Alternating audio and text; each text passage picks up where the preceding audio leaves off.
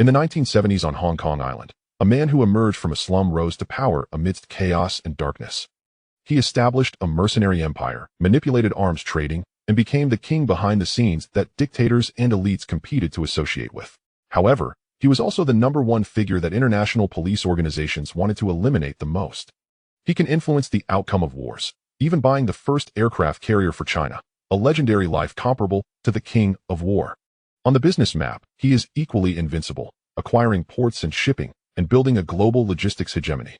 Starting from electrical appliances, growing into a technology giant, control the lifeline of energy, dominate the financial market, and compete against international banking giants. In the real estate field, he has become one of the 4 major families on Hong Kong Island. In the end, he established a super conglomerate spanning 5 continents, the Su family. Years later, there was a saying circulating on Hong Kong Island: from birth to death, no one can bypass the Su family. If you enjoy Hong Kong action stories like this, don't forget to like and subscribe. The adventure is about to begin. Chapter 1: Sister-in-law. I am a serious person. On Hong Kong Island, a spacious bedroom is shrouded in smoke.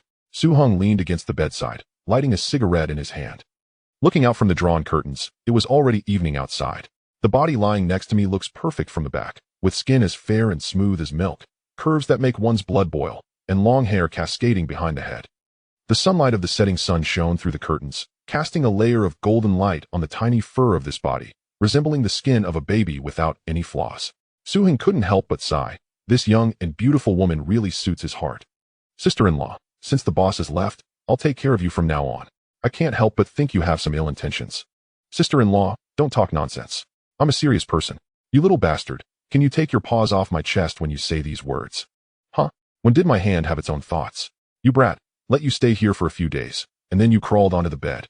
There's nothing we can do. When the boss ran away, he asked me to take care of you. Of course, I also have to take care of things in bed. You're not allowed to call me sister-in-law anymore. I broke up with Lu Jijun before he ran away. What should I call you? Call me sister to listen? Si Yulian propped herself up and looked at the man in front of her, jokingly, unaware of the vast spring scenery leaking out. The man in front of me has a face as sharp as a knife, delicate facial features, and starry eyes. His short hair stands tall and spirited, even more handsome than those movie stars. With just this appearance, even a woman like her feels a bit jealous. More importantly, he is tall with a height of 1.85 meters, a muscular body, and 8 bulging abdominal muscles. There is not a single part of his body that is not pleasing to the eye. So much so that I really have no resistance to this man, and even took the initiative to invite him to my home. However, my initial intention was indeed for his safety. It must be like this. Do we still need to go out at this point? Si Yulian asked with concern. We still have to go to Koon Tong to chop people up tonight. Then I'll make you some soup and drink it when you come back tonight. Don't wait for me. I have to pay attention to Amin tonight. As soon as he finished speaking, Su-hung seemed to have foreseen something and walked out of the room with the door behind him. Bang! A pillow slammed fiercely onto the door behind him. You street bumpkin, if you have the ability, don't come back for the rest of your life. A furious voice came from behind the door. Su-hung curled his lips, gave a mischievous smile, and walked downstairs. It has been 5 days since Su-hung traveled back in time to this era. He was originally a military king in mainland China, but unfortunately sacrificed himself to save his comrade in arms during a conflict with King Asen of India. Unexpectedly, he crossed over to Hong Kong Island in 1978 on a small thug with the same name and surname as him. However, the current situation of this little thug left Su-hung speechless. He lived in a slum with 2 wooden houses left by his deceased parents, and his family was penniless. It's a bit too miserable to get by, but his body is very strong. He dares to fight, and he looks very handsome, earning him the nickname Handsome Boy Hung from everyone.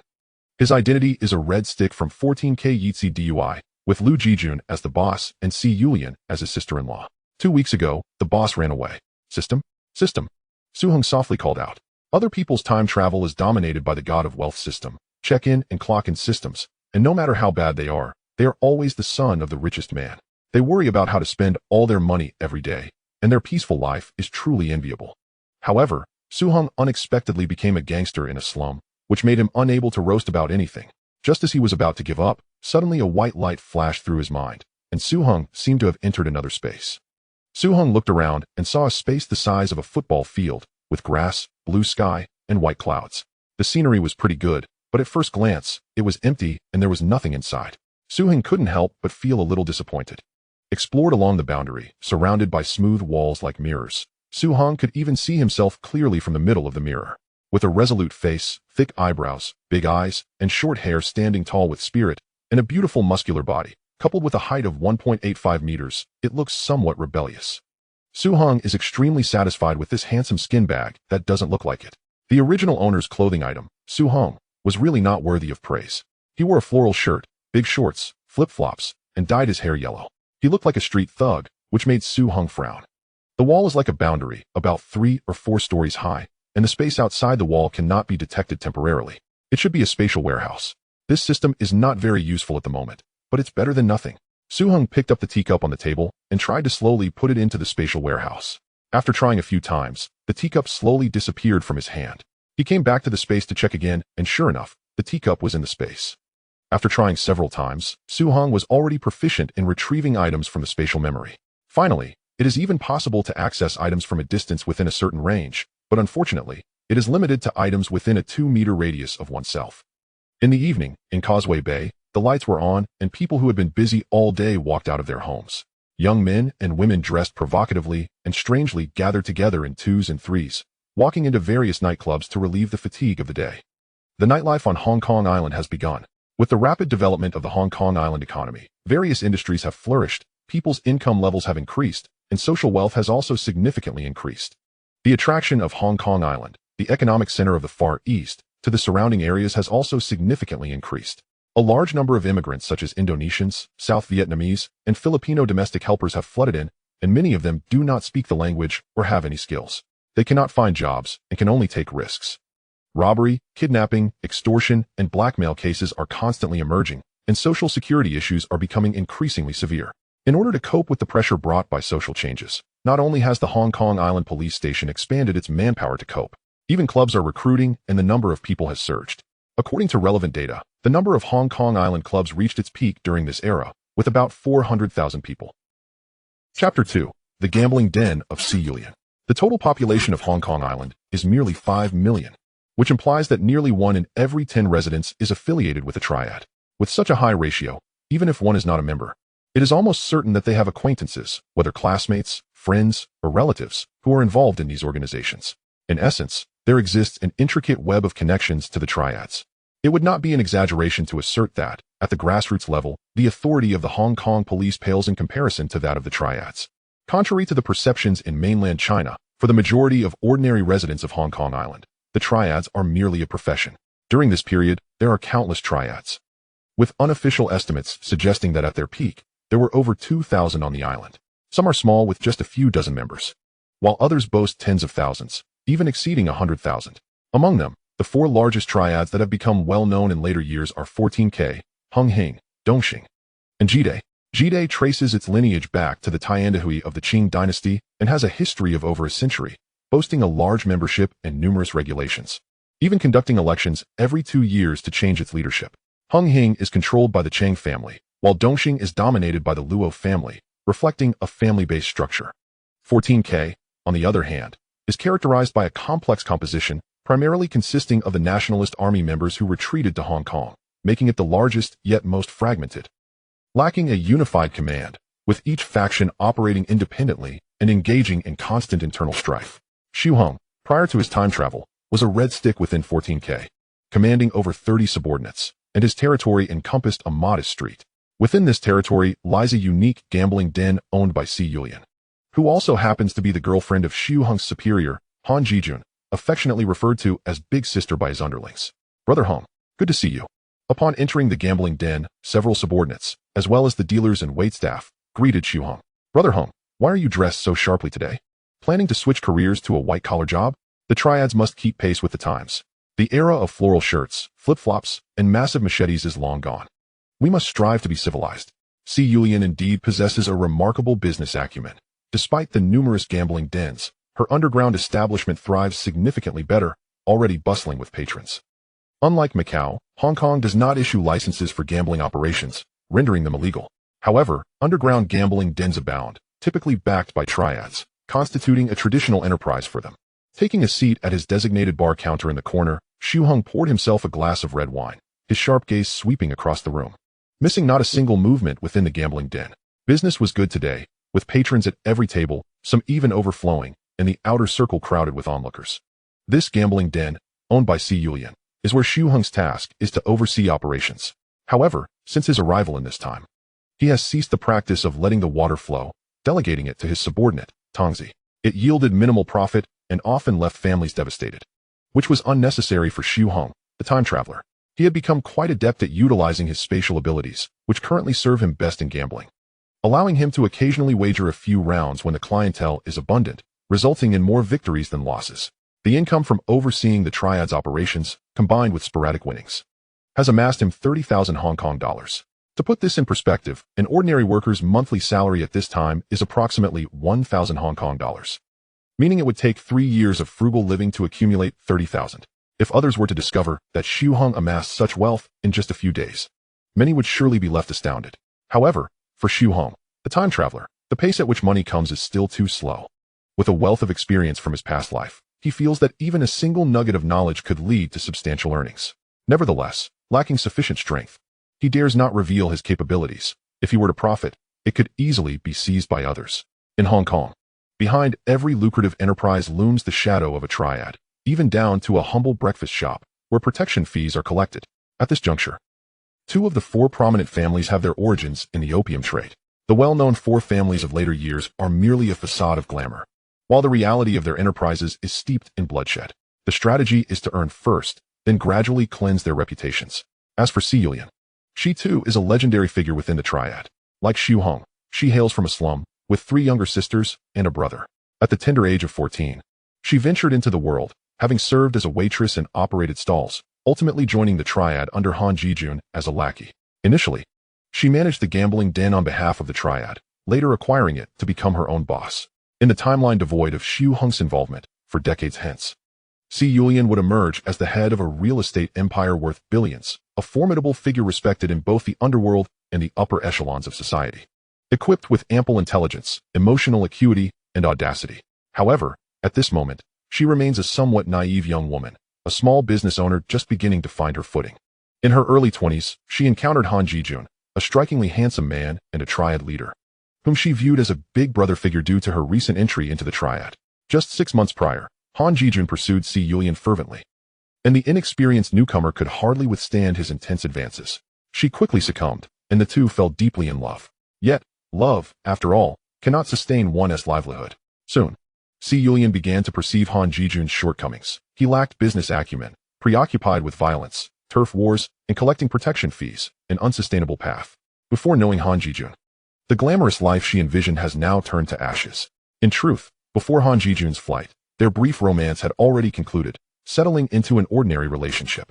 Events unfolded in alignment with her judgment. Shortly after their breakup, Han Jijun became a fugitive due to a violent incident and fled to the islands. All right, understood, Si Yulian said, hanging up the phone, her heart heavy with reflection as she learned that Han Jijun had been killed on the islands. In less than a month, their relationship had transitioned from breakup to his escape, culminating in his demise, all of which felt as if it had transpired ages ago. Si Yulian did not harbor excessive sorrow. To claim she felt no emotion would be disingenuous. Yet, her singular thought now was, in this life of chaos, one must eventually pay the price. There is no future in mingling with the triads. Chapter 3, A Different Aeon. After tidying her appearance, Si Yulian exited the second-floor manager's office and descended to the gambling den's hall. Instinctively, she glanced towards the corner where he sat. His presence brought her some comfort. However, in that fleeting moment of observation, she felt an odd sensation, as if he were altogether transformed from the person she had known. Yet, throughout the long stretch of time preceding this, he had always been a red stick within the triad, a henchman under Han Jijun, and her gambling den was situated within his territory. Such is the nature of hierarchy. A leader's temperament is often mirrored by that of their underlings. Previously, Xu Heng appeared no different from Han Jijun, consumed with violence and territorial disputes. What brings you here alone for a drink? Si Yulian inquired as she took a seat across from Xu Heng. I'm just testing the waters to see if I can attract a beautiful lady. Look who has arrived. Care for a drink together? Xu Heng gazed upon the exquisite visage of Si Yulian. Yet his attention ultimately settled upon the expanse of her fair bosom. Clad in a dress with a rather daring neckline, it must be said, the view was indeed a spectacle. With barely any hair grown, she still retained a certain youthful exuberance.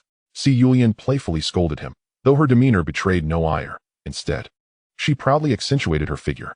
I hear you've entrusted the business of lending money to Tam Chai as a lookout. Losing that source of income could result in a significant financial blow for you, she remarked, her curiosity piqued. I've come to realize that coercing others into selling their properties or forcing virtue into vice is not suited for me. In Hong Kong, how can one expect money to come cleanly? Do you not have a family to support? He countered. The doctor has advised me that my digestive system is fragile and I am better suited to a softer life. Her laughter rang out, a delightful sound. As she rolled her eyes in exasperation, you're still so young, and yet your thoughts wander in all directions. Perhaps sensing Su Heng's playful teasing, Si Yulian lightly punched his shoulder, inadvertently revealing more of her charms. I've heard you've won tens of thousands recently. Why not continue? She inquired. It's a gambling den. After all, patrons come and go, with both wins and losses being common. Those who win desire more, while those who lose seek to recoup their losses. Such is human nature. Few leave the casino unscathed. Most find themselves ensnared deeper within, he explained. Su Heng, hailing from the impoverished districts, was notable for his sudden restraint after winning a substantial sum, continuing to oversee his domain as if nothing had transpired, a reaction that took Si Yulian by surprise. It's not that I don't wish to play. Rather, I do not desire to claim this gambling den for myself, he articulated, demonstrating an understanding of the virtue of moderation. Claim your gambling den? What are you implying? Si Yulian questioned, her trust in him surprisingly unwavering. After a moment's contemplation, she grasped the implication of his words, her cheeks flushing crimson. You little lecher, as if you deserved such beauty, she jested, playfully punching his chest before gracefully departing. A mysterious smile gracing her lips as she turned. For reasons unbeknownst to her, she had previously regarded Su Heng as merely a subordinate. Yet today he evoked an unfamiliar sensation within her, an inexplicable allure. As she approached the center of the hall, her smile vanished, replaced by a frigid glare upon recognizing an unwelcome figure approaching. The newcomer, a bald man adorned in a flamboyant shirt and extravagant gold chains, bore tattoos across his exposed skin and appeared to be in his 30s. He strode in confidently, flanked by 4 ostentatiously dressed lackeys, accompanied by a middle-aged man whose attire starkly contrasted with theirs. This individual was none other than the notorious Bald Chong, known formally as Zhuang Wenxiang, a fellow member of the Underworld hierarchy under Boss Han. Before Han's flight, he had commanded a cadre that included Su Heng, Bald Chong, Four-Eyed, and Huzi, with Bald Chong holding the strongest influence among them, commanding over 100 subordinates and controlling 2 streets. In contrast, Su Heng, having recently entered the fray, wielded considerably less power, with only 30 loyal followers and control over a single street, rendering him significantly weaker than Bald Chong. By a twist of fate, Si Yulian's gambling den resided within Su Heng's territory. Since his arrival in this world, Su Heng had aspired to build his own influence. However, with limited funds and time, his ambitions had yet to materialize, though the ascension of a 14K leader ultimately rested with the head of the gambling den. The opinions of others, including those of subordinates, held considerable weight. In essence, power remained paramount. Bald Chong, although the boss has fled, I remain, he declared.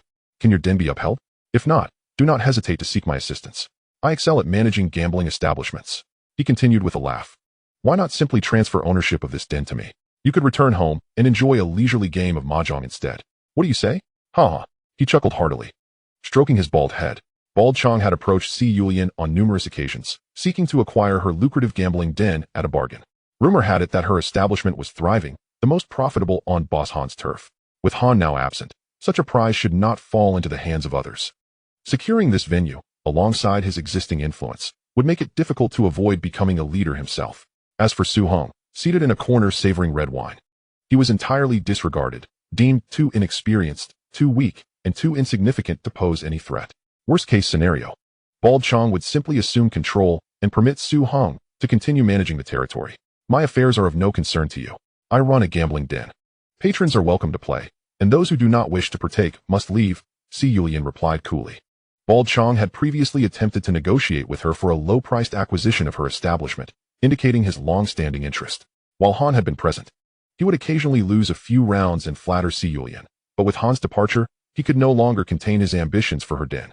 Of course, I shall engage in play. Today, I promise to support you fully, my dear sister. He laughed, his merriment echoing. Tam Chai, ensure the guests are well attended to. Si Yulian instructed one of her lackeys, then pulled Su Heng into her office for a discussion. Chapter 4, Masters of Gambling in Australia. Sister, Brother Hong, something feels off. The individual Bald Chong brought has already won over 1 million chips. Tam Chai rushed in, anxiety etched on his face. Where's Alwan? Si Yulian's expression shifted. For Awen was her ace gambler tasked with maintaining order. Several dealers had already taken their turns, all of whom had succumbed to defeat. Awen had suffered consecutive losses. What is this person's background? Si Yulian's complexion paled. Bald Chong's tenacity was evident, if outright purchase failed. He had evidently enlisted an expert from outside to disrupt their operation. Some of her brothers had recognized him, identifying him as a top-notch gambling master from Australia. Si Yulian rose, pacing in thought. The situation was indeed precarious.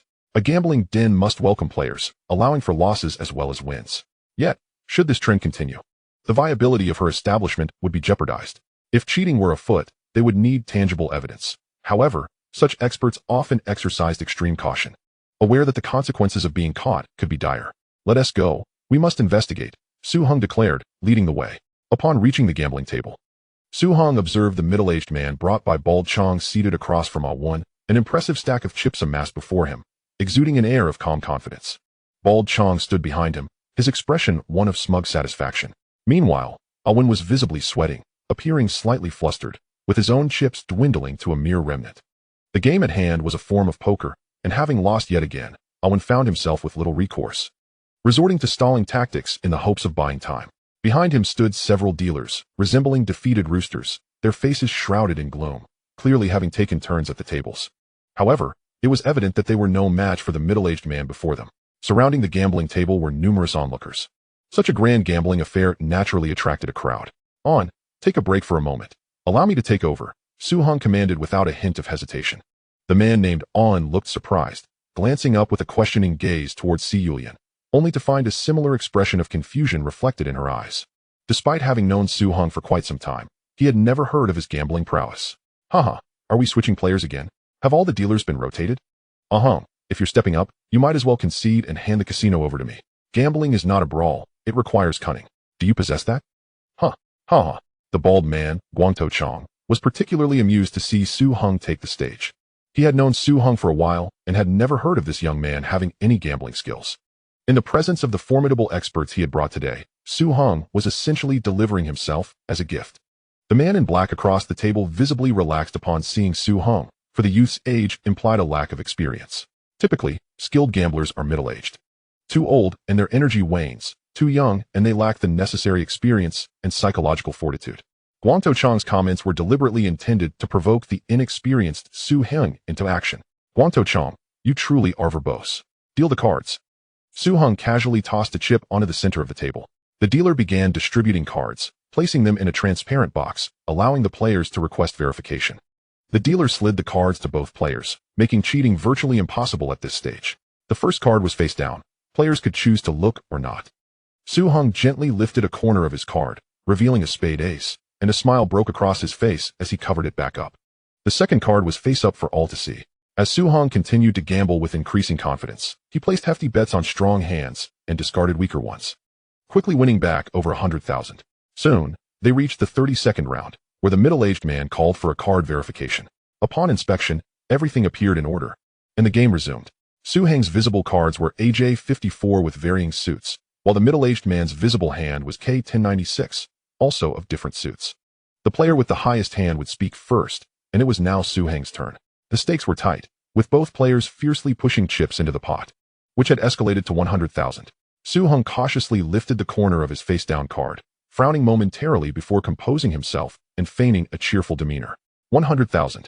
A sheen of sweat appeared on Su Hong's forehead as he hesitated briefly, then pushed all of his remaining 100,000 chips into the center of the table, exuding an air of confidence. 100,000 is too little, I will raise by 200,000. With that, he tossed 30,000 chips into the pot, reducing his own stack noticeably. Do you dare to call? I've been observing you for some time. Every time you see a high face-down card, you beam. And when it's a low one, you frown, albeit slightly. I've noticed it all. You frown, yet you wish to bluff me? Your face-down card cannot possibly be an ace.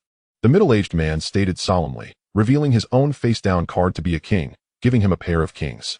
For Su Hong to win, he would require an ace, making his pair of aces superior to the middle-aged man's pair of kings. However, the odds were slim, and Su Hong's earlier expression when examining his face-down card further validated the man's assessment. Young man, concede. Though you are youthful, you possess considerable talent. Become my disciple, and within 3 years, you shall reach my level. What do you say? Su Hong regarded the dwindling chips before him and turned to On, instructing. Bring me another 400,000 in chips. His voice was soft yet resolute. An hesitated slightly, glancing at Si Yulian. She too was uncertain. She had never heard of Su Heng's gambling skills. Nevertheless, she nodded slightly, though she was unsure whether he would win this hand.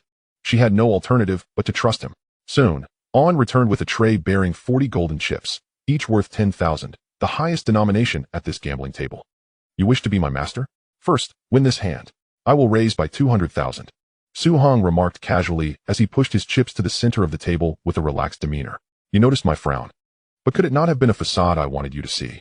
It might very well be a heart ace, Su Heng said. His gaze locked onto the middle-aged man's eyes, a subtle smile gracing his lips. Chapter 5, The Gambling Match. The middle-aged man was taken aback. Was Su Heng attempting to bluff him? He was convinced he could not be mistaken. At the moment he flipped his face-down card, he had definitely frowned. Yet, as Su Heng had suggested, could it not be an intentional ploy to deceive him into betting? In that fleeting instant, doubt crept in. Based on Su Heng's behavior at the table, he only escalated his bets when he had absolute certainty, implying he believed he would lose this hand. After contemplating for a moment, the middle-aged man decided to fold. Haha, I concede. In truth, your judgment is correct. My face-down card is indeed a lowly spade 7. Su Heng revealed, flipping over his own face-down card. The spectators gasped in astonishment. Su Heng's audacity was remarkable. You bluffed me? The middle-aged man was both astonished and enraged. Having spent a lifetime preying on others, yet this time he had become the prey. A wager is a wager. Where's the question of bluffing? In that round, Su Heng won 350,000, bringing his total winnings to nearly 500,000, augmented by the 40,000 he had just acquired, resulting in a total of 900,000 chips before him. Si Yulian's gaze towards Su Heng had transformed entirely. This young man truly was her hidden gem. The prospect of winning the entire gambling table now seemed plausible, as he managed to outplay the top-notch expert brought by Guangtou Chong from Australia. As the following rounds progressed, Su Heng's fortunes continued to rise while the middle-aged man faced increasing losses. Su Heng's chip count swelled to 1,100,000, having reclaimed 70,000 from the gambling table, while the middle-aged man was left with just over 30,000. However, he still possessed the 1 million chips brought by Guangtou Chong, keeping his total at 130,000, not far behind Su Heng. Nonetheless, the middle-aged man's demeanor remained unchanged. For a top-tier gambler, mental fortitude is essential. The outcome of 1 or 2 rounds held no significance for him as he awaited an opportunity, one decisive chance to defeat Su Heng. Finally, they reached the 40th round. 20,000. Call. Deal the cards. 20,000. Call. Deal the cards. The visible cards of both players were nearly identical. Su Heng held KQ 104, while the middle-aged man had KJ 108, with differing suits. They could only compare values, and both held kings, with Su Heng having a club king and the middle-aged man a diamond king, thus giving Su Heng the upper hand. The middle-aged man cautiously lifted a corner of his hidden card, revealing the king of hearts, indicating that he held a pair of kings. A surge of joy coursed through him, though his expression remained inscrutable. He cast a glance at Su Heng's cards, for Su Heng to win against him. His hidden card must be the solitary king of spades, otherwise he was destined to lose to any other card. The probability of holding that one specific king of spades was exceedingly low, nearly impossible. In this round, Su Heng did not even glance at his hidden card, boldly pushing all of his remaining 500,000 chips into the center of the table. All in. Huh. You dare to wager 500,000 without even looking at your hidden card? The middle-aged man scoffed as he surveyed Su Heng's chips. You think you can bluff me again? That's wishful thinking. I have greater faith in my own luck. Luck has its limits. Young man, your impulsiveness will lead you astray in the long run. Overconfidence in your luck is often the most unreliable path. I admit, you are clever and gifted. Utilizing my ability to read others to turn the tables on me shows great potential. Given 10 years, I believe you could surpass me and become a legendary gambler. Then you could seek me out in Macau, and I would teach you the intricacies of gambling, introducing you to a vast world. Fold. You are destined to lose this round. Finally, he concluded his lengthy tirade. Even the gambling king could not match his verbosity. With a flourish, he pushed all his 140,000 chips into the center of the table, which included his winnings of 40,000 and the 100,000 capital provided by Bald Chong. I call, and I raise by 90,000. This round had been thoroughly discussed with Bald Chong, who evidently supported his decision. After all, Su Heng's chances of winning were below 2%. It was akin to betting on a long shot. If this could win, it would be far better to bet on horses with much higher odds. Go. Fetch me another 90,000 in chips, Su Heng instructed, this time directly addressing Si Yulian. No need for doubt. Si Yulian hesitated momentarily. This bet was exceedingly large. And although more than half of Su Heng's chips had been earned through his own skill, the previous withdrawal of 40,000 and this additional 90,000, combined with the previous loss of 100,000 by Owen and the others, could indeed lead to severe consequences. However, should they win, it would eliminate future troubles. Losing would cripple Bald Chong, as he would not only lose 100,000 in capital, but also sustain significant losses. As she understood, Bald Chong's total assets were barely over 1 million Hong Kong dollars, meaning that if he lost this round, he would forfeit most of his wealth. Conversely, failing to provide the chips to support Su Heng would mean losing all the chips he had previously won, and Bald Chong's hired expert would surely capitalize on that victory, leading to her losing control of the gambling den, which represented nearly her entire fortune. Si Yulian felt that the impact this small man had on her that night far surpassed anything she had experienced in over 20 years. She personally went to the counter and retrieved 90,000 Hong Kong dollars in chips, neatly stacking them on a plate and bringing them over. With a flourish, Su Heng pushed all the chips into the center of the table. "I call your bet," Su Heng stated nonchalantly. The middle-aged man revealed his hidden card. "Ha, a pair. 2 kings, and with the king of clubs you hold, there are already 3 kings on the table. Let us see how you can win against me." "I refuse to believe your hidden card is the king of spades," the middle-aged man declared confidently. "Your chances of winning are less than 2%. Bald Chong, standing behind him, seemed to concur, his smile barely concealed. Si Yulian's lips quivered slightly, yet she remained silent. "As I mentioned, I believe in my luck. Perhaps this hidden card is indeed the king of spades." With that, Su Heng slowly revealed his hidden card. The king of spades. It truly was the king of spades. The onlookers began to murmur in astonishment. "Incredible. He has won 2 million Hong Kong dollars. It's worth noting that at that time in Hong Kong, 500,000 could purchase a lavish apartment of 1,000 square feet. Si Yulian's face lit up. This small man had not let her down. Chapter 6. Shares of the Gambling Denver. Not only had he helped the casino recover the 1 million chips lost, but he had also won back the 100,000 capital Bald Chong had brought. More crucially, what he had previously claimed about being capable of winning the entirety of her casino turned out to be true. Rather than doing so, he had consistently supported her. How had she not recognized such a treasure of a man before? Fortunately, it was not too late. Upon seeing Su Heng reveal his hidden card, Bald Chong's face turned ashen. The 1 million Hong Kong dollars he had brought that night represented a substantial portion of his wealth. Losing everything in this round made him feel as if he were on the brink of despair. The middle-aged man stared at the king of spades on the table, incredulous. He could hardly believe that such a result had come to pass. A seasoned expert in the Macau gambling scene had been bested by a rookie. How could he accept such a defeat? Furthermore, he faced the dilemma of how to confront his employer, Bald Chong, who had hired him at great expense. Now witnessing such an outcome, "Let us go?" Bald Chong's expression shifted through various shades of gloom, ultimately settling on a dark scowl as he led the middle-aged man and several subordinates hurriedly away from the gambling den. "When did you learn such gambling skills? How was I unaware of it before?" Si Yulian gazed at the strikingly handsome man beside her, her eyes glistening with admiration. Indeed, he had regained his composure. His gaze deep and confident, exuding an air of assuredness as if no matter the challenge, it was trivial in his eyes. He was truly different from before.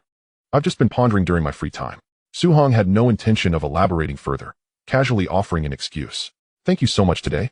If it weren't for you, I would have suffered a tremendous loss, perhaps even jeopardizing the gambling den." Si Yulian tucked her hair behind her ear, smiling as she spoke. "It's nothing, we're friends. Besides, I did collect a protection fee, didn't I?" Su Heng teased playfully, his tone warm and soothing, akin to the gentle spring breeze of March, providing a comforting sensation. They strolled along the brilliantly illuminated streets of Hong Kong, resembling a pair of characters from a movie. The man handsome and the woman stunning, both tall and engaging in lively conversation, attracting the attention of passers-by who mistook them for actors on set, stopping to watch. Some even became so entranced that they inadvertently bumped into a lamppost, eliciting laughter from those nearby. "How can I express my gratitude? I plan to share half of the gambling den shares with you. This establishment shall be our joint venture." Si Yulian halted and turned to face Su Heng. She had carefully weighed this decision in her mind for quite some time. Although Su Heng had won money, the capital had come from her, meaning that strictly speaking, the winnings belonged to the gambling den. However, this could not be entirely accounted for, as Su Heng was merely overseeing the game, not dealing. Thus, he had indeed helped, and it would be remiss not to offer some form of gratitude. But how much would be appropriate? This was Si Yulian's dilemma.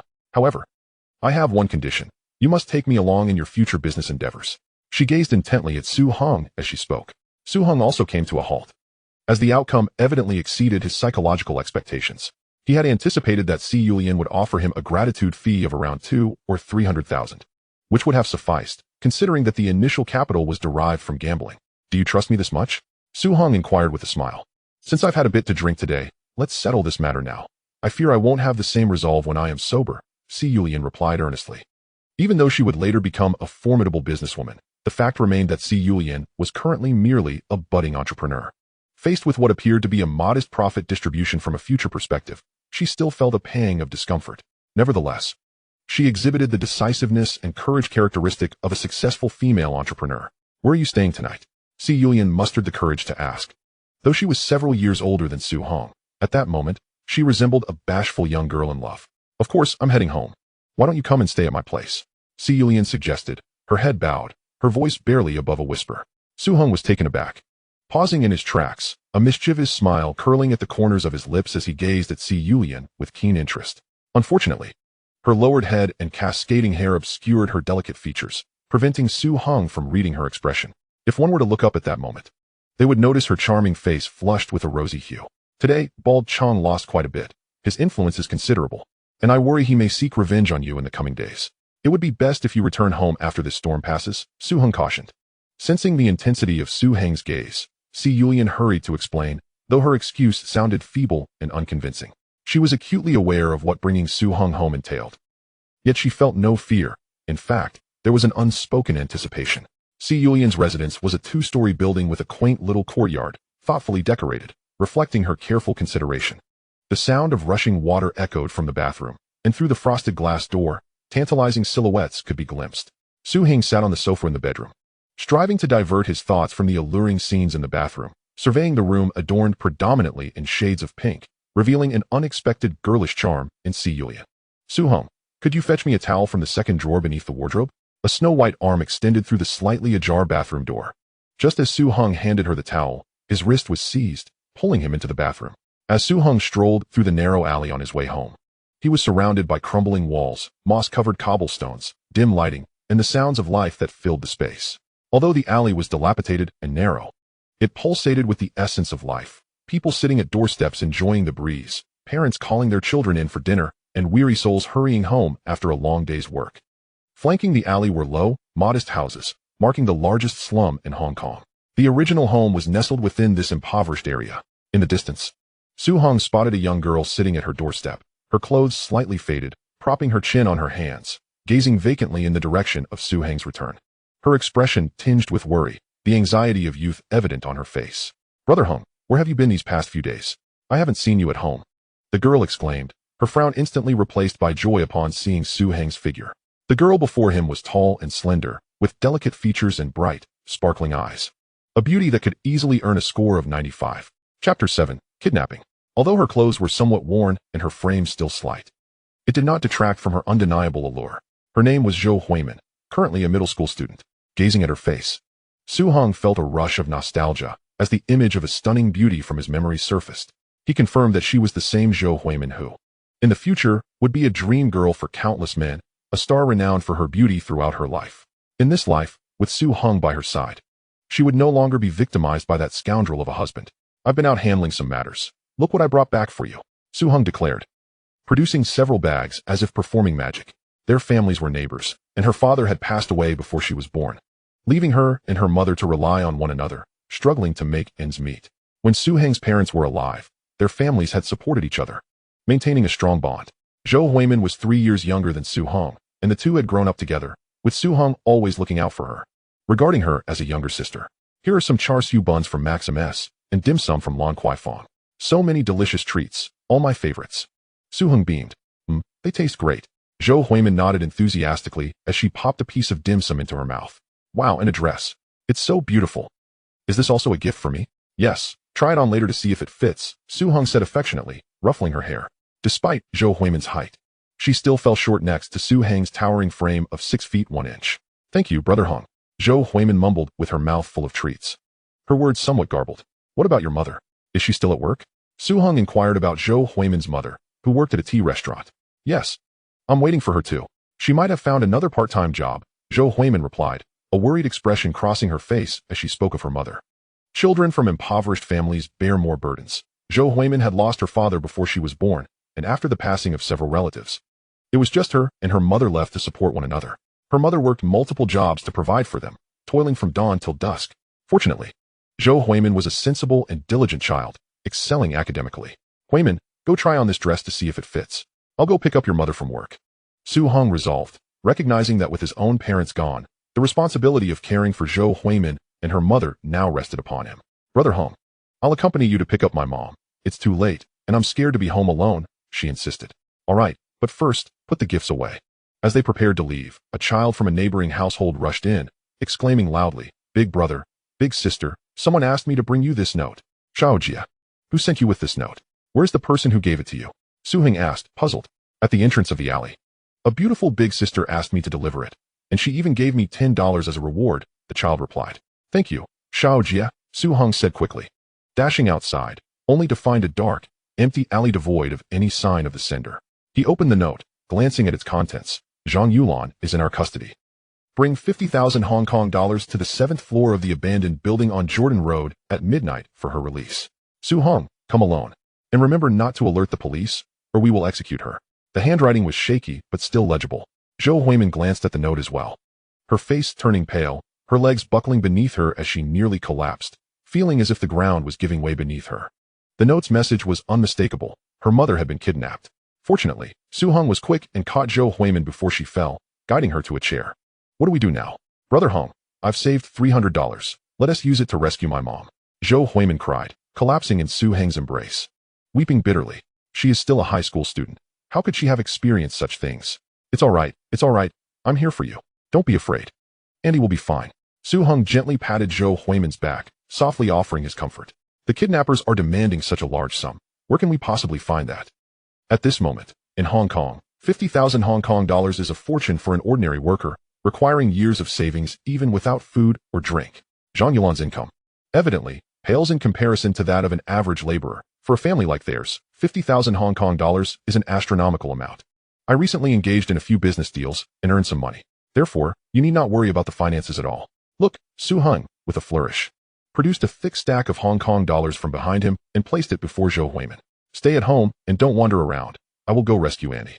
Henggu, should we not contact the police? I've heard that kidnappers can be very ruthless. Won't you be in danger? Zhou Huimin ceased her tears, lifting her head, her delicate face resembling that of a weeping pear blossom, which tugged at Su Heng's heartstrings. Do not call the police. Amin, be good. And wait for me at home for good news. I will successfully bring Annie back. Have you forgotten? I am quite capable, you know. After saying this, he raised his fist and shook it, putting on a facade of ease. Amin, I assure you, I will bring Annie back safely, so rest easy. Henggu, I will await your return. Zhou Huimin gazed at Su Heng's tall figure gradually fading into the night, her heart settling considerably. She trusted Su Hong, for he had never let her down. This was undoubtedly the worst day Zhou Huimin had ever experienced. She felt as though her world was collapsing. Without Su Hong, she would have been utterly lost. In the darkness, Su Heng's expression was ominous. How could someone like Zhou's mother, a waitress at a Chinese restaurant, possibly be kidnapped? Moreover, the note specifically mentioned him. It was evident that the kidnappers were targeting Su Hong. It seemed that during the past few days spent at Si Yulian's house, the kidnappers had been unable to locate him and resorted to abducting someone close to him to gain leverage. Even a fool could surmise who was behind this. Regardless of who it was, tonight they would pay a heavy price. Su Hong reached the street outside the alley, opened the door, ignited the engine, shifted gears, and accelerated. A Volkswagen sped away. This car was a gift from Si Yulian, and since resolving the gambling crisis last time, their relationship had rapidly progressed. Arriving at the location indicated on the note, he found an abandoned building, approximately 20 stories high, shrouded in darkness and overrun with wild grass, having been deserted for countless years. Chapter 8, The Rescue. Upon reaching the designated site, he climbed the stairs to the 7th floor. As he approached the stairway entrance, a blinding light shot towards him, and instinctively, Su Hong raised his hand to shield his eyes, taking a moment for his vision to adjust. In the dim light, he spotted a chair where a woman, seemingly Zhou's mother, was seated. She appeared to be in her 40s, her clothes somewhat worn yet clean. Years of hard work had etched lines of weariness on her face, but it was still evident that she had been a remarkable beauty in her youth. Zhou Huimin had inherited much of her mother's beauty. At this moment, she seemed somewhat anxious but was not bound, appearing unharmed yet visibly alarmed. Hong, is that you? Hearing Zhang Yulan's voice, Su Hong felt a significant weight lift off his heart. As long as she was alive, that was what mattered. It was embarrassing to admit, But Zhou's mother was entirely caught up in his troubles, used as leverage against him. If anything were to happen to her, he would have no way to explain to Xiao Min, "Auntie, it's me. Do not be afraid. I have come to rescue you." Standing beside the chair were 3 individuals. Judging by their attire, 1 was a woman and 2 were men, dressed rather shabbily and wearing black masks that obscured their features. What is this situation? Just 3 of them? Su Heng was a bit taken aback. He had thoroughly searched each floor on his way up, confirming there were no ambushes. "I have the money. Release the hostage." Su Heng produced a bulging brown paper bag from behind him and spoke. "First, throw the money over here." A deep voice responded. "Money for the hostage." After Su Heng spoke, he raised both hands to signify that he was unarmed and slowly walked towards a platform a few meters away, placing the paper bag down. Then, with his hands still raised, he gradually approached the trio. "Fifth brother, check the amount of money. Sixth brother, search him for any weapons. I'll keep watch over the hostage," a young female voice commanded. She sounded quite youthful, likely under 20. However, she did not approach the seated Zhang Yulan, remaining vigilant and observing Su Heng's movements without making any move. Although the lighting was dim, Su Heng could sense that this young female kidnapper was likely an amateur.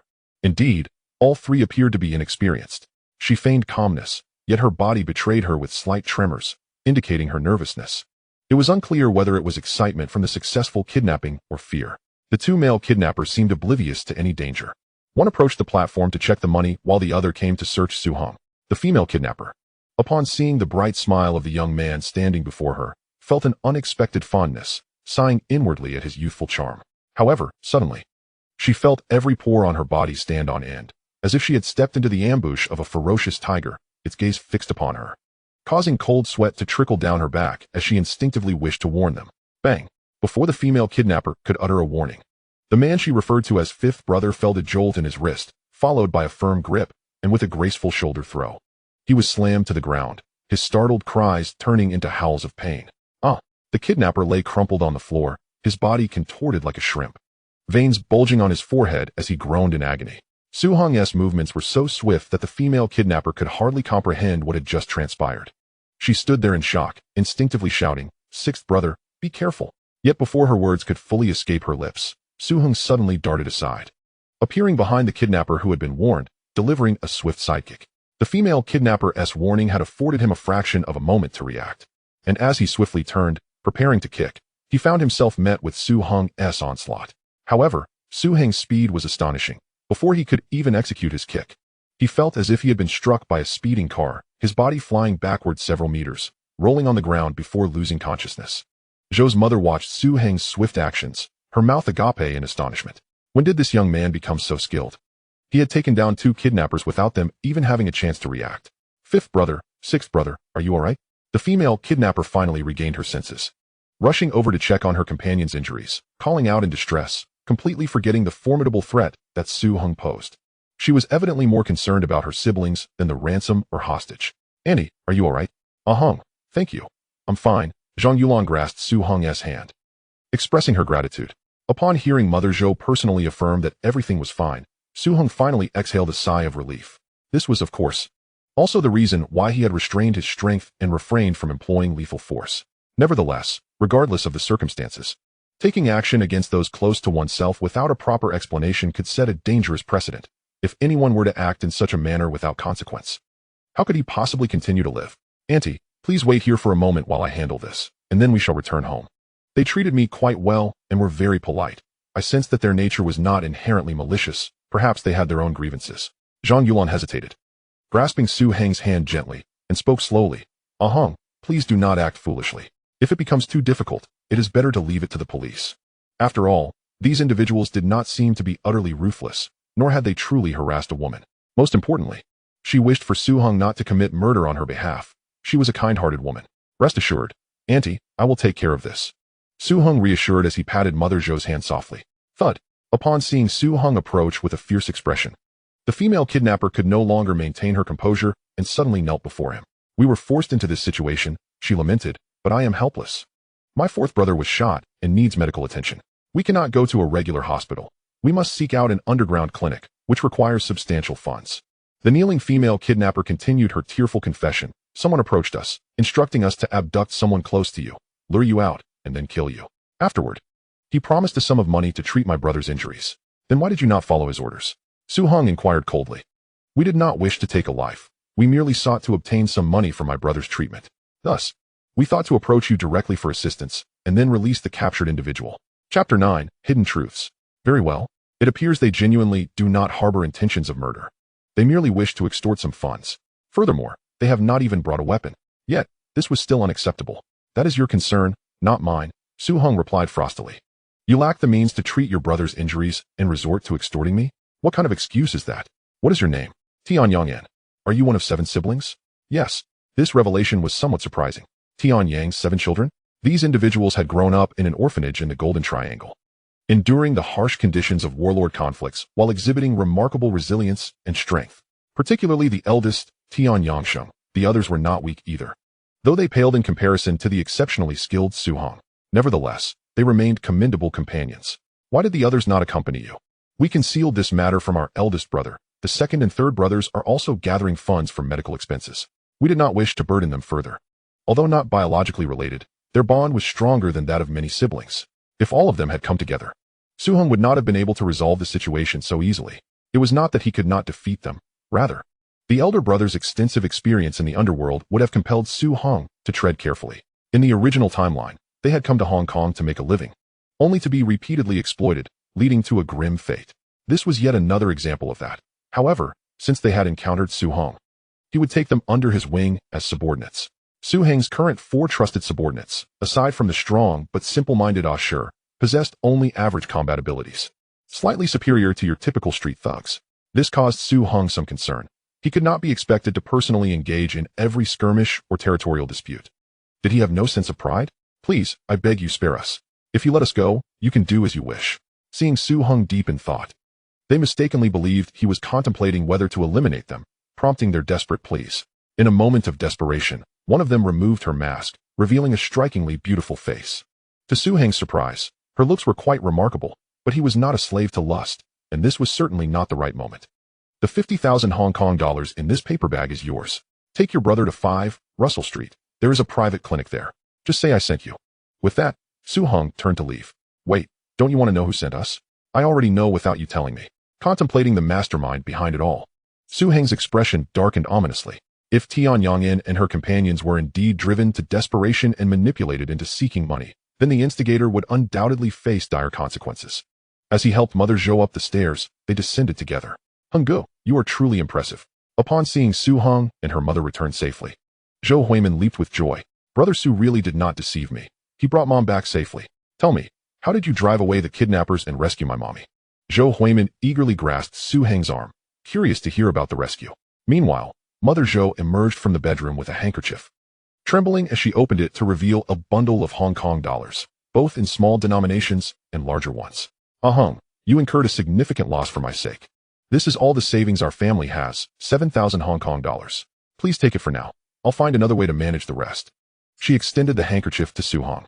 Given that an ordinary monthly salary in Hong Kong was only about 1,000 Hong Kong dollars, Mother Zhou's earnings were certainly not comparable to those of typical workers. With Zhou Huimin to support, it was uncertain how long it would take to save such an amount. Auntie, I cannot accept this. Su Heng quickly rejected her offer. You have watched me grow. Since my parents passed away, I have considered you and Huimin as family. Is it not my duty to save you? As for the losses incurred, there was no need for her to worry. He had recently acquired some shares in a nightclub and was now earning money. Thus, Auntie, you need not work so hard. Let me take care of the family from now on. Upon hearing Su Heng's words, Mother Zhou's eyes glistened with tears. Looking at the sturdy young man before her, she felt a surge of emotions. Su Hong had truly grown up and could now take care of both her and Huimin. She could not help but feel a sense of joy for Huimin. Yes, Henggu, once I graduate, I will also work alongside you to support the family. Zhou Huimin declared earnestly, her big, sparkling eyes brimming with determination. Su Hong felt a wave of warmth wash over him. This kind-hearted mother and daughter duo inspired him to silently vow that he would make something of himself and ensure that both Zhou Huimin and Mother Zhou lived well. Otherwise, he would never forgive himself for failing to honor the deep affection this young girl had shown him. Mother Zhou gazed at the 2 young ones before her, tears flowing unbidden. She had lost her husband early and understood the heartache of being without a man in the household. Previously, Su Heng's parents had helped care for them. But after their passing, both families quickly fell into hardship, forcing Su Hong to abandon his studies and join a gang. Now, however, Su Hong had finally matured. Though still somewhat naive, He was capable of shouldering the responsibility of protecting himself and his daughter. Hunggu, good morning. As Su Hung entered the gambling hall, several of his younger subordinates approached to greet him. Tai Zi, Ali, Ah Chong, Shi Zi. How did the recruitment of new subordinates go as I instructed a couple of days ago? With half of the gambling hall's shares secured, Su Hong was eager to strengthen his power, and the quickest way to do so was undoubtedly to recruit more men. These 4 subordinates had grown up alongside Su Hong in the slums. He had brought them into the gang, and they were now considered his confidants. Hunggu, we have recruited over 10 new subordinates. We now have more than 50 followers. However, our territory is confined to this street, and we simply cannot afford to maintain too many subordinates. Keeping younger brothers can be quite an expensive endeavor. One must disburse salaries to them each month, cover medical expenses for injuries, and secure professional legal representation should they encounter trouble with the law. All of these require substantial funds. Without money, who would choose to associate with you? On this street, there are 4 bars, 2 brothels, and a gambling den, making a total of 7 establishments, alongside several legitimate businesses. The monthly protection fees can amount to around 120,000, which means that sustaining 50 younger brothers is already pushing the limits of financial viability. Regarding finances, there is no need for concern. I will personally fund the younger brothers. All right, boss, it's becoming increasingly difficult to recruit younger brothers. In the past few days, the number of people showing interest has dwindled significantly, and those who are daring enough to fight are few and far between, said the hesitant Tong Zai, with the others nodding in agreement. Chapter 10. The outbreak of war. Su Hong shook his head in resignation. It appeared that recruiting 60 individuals in the short term would be the utmost limit. There are certain criteria when it comes to recruiting younger brothers for the gang. Not just anyone will do. They must be clever and possess the courage to fight. A gang is not a charitable organization. It does not harbor idlers. By the way, boss, just now, Wei Go called and asked you to visit the main hall, said Shizai. Understood, Su Hong replied. Upon arriving at the main hall, he sensed a serious atmosphere. Huang Langwei sat in a grand chair at the center, his expression grave. On either side were several red poles under Han Jijun. Wei Go, esteemed leaders. Ah Hung has arrived. Please, take a seat. Bald Chong, 4 Eyes, Chicken Boy, Ah Hung. I have summoned you all today to discuss a matter of great import. Your leader, Ah Jun, has recently come under police scrutiny and had to take refuge on the island, but I have just received news that Ah Jun has been killed while there. What do you all have to say about this? I must find out who is responsible and avenge our leader. One after another, the group expressed their desire to avenge their boss. Excellent. You are all commendable. Ah Jun did not misjudge you. Now, as you all know, our Yitzi organization has long been at odds with the formidable leader B of Hongxing.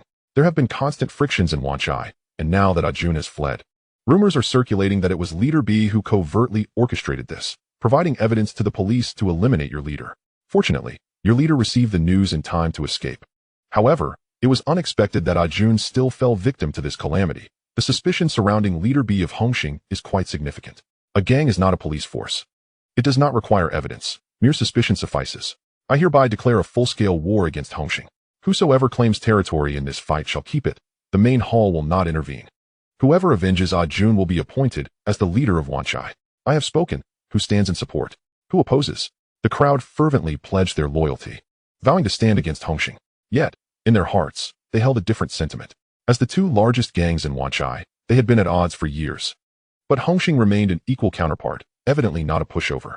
Hongxing's leader, Jiang Tiansheng, was, in Su Hong's eyes, a remarkably intelligent and capable individual, one of the few leaders within the gang who possessed both vision and resolve. After transitioning into the film industry, following the handover of Hong Kong, most gangs faced crackdowns, with leaders either dead or fleeing. Yet, Jiang Tianxing not only managed to clear his name, but thrived, commanding respect in the industry, a testament to his remarkable capabilities. Not to mention, he had a knack for attracting talent. The current Hongxing is indeed teeming with capable individuals. He commands 13 elite members, each renowned in the Underworld. Among them, the standout is Leader B, the head of Hongxing in Causeway Bay, who joined at a young age and is a trusted confidant of Jiang Tianxing, commanding subordinates like Chun Haonan and Shanji, with Chun Haonan reputed to be undefeated in Causeway Bay, earning the moniker Tiger of Wanchai. The influence in the Underworld is still overshadowed by Huang Langwei, the leader of Yitzi. His territory is not easily usurped. Tongzai, do you know where I can procure firearms? I know an arms dealer, but he is quite unscrupulous. Not only are his goods exorbitantly priced, but their quality is also questionable. Forget it. I shall think of other methods, Su Hong replied, waving his hand dismissively. Acquiring firearms from dealers is quite a hassle. Firearms are strictly regulated in any society, and Hong Kong is no exception. Typically, arms dealers are already registered with the police, making it easy for law enforcement to trace back to them should any incidents occur. Have your younger brothers inquire if there are any long-term residents in Hong Kong indulging in revelry, perhaps Russian individuals? Su Hong instructed. Russians? I recall one who frequently visits our territory, often seen at the Blue Harbor Bar, indulging in drinks and flirting with girls. He seems more interested in the latter, spending a lot of time at the bar. I think his name is something like Ski. Bring him to me. I wish to meet him. To develop and expand our influence, we cannot do so without firearms. This Ski hails from Russia and can thrive in the vibrant world of Hong Kong, which indicates he possesses considerable financial resources. Due to long-standing opposition to Western countries, Russians are not particularly welcomed, yet Hong Kong, as the largest commercial hub in the Far East, holds great allure for them. A significant number of Russian officials and their offspring have been known to indulge in leisure here. It is essential to leverage my spatial advantages to seize opportunities while I can. Otherwise, it would be a disservice to my journey through time. On Russell Street, a seemingly ordinary building houses a small underground clinic associated with Yitzi. Just as gangs typically maintain a long-term relationship with a professional legal team, they also often have a private clinic they collaborate with, albeit at exorbitant costs. As a gang, Yitzi frequently engages in violent conflicts, resulting in inevitable injuries, many of which need to be treated discreetly at this underground clinic. Hung-gu is here. Su Hong, clad in a black suit and leather shoes, removed his sunglasses and strode in, greeted by several familiar younger brothers. Hung-gu, pushing open a patient room, several heads turned to look. Tianyang-en, upon seeing Su Hong enter, stood up first, shyly calling out to him. The dim lighting 2 nights prior had obscured Su Hong's view, but now he could see that Tianyang-en was tall and slender, with an oval face and short hair, resembling the television star Li Qin. Although her skin tone was slightly dark, she possessed a distinctly Chinese visage. Dressed in a white t-shirt and jeans, her appearance was quite sharp, likely a result of regular exercise, giving her a well-proportioned figure. She seemed somewhat evasive, shy, and awed under Su Hong's gaze. If not for her personal experiences, she would have found it hard to associate this impeccably dressed, dashing young man with the agile leader of a gang. The man before her was extraordinarily formidable. His skills far surpassed those of her elder brother Tian Yangsheng, who had previously been the most skilled individual she had encountered. It was worth noting that her brother had led them through the treacherous jungles of the Golden Triangle, where warlords roamed freely. Indeed, the other brothers were equally strong. For in the Golden Triangle, the weak had only one fate, death. Chapter 11. The Collection of Tian Yang's 7 Sons. Her heart was a tumult of emotions, tinged with a hint of anticipation. The night before last, he not only displayed remarkable prowess, rescuing his aunt, but also generously set aside past grievances to gift her a sum of money for 4th brother's medical expenses. Such a commanding, charismatic, and magnanimous presence seemed utterly perfect in her eyes. Realizing that everyone was gazing at her, she became aware of her slight loss of composure, her cheeks flushing as she hastily introduced him. Allow me to present to you all, this is the esteemed brother Su Hong, who lent us money and arranged for 4th brother's clinic. Turning to Su Hong, she continued, Brother, this is my elder brother Tian Yangsheng, my 2nd brother Tian Yangyi, and my 3rd brother Tian Yangji. Brother Su. The others echoed, each greeting him with varying expressions. Notably, 2 individuals appeared somewhat awkward, likely the ones involved in the abduction the night before. The rest wore looks of deep gratitude. Thank you, Brother Su.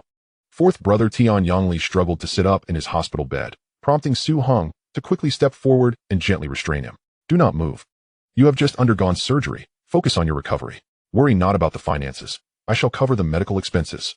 One of the slightly older youths, sporting a punk hairstyle, caught Su Heng's attention. He was likely Tian Yangsheng, radiating an air of decisiveness, a testament to his survival through tumultuous times, though he had recently arrived in Hong Kong. As the eldest of the group, he felt compelled to consider the situation carefully. The young man before him not only bore no grudges, but had also spared his younger siblings and offered financial assistance for medical care, along with help in finding a clinic. Such a favor was not to be taken lightly, having ventured into Hong Kong with his siblings for over half a year. Lacking skills or trades, they relied solely on their physical prowess, which rendered them unable to join any gangs. It wasn't that they couldn't fight, rather, their identities from the Golden Triangle made things awkward, as local gangs looked down upon them. They were left to take on the dirty and laborious tasks that the local gangs wished to avoid, enduring various forms of bullying.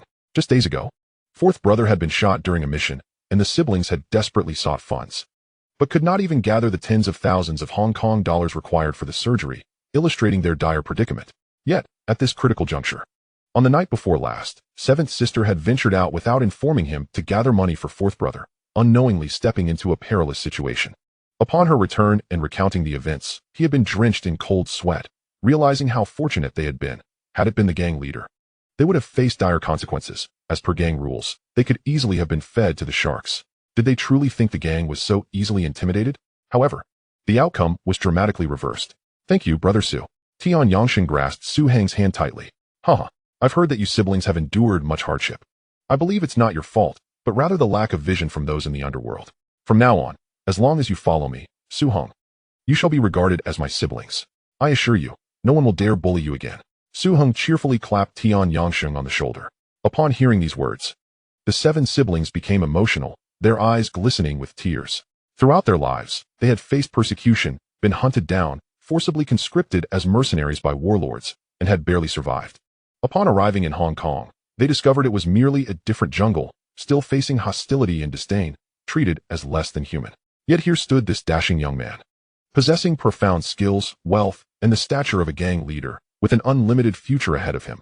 He bore no heirs and was willing to help them, treating them as equals and brothers. Brother Su, we are willing to follow you. Brother Su, in Hong Kong, you are our only ally who respects us and regards us as kin. If you send me, Tian Yangji, into the fray, I shall not flinch. Indeed, Brother Su. Good. I, Su Heng, was once a lone wolf, but today, I am truly delighted, for I have gained 7 younger siblings. Listening to Su Heng's words, they felt a newfound sense of belonging. Su Heng was genuinely pleased. He had been concerned about lacking capable subordinates, but unexpectedly, his slumber was interrupted by a fortuitous opportunity. Fortunately, it was the young Tian Yangyan who had stepped up. Had they all acted together, it would have been a considerable hassle. Not only had he leveraged the recent kidnapping to establish dominance through sheer force, but he had also spent $50,000 to win their loyalty. Was it worth it? Absolutely. His prowess was beyond question. Having been a mercenary and battlefield veteran, dealing with local thugs was mere child's play. As for loyalty, Su Heng was indifferent. Loyalty merely stemmed from a lack of temptation to betray. He believed he could offer what other gangs could not, trust, in addition to monetary compensation. The reason local gangs hesitated to recruit them was twofold: their prejudiced views and their overwhelming strength, which made the gangs wary. Consequently, those who recognized them often sought to utilize them as mere tools, discarding them once they had served their purpose. Previous events had proven this. Corrupt police had exploited them for heists, intending to eliminate them afterward to cover their tracks. Similarly, Bald Chong wanted to use them for his own ends. However, what these individuals failed to realize was that they had grown up in an orphanage, making them yearn for familial bonds and friendship more than the average person. The tragic demise of all 7 siblings underscored this point. They would sacrifice their lives for one another. Thus, for someone who valued kinship and friendship above life itself. Once they acknowledged you, how could they so easily betray you? Coupled with the previous display of force, but without crossing the line into lethality, the aim was clear: intimidation. A periodic exhibition of strength would ensure that there was little to worry about. Ah, what brings you here so early today? Si Yulian opened the door, and, upon seeing Su Heng, shot him a glance, her face lighting up with visible delight. Having just awakened from a nap, she answered the door in her pajamas, still in a languid state. Ever since she had ceded half of the gambling den's shares to Su Heng, he had visited less frequently. Yet the reputation of the gambling god had spread, resulting in fewer troublemakers coming around. Su Heng had transitioned into a hands-off manager, compelling Si Yulian to take on more responsibility. She felt more fatigued, but the business had improved significantly, yielding greater profits, which brought her joy. This strategic move of gifting shares seemed to have been astutely calculated. No, it was more than just shares. She had also gained a partner. Where have you been these past few days? I haven't seen you at the gambling den or at home. She had just awakened, and the absence of his presence for several days left her feeling a tinge of melancholy. Of course, I've been busy. Come, let me take you out for a stroll. Where are we going? Shopping for clothes? Si Yulian felt a flicker of happiness. This guy was quite adept at cheering her up, even suggesting a shopping trip. No, we're heading to the outskirts, near the industrial zone, just a casual outing. Then I'm not going. Si Yulian's enthusiasm waned as she turned to sit down, feeling deflated. What was there to explore in the industrial area? It was merely factories. Only then did Su Heng notice that she was clad in a seductive silk nightgown, her long, alabaster legs exposed, arms crossed over her chest, her bosom enticingly full. She radiated an enchanting allure, her skin noticeably smoother than usual. Scientifically speaking, this was likely due to hormonal changes. Si Yulian was probably in her ovulation phase. Su Heng's heart raced, feeling a surge of excitement. Having already shared a bed, there was no need for pretense. They quickly embraced and indulged in one another with abandon. 40 minutes later, Si Yulian lay sprawled on the bed, drenched in sweat, her skin soft and smooth. Nestled against Su Hong, an indescribable languor enveloped her as Su Hong smoked leisurely, caressing her sleek back. The afternoon's affairs had been delayed, and the evening's plan seemed rather premature. Thus, they indulged in another session. 3 hours slipped by, and Si Yulian was utterly exhausted. After resting for half an hour, Su Hong playfully slapped her rear, prompting her to rise. As she descended to the bathroom, she nearly stumbled, her legs feeling excessively fatigued. This fellow was as robust as a mule, and Si Yulian found herself questioning whether he might truly wear her out. This frequency was just right. If it were to become a daily occurrence, she might not withstand it. I've come to discuss a matter with you. Gambling is not a sustainable endeavor. Gambling establishments in Hong Kong are illegal, regarded as a traditional underworld business. With societal advancements, the Hong Kong government has established the Organized Crime and Triad Bureau, intensifying its crackdown on illegal enterprises. Transitioning to legitimate business is an inevitability. In my past life, I also accumulated my initial fortune through gambling, later migrating to Macau to serve under the esteemed king of gambling, where I earned the title of his most capable assistant. I significantly boosted the casino's operations, earning the king's favor, which speaks volumes of my capabilities. I am also quite astute. At the pinnacle of my success, I pivoted to real estate and thrived, ultimately becoming the wealthiest woman in Macau. Do you have any thoughts on this? Oh, you share the same sentiment? Si Yulian propped herself up, gazing at Su Hong with newfound interest, as if it were their first encounter. It astonished her that a streetwise thug from a slum could possess such insights. I ventured into the world at 14, primarily working in gambling establishments. I have witnessed too much deception, family ruin, and despair. Do you believe I truly wish to remain in this line of work? I understand. There's no need to feel overwhelmed. I'm here for you. Su Hong tenderly caressed Si Yulian's cheek, locking eyes with her in reassurance. However, we both hail from impoverished backgrounds. Lacking connections and capital makes it challenging to embark on any venture. My plan is to transition to legitimate business once I have sufficient funds. Since you've posed this question, do you already have a plan in mind? My idea is to establish an appliance factory, specifically a fan manufacturing plant, scaling it up. Fans, aren't they rather commonplace? Is there substantial market demand? Si Yulian queried, perplexed. This seemed quite unremarkable. In the Hong Kong of this era, many households owned fans, rendering them far from rare. The price was modest. A typical ceiling fan cost around 200 to 300 Hong Kong dollars, affordable for most working-class families. In truth, Si Yulian's doubts were not unfounded. Even in the 21st century, fans continued to sell well in America, surviving the prevalence of air conditioning due to their cost-effectiveness. Brother Hong, I have been entrenched in the gambling scene, and I understand its fleeting nature. Factory work is arduous, and given my lack of expertise, what could I possibly do if I acquired one? Thus, I prefer to continue in a familiar industry, Si Yulian expressed, a hint of worry in her tone. Fair point. I was initially too insistent on steering you toward other businesses. There's merit in continuing in this field. In my past life, you ultimately thrived in the Macau casinos. Over the next few days, please find a reliable individual, perhaps a real estate agency, to help me locate a factory for sale. Ideally one that was previously an appliance factory with retained equipment and production lines. Renting or purchasing is acceptable. The space need not be excessively large. Ideally around 4,000 to 5,000 square feet, with the land area under 50 acres. If that proves impossible, we can consider acquiring land to build a factory ourselves, keeping the budget around 2 million Hong Kong dollars. Hong Kong is inherently small, a crowded place with limited land, lacking a substantial consumer market. Thus, most factories rely heavily on foreign trade, with the majority situated near suburban ports. This period in Hong Kong was not the hollowed-out version later characterized by rampant speculation in real estate and finance. Rather, it was a legitimate manufacturing hub in East Asia.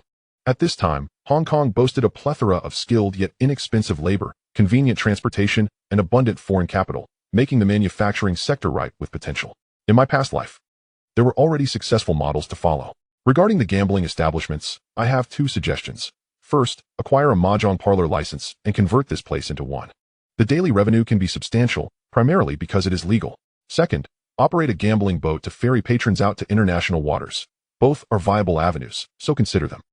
Both suggestions hold merit, yet the capital required for a gambling boat is rather significant, so I will first apply for the mahjong parlor license. However, given that the stakes in mahjong yield minimal returns, can we truly profit from it? Si Yulian's demeanor brightened somewhat with this discussion, though she remained uncertain. Do not underestimate the mahjong parlor. While the stakes may seem small, each round generates a commission of 0.5. Coupled with the low stakes, this attracts many players. As a form of popular entertainment, As long as business isn't dire, it essentially becomes a money-printing machine, just ensure to monitor for cheaters. In Hong Kong, operating a mahjong parlor is legal, and the dealer can collect a commission. A notable example is a retired police officer, Shi Jianwei, who amassed a fortune exceeding hundreds of millions after opening a mahjong parlor post-retirement. As for the fan factory, Si Yulian indeed found her involvement minimal. It would be best for her to take charge herself. Chapter 13. Seizing Territory. Nightfall, 10 o'clock, Causeway Bay, bustling with throngs of people and a cacophony of vehicles. This was the most vibrant area of Wan Chai. At one end of the street, groups of individuals congregated. Some sported bleached hair, while others were covered in tattoos, embodying the quintessential thug aesthetic, armed with either clubs or machetes, engaging in casual banter while smoking. Most shops lining the streets had already shuttered. Yet a dozen nightclubs pulsated with neon lights, teeming with life. Young men and women donned revealing attire, flaunting eccentric hairstyles as they flitted in and out of the nightclubs. This was one of the busiest streets in Causeway Bay, which itself stood as one of the most prosperous areas in Hong Kong. The commercial landscape thrived, attracting crowds. And where wealth congregates, competition becomes fierce. For gangs, this was a contested territory. It is no exaggeration to say that this locale serves as a microcosm of gang influence in Hong Kong. Though small, it is home to hundreds of gangs, with the four major ones occupying 80% of the territory. Each gang boasts a membership exceeding 2,000, and conflicts over territory are ceaseless. Among them, the fiercest rivalry exists between the Yao Ma Ti and Hung Hing factions in Wan Chai. The notorious Chun Haonan, the top enforcer under Boss B, is famed for being unbeatable in Wan Chai.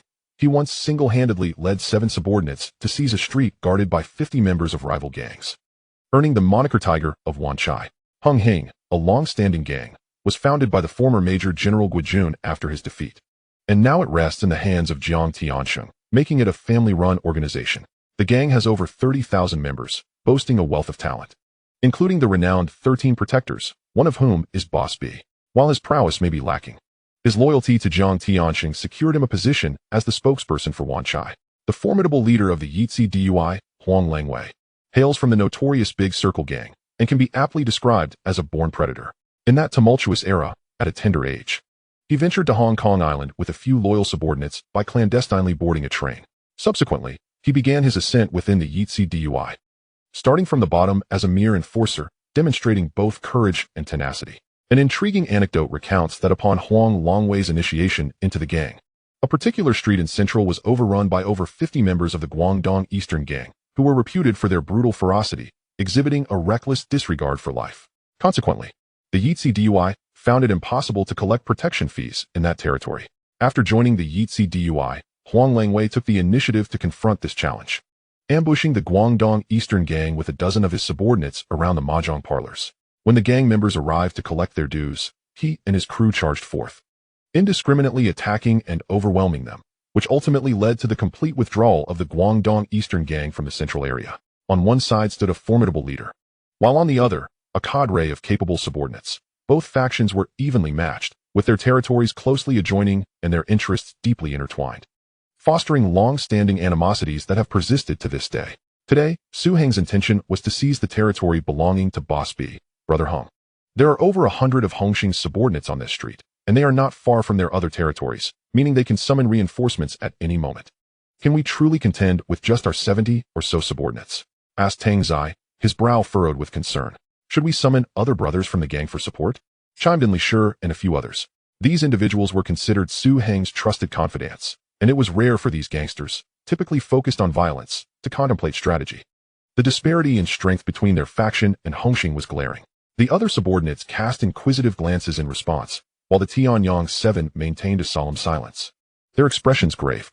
For those who had emerged from the crucible of conflict, engaging in gang warfare was second nature. However, this evening marked their inaugural battle under Su Heng's command, warranting their utmost seriousness. Though Su Heng regarded them as brothers, his subordinates had yet to develop a sense of camaraderie with the newcomers, viewing them merely as ordinary recruits. No need for reinforcements. When the narrow path meets the brave, victory is assured. Today, all brothers shall follow my lead, declared Su Heng, his voice brimming with confidence. Brothers, we are here to seize Hongxing's territory. I announce a bounty of 2,000 for each adversary taken down, 1,000 for those injured, and 500 for those hospitalized, with all medical expenses covered by the gang. Once we secure CFA Road, rewards will be doubled. Brother Hung is magnificent. Brother Hung is generous. cheered Su Heng's subordinates. Brandishing their clubs and knives, their spirits soaring. In rallying these gangsters to fight fiercely, Su Heng understood that financial incentives were crucial. He had always been generous in this regard, knowing that under a heavy reward, valor would surely follow. However, more critically, Su Heng positioned himself at the forefront, leading the charge, leaving no room for dissent among his subordinates. As a leader, he had initially hesitated to engage directly, as it seemed beneath his stature. Yet, the Tianyang 7 could execute the task competently, but their recent induction into the gang meant their rapport and trust with the other subordinates were insufficient, diminishing their effectiveness. Ultimately, Su Heng resolved to take personal command, seizing the opportunity to establish his authority. Gazing at the motley crew of subordinates before him, though they appeared disorganized, he recognized their potential to unleash considerable fighting prowess if properly managed. Gripping a machete, he led the charge, followed closely by the Tianyang 7, Tang Zai, Ashur, Achong, and the rest. Beginning with the first nightclub on the street, they entered, attacking any Hongxing members they encountered. One might wonder how to distinguish between patrons and gang members. Suffice it to say, those entrenched in the gang life can easily identify their own kind.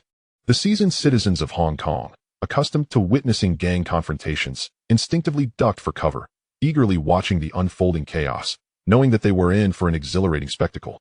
More thrilling than any cinematic portrayal, and at no cost to them, a win-win situation. They had grown accustomed to the sight of gangsters clashing, knowing that innocent civilians were rarely harmed amid such conflicts. Under Su Heng's leadership, this band of gangsters surged forward, with his machete stained crimson, blood flowing down its blade, giving him the appearance of a figure risen from a gruesome baptism. Chapter 14. The humiliation of Boss B. Many of Hongxing's subordinates, upon witnessing Su Heng's ferocity, trembled in fear, their legs quaking and their eyes filled with awe. They recognized Su Heng from the Yitzi Dui, but when had he become such a formidable force? After all, it was merely a territorial dispute among gangs. Was such desperation truly necessary? Conversely, morale surged among Su Heng's ranks, as their perception of him transformed dramatically. Not only the ordinary subordinates, but even the steadfast Tianyang Shang felt profoundly shaken. This marked his first operation as a member of Su Heng's crew, and he understood it was time to showcase his worth. He certainly did not harbor the naive belief that the 50,000 HKD Su Heng had bestowed upon them was a mere gift. It represented the earnings of an ordinary worker over 5 years of toil, if they wished to repay this debt, or even earn more in the future. The Tianyang 7 needed to demonstrate their value. Yet, as Tianyang Shang remained closely aligned with Su Heng, he found that despite his mental preparation and his sister Tianyang Un's incessant praises of Su Heng's prowess, he had still underestimated him. In terms of strength, speed, and technique, Su Heng far surpassed him. With fluidity and precision, Su Heng wielded his machete, dispatching Hongxing's gangsters with breathtaking efficiency, moving through them like a tiger among sheep, as they fell before him without resistance. Within mere half an hour, the Hongxing subordinates assigned to guard the area were either fleeing or surrendering, as the territory of CFA Road lay poised for conquest. In the study, the phone on Boss B's desk rang. "This is Boss B," he answered, extinguishing the cigarette in his hand, the ashtray already brimming with butts. The life of a decision-maker was far from the glamorous image portrayed by outsiders. The Yitzi Dui had declared war on Hongxing, and the Eastern Star's crow, the smiling tiger, was also lurking ominously. He was acutely aware of the external threats, but internal instability plagued him as well. Liang Quan of Yao Ma Ti had long been at odds with him, engaging in underhanded tactics. "Boss B, it's bad news. The Yitzi Dui attacked CFA Road, and our brothers are struggling to hold the line," came the anxious voice from the phone. "Where's Nan?" "Brother Nen has gone to Audi to handle gang affairs. He hasn't returned yet." Boss B rubbed his forehead, realizing he had overlooked this detail. He instinctively thought of Chun Hao Nan, wishing Nan were present, but he knew Nan would return in a few days. For now, they had to endure. Redirect the brothers from the other territories to provide support. However, manpower was already stretched thin elsewhere, and movements from the Eastern Star posed a threat, making him reluctant to withdraw reinforcements for fear of a trap. "Withdraw all the subordinates from that street. We will regroup once Nan returns and take back control." Boss B decisively conceded defeat. After tonight, Su Heng's name reverberated throughout the martial world, giving rise to numerous rumors about him. One account suggests that Su Heng, accompanied by over 70 subordinates, overwhelmed more than 200 members of the Hongxing gang along a single street. Another tale claims that Su Heng single-handedly battled over 200 of Hongxing's underlings, leaving a river of blood in his wake. Even more outrageous is the assertion that Su Heng hardly fought at all. With a single stroke, he felled more than 20 of Hongxing's men, leaving them so stunned that they fled in terror, prompting Xie Feidao to concede his territory to the Yitzi faction. It is said that even the notorious tiger of Wanchai, Chen Haonan, was too frightened to show his face. As the rumors spread and became increasingly fantastical, Su Hong remained indifferent. Brother Wei, I've taken down Xie Feidao. Excellent. Ah Hong, you have proven your worth. I knew I was right about you. This time, I shall host a celebration in your honor. Upon receiving the news of Su Heng's conquest of Xie Feidao, Huang Langwei was overjoyed. Although the rule states that territory belongs to the one who claims it, they still owe tribute to the society. For Huang Langwei, the prospect of gaining additional revenue without deploying a single soldier was indeed a stroke of good fortune. Ah Hong, I hear you have vanquished Xie Feidao? Come by tonight. I'll prepare some soup for you, said Si Yulian, genuinely excited.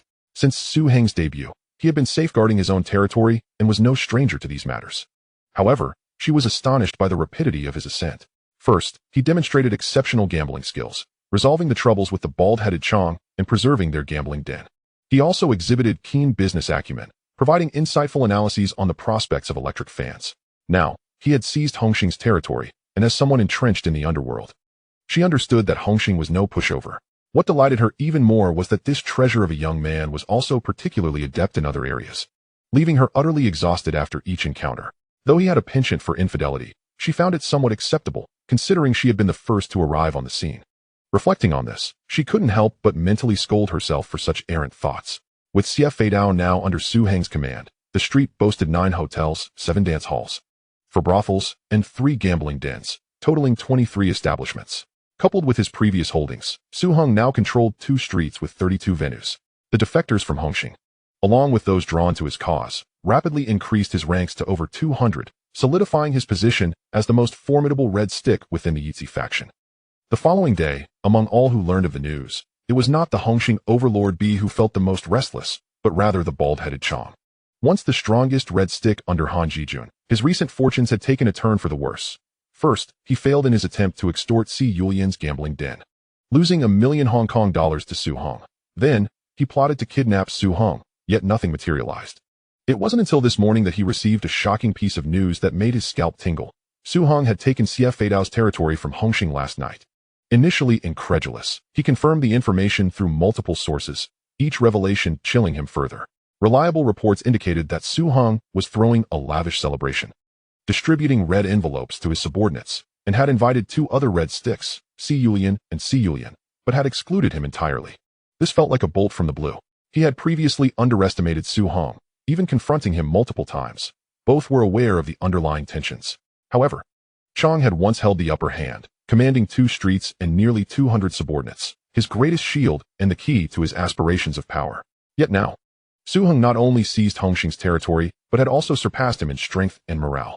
Surely, Wei Gu, the leader of the Yizi faction, would be aware of this?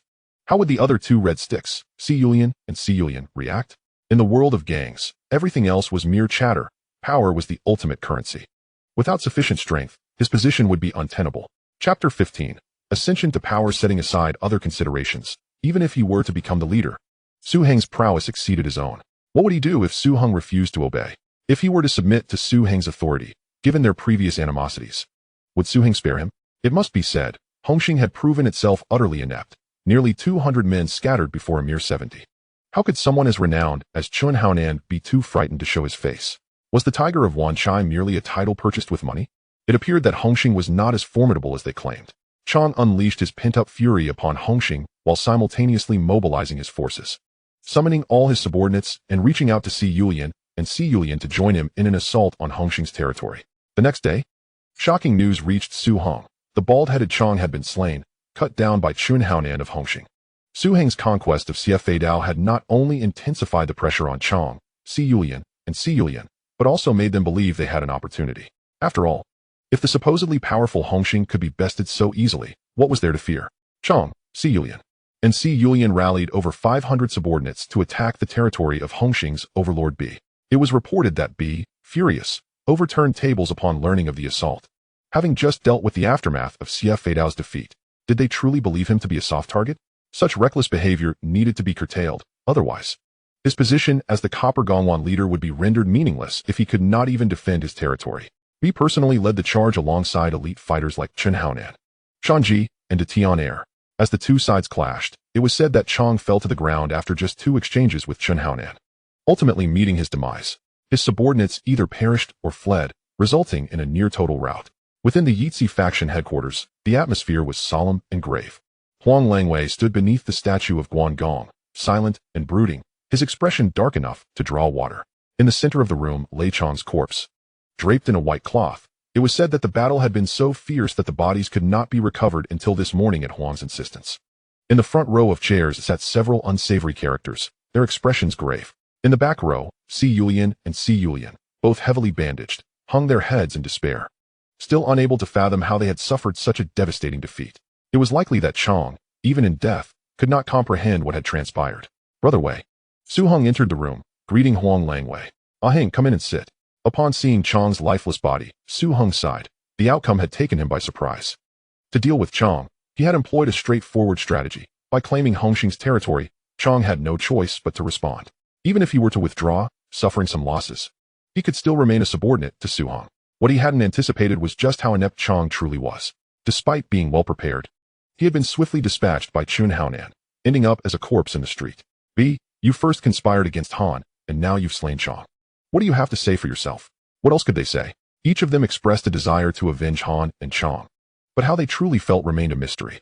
At the very least, Si Yulian and Si Yulian were not inclined to seek vengeance anytime soon, even if they wished to. Their diminished strength would not allow it. Not only were they unmotivated to seek revenge, but they were also filled with anxiety. Such a brazen attempt to seize territory had not only failed, but had also drastically weakened them. What would happen if Hongxing retaliated in turn? With their current ragtag group, they could not hope to hold their ground. Brother Wei, it is imperative that we seek vengeance for the grievances against Han and Chang. Yet our immediate concern lies with the territory of Bald Chang.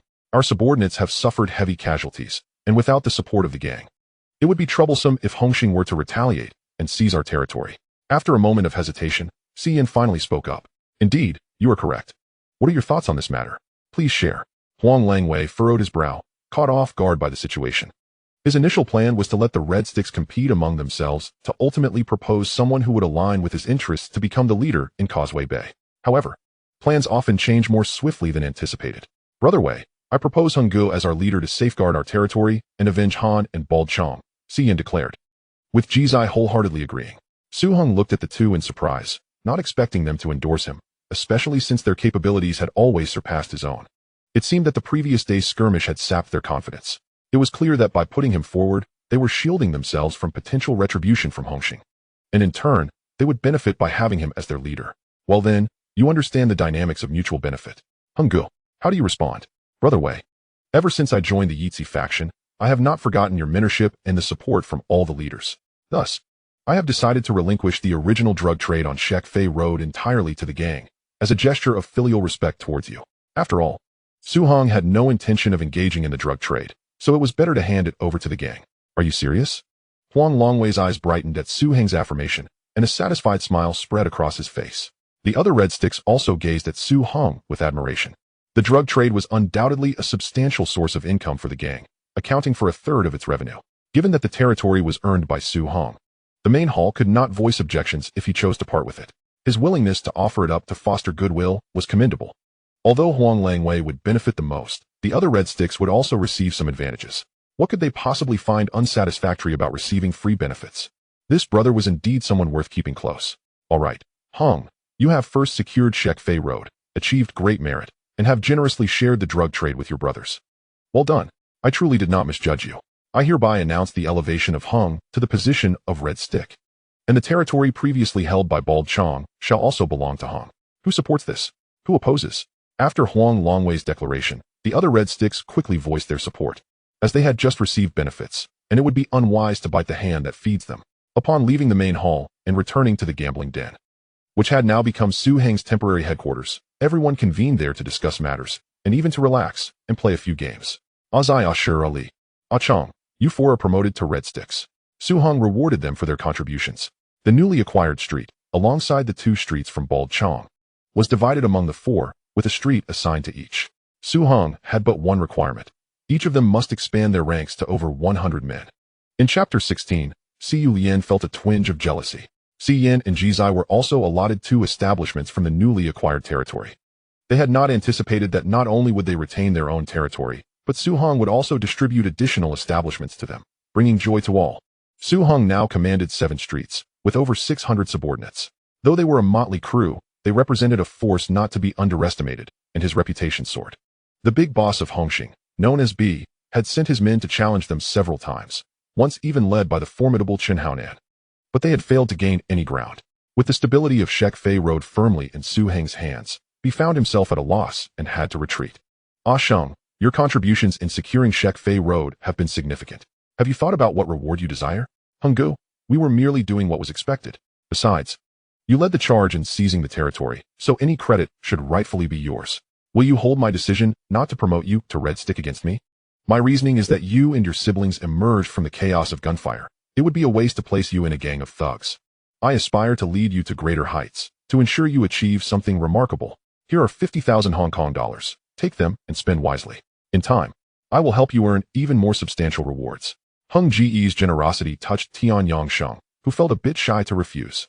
He had witnessed firsthand how Su Heng had nearly single-handedly carved out this territory, his prowess so formidable that even Hongxing's men fled in disarray. Thus, how much merit could he truly claim? It was evident that the territory would have been secured regardless of his presence. In contrast, during several subsequent encounters with Hongxing, when Chen Haonan led his men to attack Shek Fei Road, he had indeed supported them, earning some merit. The Tiger of Wan Chai had quite a reputation. Yet after a few exchanges, he found himself knocked to the ground, with Hongxing's men fleeing in panic. However, this was also why Su Heng, now aware of his status, refrained from engaging personally. If Chen Haonan could not even hold his own, how could he hope to withstand Su Heng for more than 2 rounds? After all, Tian Yangqi and the others had discussed this later, recognizing that Su Heng had graciously allowed them the opportunity to shine. Take this. You call me boss, and I am duty-bound to look after you. Su Heng took Tian Yangsheng's hand and pressed several stacks of Hong Kong dollars into it. Though I have only just assumed this position of Red Stick and possess little wealth, as long as I have funds, my brothers shall not go hungry. These siblings were all orphans, having endured countless hardships from the Golden Triangle to Hong Kong Island, experiencing every form of adversity and discrimination. Yet they had never been treated as family. Each one felt profoundly moved, especially Tian Yang'an, who gazed at Su Heng with wide eyes, recognizing that he was even more capable than their elder brother Tian Yangsheng, and that he possessed an aura of dominance that was unmatched. More importantly, he was exceptionally handsome. Amidst the grueling and precarious existence they had endured for over a decade, she had long forgotten the feeling of affection. Her 6 brothers treated her well, yet she regarded them all as elder brothers. However, now, something felt wonderfully different. She sensed that she was beginning to harbor feelings for Henggu. After half a month of tense and thrilling battles, Su Heng grew weary and sought solace at Siyu Lian's home, where they spent 3 days together, feeling as though they were under constant bombardment. How is it that you are so formidable? How did you manage to conquer Shek Fei Road without a sound? Well, it's quite simple. In the world of gangs, it's either you fight me, or I fight you. Winning and losing is all part of the game. But why do you always emerge victorious? Last time at the gambling den, you triumphed over that gambling expert from Australia, and now I hear you've bested Chen Haonan, the tiger of Tunmun from Hongxing? Haha. Your man is simply exceptional. During their respite, Siyu Lian pulled out the ledger and began discussing the gambling den's profits with Su Heng. However, he lacked the patience to go through the accounts in detail. As long as he had a rough idea, the finer points did not concern him. After all, he did not intend to remain in this line of work for long. If he were to pursue something lasting, it would need to be legitimate business. Nonetheless, the monthly dividends from the gambling den that Siyu Lian provided amounted to over 200,000 Hong Kong dollars, which was quite appealing. The fees submitted by his subordinates on their turf, after deducting the expenses owed to the main hall and the tips given to his underlings, allowed Su Heng to retain over 200,000 each month. Gradually, Su Heng's finances became more comfortable, yet he knew this was still far from sufficient. It could hardly be considered his first pot of gold. He understood the necessity to intensify his efforts in generating wealth. In between his busy schedule, he also ventured into other gambling establishments and enjoyed some small victories, typically winning a few tens of thousands of Hong Kong dollars before calling it a day. Each time he won, he would change venues, and slowly, he amassed over 600,000 Hong Kong dollars. It was not that he did not desire to win more. Rather, the scale of the gambling houses here was limited. Winning too much could easily attract unwanted attention, and with increased scrutiny came the inevitable risk of exposing his secrets. Even the slightest possibility of exposure was a risk he was unwilling to take. This was his most significant trump card. Unlike the foolish Bald Chong, who recklessly attempted to seize someone else's territory, provoking a desperate confrontation, Su Heng was far more circumspect. He had heard that he had recruited several formidable young subordinates. Even defeating Chen Haonan, there were whispers of a remarkably beautiful woman among them. What was her name? Si Yulian nestled in Su Heng's embrace, engaging in casual conversation. Su Heng had become the center of attention in the gambling house, with discussions about his recent triumphs over CFA Dao. She felt fortunate to be associated with him. However, when she learned of a strikingly talented young woman among his subordinates, her composure faltered, prompting her to probe further. With a playful slap on Si Yulian's backside, Su Heng remarked, instead of indulging in petty jealousies, why not venture out and seek out factories for transfer? How did your search for the electrical factory go? Regarding the electrical factory you mentioned, the real estate agency has responded. There are 2 locations that could meet your criteria. One is a functioning electrical factory that primarily produces fans and sockets. However, the owner recently passed away, and his son, a prodigal, squandered the family fortune in less than 6 months. Now, they are looking to sell the factory. Chapter 17, The Sparrow House License. This factory is situated near the port, covering over 6,000 square feet of land, with the building itself exceeding 3,000 square feet and an office space of 1,000 square feet. It perfectly aligns with your requirements, though the price is somewhat steep. If you find it acceptable, it would be worth a visit. As the 2 of them relaxed, Si Yulian nestled closer, bringing the conversation back to business. All right, I shall go and inspect this factory. I have submitted the application for the Sparrow House license. I have named it Hengyu Sparrow House. What do you think? Si Yulian looked up, her eyes sparkling as she awaited Su Heng's response. She believed he understood her subtle hint. Combining his name with hers, those familiar with them would instantly recognize it as a couple's establishment. I think it sounds splendid. What do you think our relationship is right?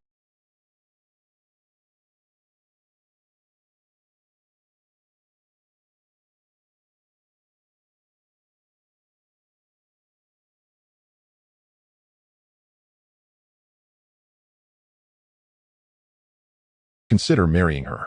However, whether she would be the only one was uncertain. Although polygamy had been abolished in Hong Kong, it remained commonplace among the affluent. For instance, the charming gambling king, he publicly married 4 wives, while rumors of countless others he did not marry circulated freely. Even actors like Wu Mengda had taken 2 wives. Additionally, having multiple wives is legally protected, and the children of these wives enjoy equal inheritance rights. He Chaojing, the gambling king's favored daughter, was born by his second wife, and her status remained unaffected upon his passing. What news from the commercial department regarding the application? The head of the commercial department, Jia Yumin, has been evasive.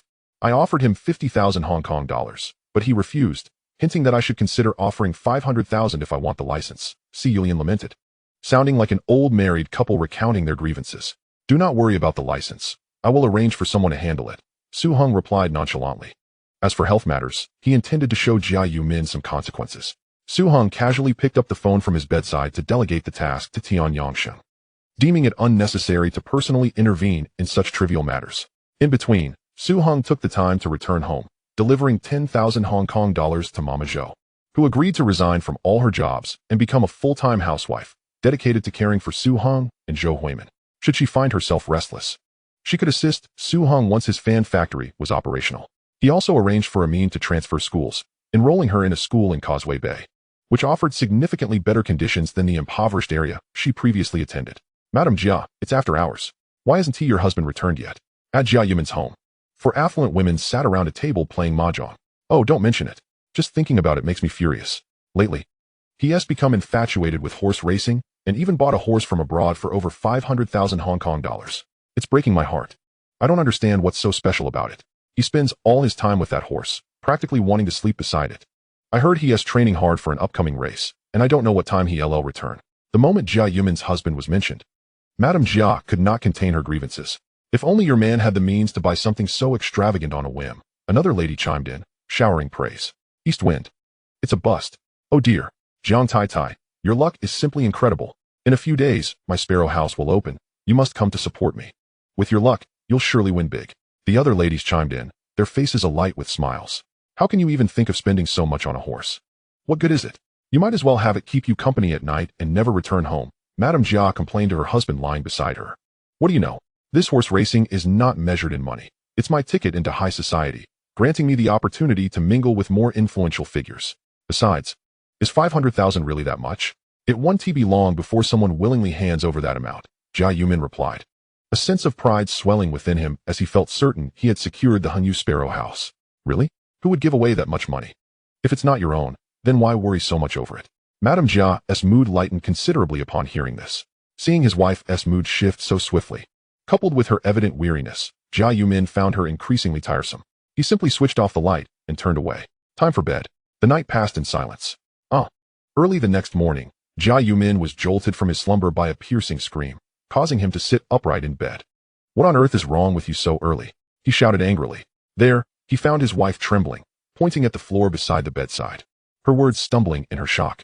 In a nearly transparent mesh bag, a dozen snakes of various patterns coiled ominously. Some raised their necks, hissing as they flicked their tongues, while others were as thick as a wrist, causing Jia Yumin to feel a shiver run down his spine. Instinctively, he stepped back 2 paces and crouched down. "Quick! Call the police! Call the police!" Fortunately, the bag's opening was secured with a rope, preventing the serpents from escaping.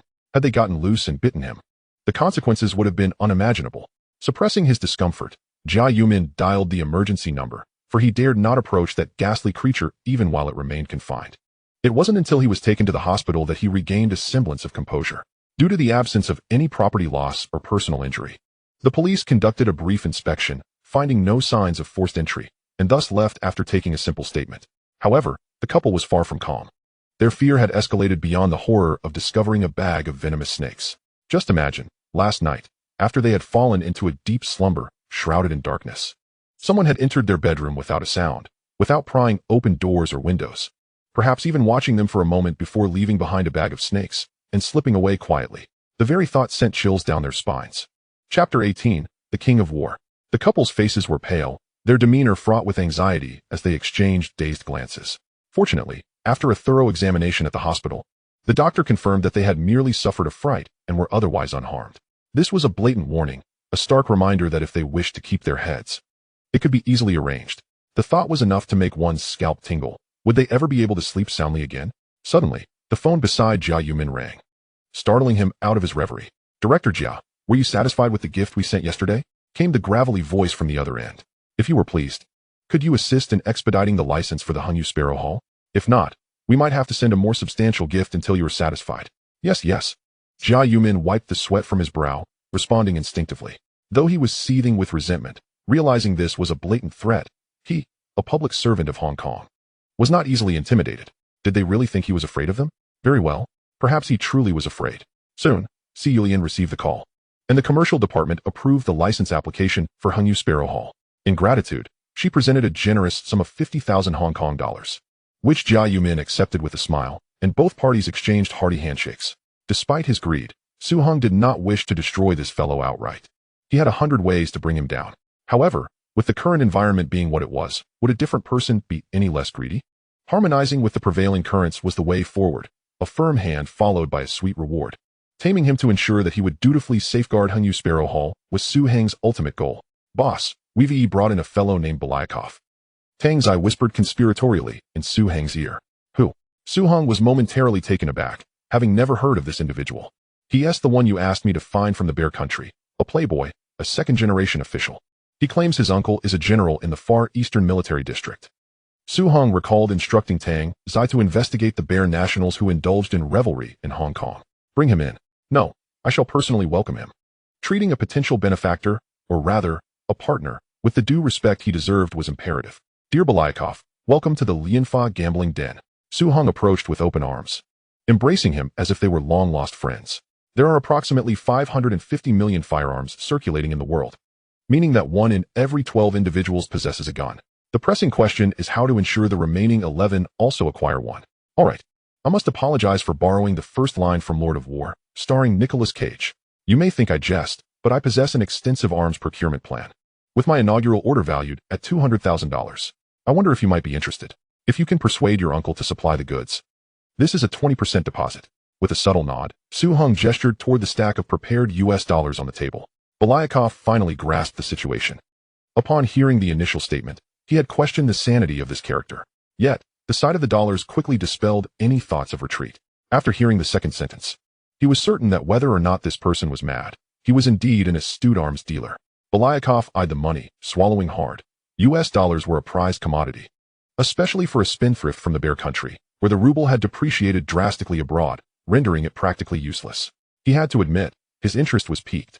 Truth be told, while the Bear Country had yet to dissolve, it was already mired in rot, with arms trafficking being a common occurrence. Nevertheless, despite being a second-generation elite, he was not serving in the military, and such a grand undertaking was beyond his previous experience. However, he was somewhat familiar with the black market arms trade and knew that with this amount of money, one could acquire an entire battalion's worth of weaponry. I can't make this decision unilaterally. I need to consult my uncle. Belyakov hesitated before speaking. By all means. Su Hong instructed Tang Zai to escort him to another room equipped with an international phone line. Unbeknownst to Belyakov, it would not be long before the Bear military's aircraft, armored vehicles, and submarines were also being sold off. The nation was clearly on the brink of collapse. However, as long as his uncle remained in the military, such a business venture would be relatively straightforward. My uncle has agreed, but he requests that you personally visit the Sea Cucumber Island. He wishes to meet you. Upon exiting the call, Belyakov wore a look of relief and elation, having not expected such fortuitous circumstances to land in his lap. His uncle had praised him heartily on the phone. Once merely a hedonistic scion, reliant on familial funds, he was now capable of delivering substantial income to the family, making him a valuable ally. Here is the deposit. The remaining funds will be transferred to any bank account you designate upon receipt of the goods. Su Hong stated calmly. To a fruitful collaboration. Young Su Hong, my friend, in Hong Kong, you are my closest brother. I propose we celebrate at a bar, my treat. Who says foreigners lack social grace? As long as you can bring them US dollars, they can maneuver social circles better than anyone. Esteemed Mr. Su Hong, I extend a warm welcome on behalf of Commander Ivan. Upon landing on Sea Cucumber Island, Belyakov embraced Su Hong tightly. Together, they boarded a Volga car.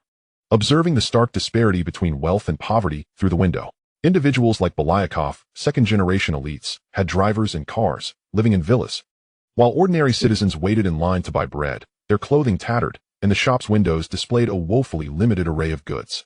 Upon entering the villa of Berlikovsky, Su Hong was utterly astonished. Nestled within a sprawling 10-acre estate stood a magnificent 3-story Western-style villa, adorned both inside and out in opulent splendor, with the number of housekeepers and servants exceeding a dozen. However, Su Hong discerned a notable characteristic, the scarcity of imported goods. At that time, the West had imposed stringent sanctions on the Bear of the East, and the ruble held no recognition in the international market, making the acquisition of dollars impossible. Yet, they had sent numerous family members abroad, where their children indulged in lavish lifestyles, relying heavily on the American currency. Chapter 19, Journey to the Far East. The only items they could offer for international trade were weapons, minerals, and oil, items deemed worthy of exchange. As for industrial goods, it could be said that even their own citizens were reluctant to utilize them. It must be noted that the weapons produced by the Bear of the East, often perceived as clumsy and unwieldy, were, in fact, remarkably durable and reliable, not to mention affordably priced, making them exceptionally popular in underdeveloped nations and regions such as Southeast Asia and Africa. Mr. Su Hong, I must say, youth is truly a blessing. Individuals as accomplished as you are exceedingly rare, remarked a corpulent man, whose imposing stature belied a gentle demeanor, seated at the head of a grand dining table. He was the owner of the villa, Berlikovsky's uncle, and the commander of a military district in the Far East. The vast table was laden with delicacies, caviar, tuna, and an array of seafood, leaving Su Hong, who had come from the vibrant world of Hong Kong, momentarily speechless. Seated to the left of Ivan and across from Berlikovsky, the three engaged in cheerful conversation, akin to an ordinary family dinner. General Ivan, your compliments are overwhelming. I am truly honored by your and Berlikovsky's warm hospitality. Berlikovsky, taken aback, could hardly believe how fluently Su Hong spoke Russian, rendering his translator somewhat redundant. Mr. Su Hong, how did you acquire such proficiency in Russian? Have you studied in the East? Upon hearing Su Hong's fluent Russian, General Ivan, too, felt a newfound sense of camaraderie. No, General Ivan, I am self-taught. In my previous life, I engaged in trade with the Bear of the East and learned Russian, which I have now mastered. Mr. Su Hong, I understand you have come to procure arms. May I inquire what kind of weaponry you seek? A few rifles, perhaps? General Ivan, in addition to the AK series rifles. I am also interested in handguns, PKM machine guns, PVG sniper rifles, and RPG rocket launchers. If feasible, I would even like to procure SAM, 7 short-range surface-to-air missiles, T-60, T-70, T-80 series tanks, and in the future, aircraft such as the MiG-21, Su-27, Mi-24, and even submarines and naval vessels, all of which can be discussed. Su Hong adeptly sliced through a piece of steak while articulating his thoughts. In my view, your nation's weapons have an excellent reputation in the international market, which is not reflected in their market share. I believe the primary reason is the lack of intermediaries like myself. The uncle and nephew set down their cutlery, gazing intently at Su Hong, whose understanding of weaponry evidently surpassed their own. It was not that they were unwilling to sell arms. Their warehouses were overflowing with weapons, languishing in decay, yet could not be sold, primarily due to the absence of channels. As for the system, it had become little more than a facade. Soldiers often went unpaid, and many resorted to clandestinely selling military supplies, with some even trading AK rifles on the black market for a bottle of vodka. On the black market, weapons held little value, but in the hands of international traders, they could be exchanged for dollars. As the largest free trade port in the Far East, Hong Kong boasted significant natural advantages in this regard. General Ivan, if you choose to collaborate with me, I can assure you that, through the platform of Hong Kong, we can distribute high-quality, competitively priced Soviet weapons to various corners of the world. Both Berilakovsky and Ivan were taken aback. They had not anticipated Su Heng's ambitious proposal. Oh, while I do not wish to pry into your clientele, I must ask, are you truly capable of selling such a substantial quantity of weaponry sufficient to instigate a small war? General Ivan, Soviet weapons are highly sought after in Southeast Asia, Africa, the Middle East, and beyond. I can facilitate sales to regions where you wish to remain discreet. Provided the payment is sufficient in dollars, all are potential clients. I propose a toast to our fruitful collaboration. Ivan cheerfully raised his glass, making the suggestion. The group savored an exquisite meal in a lively atmosphere, with Su Heng seeking a long-term arms supplier and Ivan desiring a reliable major client, resulting in both parties obtaining what they desired. That evening, Su Heng was accommodated in a luxurious hotel. Standing before the window, he beheld the enchanting nightscape of Harbin, a picturesque coastal city. Suddenly, he was interrupted by the sound of the doorbell. Upon opening the door, he found two stunning young women with golden hair and striking blue eyes, their figures almost identical. Are you seeking someone? Is it Mr. Su Heng? Berilakovsky sent us to attend to your needs. I am Sophia. I am Anna. Tonight, we sisters are entirely at your service. Berilakovsky had evidently recognized the potential of having a significant client. However, it must be said that these two young women from the East were truly captivating, exuding an exotic charm. Another delightfully enjoyable evening ensued. The following day, General Ivan did not make an appearance. Instead, Berilakovsky arrived in a military jeep, transporting Su Heng to a military base guarded by soldiers. Shortly thereafter, an officer emerged, leading them through the entrance as if entering a realm unimpeded. The jeep soon arrived at a warehouse, of which there were numerous others visible. The officer opened the large door of the warehouse, revealing an overwhelming stockpile of weapons, covered in dust, reminiscent of scenes from Lord of War, AK-47s, SVK sniper rifles, RPGs, and PKM machine guns. Su Heng's eyes lit up as he casually picked up an AK, checked the magazine, barrel, and bolt, and within half a minute, had disassembled the weapon into its component parts. It appeared to be in good condition, likely due to long-term storage, despite the dust coating its exterior, with about 90% of the parts seemingly new. In another half-minute, as if performing a magic trick, Su Heng reassembled the components, pulled the charging handle, and squeezed the trigger, finding the feel of the weapon quite satisfactory. Soviet weaponry remained reliable. Berilakovsky and the accompanying officer stood in astonishment, unable to fathom Su Heng's expertise with firearms, a skill rarely seen among the soldiers of the Bear of the East. Su Heng proceeded to examine several assorted firearms, discovering many were brand new and had never been used, simply piled in the center of the facility. Chapter 20, Boarding Inspection. He uncovered wooden crates stacked around the warehouse, and as he had anticipated, they contained various calibers of ammunition. After some negotiation, it was ultimately agreed that Su Heng would purchase the mountain of weapons at the price of $10 per kilogram. The bullets and grenades stored in the warehouse were to be given to Su Heng as complimentary gifts. That evening, it was agreed that military trucks would deliver these weapons to the designated port warehouse specified by Su Heng.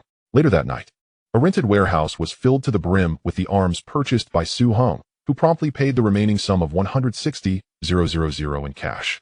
As the night deepened and silence enveloped the surroundings, Su Heng discreetly stored all the weapons and ammunition into his personal space. He then retrieved a collection of toy firearms that had been prepared in advance and tossed them into the center of the warehouse to serve as a decoy. Early the next morning, after completing the shipping formalities for the toy guns with a shipping company on the island, Su Heng bid farewell to Berilakovsky and Commander Ivan before boarding the shipping company's vessel, departing from Haishan Island. This ship had been chartered exclusively for the transportation of his toy guns. There was no other choice. It was necessary to take such precautions to avoid exposing his personal space. On the expansive sea, under a clear blue sky, Su Heng relaxed on the deck, enjoying the gentle sea breeze while leisurely fishing. In the frothy wake of the ship, a flock of seabirds chased after their prey. 20 days had passed. The cargo ship had already traversed the Bay Island Strait and was now heading toward the island. This voyage had been remarkably smooth, with minimal wind and waves, and the cargo ship sailed with surprising stability. If it weren't for the astonishment of the captain during the cargo handling procedures, who was taken aback by the fact that a ship of this size was hired to transport merely 10 standard containers of goods. It would have seemed almost routine. This cargo vessel, with a displacement of 3,000 tons, could accommodate 40 such containers. Yet, to find that these 10 standard containers contained nothing more than toy guns was undeniably peculiar. When had toy guns become so lucrative? The shipping cost for such a vessel was 20,000 per trip. For mere toy guns, this fee was arguably more expensive than the goods themselves. The captain, seasoned in maritime transport and having handled countless shipments, was well aware that only smugglers would engage in such practices, opting to charter an entire ship for clandestine cargo. However, the island was known as a free trade port. Smuggling typically occurred from the island to Southeast Asia or the mainland, but not the other way around. The only requirement from the employer was to have armed guards throughout the journey, which was certainly manageable, yet left the captain perplexed. Suddenly, a thunderous roar of engines filled the air, accompanied by the whir of helicopters. The noise was deafening. Soon, 5 or 6 speedboats approached from 3 different directions, cutting through the water at astonishing speed, leaving behind a long trail of white foam. Above, a helicopter drew nearer, appearing like a flock of birds from a distance. Within 10 minutes, it hovered over the cargo ship. This was no small matter. "We are the Coast Guard of the island. You are hereby ordered to halt your vessel and submit to inspection." The commanding voice from the helicopter blared through a loudspeaker in both English and Cantonese, repeating the directive. Shortly thereafter, several speedboats maneuvered alongside the cargo ship, effectively surrounding it. The speedboats bore the insignia of the island's Coast Guard.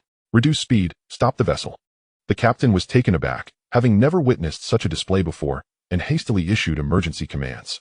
The cargo ship came to a complete stop, and the helicopter hovered above, dropping 2 ropes. In swift succession, several individuals clad in black uniforms and bulletproof vests descended rapidly to the deck, firearms drawn, exuding an air of imminent confrontation. The leader of this group was a woman, tall and striking, with golden hair and piercing blue eyes. Her voluptuous figure accentuated by cascading waves of golden locks that shimmered in the sunlight. Holding a firearm, she appeared both formidable and composed. Yet her expression was serious as she surveyed the crew standing in formation before her. Her name was Emma, a recent graduate from the Royal Police Academy. Dispatched to the island, a city she had longed to serve in. She began her career as a trainee inspector, a position of considerable standing within the island's police force. Largely due to her status as a citizen of the Sun Never Sets Empire, ordinary cases rarely reached her desk. But intelligence from the beautiful nation indicated that a cargo ship from the island was involved in smuggling a cache of arms, prompting a request for assistance from the island's police. The matter was deemed of utmost importance, and she was assigned to lead the operation. Having received intelligence that the cargo ship would arrive in the vicinity of the island that very day, she brought nearly all the elite members of the Coast Guard to lie in wait along the shipping route. Eager for the opportunity to prove herself and resolve the case with undeniable evidence, demonstrating that she was not merely a pretty face, Su Hong, observing the unfolding scene, put away his fishing rod and ambled over. "We are the Coast Guard of the island. My name is Emma. Here is our search warrant. We suspect this cargo ship is smuggling arms. Please open your containers for a routine inspection." The crew's gaze shifted in unison towards Su Hong, who, clad in beach shorts and flip-flops with a fishing rod in hand, looked entirely harmless. He shrugged his shoulders and spread his hands. "Be my guest." Seeing that the crew and Su Hong posed no threat, Emma holstered her firearm and gestured to her subordinates. Soldiers among her ranks produced bolt cutters and approached the row of containers, methodically unlocking 3 of them.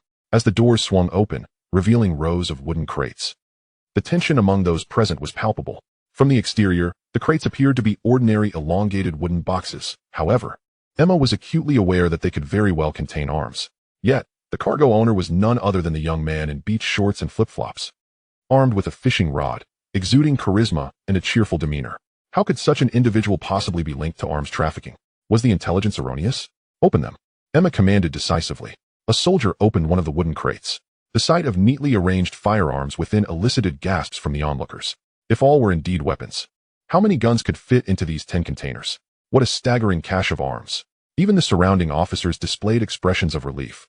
They were on the verge of cracking a sensational arms smuggling case, which would undoubtedly leave a significant mark on their careers. Emma turned to glance at Su Hong, who maintained an innocent smile, as though entirely disconnected from the situation. Was he truly oblivious? "You may remain silent, but anything you say will be used as evidence against you," declared one of the officers, advancing towards Su Hong with intentions to apprehend him. "Surely not, officer. Is engaging in the toy business a crime?" Su Hong protested. "What business?" Emma withdrew a firearm from the crate, and upon contact, the texture fell off, lacking the metallic quality typical of real firearms. Lifting it, she observed that it bore an uncanny resemblance to an actual gun, yet was unmistakably a mere toy, crafted entirely from plastic. The officers randomly opened several wooden boxes, and without exception, each contained various types of toy guns. A review of the cargo manifest confirmed that the items listed were indeed toy guns. Emma remained skeptical. "Continue the inspection," she ordered, insisting on opening the remaining containers. As the last container was opened and wooden boxes were lifted out, all revealed themselves to be toy guns. The crew exchanged bewildered glances, their expressions a mix of shock and disbelief. Emma internally lamented, "Intelligence agencies of the beautiful nation, how could you be so misguided? These toy guns, labeled as arms, have caused the island to mobilize half of its Coast Guard, only to uncover a few boxes of toys?" After finishing the photo shoot and collecting a few samples, Emma waved her hand, and a group of Coast Guard officers swiftly departed on speedboats and helicopters. All of this felt like a mere interlude during their long voyage. However, Emma found herself in a quandary, utterly perplexed as to how to compose the report. The situation seemed to have devolved into a farcical spectacle, though she couldn't help but notice that the cargo owner was rather dashing. At long last, the cargo ship arrived at the port of Bakai in Wantak, where it joined the Tianyang Seven Sons who had been waiting there. "How has your recruitment for personnel been going? We have already enlisted 5 individuals, all exceptional talents, akin to the finest among us, each with experience as mercenaries and battle-hardened. And they are all of Chinese descent," Tian Yangsheng responded, emphasizing the last point as per Su Heng's insistence. Su Heng nodded. These fellows had grown up in the vicinity, so finding capable hands should not pose much difficulty. Observing the neatly arranged line of individuals standing behind Tian Yangsheng, one could discern that they had been tempered by the rigors of the battlefield, ranking among the elite in the warlord's ranks, their individual prowess rivaling that of regular troops. "Brothers, from now on, I will lead you to earn substantial wealth, indulging in the finest of delicacies. Yang In, how prepared is the warehouse you arranged?" "It is all set. Located less than 2 kilometers from the Bakai dock, and we have sufficient personnel ready to unload the cargo at any moment.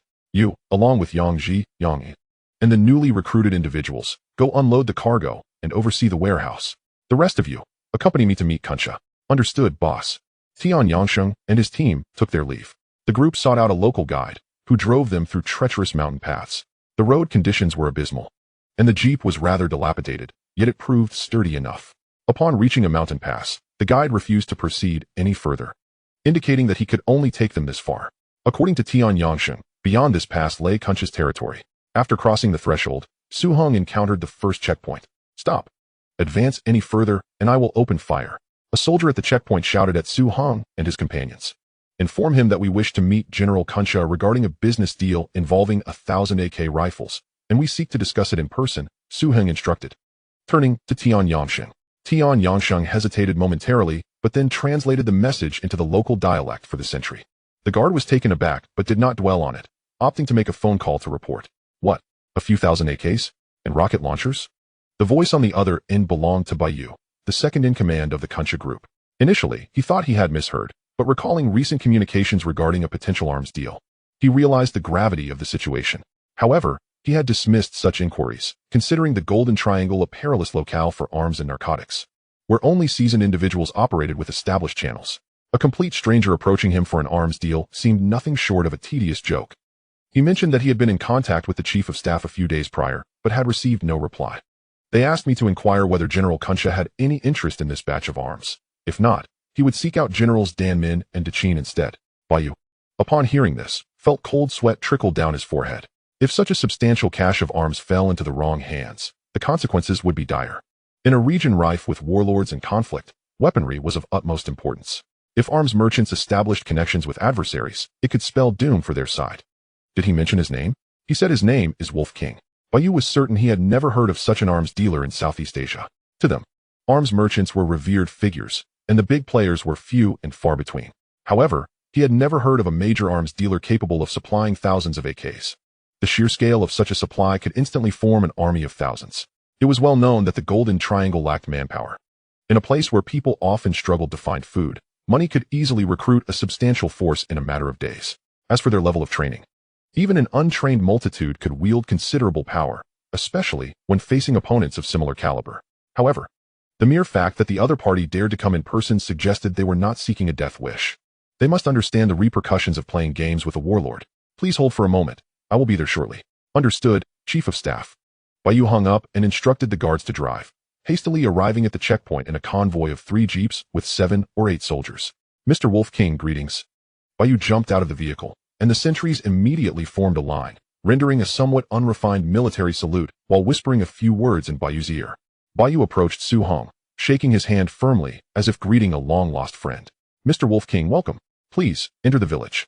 Chief of Staff Yu. I have long admired your reputation.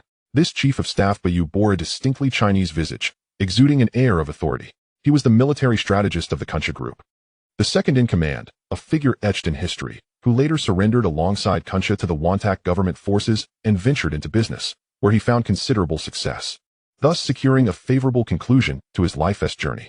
Su Hong and his entourage split into several jeeps and arrived at a military camp, which resembled a village in the southwestern interior, scattered across a hillside with a commanding view. Chapter 22. A successful transaction.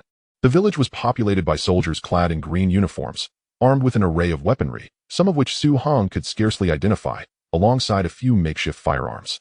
In the midst of the village, within a wooden stilt house, Su Hong sat across from Yu, quietly sipping tea. Standing behind Su Hong were Tian Yangsheng, Tian Yangyi, and Tian Yangxin, while sentries patrolled the perimeter. Mr. Wolf King, upon seeing fellow Chinese, I am reminded of my homeland. Alas, I cannot return.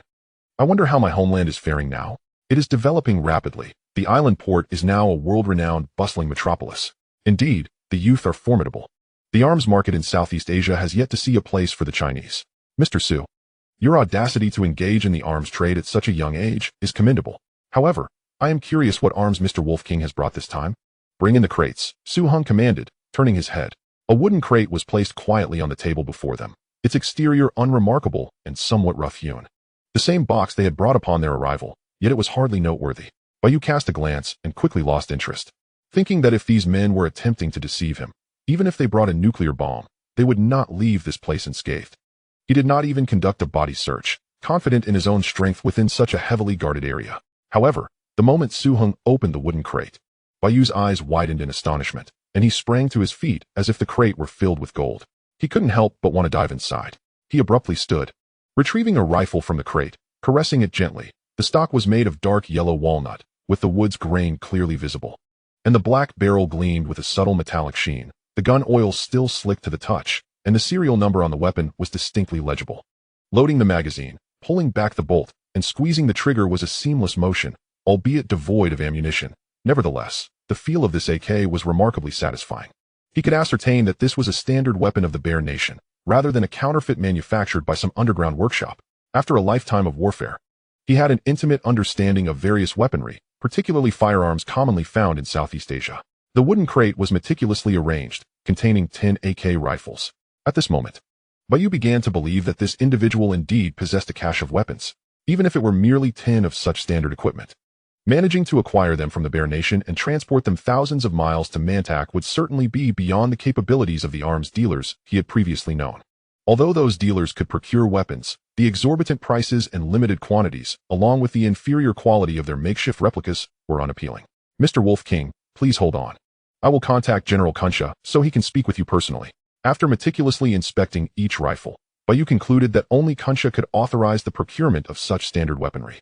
Despite being the second-in-command of the organization, he could not exceed his authority in matters of large-scale arms purchases. Upon receiving Yu's call, Kuncha took it seriously, hastily concluding his frontline inspection and returning the following day. Mr. Wolf King, where's your shipment? At Bokai Port. You must understand that Bokai Port is not within our territory. It requires traversing General Danmin's defensive zone. I can coordinate with General Danmin for passage. Oh, so Mr. Wolf King is quite familiar with General Danmin? A fleeting look of caution crossed Kuncha's eyes. He was not intimidated by Danmin, as their strengths were comparable. But the fact that this young man could invoke Danmin's apprehension and even secure permission for passage warranted his attention. We are not exactly close. But General Danmin is also interested in purchasing weapons from me, so I believe he will grant this courtesy. Moreover, you and General Danmin are not adversaries. Your common enemy is the government forces. As this young man had articulated, the intricate dynamics among local warlords were difficult for outsiders to comprehend. Yet he clearly had a profound understanding. Kuncha's territory bordered Danmin's, and while they occasionally clashed over territorial disputes, they generally belonged to the same faction of warlords, united by the need to confront the pressures of government forces, thus prioritizing cooperation. Then, how much do you intend to sell this batch of arms for? The AK-47 is priced at 500 each, the PKM machine gun at 2,000 each, the RPG rocket launcher at 4,000 each, and the SVK sniper rifle at 20,000 each. As for the surface-to-air missiles, you have surface-to-air missiles? Upon hearing the last part, Kunsha immediately rose to his feet and grasped Su Heng's hand, momentarily forgetting the sting of the exorbitant prices. Surface-to-air missiles are available for pre-order. I have heard that the Siamese frequently deploy military helicopters to attack generals. Possessing a short-range air defense system would surely dissuade the enemy. This statement struck a chord with Kunsha. Not only had they lost all their territory in Siam, but they were also frequently subjected to cross-border assaults. The formidable firepower of armed helicopters left them with no choice but to hide. If they had short-range surface-to-air missiles, would the attackers dare to come? If a couple of their helicopters were shot down, the Siamese would surely feel the financial burden. After some haggling, Su Heng agreed to include 5 rounds of ammunition with each firearm, with additional regular ammunition priced at 5 per round, while other types of ammunition would be priced separately. Hearing this, Kunsha felt another pang of regret. The profits from 3 months of selling white powder would not suffice to cover the costs of accommodating these arms dealers. However, what could be done? Arms were a commodity that one could still purchase with money, which was already a significant advantage. Without exorbitant profits, who would even consider engaging in this business? In the end, both parties reached an agreement. Kunsha would purchase various firearms for 2 million, ammunition for 500,000, and a set of surface-to-air missiles with a deposit of 1.5 million, totaling a 4 million arms deal, all to be paid in US dollars or gold. With no acceptance of other currencies or goods, Kunsha felt another pang of regret. He had hoped to offset part of the payment with white powder, but Su Heng refused. He absolutely would not touch white powder. Let those who desired it indulge as they pleased. When Su Heng ultimately delivered a set of SAM surface-to-air missiles, Kunsha still needed to pay a remaining balance of 3.5 million. Employing the same rhetoric and strategy, Kunsha relayed the details to Dan Min upon his return to Bokai port. Dan Min, not one to hesitate, promptly agreed to purchase the remaining firearms and ammunition in one fell swoop, even ordering 5 tanks from Su Heng, bringing the transaction amount to 3.5 million. When the tanks were delivered, the remaining balance of 3.5 million would be due. There was no alternative for these warlords. Arms dealers like the Wolf King, with such formidable capabilities, were the allies they sought to cultivate. Chapter 23. Loyalty amidst chaos. It was fortunate to be able to purchase arms. In the past, procuring weapons from certain arms dealers had been costly, with no guarantee of quality, yet they were left with little choice, as offending them could result in being denied future supplies, a classic seller's market. In a region rife with warlord conflicts, if one chose not to buy, others would, and should those others grow stronger while one remained weak, the smaller fish would inevitably be devoured. To avoid being consumed, one must continually engage in an arms race. Upon returning to Bokai port, Su Heng exchanged the toys in the warehouse for real firearms, and the procurement teams of Kunsha and Dan Min were nearly due to arrive. Observing Tianyang's 7 subordinates setting up heavy machine guns at strategic high points, the 2 major warlords extinguished any notions of engaging in underhanded dealings. With the completion of the transaction, Su Heng received 4.5 million in payment and a 3 million deposit, while also scheduling the next transaction. Of course, this was largely attributed to Su Heng's strategy of acquiring a substantial stock of second-hand weapons at remarkably low prices. Following this episode, the reputation of the arms dealer known as the Wolf King soared throughout Southeast Asia. Although the prices were steep, so much so that even the White Powder King Kunsha felt the pinch, the quality was assured. Soon, various warlords and underground factions began reaching out to procure weapons, and Su Heng quickly became the unacknowledged king of war in Southeast Asia, his renown far eclipsing his reputation back on Hong Kong Island. Upon receiving a call from Su Heng requesting an additional 2 million order, which included not just cheap second-hand firearms and ammunition, but also a surface-to-air system and 5 tanks, Belyakovsky was left astounded, as if struck by a monumental windfall. He immediately promised Su Heng that he would personally return to the island of Rusky to source supplies from his uncle, and would call Su Heng as soon as the goods were ready. Upon returning to Hong Kong Island, Su Heng instructed Tianyang to purchase an abandoned factory in the countryside, which included an office building and dormitories, requiring only some renovations before it could be utilized. This would serve to house Tianyang's 7 subordinates and the 5 skilled individuals brought back from Myanmar. Firstly, it would help maintain a low profile and avoid attracting attention. Secondly, it could be used as a training base. A company was established, named Hung and Security Defense Consulting Company, modeled after the renowned Blackwater of later years. On the surface, it would provide top-tier security services, while secretly serving as a hidden force under Su Heng's command, akin to his 2 powerful fists alongside the organization. To rapidly enhance the combat effectiveness and loyalty of this team, Su-hong even took on the role of trainer, engaging in military drills with them every morning. There was no alternative. To swiftly cultivate close relationships and forge a loyal team, one had to invest money, display strength, and establish rules, none of which could be overlooked. Otherwise, these battle-hardened warriors, fresh from the battlefield, might not be easily subdued. An uncontrolled armed force would spell disaster for Su-hong.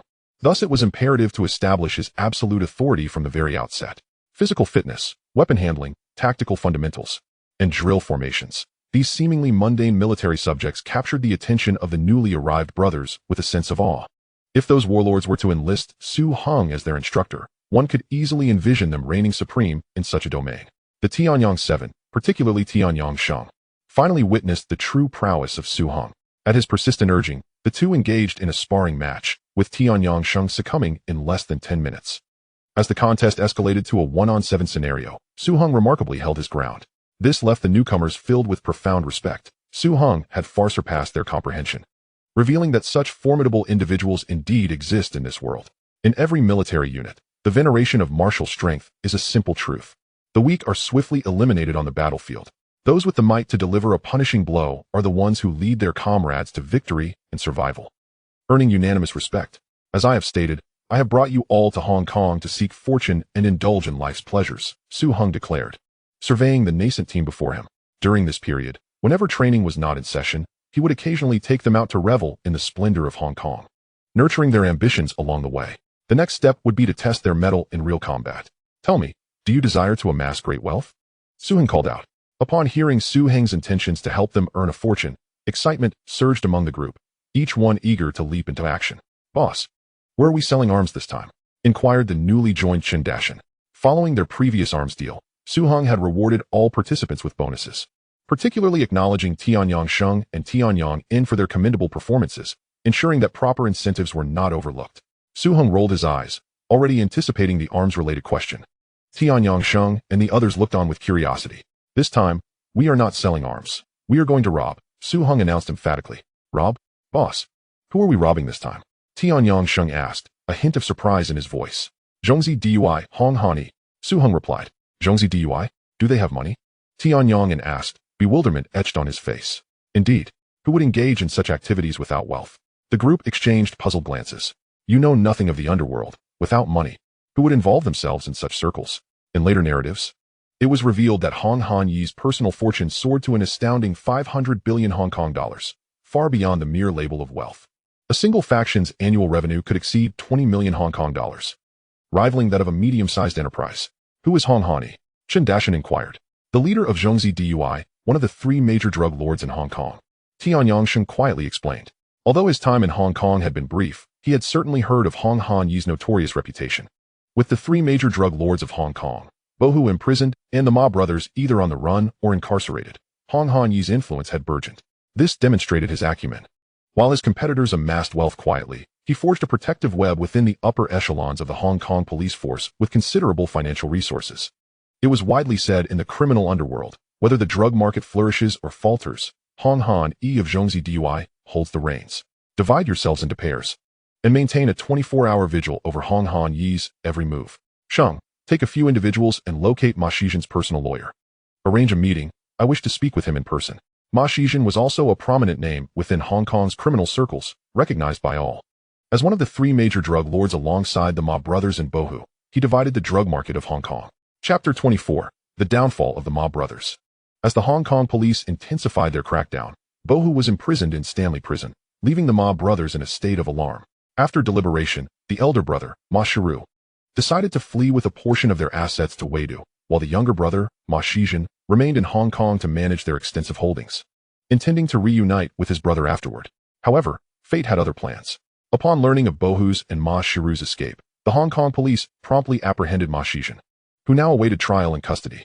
In the original timeline, this individual would soon have his lawyer secure his bail, only to disappear to Waidu, never to return to Hong Kong. Thus, the era of this formidable figure would come to an end. This time, Su-hong would not allow him to escape. Understood, boss. For these battle-hardened individuals, surveillance and tracking were merely foundational skills. Miss Zhao, it is a pleasure to finally meet you. Mr. Su, please take a seat. In a tea house, the two selected a window-side table, facing each other. Zhao Yingwen was somewhat taken aback to find that her anticipated meeting with her mentor's contact was with such a strikingly handsome man. Zhao Yingwen studied the man before her, his sharp brows and bright eyes, a face sculpted with precision, short hair that stood with vitality, and a tailored black suit that accentuated his athletic build. He stood approximately 6 feet tall. She, at 5'7", found herself slightly tilting her head to meet his gaze during their handshake. His warm smile instantly endeared him to her, making it impossible to look away. Her mentor had only mentioned that someone wished to inquire about the progress of Ma Shizhen's case, without divulging further details. Allow me to introduce myself. I am Zhao Yingwen, a law student at Chinese University of Hong Kong, currently an intern. My mentor oversees Mr. Ma Shizhen's case, but as she is quite occupied, I have been entrusted to handle matters on her behalf. How may I assist you? Zhao Yingwen stirred her coffee gently, her tone unexpectedly gentle. Typically, she maintained a serious demeanor, exuding an air of aloofness that left her with few friends. Yet today, she found her voice softened considerably. Su Hong regarded the stunning woman before him, her hair elegantly pinned back, an oval face framed by large, expressive eyes and delicately arched brows, complemented by a subtle touch of makeup reminiscent of the television star Zhao Liying. With her graceful neck and striking features, she personified beauty. Clad in a well-tailored black professional suit, a lace-trimmed white blouse, and high heels, she emanated a crisp and polished appearance, devoid of any hint of disarray. Though she appeared somewhat youthful, her composed demeanor radiated the essence of a formidable career woman. Su Hong, I am currently engaged in a few small business ventures. I had initially intended to discuss the status of Ma Shizhen's case today, but I have since changed my mind. I would like to enlist your assistance as my personal lawyer. You may propose a fee that you deem appropriate. Su Hong contemplated the check in his pocket, realizing that his prior strategy was now obsolete. Initially, he planned to use money to secure insight into the case's developments. If memory served him correctly, Ma Shizhen was due for bail in the coming days, sometime in May. As a major drug lord, the case attracted significant media attention, particularly after his eventual flight, which made headlines. However, the details had faded over time, leaving him uncertain of the exact date. Clearly, his approach now required reevaluation. Thank you, Mr. Su, for your trust. I am not yet a licensed attorney and, at present, cannot act as a private lawyer. Zhao Yingwen paused momentarily, then smiled and replied, Could I perhaps enlist your mentor as my private lawyer? Surely, your mentor is a licensed barrister, isn't he? I would certainly like to designate you to provide legal consulting services. What do you think of this arrangement? At this point, Su Hong himself chuckled. Zhao Yingwen also smiled. Her cheeks slightly flushed. In Hong Kong, the social atmosphere is rather open, and it is quite common for young women to have several suitors. However, for someone as stunning, accomplished, and aloof as Zhao Yingwen, the number of admirers is surprisingly limited. Most of her peers feel a twinge of inferiority when standing before her. Yet, the individual before her, well, despite knowing he was merely flattering her, she couldn't help but feel delighted. In Hong Kong, lawyers are categorized as barristers and solicitors, with barristers enjoying a prestigious social standing and considerable influence. They may enter politics, serve as legislative council members, propose bills that, once passed, become law. They can also join the Hong Kong government, with the Secretary for Justice being one of the top 3 officials capable of exercising power in the absence of the governor. Consequently, their fees are exorbitantly high. However, individuals like myself, who are still students, do not even qualify as trainee lawyers. Those who take on part-time legal consulting roles charge modest fees. My mentor is quite busy and lacks the time to serve as a private lawyer. But if you merely require some legal advice and consultation, I could consider taking on a part-time role. By some strange twist of fate, Zhao Yingwen unexpectedly uttered this phrase. And upon finishing, she felt her face warm with a hint of embarrassment. Welcome, Miss Zhao. I am willing to offer an annual consultation fee of 50,000 Hong Kong dollars. No need for that. 2,000 Hong Kong dollars at market rates would suffice. All right. Zhao Yingwen has her own boundaries, and Su Hong did not insist further. With this small foundation laid, inquiring about Ma Shizhen's circumstances would come naturally. Miss Zhao, the second matter I wish to discuss today pertains to the progress of the Ma Shizhen case. Although he is currently incarcerated, I have heard he intended to liquidate his assets recently. I am willing to purchase Ma Shizhen's legitimate assets at a reasonable price. I wonder if you have received any authorization regarding this. I do not have that information. We have only received a mandate concerning legal affairs. However, as your legal advisor, Mr. Su, I would suggest that my client will be released on bail the day after tomorrow, at which point you may meet to discuss further. Thank you, Miss Zhao. 2 days later, deep into the night, at a rudimentary fishing village dock in the northern district, a man emerged from the shadows. He was short and stout, with a round face and unkempt beard. Clad in a black jacket, denim jeans, and burgundy leather shoes, he clutched a briefcase containing only essential documents and cash, hurrying along. Chapter 25. The Escape. He moved furtively, glancing around with vigilance, startled by the sound of rustling weeds stirred by the salty sea breeze. Gazing at the inky expanse of the ocean, he checked the expensive watch on his wrist. It was 2:20 in the morning. The agreed time with the smuggler was 2:30, just 10 minutes away, but the boat was nowhere in sight, which made him anxious. Earlier that afternoon, he had been released on bail after paying a hefty sum and with his lawyer's assistance. The court mandated that he report his whereabouts every 12 hours during bail, and he was prohibited from leaving Hong Kong. He had been arrested a month prior on charges of manufacturing and trafficking drugs. If convicted, he faced a potential sentence of over 20 years or even life imprisonment. He was none other than Ma Shizhen, one of the 3 notorious drug lords in Hong Kong. Having come to the island at the age of 11 with his 13-year-old brother, starting out by working for the infamous drug lord, he gradually built his own territory and influence until he and his brother controlled a third of the heroin market in Hong Kong. Today, barring any unforeseen circumstances, he was set to flee, leaving behind a place where he had struggled, thrived, and basked in glory for decades, now crumbling in an instant, all reduced to ashes. For 3 months, the atmosphere had been tense. Insiders within the Hong Kong police had frequently warned them to prepare for an escape. For years ago, their boss had been incarcerated in Stanley Prison, yet he had remained tight-lipped. However, according to insider information, he had recently begun to divulge secrets in prison, and their brotherhood had been compromised. However, after years in the drug business, with substantial assets, especially real estate, liquidating them was not a swift process. Thus, the elder brother took cash to the island first to establish a foothold while he remained behind to convert their assets.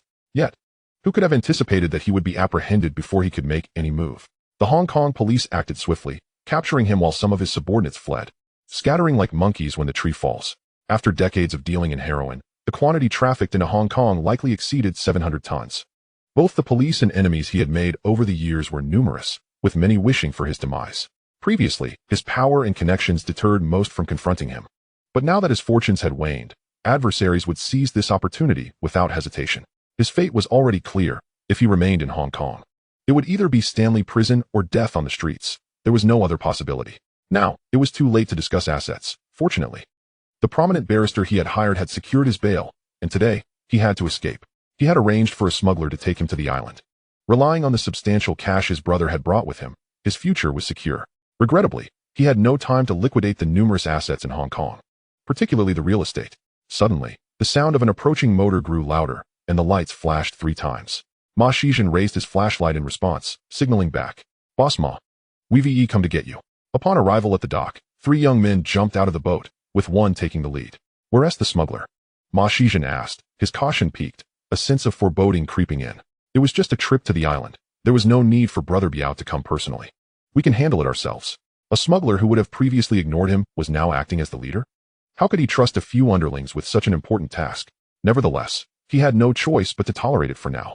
They would discuss it further once they reached the island. However, before taking Boss Ma to the island, our leader would like to ask you to return for a brief visit first. Upon hearing the young man's words, Ma Shizhen's heart sank. His face turned pale. This is bad. Realizing something was amiss, he turned to flee. Bang!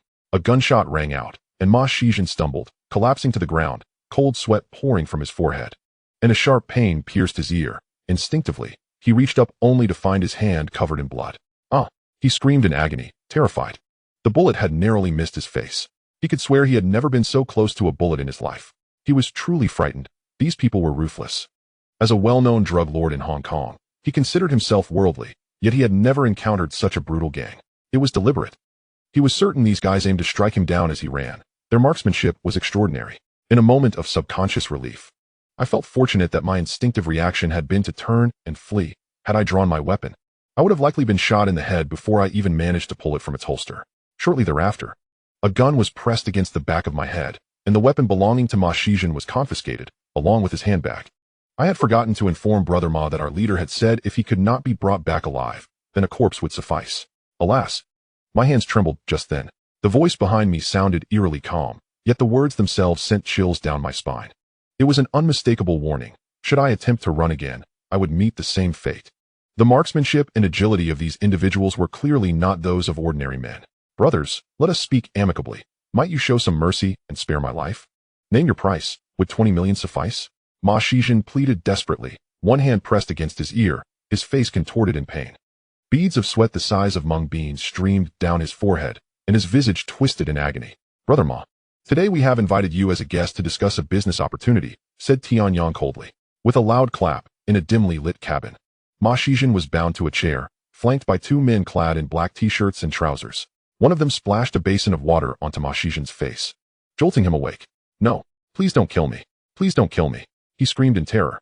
Reacting instinctively, he struggled fiercely, attempting to free his bound hands and escape his constraints, but was firmly held by the shoulders by the two men. Despite his injuries, he mustered whatever strength he could, but the wetness of his clothes made it easier for him to slip from their grasp and stand up. Bang! One of the men delivered a brutal punch to Ma Shizhen's abdomen. Hiss! Chapter 26. The Ma family's asset portfolio. Ma Shizhen collapsed back into the chair, slightly hunched over, his forehead veins bulging, his face flushed, and his stomach feeling as though it had been sliced open. He gasped for breath, softly moaning in pain. Meanwhile, the agony etched on his face exacerbated the throbbing in his already injured ear, sending sharp pangs of pain coursing through him. It was evident that his ear had been hastily bandaged. Brother Ma, we have invited you today to discuss a transaction, came the voice from the darkness ahead. Su Hong sat on the sofa, observing Ma Shizhen before him, a rotund man with a round face and small eyes, exuding a seemingly benign aura. On the surface, he possessed an air of prosperity, indicative of great wealth.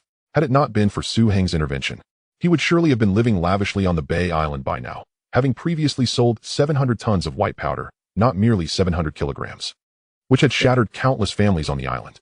Yet, this man, though he appeared far from ruthless, was, in fact, quite detached from such qualities. At that moment, he was drenched, his shirt soaked, stained with patches of dark red blood, and he bore a disheveled appearance. Brothers, as the saying goes, one does not become acquainted without conflict. If you release me, I shall treat this as if nothing has occurred and will prepare your goods for you. Simply state how much you desire, and we can negotiate a price. Ma Shizhen drooped his head, his demeanor dejected, his mind racing with thoughts. Had they ever seen someone inviting others for business in such a manner? It was merely about purchasing some white powder. Was it necessary to go to such lengths? He was currently out on bail, with law enforcement keeping a close watch, and any attempt to engage in drug trafficking would be tantamount to courting death. However, with his life in another's hands, his priority was to extricate himself first. He had mistakenly taken Su Hong for a buyer. No, Brother Ma. I never dabble in white powder. Su Hong replied. Then what business do you wish to discuss? I have heard that Brother Ma has been liquidating his assets. Your fleet, properties, and companies are all legitimate assets that will be of no use once you flee. Why not leave them to your brothers for a little financial gain? Ma Shizhen was seething with anger. This was nothing short of looting. Those were all legitimate businesses that he and his elder brother had painstakingly built over the years through the drug trade.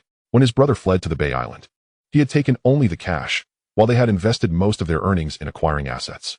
Was it truly as simple as exchanging a few words and losing half of one's fortune? Thug, bandit. Ma Shizhen felt an overwhelming urge to curse. Yet he dared not. As he regained his composure, cold sweat poured down him. Now, the roles had reversed, and he was the one at their mercy. Not agreeing was not an option. What are your terms? The condition is that I will purchase all of your assets for $1 million. Once the transaction is completed, I will ensure your safe departure from the island, Su Hong stated solemnly, realizing he needed to offer Ma Shizhen some glimmer of hope. Otherwise, if he were to understand the certainty of his demise, he would cling to his wealth even in death, complicating matters further. Really? Will you keep your word? Rest assured. We seek only wealth, not lives, Su Hong replied gravely. In the following 2 days, Su Hong established a company named Hongfeng Real Estate, registered in Bermuda, specifically to facilitate various transfer contracts with Ma Shizhen. Fortunately, with Zhao Yingwen as a legal advisor, he was able to draft nearly all the transfer agreements. After completing the signing, the properties underwent re-registration procedures, transferring assets such as real estate, shipping companies, and stocks to Hongfeng Real Estate. To Su Heng's astonishment, he discovered that Ma Shizhen owned a terminal in Kwaichang. As a major international cargo port in Hong Kong, Kwaichang had recently been completed, consisting of only 6 berths, 5 of which were under the control of foreign firms, yet Ma Shizhen had managed to acquire one. He also owned a shipping company, which, although not as renowned as those of the shipping magnates, possessed several cargo vessels of thousands of tons, operating routes to Siam, Bay Island, and Southeast Asia, and had a thriving business, primarily to facilitate the drug trade. Additionally, he owned several newspapers, among which the Oriental Daily had remarkably held the sales championship in the newspaper category for 29 consecutive years, generating substantial profits annually and wielding considerable influence. Finally, after keeping Ma Shizhen detained for another 2 days, employing various means until he began fabricating tales of his assets, the operation proved to be highly rewarding. As for the villa located in Repulse Bay, with its basement harboring 100 kilograms of white powder, such assets seemed almost insignificant in comparison. That same evening, Su Hong issued orders to attack the territory of Fui Xing in Wanchai. Fui Xing, having risen from the docks, was an old-school gang in Hong Kong and, alongside the Yichun established by Bo Hao and Hung Hing, belonged to the Chaozhou gang, holding significant influence in Wanchai, second only to 14K and Hung Hing, with the Ma brothers being its leaders. Now that Fui Xing was leaderless, how could such an opportunity be missed? Thus, over 700 of Su Heng's subordinates were mobilized. Led by 6 Red Sticks, Tam Chai, you take your men to attack Queen's Road. Ashi, you lead your crew to assault Hennessy Road. Ali, you go to Wanchai Road. Su Hong commanded the 6 Red Sticks. Set off. With Su Heng's command, over 700 men marched forth in a grand procession. Tam Chai recognized that this was a golden opportunity presented to him by the boss to showcase his capabilities. Queen S Road, the most bustling thoroughfare, teeming with establishments and expansive territories, served as the headquarters of Fuck Yihing. The confrontation here would undoubtedly be the most challenging. Yet it also represented a pivotal moment for him to shine. It was abundantly clear that the boss had immense trust in him. The affairs of the gang were largely delegated to him and Ah Shik, with the boss often absent for days or weeks, only appearing during significant events. In the past, when territories were seized, it was Su Hong who led the charge, earning a formidable reputation, even toppling the so-called Tiger of Wanchai, Chen Haonan. However, it was unreasonable to expect the boss to personally engage in every territorial dispute. What would that imply for his status as the chief enforcer under the boss? Soon, auspicious news arrived. Other factions were advancing with remarkable success. Fuck Yihing was in disarray, with the boss on the run and another missing. Key members were either captured or fleeing. During this tumultuous period, morale was low, and there was scarcely any organized resistance. Furthermore, it was commonplace for gangs to vie for territory. If they could not prevail, they would simply join forces with another, merely exchanging one leader for another to continue their livelihoods. Chapter 27. The Downfall of Fuck Yihing. On Queen's Road, Tam Chai led the charge, brandishing 2 formidable machetes, striking down any adversary in his path, a veritable embodiment of chaos, drenched in blood, his attire, face, and hair all stained crimson, with his eyes glistening a fierce red, indistinguishable whether it was his own blood or that of his foes. At that moment, he felt no pain, but rather a surge of exhilaration. His relentless efforts had not been in vain. This was indeed a formidable opponent, and he had lost count of how many Fuck Yihing members he had felled. However, tonight, the storied legacy of Fuck Yihing was destined to become history, as he prepared to seize their headquarters, claiming the most significant territory for himself. The remnants of Fuck Yihing had never witnessed such a fervent display of determination from a thug. After all, it was merely a territorial dispute. Did it truly warrant such fervor? As they beheld the blood-soaked Tam Chai, the few remaining key members of Fuck Yihing began their retreat. On the verge of abandoning Queen's Road, Brother Hu, for the sake of our brotherhood, quickly rally the others for support. The opposition is overwhelming.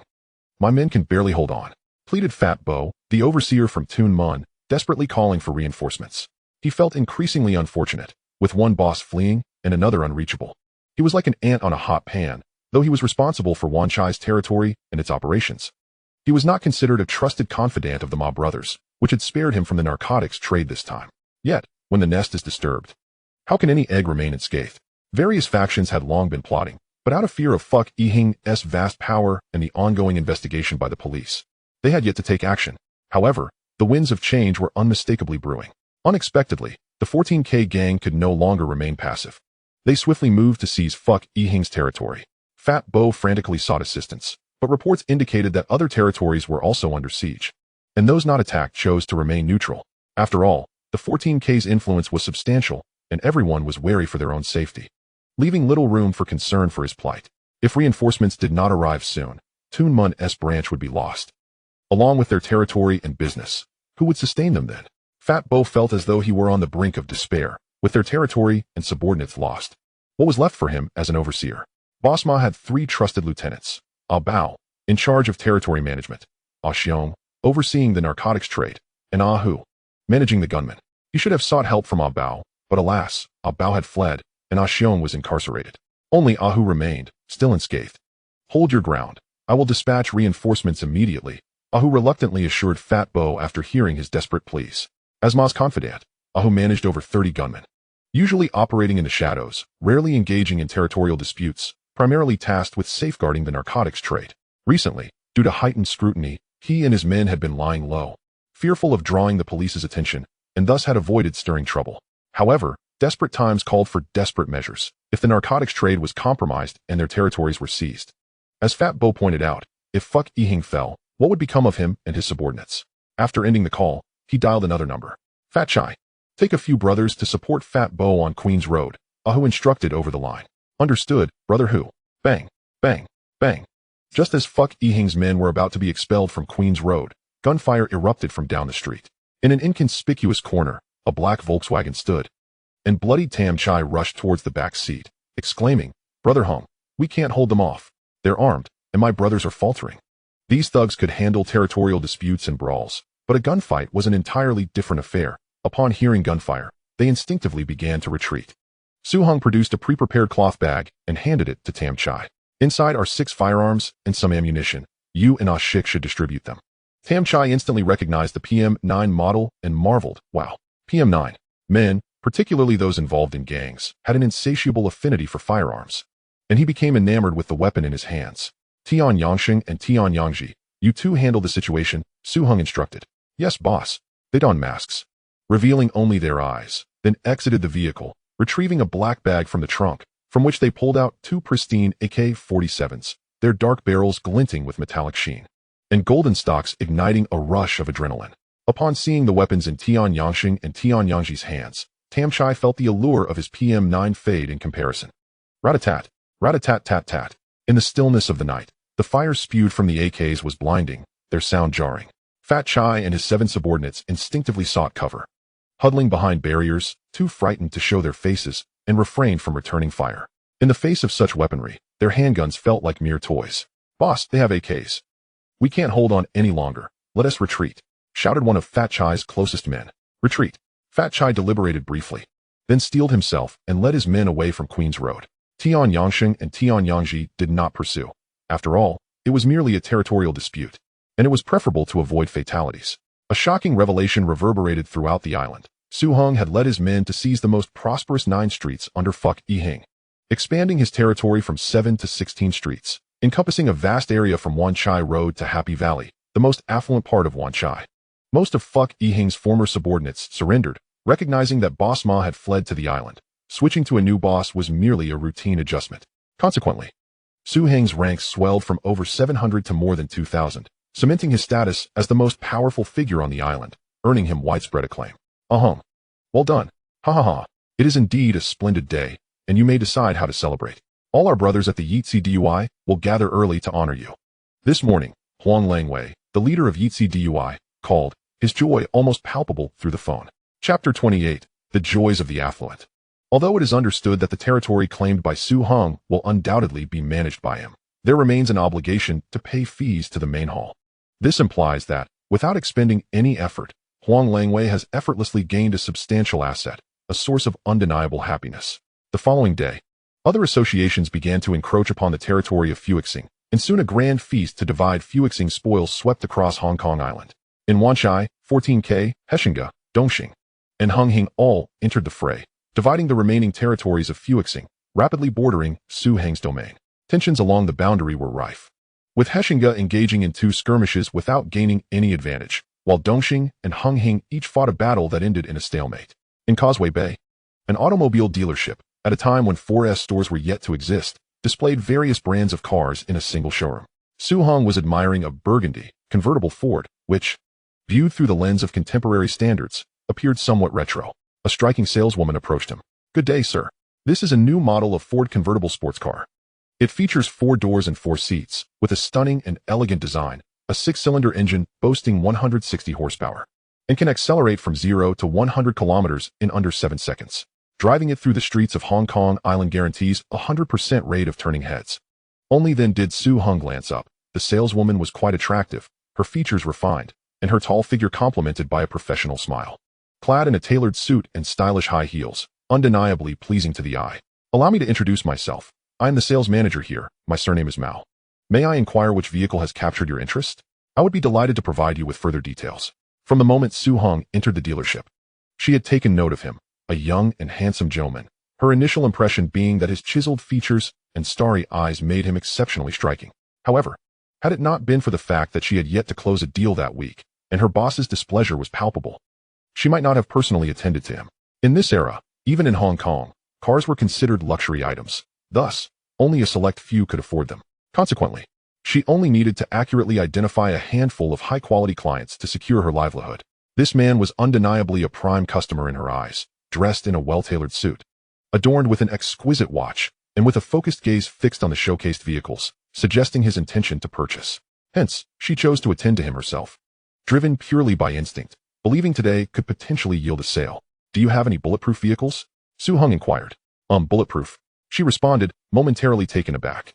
"Indeed. We have a new model of bulletproof car that has just arrived. There are only a few in all of Hong Kong Island. You have certainly come to the right place. Please follow me."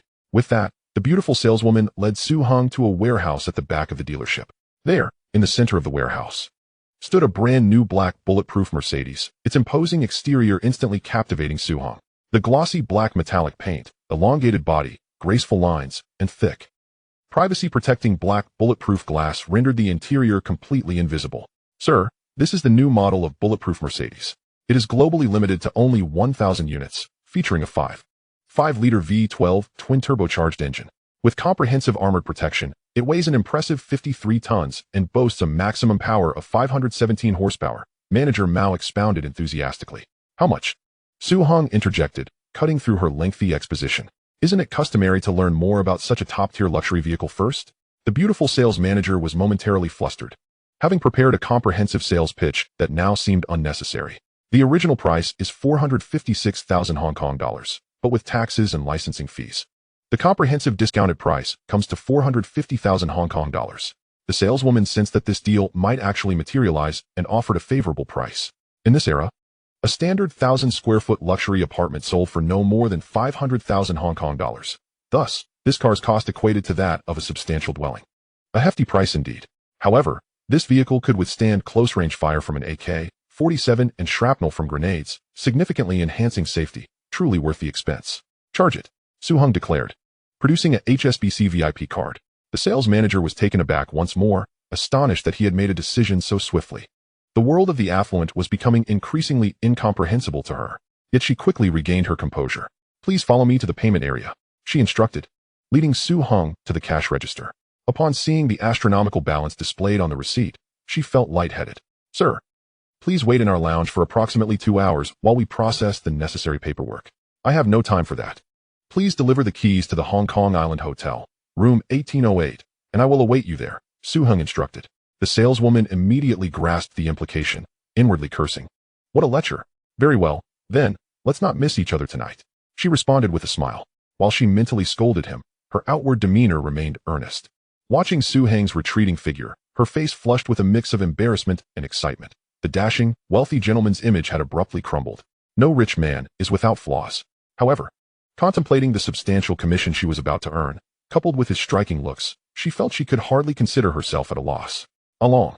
After work today, Juzzy and I plan to meet in Mong Kok for a haircut." "Okay, it's too late, so I won't be going home." "All right, love you." That night, at Hong Kong Island Hotel room 1808, the meticulously dressed sales manager knocked on the door. Su Hong could not help but marvel at what a delightful evening it promised to be. The following morning, he drove his newly purchased bulletproof Mercedes, escorting the beautiful sales manager close to her workplace, after which they both returned to their respective routines. As they parted, Su Hong handed her a business card, advising her to call him should she encounter any difficulties. "If I can assist, I shall do so." A scoundrel should still show consideration and not forget his obligations after the act. Driving his newly acquired Mercedes and reminiscing about the previous night's revelries, Su Hong could not help but reflect on how he had indeed succumbed to decadence. The lifestyle of the affluent was something ordinary individuals could scarcely fathom. At Chinese University of Hong Kong, within a standard academic building, the class bell rang, and students quickly emerged in small groups. Zhao Yingwen, accompanied by 2 classmates and close friends, walked along the campus's tree-lined path, laughing and chatting, clutching a few books to her chest. Even from a distance, Su Hong recognized her instantly. Despite the abundance of beauties at Chinese University, she remained strikingly remarkable. Chapter 29, Zhao Yingwen's Admirers. Unlike their previous encounters, this time she exuded none of the polished, professional demeanor characteristic of a career-driven woman. Instead, her long hair cascaded over her shoulders, adorned with a lovely white hairpin, and she wore a simple white t-shirt emblazoned with a large red heart, paired with slightly snug jeans. This uncomplicated student attire, combined with her statuesque figure, rendered her a youthful and radiant campus belle. This must be her true self. Yingwen, I truly like you. Will you be my girlfriend? Just as Zhao Yingwen was nearing, Su-hong prepared to approach her for a greeting. They had arranged to dine together and discuss some legal matters.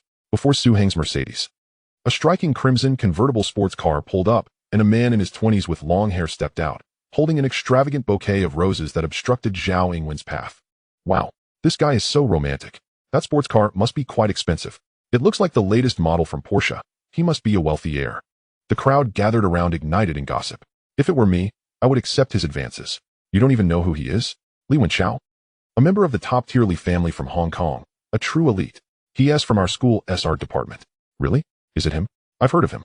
Forget being his girlfriend. Even being his mistress would be quite fine, even if I can't marry into a wealthy family. Being a mistress to a rich heir means living a life of luxury, never lacking for money. Indeed, he's certainly a better catch than your Ming. Don't even mention Ming. If it weren't for his decent looks, I wouldn't bother with him at all. Compared to young Master Li, he isn't even worthy of carrying his shoes. He can't even afford a designer handbag. Would I have to starve alongside him? Exactly. When looking for a boyfriend, one should aim for someone wealthy. Who is that girl he is pursuing? I don't recognize her. She looks rather shabby. Does she really think she deserves young Master Li's attention? What sheer luck. I'm sorry, Li Wenchao. I've told you countless times that love cannot be forced. I genuinely have no feelings for you. Seemingly accustomed to sudden suitors, Zhao Yingwen took a slight step back, and upon recognizing the person, coldly declined. Why won't you give me a chance after pursuing you for so long? It appeared that this fellow was quite persistent, stepping forward to grasp Zhao Yingwen's wrist. Surprised by Li Wenchao's boldness, Zhao Yingwen's face paled slightly as she stepped back, attempting to break free from his grip, but her strength was insufficient. Of course. It's because you're unattractive, loser. At that moment, an ill-timed voice rang out. Su-hong, originally leaning against his newly purchased Mercedes with arms crossed, seemingly enjoying the spectacle, now deemed it inappropriate to continue observing. He stepped forward, tugging Zhao Yingwen's wrist back and shielding her behind him. Zhao Yingwen felt her cheeks flush. Every time she saw him, his sunny smile brought an inexplicable warmth. Looking at his broad shoulders, standing behind him felt incredibly secure. However, she couldn't help but worry about the trouble Li Wenchao might bring. Since becoming Su Heng's legal advisor, their interactions had increased significantly, and her overall impression of him was quite positive. He possessed considerable business acumen, having acquired nearly all the assets under Ma Shizhen's name. Although she had heard he was a gang leader, he was remarkably easygoing in his dealings and treated others with respect. If I were as handsome as I am, everything would be perfectly fine. He then snatched the roses from Li Wenchao's hand and brought them to his nose for a whiff. These flowers are lovely. Mind if I borrow them? Miss Zhao, may I have the honor of inviting you to dinner with me this evening? Su-hong turned, presenting the roses while looking at Zhao Yingwen with a teasing smile. Zhao Yingwen rolled her eyes. That rascal. They had agreed to have dinner together to discuss some legal matters, which was entirely a work dinner. Now, it seemed as though they were on a romantic date. However, she found herself not disliking it at all. In fact, it made her quite happy, as it could serve as a perfect shield. All right, let me go change into something else, Zhao Yingwen replied, her expression softening. Li Wenchao, as you can see, I already have a boyfriend. Please refrain from pursuing me any further. She donned a cold demeanor when addressing Li Wenchao, deliberately emphasizing the term boyfriend to intensify his resentment. Who is this man? Another suitor for this little vixen? Look at his brand new Mercedes, his custom Jonathan suit, and his Patek Philippe watch. This ensemble easily exceeds 600,000 Hong Kong dollars. Enough to buy a lavish mansion. Surely, he wouldn't be renting it? The jealousy was palpable, as the flames of envy ignited within the women present. Are all wealthy men blind? What is so special about this little vixen? At this moment, Zhao Yingwen's South's two close friends were no longer composed. One wealthy heir pursuing her was already thrilling enough, and now another diamond bachelor appeared to compete. Why hadn't they encountered even one? Is there any justice in this world? The superficial bonds of friendship began to unravel. I must admit, this man is undeniably handsome, far more so than Li Wenchao. Are you infatuated? There's no chance. Didn't you see they're already together? Li Wenchao stood frozen, utterly bewildered by the scene before him. This is a blatant humiliation. Who dares to say I'm unattractive? He eyed the man before him, taller and seemingly more robust, and noted that he wasn't accompanied by any bodyguards today. If he weren't at a disadvantage, he would have loved to land a punch on this guy's face. Loser, those flowers are quite beautiful. My girlfriend loves them. Here's the money for the flowers. Thanks. Su-hong turned, stuffing 200 Hong Kong dollars into Li Wenchao's jacket pocket, patting his shoulder as he took Zhao Yingwen's hand and headed to the car. Ah, the young man is rather impressive, but too bad you're up against me. Su Hong sighed, feigning a look of regret, watching the two retreat. Li Wenxiao's face flushed with humiliation, alternating between red and pale. It was a profound disgrace. If he weren't at a disadvantage, he would have relished the chance to strike this man. A brief interlude passed swiftly. When did you change cars? Have you struck it rich? Zhao Yingwen marveled at the luxurious new interior. Haha, just a little windfall. By the way, thank you for earlier. Zhao Yingwen's cheeks tinged with pink as she spoke softly. Haha, it's nothing. We're friends after all. Ding ding ding. The sound of a phone ringing interrupted them, and she pulled out a large mobile phone. Miss Zhao, your brother is in our custody. We can hear him calling for help. Driver, please pull over. Mr. Su, I have an urgent matter to attend to. I apologize for the inconvenience. After hanging up, Zhao Yingwen spoke with a hint of regret. An emergency? It's quite difficult to get a cab at this hour. Where are you headed? I'll take you. All right. To the Tunmun industrial area. Following Zhao Yingwen's directions, the driver dropped her off at a factory in Tunmun industrial area before turning to leave. Su Hong had clearly overheard the conversation on Zhao Yingwen's phone, yet he chose to remain uninvolved. After all, she was merely his legal advisor, and it could very well be a family matter. Su Hong didn't want to meddle. In Tunmun, the desolation was palpable, likely due to its proximity to the port, surrounded by factories, with vast vegetable fields outside the industrial zone.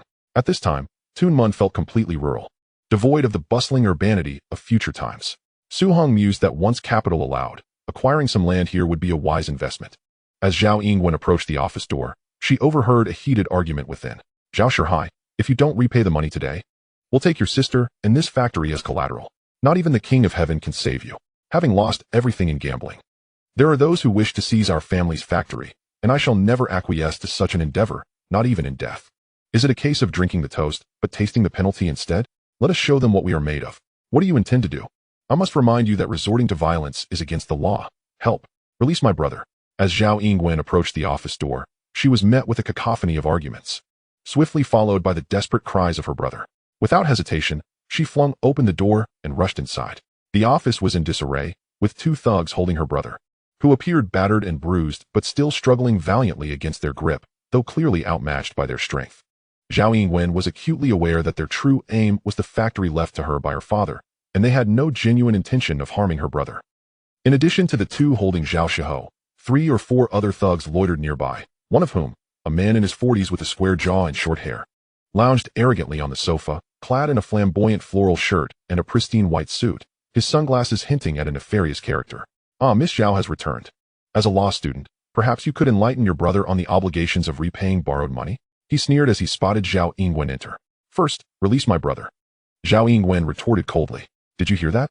Let the boy go, or risk facing a lawsuit from Miss Zhao. Upon the leader's command, his underlings finally relinquished their hold on Zhao Shiho, allowing his sister to help him to his feet. Although he had not lived up to expectations, he was still her only family in this world. I know you are a law student, but surely the law does not condone failing to repay debts. The leader rose and sauntered towards Zhao Yingwen, his tone dripping with mockery. How much does Shiho owe you in total? Zhao Yingwen inquired, brushing her hair back nervously. Now you're talking, Miss Zhao. It's not a small sum. Adding interest, it amounts to 7 million Hong Kong dollars. At the mention of that staggering figure, Zhao Yingwen gasped, realizing her brother's folly in accruing such high-interest loans. How on earth would he ever repay such a debt? The factory, valued at around 10 million Hong Kong dollars, was their only hope. If you grant us some time, we can sell the factory and settle the debt, Zhao Yingwen declared, resolute, knowing the factory represented her parents' lifelong dedication. Her childhood was marred by poverty until her parents managed to establish a small electrical workshop, which over the years grew into a thriving business. Yet, fate dealt a cruel hand when a tragic accident claimed both their lives, leaving the factory in the hands of the grieving siblings. Overnight, they were thrust into adulthood, with her brother attempting to take over the family business. But within a year, financial struggles forced him into desperate measures, leading to his current predicament of gambling and illicit loans. If only it were a matter of selling the factory and returning to a life of privilege. But his stubbornness led him down a path of ruin. She, only 20 years old, still in university and untouched by romantic entanglements, found herself facing such overwhelming adversity. Despite her efforts, including internships to support herself, fate seemed relentless in its trials. The leader of the thugs gazed at Zhao Yingwen with predatory interest, his demeanor lecherous. The allure of acquiring both the factory and this captivating woman was too enticing to resist. Oh, does it truly hold a value of 10 million? My dear Miss Zhao, your factory is currently non-operational. If it weren't for its impending closure, Would your brother have resorted to borrowing from us for a chance at redemption? Allow me to clarify. Your factory is worth at most 5 million Hong Kong dollars. Today, you either repay the debt or the factory, and you will be forfeit. He seized Zhao Yingwen's arm, his grip menacing. Mother, father, where are you? What am I to do? The thought of her lost parents overwhelmed her, and the tears she had fought to suppress began to flow. In that moment of vulnerability, she felt utterly desolate. Why must fate be so cruel? Why must a 20-year-old endure such tribulations? At that instant, she remembered a steadfast figure. A man with a warm smile who provided her with a sense of security simply by being near him. Chapter 31. The Schemes of Yu Kong. Yu Kong. Do not think I am unaware of your machinations to ensnare my brother, your daily threats to every potential buyer of our factory. This factory, with over 6,000 square feet of land and 2 buildings, is hardly worth a mere 5 million. Do you truly believe everyone is a fool? This was indeed his plan. Originally, he intended to wait until the siblings sold the factory to settle the 7 million debt. However, upon discovering that the sister was a striking beauty and that the siblings lacked any significant connections, he felt emboldened. As if a stunning girl were parading a fortune in gold down the street. He wanted both the money and the girl. How brazen of you, wretched creature. Upon being publicly exposed, Yu Kang's temper flared, and he grasped Zhao Yingwen's wrist, striking her face with a resounding slap. Let me make myself clear. Today, you either repay your debts or forfeit the factory along with yourself. Release my sister.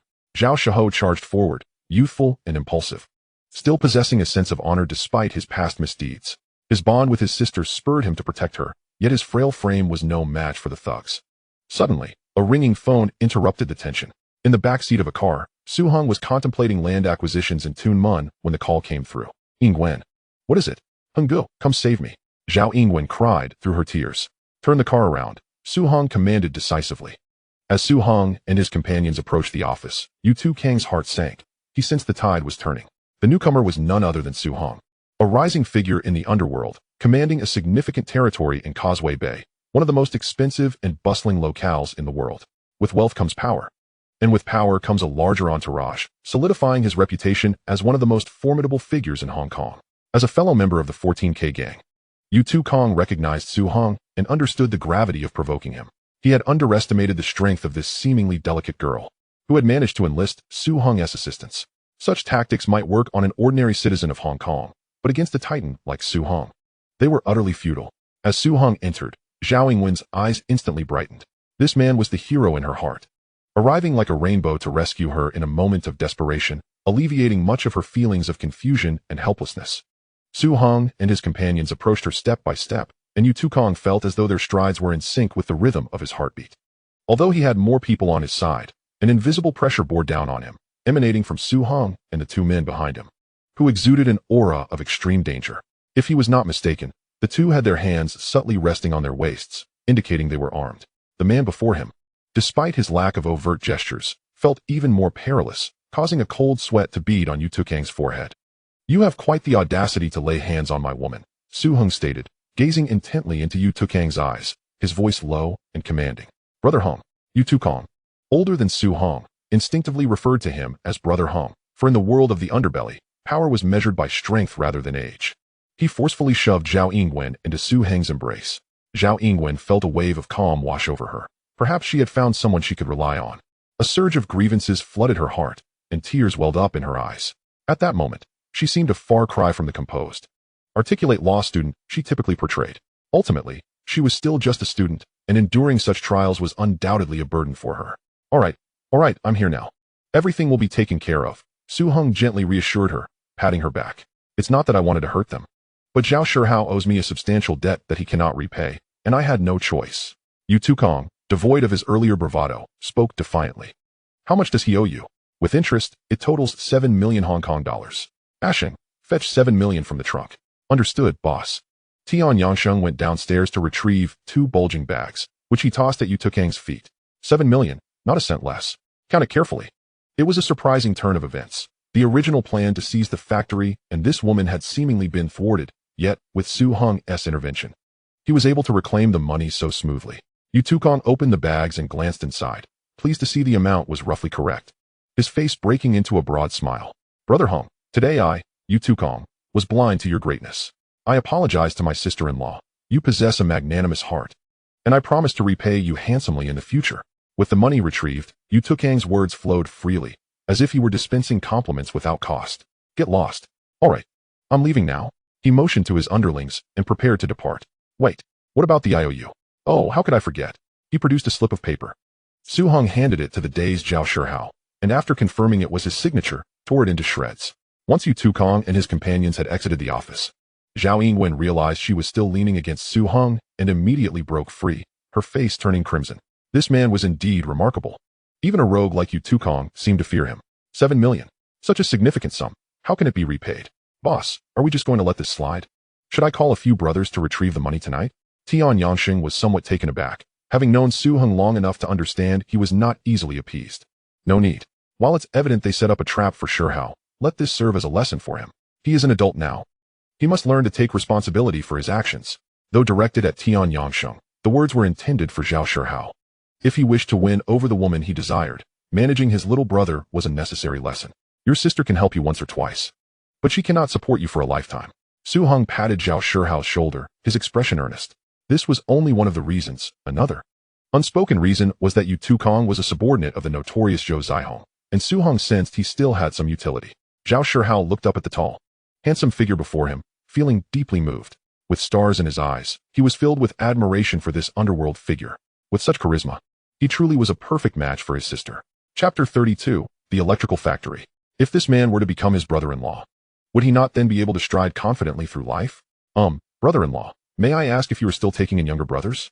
Su Heng's eyes lit up at the question. This young man certainly had the right instincts. However, to Zhao Yingwen's ears, it was mortifying. She immediately glared at him and admonished, You big-headed fool.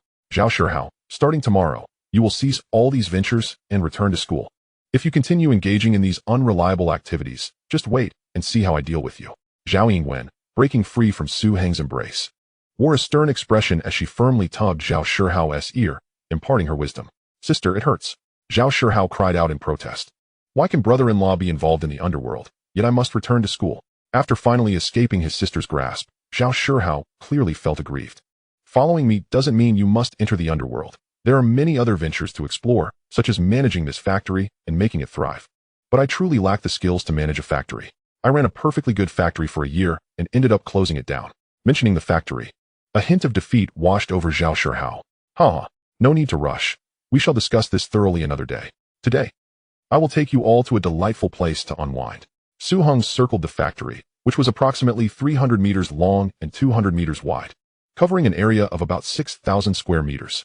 It featured 2 factory buildings and an office, quite sizable for the precious real estate of Hong Kong Island. At the entrance, a young man was already waiting. He appeared youthful, with long hair and a refined demeanor, exuding an artistic vibe. It was none other than Zhao Shihao, who now bore no resemblance to the disheveled figure Su Hong first encountered. Zhao Shihao, acting like an eager admirer, closely followed Su Hong as they strolled through the factory. Engaging in conversation, Su Hong gradually grasped the situation. As with his first impression, Zhao Shihao seemed somewhat spoiled and immature, yet not foolish. Indeed, he was quite clever. Inside the factory, the workers appeared listless, producing electric fans and similar appliances. On the assembly line, groups of workers chatted idly, while various parts lay scattered in the corners. Despite the idleness, the factory was remarkably orderly, which surprised Su Hong. This factory, viewed decades from now, would not be considered obsolete. In this era, constructing a factory to such standards could only be attributed to exceptional talent. Furthermore, products like electric fans had seen little technological advancement over the decades, and the market remained stable. Regardless of domestic or international demand, they were nearly essential items for households, primarily due to their affordability and energy efficiency. The turmoil in the daily UC led to an energy crisis, causing soaring oil prices and a downturn in air conditioning sales. In contrast, energy-efficient appliances like fans thrived. Daily U capitalized on the energy crisis, demonstrating his sharp business acumen. While his commercial prowess was commendable, it was his romantic escapades with numerous starlets that captured public attention. Allegedly, he had charmed half of the entertainment industry, with names like Guan Marin, Li Jiasen, and Kai Xiaofan adorning an extensive list. Nevertheless, his talent for selecting individuals was undeniably impressive.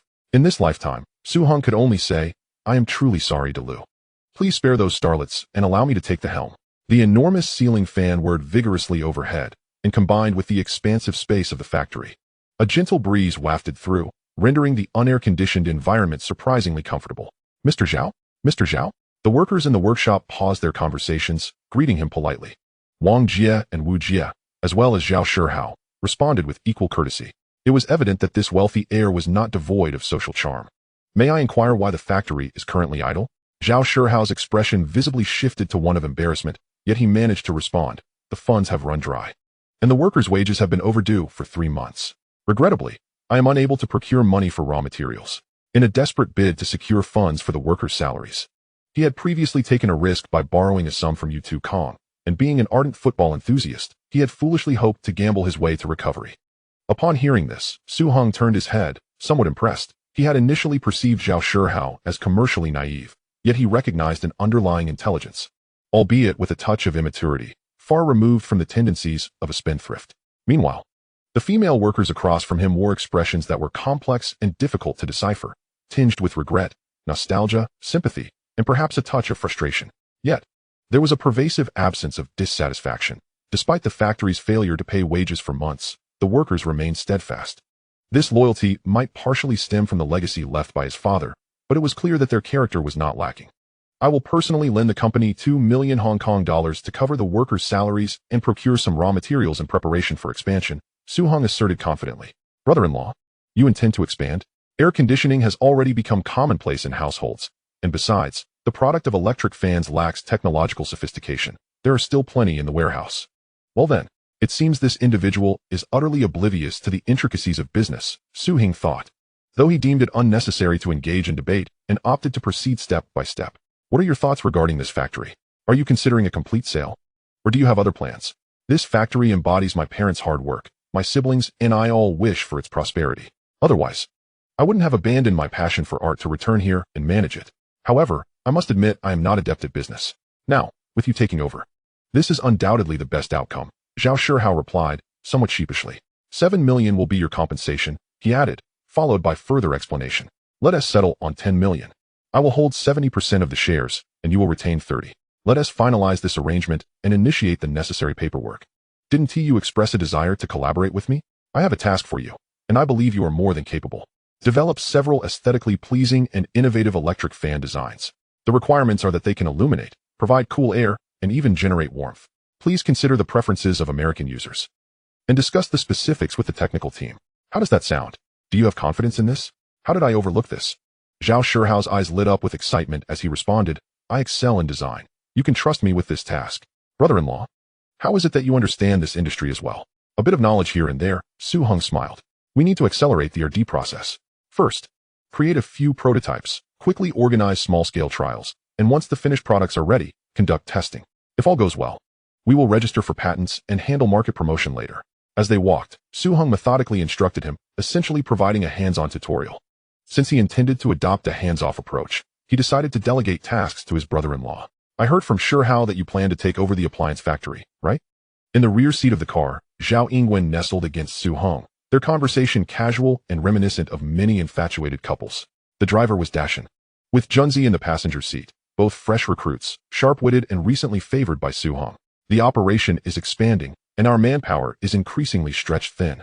Tian Yangyan has been dispatched to recruit more personnel, including Feng Yuxiu and a former soldier known as the Quan. Additionally, I need to locate someone named Hu Jinlin, a future labor overlord. Currently, he holds not only the appliance factory, but also other businesses inherited from Ma Shizhen. I have no desire to personally manage these enterprises. Hence, I must find a professional manager. Perhaps I should just abandon the factory and let you remain in debt. With such a sum, when could you possibly repay it? If repayment is impossible, then I shall take it in kind. Su Heng chuckled. You rascal. Zhao Yingwen's cheeks flushed, and she playfully swatted Su Heng's arm. By the way, when my brother called, he was particularly elated, saying your ideas were quite innovative. He's currently leading a team to design and develop those electric fans you mentioned. You wouldn't believe it. He studied design and has always been passionate about literature and art, crafting simple yet practical furniture, like a lounge chair with legs made from 2 curved steel bars, incredibly comfortable and capable of rocking back and forth. He mentioned that this design style has a specific name. Her voice trailed off as she appeared lost in thought, trying to recall something. Minimalist design style. Yes, that's the one, Zhao Yingwen exclaimed, her face aglow with happiness. How does he know so much? No wonder my brother admires him so deeply. You cannot fathom how delighted he is. Since our parents passed, I have never seen him so joyful. At times, I reflect on it. He is just 19. Yet he faces the challenges of management, operations, suppliers, and social engagements. Oh, and he despises those social gatherings the most, yet he frequently attends, often returning home late after drinking. He is so eager to prove himself and to elevate our parents' legacy. However, in my view, that is secondary. The most important thing is to pursue what one loves and to live according to one's own ideals. I am fortunate to have met you. Thank you, Ahong, for everything you have done for my brother and me, granting him shares, involving him in work, enabling him to engage in what he truly enjoys.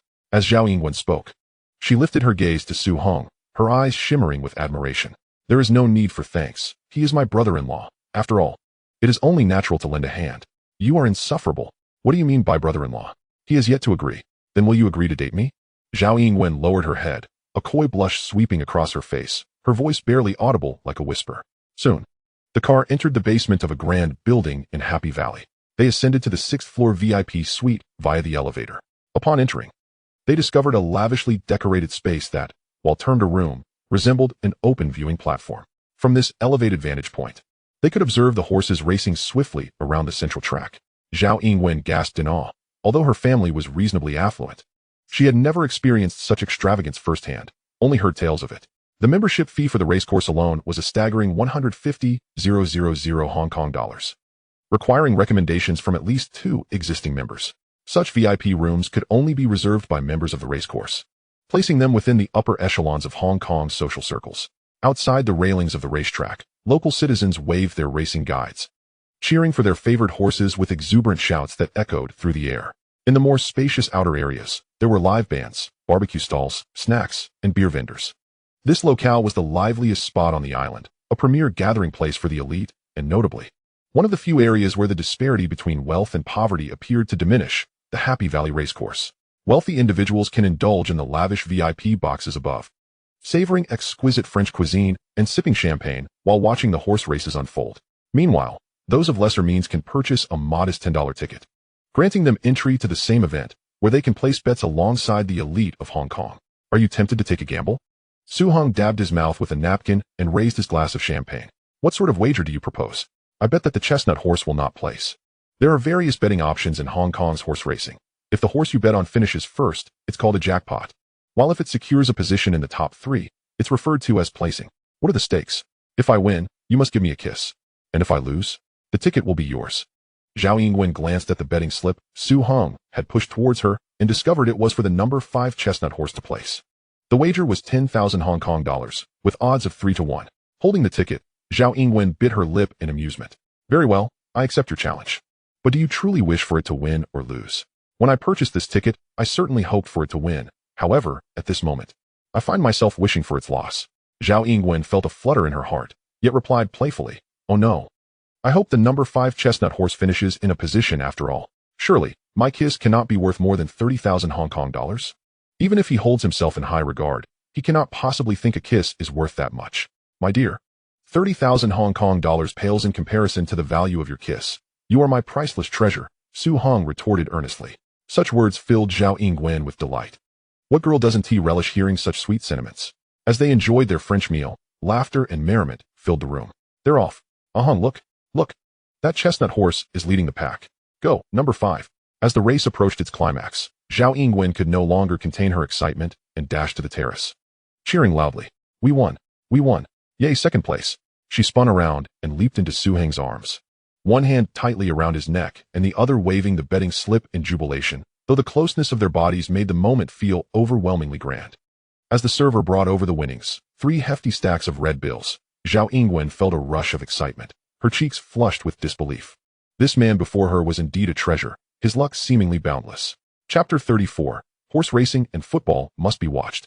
Purchasing a betting slip could yield a profit of 20,000 Hong Kong dollars. In this day and age, the average worker earns merely 1,000 Hong Kong dollars a month, equivalent to 2 years' wages for a typical laborer. What do you intend?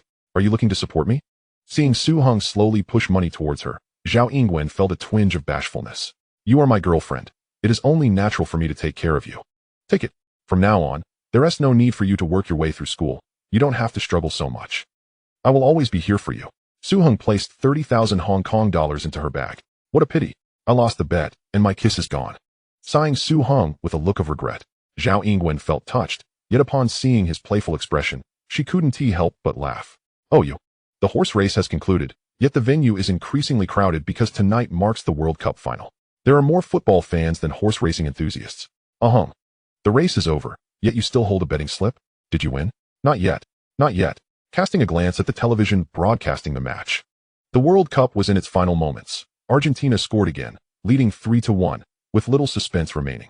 Unfortunately, Su Hong, being a casual football fan, couldn't recall the score, otherwise, he could simply relax. He only remembered that Argentina was the champion. Zhao Yingwen followed Su Hong's gaze towards the match, regrettably. She didn't understand it. However, a fleeting thought made her heart skip a beat. Could it be a football lottery ticket? Just days ago, Zhao Shuhao's experience was still fresh in her mind. She hoped it wasn't the case. 3, 2, 1.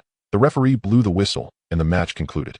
Su Hong felt a weight lift from his chest. Fortunately, history had not deviated due to his rebirth, or he would truly have been devastated. The racetrack erupted in cheers, with some elated while others were dismayed. Congratulations. The highest winning amount in this World Cup match is $20 million, equivalent to 1.2 billion Hong Kong dollars, the largest payout since this racetrack opened. Soon, everyone heard the joyous announcement over the loudspeakers. A wave of astonishment swept through the crowd. Who won such a grand prize? My goodness, who could it be? Has someone been particularly blessed? Hearing the repeated announcement of such an immense sum, Zhao Yingwen was equally taken aback. Could it be you? Seeing Su Heng's proud expression, Zhao Yingwen's eyes widened in disbelief. Could you please check for me? Su Heng slid the lottery ticket across the table. As she looked at the numbers on the ticket, Zhao Yingwen felt as though she had been struck by lightning, her eyes wide in shock. Argentina wins, with odds of 2-1, and a betting amount of $10 million. Ha ha ha Hong. You've struck it rich. You've won. This time, instead of jumping. She quickly got up and sat on Su Heng's lap, elatedly waving her arms, even more excited than if she had won the lottery herself. The man she had chosen truly had luck beyond measure, even winning the lottery. On the way back, her excitement unabated, she nestled against Su Hong, her cheeks rosy. Let us not return to school tonight, shall we? Zhao Yingwen clearly understood Su Heng's implication, feeling bashful. Yet, she lowered her head, her face crimson, responding in a voice barely louder than a whisper, yes. To the villa at Repulse Bay. The passion ignited, fervent and intense. Zhao Yingwen was overwhelmed with excitement. Truth be told, she was not materialistic, as evidenced by her work ethic. She was a strong-willed woman. However, the surprises Su Hong had brought her today were simply too numerous, grand, and astonishing. Not only was he exceptionally capable, but he was also incredibly handsome and treated her with such kindness. From the moment she first laid eyes on him, feeling an instant attraction, to now being deeply in love with him, everything felt like a dream. The next morning, a ray of sunlight streamed in, causing the quilt to slip to the floor. Su Hong leaned against the headboard, lighting a cigarette as he gazed at the young, perfect curves beside him, completely unclothed. The sunlight illuminated her skin, revealing fine, delicate hairs, soft and smooth like that of a newborn. Su Hong distinctly heard himself swallow hard. After a moment of restraint, he could no longer hold back, rolling over to embrace her. Soon, the room was filled with soft moans, creating a beautiful symphony. In a two-story villa, Hong Hani finished dressing and descended the stairs, where a sumptuous breakfast had already been prepared on the table, a variety of his favorite dishes. Wow, my dear, you've prepared such a lavish breakfast for me again. It smells delightful. Knowing you don't enjoy outside breakfasts, I made this for you myself. Hurry down and taste it. A beautiful woman stood by the dining table, arranging the utensils, glancing up at Hong Hani with a gentle smile. Her name is Liang Jing, the wife of Hong Hani, adorned in a delicate white floral dress, with her hair elegantly swept up, exuding an air of grace and intellect. Hong Hani could scarcely believe his fortune in marrying such an exceptional woman. Her education, physique, and beauty are all of the highest caliber, making him feel as though he must have burned a high incense. Thank you for your hard work, my dear. Hong Hani gently took her hand and said, It's merely preparing breakfast. It's not as arduous as you claim, Liang Jing replied, a hint of shyness in her voice, though she deeply appreciated her husband's concern. Then let us savor your culinary skills together. With that, he took her hand and led her to the dining table. Observing Hong Hani relishing his meal, Liang Jing wore an expression of utter satisfaction. I must be off now. I have work to attend to. Hong Hani stated softly after finishing breakfast, setting down his bowl and wiping his mouth. Liang Jing accompanied him to the gate, smiling as she adjusted his collar, gently reminding him, do remember to return early this evening. Since marrying Hong Hani, she had not sought employment, embracing the role of a dedicated housewife, content to nurture their family. However, she noticed her husband's increasing busyness and mounting pressures. Although he maintained a facade of ease before her, There were many nights he returned home late from social engagements or sequestered himself in his study, smoking throughout the night. This thought caused Liang Jing to furrow her brow slightly. Suddenly, the television flickered twice before the screen went dark. Snapping Liang Jing from her reverie, there had been a power outage. Knock, knock, knock. A sound echoed from the courtyard. Who is it? Asked the maid Wu Ma as she approached the door. Chapter 35. Hong Hani's White Powder Business. We're from the electricity company, here to repair the circuit. Two workers, donned in caps and uniforms, stood outside the gate, carrying a ladder and toolkits. After Wu Ma confirmed their identity, she opened the door, albeit with a slight sense of surprise. Is the efficiency of the electricity company really this high nowadays? The two men busied themselves for over 20 minutes. With a crack, the television screen reappeared, and Liang Jing resumed watching. However, the so-called electricity company workers, in truth, were Chun Dashan and Tian Yangji, who, upon turning the corner, hopped into a van, removing their work attire and activating listening devices. All set. They exchanged glances, with the sounds of the television program coming through their earpieces loud and clear. The earlier scene had been their handiwork. They had impersonated electricity workers to install listening devices, deliberately cutting off the power to Hong Hani's home. Hong, how have you been lately? Quite well, Mr. Song. It's a pleasure to receive your call again. Please extend my regards to General Kunsha. Let me guess, you bring more good news? Indeed, you are aware that last year's harvest was poor, with a significant drop in production, causing each region's share to decrease, particularly in Siam, Indonesia, and the Philippines, where shares have fallen below half. However, General Kunsha has specifically instructed that your share be doubled from our previous agreement, with the unit price remaining unchanged, indicating the General's favoritism towards you. Thank you, Mr. Song. Please convey my gratitude to the General for his consideration. I shall prepare a generous gift to express my thanks in person. No need for formality. As per usual, the goods will be delivered to the Delangiu fishing dock at midnight the day after tomorrow. Remember to have $10 million in cash ready, Hong. Rest assured, as long as the goods are satisfactory, the money will be no issue. After hanging up, Hong Hani felt quite pleased and proceeded to make several more calls, instructing those on the other end to prepare for the transaction. Unbeknownst to him, the content of these calls was being monitored with crystal clarity by Tian Yangyi and Tian Yanjin, who were not far from the villa in their van. Upon hearing the report, the two exchanged looks of delight. A transaction involving $10 million worth of white powder was substantial indeed. The rumors regarding Hong Hani's decades-long career as a drug lord, with a cumulative drug trafficking amount exceeding 1,000 tons, might not be mere speculation after all. However, in this life, encountering Su Hong may not be as seamless. Emma gazed at a document on the table, instinctively furrowing her brow. This individual struck her as exceedingly complex. The scene from their last encounter aboard the ship was still vivid in her mind, especially since she had relayed the results back to the American intelligence agency, which had confidently assured her that their intel was flawless. Moreover, they provided an even more astonishing piece of information, a significant influx of arms into the Golden Triangle, all of which were standard equipment from the Russians, coinciding with Su Heng's itinerary. Should Su Heng catch wind of this, he would likely be deeply unsettled. It can only be said that the intelligence agency of the United States is far from inept. Their reach is extensive, and Su Heng must exercise greater caution. Emma concluded that the individual named Su Heng indeed bore significant suspicion. The Russian light industry is quite underdeveloped, and their toy manufacturing capabilities pale in comparison to those of Hong Kong. Given the advanced transportation infrastructure, Hong Kong's manufacturing sector, particularly regarding export processing like toys, is thriving and competitive on a global scale. It might seem plausible for a Hong Kong businessman to purchase oil or heavy industrial products from Russia, but toys? That is simply perplexing. As the investigation deepened, she found herself increasingly astonished by Su Heng's background. In less than half a year, he transformed from the typical Hong Kong gangster, one with a tragic past of losing his parents and dropping out of school, to a formidable gang leader commanding over 2,000 subordinates. How did he manage such a remarkable transformation? Just as curiosity flooded Emma's mind, the sudden ringing of the telephone startled her.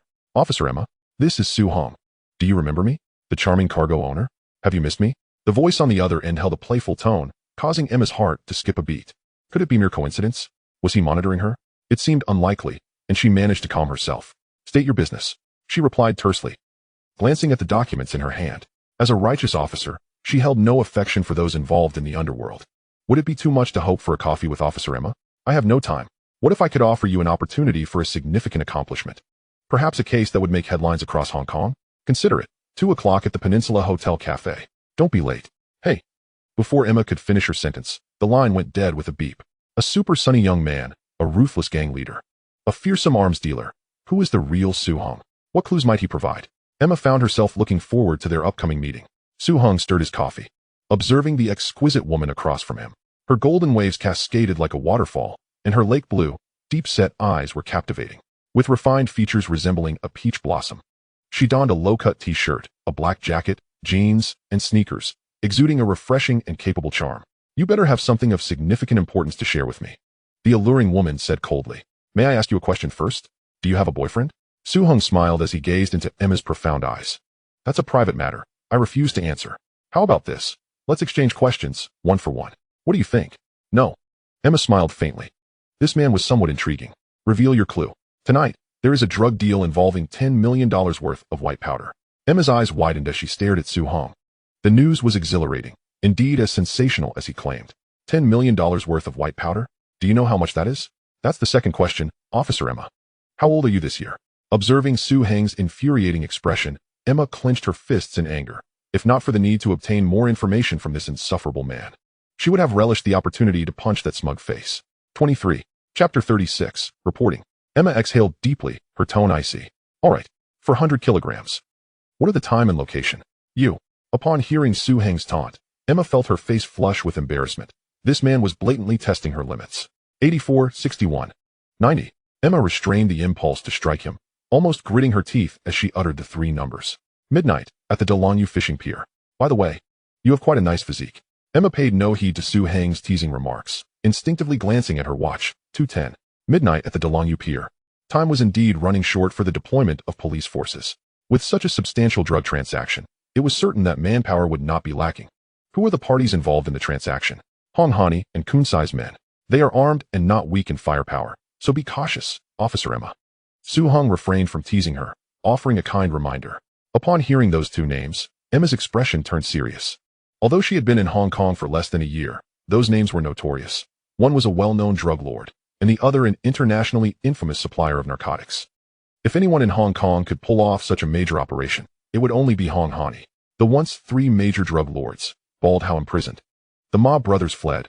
Only Hong Hani remained active. It wasn't that the police didn't want to apprehend him. Rather, there was simply no evidence. Moreover, rumors circulated that Hong Hani had connections within the upper echelons of the police force. However, none of that mattered, as long as she could catch him red-handed. Hong Hani would undoubtedly find himself in Stanley Prison. Perhaps sensing the goodwill in Su-hung's words, Emma's mood lightened considerably. How do you know this? Do you have any evidence? I have my sources. Hong Hani exchanged $10 million in cash at HSBC this morning. I wonder if that counts as evidence. If verified, the credibility of this information would indeed be high. Thank you for providing this lead. If it's true, we shall award you an honorary citizenship certificate. Forget the certificate. Can I request a bit of the reward? Damn it. Why does capitalism have to involve this too? Can't we have something practical? In the countryside of Tunman, a dilapidated factory-like structure stood, illuminated brightly. This was the training base of Hung and Security Defense Company. All personnel gathered in one room, their expressions tinged with excitement. According to the intel, tonight, the notorious drug lord Hong Hani was involved in a significant drug transaction, and their objective was the funds from this deal. Since receiving the information 2 days prior, Tian Yangxing and several others had been closely monitoring the movements at the Delongyu pier. Boss, Hong Hani's men have intensified their reconnaissance efforts. It seems the transaction tonight is highly likely. Also, boss, I discovered another group surveilling the Delongyu. They appear to be undercover. The police are already aware of their transaction. This time, let us see the strength of the Hong Kong police. How could the police possibly know about this transaction? Yes, boss, how do you know the police are already informed? The crowd looked puzzled. How could such confidential information reach the police? Was there an informant within the transaction parties? And how did the boss know? Of course, I reported it to the police. Su-hung stated nonchalantly. You reported it? Why? Are you worried that our strength alone won't suffice? What kind of brains do you all have? Su-hung found himself at a loss for words. Let the police engage with Hong Hani's men, drawing their firepower. Ideally, they can capture him red-handed. After all, we are not in the drug trade, so let the police take the credit. Our own target, of course, is the funds. The needs of both parties are met. Su-hung explained patiently. Have I arranged the necessary tools? 2 speedboats are stationed behind the mangroves, not far from Delongyu. You, along with Dashi, Dajuan, Yangji, Yangyi, Junzi, and Yangxin, will stand by at the speedboats, following my orders. The remaining 4 will accompany me to find a vantage point to lay an ambush, monitoring that group. When necessary, we act, with one goal, to seize those funds. Boss, what about the guns? I can't wait. Dashi exclaimed excitedly. Everyone knew Su Hong was well equipped. Having previously dealt arms in the Manti country, Su Hong led the group to open the trunk of a van, eliciting gasps from everyone. Each of you pick a weapon that suits you. There are plenty of bullets. Wow, so much gear. AK-74, submachine guns, PM-9, SVD sniper rifles, RPG rocket launchers. Tian Yangsheng fumbled with this and that, dazzled by the array. Boss, with these weapons, we could take down the governor's office. Dajuan picked up a general-purpose machine gun, mimicking a shooting stance while making machine gun sounds with his mouth, infuriating Su Hong, who kicked him in the rear. Did this fool genuinely intend to attack the governor's office? Dashi skillfully disassembled, assembled, and loaded an AK-74 in one smooth motion, showcasing his expertise. This AK is nice. I'll take it. Yang-en, you take this SVD and hold the high ground, Su Hong said, pulling out an SVD and tossing it to Tian Yang-en. All right, boss. Tian Yang-en caught it. A hint of excitement on her face. This marked the first full-team operation for their little group. She could sense the trust Su Hong placed in her. Perhaps because she was the only woman in the team and usually had little to do. The money was shared equally, but this time, she was entrusted with a sniper rifle. Her marksmanship was already commendable, and during their previous joint training, Su Hong had personally taught her how to use a sniper rifle, a crucial position in any operational team. She looked into Su Hong's eyes, which sparkled with determination. His earnest demeanor was undeniably captivating. In Manti, he had personally engaged with merciless warlords in the Golden Triangle, treated as an honored guest. And as someone who grew up amid those warlords, Tian Yang-en understood their nature well. They revered strength and adhered to the law of the jungle. Without strength, survival was impossible. Clearly, Su Hong possessed the strength that commanded respect. According to Tian Yangsheng, in a week or two, they would be trading a second batch of arms, including missiles and tanks. This would ensure their formidable reputation in Southeast Asia for years to come. Su Hong chose an AK-74 and a handgun. Chapter 37, The Trading Scene. Gazing at his subordinates, all clad in uniform black attire and fully armed, standing in a row before him, Su Hong felt a surge of confidence. As if he had returned to the battlefield. I hereby declare that tonight's operation is codenamed Operation Fox Hunt. To avoid exposure, let us each adopt a code name. I will start counting. 1, 2, 13. Good. Everyone must remember their own and their teammates' code names. From now on, we will only use these code names during the operation. Is that understood? Understood. I declare, let us embark. The group swiftly donned their masks, revealing only their eyes and noses, and divided into 4 vehicles that smoothly departed the training base, heading towards Great Wave Island. In the depths of the night, beside a desolate stretch of beach, the fishing dock at Great Wave Island appeared unusually quiet. Typically, this dock only hosted small fishing boats from the nearby villages, giving it a rather rudimentary appearance. Behind the dock lay a dense forest, and atop the highest hill in the vicinity, Su Hong and his companions lay silently on the ground, using binoculars to surveil every movement at the dock. Clad entirely in black, with masks covering their faces, they had camouflaged themselves with branches, rendering them virtually undetectable even if someone passed by. On the hillside to the right, over 30 individuals in black attire had also concealed themselves shortly after Su Hong's arrival. A faint smile curled at the corners of Su Hong's mouth. They must be police officers, and Officer Emma is indeed reliable. Prior to the operation, Su Hong had informed everyone that the police would be involved, so there were no significant reactions. However, upon closer observation, he noted that they were only armed with 38 caliber revolvers and submachine guns, clearly lacking in firepower. This was not Emma's fault. Hong Kong is merely a colony, and the British Empire strictly controls firearms here, equipping the police with relatively weak weaponry, largely due to a deeply rooted distrust of the police, which predominantly consists of Han Chinese. It was inconceivable that they would be equipped with sniper rifles, especially since the elite Flying Tiger unit had not yet been established, and any special operations were drawn from various police stations on an ad hoc basis. The effective range of the 38 caliber revolver is merely 30 meters, which meant they could not lay in wait too far from the action. Thus, Su Hong had already deduced their ambush positions and ultimately chose this vantage point, allowing him to control the entire scene with ease. His ideal plan was for the police to capture Hong Han E and his men, while Kunz's subordinates fled with the payment by sea. And then Tian Yangsheng and his team would eliminate Kunz's men and seize the payment. As it stood, events were unfolding in accordance with his plan. At midnight, a convoy of 6 vehicles, consisting of 4 cars and 2 small trucks, slowly came into Su Hong's view, standing out starkly against the tranquil darkness of the night. The convoy came to a halt on the beach before the dock, from which 4 young men, resembling henchmen, disembarked, scanning the surroundings to confirm that all was clear. One of the leading henchmen was none other than Fishhead Kong, who approached the rear door of the second vehicle, opened it, and shielded his head with his hand as a middle-aged man gradually stepped out. With slick-back hair gleaming, a long face easily recognizable, he wore a wine-red suit, a gray overcoat, and black leather shoes, holding a cigar that accentuated his imposing presence. Hong Han stood before the dock, hands clasped behind his back, gazing at the pitch-black sea, unperturbed by the salty, damp wind that whipped around him, standing there in silence, lost in thought. His henchmen disembarked, scattering to maintain vigilance. This transaction was substantial, involving $10 million worth of white powder, enough to supply all of Hong Kong Island for half a year. Finally, with the previous two competitors, Ba Hao and the Ma brothers, eliminated, it was time for Hong Han to dominate the drug trade. Not only had he come in person, but he also brought nearly all his trusted subordinates, over 20 gunmen, including 2 AKs. With this level of firepower, it was safe to say that even if the elite police force arrived, a full retreat would be feasible. Before long, 3 flashes of light appeared in a rhythmic pattern from the distant sea. The trucks on the shore responded with 3 flashes of light in return. And soon the sound of engines approached. A fishing boat docked at the shore. "Boss Hong, long time no see. You still have your charm." A Southeast Asian man emerged from the cabin, smiling. "Ha ha ha, Mr. Song, welcome, welcome. Please extend my greetings to General Kunsa," Hong Han replied as the two clasped hands, exuding the warmth of old friends. "Although this year's harvest is poor, your share has doubled, and the purity of the goods is even higher. Bring the cargo up." With a command, several individuals from the fishing boat carried 4 large metal boxes onto the dock, arranging them in a line. "Bring the money up." After issuing his orders, Hong Han's subordinates carried 2 large leather cases onto the dock. The henchmen from both sides began verifying the money and goods. Once completed, just as they were about to leave after finalizing the transaction, a blaring horn pierced the air. "Don't move. Raise your hands. You are surrounded." Su Hung wiped his forehead, exclaiming, "What a bumbling ally."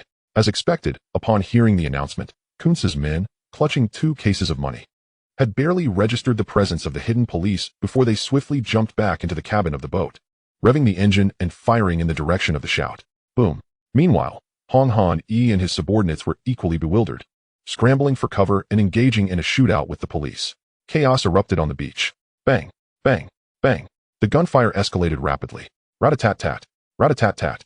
Surprisingly, Hong Han's subordinates were not only armed with the AKs but also had a significant number of firearms, while the police were limited to 38 caliber revolvers and submachine guns, making their firepower inferior. However, the advantage of ambush did inflict some casualties on Hong Han's men. "Boss, there are quite a few cops, and we don't know if reinforcements are coming. If we don't leave soon, it might not end well." Fishhead Kong shouted from behind cover. "But what about all this white powder?" Hong Han pondered, glancing at a few of his injured subordinates lying on the ground. Not long after the shooting began, Kunsa's men had already loaded the payment onto the boat, fleeing faster than rabbits. They were now several dozen meters away from the dock, quickly disappearing into the night. Retrieving the money was out of the question. Number 2, the target is moving towards the 2 o'clock direction. Begin the operation. Over. Watching the fishing boat gradually depart from the dock, Su Hung breathed a sigh of relief and spoke into his earpiece. Chapter 38, The Incompetent Hong Kong Police. Number 2 received, initiating action immediately. Over.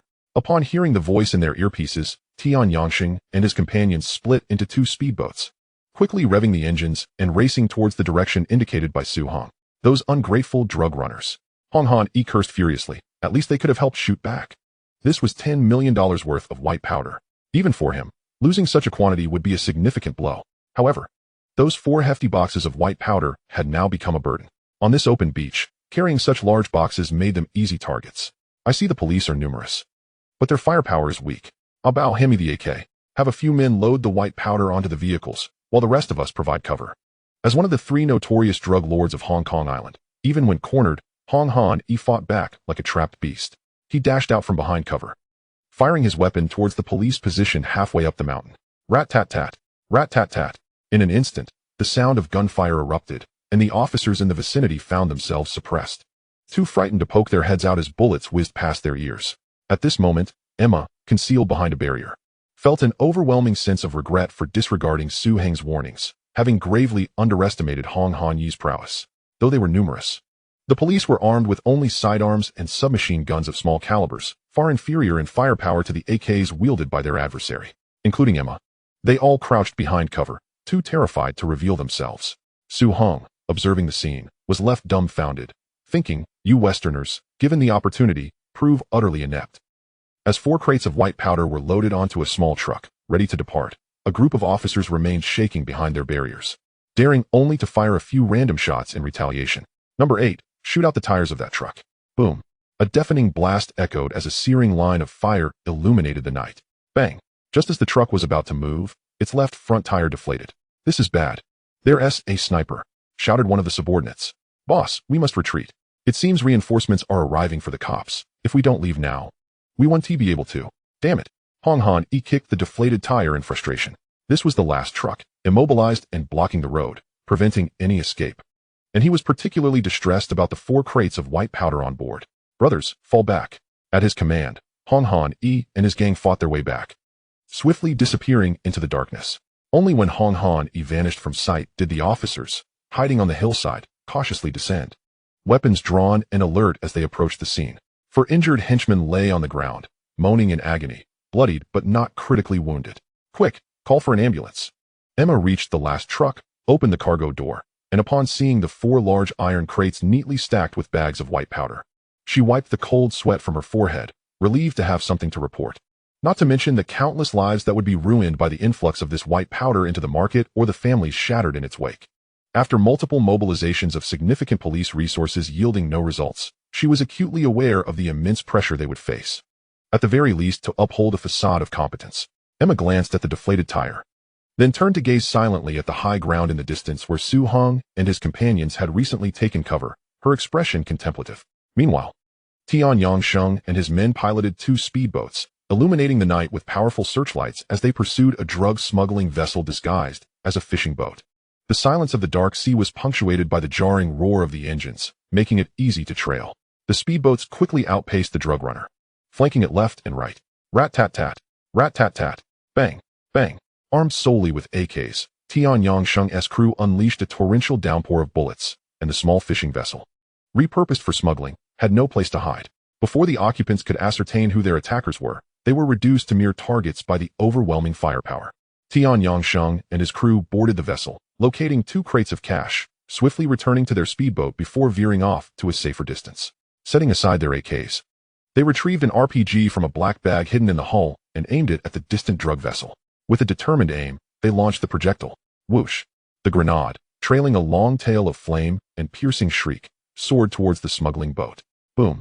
The instant the grenade struck, a tremendous explosion rang out, followed by a towering inferno, a massive fireball ascending as the drug vessel was obliterated, leaving no trace behind, soon swallowed by the depths of the ocean. The surface returning to its tranquil state. Watching the flames fade in the distance, Tian Yangsheng and his crew navigated their speedboats back to shore. Outside Tunman, at the Hong and Security Consulting Company training base, the lights blazed brightly once more. In the center of a conference room, piles of cash resembling small mountains were stacked upon the table, each stack comprised of crisp $100 bills, gleaming under the illumination. Except for Su Hong. Everyone else encircled the table, either standing or seated, fixated on the money, their eyes unblinking as if any momentary lapse would cause the mountain of bills to vanish into thin air. Even Tian Yang'en, who had previously participated in arms deals and witnessed grand spectacles, was not immune. Standing by the window, she forced herself to avert her gaze from the heap of money. Yet her eyes betrayed her, darting back and forth between the bills and Su Hong, her cheeks flushed with excitement. It was inevitable, in this moment. Her gaze nearly sparkled with desire, having never encountered such a sum before, especially one brought by the man before her. Just a fraction of that wealth could secure her a lavish mansion. A tantalizing prospect for someone who had recently scrambled to gather funds for a mere 50,000 Hong Kong dollars in medical expenses. And all of this was brought forth by the man standing in front of her. You lot, can't you aspire to more? Su Hong scoffed, his expression dripping with disdain. You're so fixated on this amount of money. Let me enlighten you. This is merely the beginning. In the future, I shall lead you to earn substantial wealth, transforming each of you into billionaires. The crowd stared blankly at Su Hong, his words leaving them unmoved. For the notion of such immense wealth was far beyond their comprehension. Now, let us commence the distribution, Su Hong declared, gesturing grandly. We 13 brothers shall split it evenly. Split evenly? That seems inappropriate. Tian Yang interjected, puzzled. According to our organization's rules, the boss should take half, or even more. The others, including Tian Yangsheng and Deshan, quickly echoed her sentiments. You'd prefer to hoard more for yourselves? Then let us adhere to the rules of the Underworld. I'll take half, and you can divide the rest, Su Hong replied after a moment of contemplation. While he wished to allocate more to the group, He understood that no team could thrive without established regulations. Setting a precedent this time would allow for future adherence. Protect the money you receive. Do not deposit it in banks.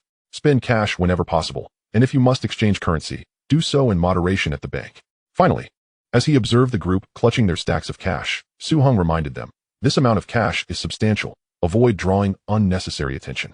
After distributing the cash, Su-hung and his companions returned to a bar named Blue Harbor in Causeway Bay, where the nightlife of Happy Valley was just entering its second act. As the organization's ranks swelled, the temporary headquarters at Hungyu Mahjong Hall became inadequate, prompting Su-hung to secure the bar nearby, which would operate only for their members, serving as the new headquarters. That night, in the spacious hall of Blue Harbor, all of Su-hung's core subordinates gathered. Clad in matching black suits, polished shoes, and cropped hair. Standing in the center of the hall, Su-hung surveyed his men with a sense of pride and vigor. Tang Zai, a Shi, a Li, a Chong, Ji Zai, Si Yen, Dahu away. Tonight you will lead everyone in a full assault on the territory of the Chung clan.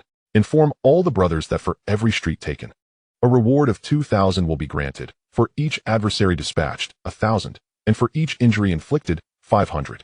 With a mere wave of his hand, Su-hung exuded a commanding presence, reminiscent of a figure of authority. Presently, the ranks of his trusted red sticks have swelled to 10, including Big Tiger and Away, who had previously allied with him during the assault on Fui Xing, demonstrating commendable abilities.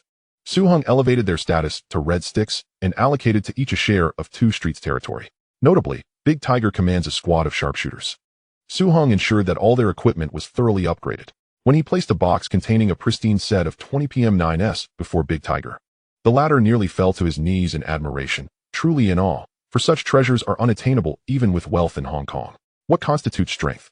This is strength. Such maneuvers have evidently garnered the loyalty of the newly promoted 4 red sticks. Yes, boss, the group affirmed as they departed. The streets adjoining the territories of the Yi and Zhong factions gathered a throng of 2,000 underlings and 10 red sticks, each leading their own subordinates. Marching resolutely towards the domain of the Zhong faction, swiftly stirring a tempest of bloodshed. This sudden assault caught Zhong faction off guard. Their underlings, while attempting to resist, called for reinforcements, but not only was their leader, Hong Hani, unreachable, but also a dozen leading red sticks could not be contacted. In disarray and with no one to lead them, the Zhong faction, besieged by the Yi faction, found themselves rapidly retreating, some fleeing while others surrendered. And without expending much effort, a portion of Zhong faction's territory was seized. The very next day, the Hong Kong police announced a shocking revelation during a white powder transaction. 400 kilograms of narcotics, valued at $10 million, were confiscated, and 4 suspects were apprehended, including the notorious drug lord, Hong Hani, who remains at large. In an instant, the entire Hong Kong erupted in a frenzy, with media and newspapers inundating the public with reports. Shocking. Hong Kong police's largest single seizure of narcotics. A monumental case. Hong Kong police dismantles the largest drug trafficking operation in history. Unconscionable. The audacious maneuvers of a major drug lord. In a dimly lit basement, smoke swirled around, and the ashtray on the table overflowed with cigarette butts as Hong Hani chain-smoked, his eyes bloodshot and his beard unkempt, appearing as though he had aged a decade overnight, having not slept a wink. What bewildered him was how the police had gotten wind of this transaction. It was well known that the Hong Kong police had numerous informants within his ranks, even among the upper echelons. Yet this time, he had caught not a whisper of the impending operation, and what was the story behind that critical shot that blew out the tire? Had it not been for that shot, the narcotics would have been successfully transported, leaving no incriminating evidence behind, for the Hong Kong courts are stringent about evidence. Without it, they could not convict him. However, this was no longer the pressing issue. The real concern was how to navigate the storm of chaos that had ensued. Ring, ring, ring. This is Chen's residence. Who is it? Chen, sir, it's Hong Hani. Out of respect for our past, I offer you this piece of advice. Flee. Leave immediately. And the farther, the better. Never return to Hong Kong. Chen, sir, responded, but the line was abruptly filled with the sound of a dial tone. Before Hong Hani could finish speaking, he was cut off, a cold bucket of water poured over him, for this man was his strongest ally, having helped him evade peril countless times. Yet, this time, he seemed entirely detached. Hong Hani dialed another number, upon connection, before he could utter a word. The other party hung up. A few more attempts yielded the same result. Frustrated, Hong Hani slammed the phone down, cursing these scoundrels who were quick to collect their dues, but vanished like shadows when trouble arose. After calming his anger, Hong Hani felt a genuine sense of panic. Following the incidents involving Bull and the Ma brothers, he had relied on the connections within the police force to unify the narcotics market. Initially, after fleeing the scene yesterday.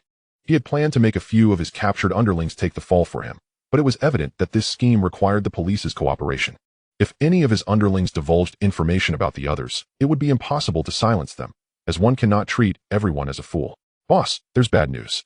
I just received word that our territory was significantly encroached upon by the E faction last night. Our underlings are either injured or fleeing, and chaos has erupted. A flustered underling rushed in just as Hong Hani ended the call. Stunned, Hong Hani pondered how everything had unraveled overnight. I understand. Hong Hani's face reflected a profound sense of helplessness. Ring, ring, ring. It's me. Do not make a fuss. Oh, you scared me. A few police teams have come to the house recently. It seems we are under surveillance. Where are you? I'm so scared, darling. Do not fear. I am safe. Take good care of yourself. I may have to step out for a while, but do not worry. I will return soon. Hello, Snakehead Biao. Arrange for a boat to One Island.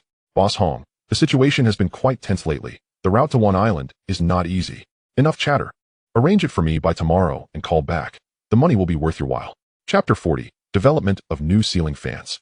Su Hong rose from his bed and stepped onto the balcony, ensuring that no sound could be heard from within before inquiring about the situation. All right, I understand.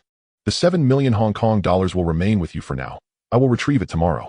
The remaining brothers can share the rest. Understood, boss. What about you two, Kong? Dispose of him.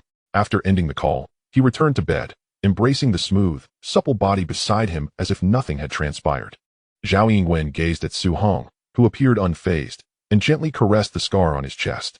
After a moment of contemplation, she spoke, Darling, please do not push yourself too hard. It pains me to see you so. In times of danger, just call the police. No matter what you've done, say nothing. I will ensure your release. Zhao Yingwen's words were not mere bravado. In Hong Kong, a skilled lawyer could turn black into white. Su Hong recalled a notorious example, the fearsome Zhang Jiqiang, who had terrorized Hong Kong, yet his lawyers repeatedly secured his acquittal, allowing him to roam free until he was ultimately apprehended on the mainland. Though she was aware of Su Heng's involvement in the underworld, she did not inquire further into his activities, understanding that the scars on his body signified peril. She simply wished to do whatever she could to help. Rest assured, it's just a minor injury, nothing to worry about. Once you graduate and become a prominent lawyer, I will happily enjoy a life of leisure at home. This is a future I truly yearn for. Hearing Su Heng's playful aspiration of living off her success, Zhao Yingwen chuckled, playfully punching his chest. Brother-in-law, I have great news. Per your request, I have organized a team to design several styles, and we have produced a small batch of samples. Zhao Shihao exclaimed with unusual excitement on the other end of the line. After hanging up, Su Hong and Zhao Yingwen drove to the electrical appliance factory, which had undergone a complete rebranding. Following Su Heng's directives, Zhao Yingwen had completed the equity transfer registration, with Su Hong holding 70%, while she and Zhao Shihao each retained 15%. The factory was officially renamed Hongxing Electronics Technology Company. Pleased with the new name, Su Hong felt a sense of satisfaction. From the moment Zhao Yingwen entered the factory, she linked her arm with Su Heng's, warmly greeting every worker she encountered. She did not let go, instead earnestly introducing Su Hong. Upon learning that this handsome young man was the new boss and Zhao Yingwen's boyfriend, their expressions shifted to one of realization. No wonder the factory's crisis had been resolved so swiftly. They praised Zhao Yingwen for her discerning eye, eliciting a beaming smile from her. Though it remained a mystery which affluent family this young man hailed from. Upon arriving at the conference room, Zhao Shihao and a group of technicians were already waiting. The ceiling was adorned with an array of ceiling fans, while several floor fans were placed around the room. To be honest, there was little technical difficulty involved in this matter. Even though he was not an artist, he truly could not discern what constituted an aesthetically pleasing ceiling fan. However, as long as the integrated lighting and heating features requested by Su Hong were in place, that was sufficient. It was not particularly challenging. The center of the ceiling fan was embedded with various types of pendant lights, and above the blades, an electric heating element was incorporated, which would blow warm air in winter, a crucial feature for North America, especially during its frigid winters. Su Hong surveyed the room filled with ceiling fans, his spirits lifted. The acquisition of the factory was indeed a wise move. Establishing a new factory and producing goods to generate capacity would take at least 6 months to a year. He recalled that in his previous life, Lu had taken about 2 years to achieve scale. Su Hong considered himself fortunate. Not only had he acquired a ready-made factory, but he had also secured 2 talented individuals and, more importantly, had effortlessly won the affection of a stunning beauty as his girlfriend. This deal was undoubtedly a tremendous gain. Have the patents been registered? According to your prior instructions, the registration has been completed locally in Hong Kong, while arrangements are underway in the Sun Never Sets, the land of the free and the Maple Leaf Country. Hearing his brother-in-law's response, Su Heng nodded slightly, while Zhao Yingwen occasionally flashed a satisfied smile. It was evident that during their time together, her brother had made significant progress under Su Heng's guidance. Do not seek part-time work outside anymore. Help out at your sister's company during your free time. Sure, Hao cannot manage alone. All right, Zhao Yingwen readily agreed. And these several styles should be produced in small batches over the next few days. Ensure the quality is closely monitored, Su Heng instructed Zhao Shihao. Understood, brother-in-law. Zhao Shihao beamed with joy at Su Heng's acknowledgement of his designs. Oh, Hao, you little rascal, why are you shouting? Why are you calling him brother-in-law? Zhao Yingwen, standing beside him, blushed and playfully punched Zhao Shihao. Haha, what, are you unwilling? Su Heng asked with a grin. I won't engage with the two of you. It's too annoying. Zhao Yingwen turned her face away, her lips curling into a shy smile. This man was truly remarkable. In just a few encounters, he had completely captivated her, and more importantly, had also impressed her brother, who had previously been rather reckless. Now, under Su Heng's influence, he was diligently working and visibly maturing. Witnessing the two most important men in her life enjoying each other's company brought her a sense of joy she had never imagined. Yingwen, begin the recruitment process immediately. Hire 4 or 5 foreign trade personnel, primarily targeting the North American market. Act swiftly. They need to be in place within 3 days. We can offer a higher salary, and in 3 days, I will take them to explore the North American market. Understood. Zhao Yingwen obediently replied upon hearing Su Heng discuss serious matters. Aside from production, Shihao, you have an even more crucial task. Research and develop the BP machine. Su Heng instructed Zhao Shihao. The BP machine? Zhao Shihao looked astonished. In this era, a BP machine was truly a high-tech product, with only a couple of companies capable of manufacturing it. Such a small device could cost $4,000 to $5,000 on the market. I understand the difficulty is considerable. If it proves too challenging, you can purchase a few units from the market to dismantle and study. We can also hire more personnel if needed. In essence, it was merely a small display screen combined with a circuit board, nothing too complex. The only significant technical aspect was its encoding and decoding technology. However, in this era, it was undoubtedly considered high-tech. Su Heng did not expect immediate success, but recognized the necessity of technical accumulation, even if it did not work out. He had alternative strategies in mind. However, given Hong Kong's advantageous conditions, it was not significantly inferior to the Southern Island nations in terms of electronics, whether in technical prowess or manufacturing capabilities. Unfortunately, later on, the focus shifted to real estate and finance, pushing out these emerging industries, resulting in a hollowing out of Hong Kong's industrial base. In the future, when mentioning Hong Kong, people could only think of shopping and finance, with even transshipment trade being surpassed by the mainland of Singapore. Truly a great regret. Su Heng's request for Tian Yong'en's assistance finally bore fruit. He found Feng Yuxiu, a martial arts enthusiast renowned for seeking challenges and making a name for himself. Additionally, he had located a dozen former soldiers. Employing a straightforward approach, Su Heng simply placed an advertisement in the Oriental Daily, offering high salaries for security personnel. When Su Heng expressed his desire to recruit them, Feng Yuxiu was decisive, stipulating only one condition: defeat him. Upon hearing this, Su Heng chuckled. Truly, a martial arts fanatic. Tian Yongsheng and the others looked at Su Heng with anticipation. Although they were aware of his formidable skills, only Tian Yong'en had truly witnessed them, and that had been with a single strike. They all wished to see their boss's prowess, while the veterans brought in by Tian Yong'en were also eager. Having heard of Su Heng's reputation as Hong Kong's top thug, yet unaware of his true capabilities. Chapter 41. Competing with Feng Yuxiu. In Hong Kong, the Big Circle boys were primarily individuals who could not thrive in the mainland. In the early days, many swam over with makeshift flotation devices, hence the moniker. Su Heng's boss, Huang Langwei, was one such Big Circle boy from Xiangnan. The main component of 14K was the defeated troops who had retreated to Hong Kong. There were no issues regarding their identity. Those who had served in the military and managed to smuggle themselves into Hong Kong generally possessed both capability and courage, qualities highly valued by Su Heng. As for loyalty, he was not particularly concerned. Loyalty stemmed from the lack of leverage for betrayal, and Su Heng believed he could offer them opportunities unattainable elsewhere. Of course, merely offering higher wages was insufficient. He planned to showcase his strength through the competition with Feng Yuxiu. On the arena, the competition between Su Heng and Feng Yuxiu commenced. I have been in Hong Kong for a month, and I have visited every martial arts school, yet I have not encountered a single skilled fighter. They are all frauds. Today's contest will determine not only skill, but also life and death. Fair enough, I shall reserve my spot. Unlike his previous taciturn self, Feng Yuxiu transformed upon stepping onto the stage, his demeanor rebellious, fully immersed in the moment, seemingly oblivious to the surrounding environment. I concede if I lose. My life is yours. Su Hong spoke solemnly, gesturing for him to begin. With fists like lightning and legs like blades, the spectators quickly discerned Feng Yuxiu's exceptional skills. Silently sweating for their boss. Although Su Heng's physique had been significantly enhanced, he remained cautious. After all, Feng Yuxiu practiced lethal techniques. As Feng Yuxiu unleashed a formidable strike reminiscent of Mount Tai's weight, Su Hong, exhibiting remarkable agility, deftly dodged to the left. Feng Yuxiu's foot descended heavily upon the ground. And as he witnessed Su Hong evade his attack, Tian Yongyan felt a rush of anxiety rise to his throat. The force behind that strike was palpable. Indeed, a visible crack marred the concrete floor. The onlookers gasped in astonishment at the sheer power of the strike. Had it landed on a person, the consequences would have been dire. This individual, who claimed to be unparalleled across Hong Kong Island, was not merely boasting. Su Hong furrowed his brow. Recognizing that this opponent was indeed a martial arts enthusiast of exceptional caliber, demonstrating both extraordinary strength and speed, grounded in the robust foundations of Shaolin Kung Fu, fierce and domineering. Seeing that Su Hong had opted to evade rather than engage, Feng Yuxiu did not relent.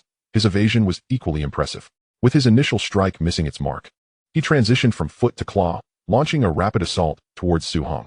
If the first attack had employed only 50% of his strength, this second strike surged to 70%.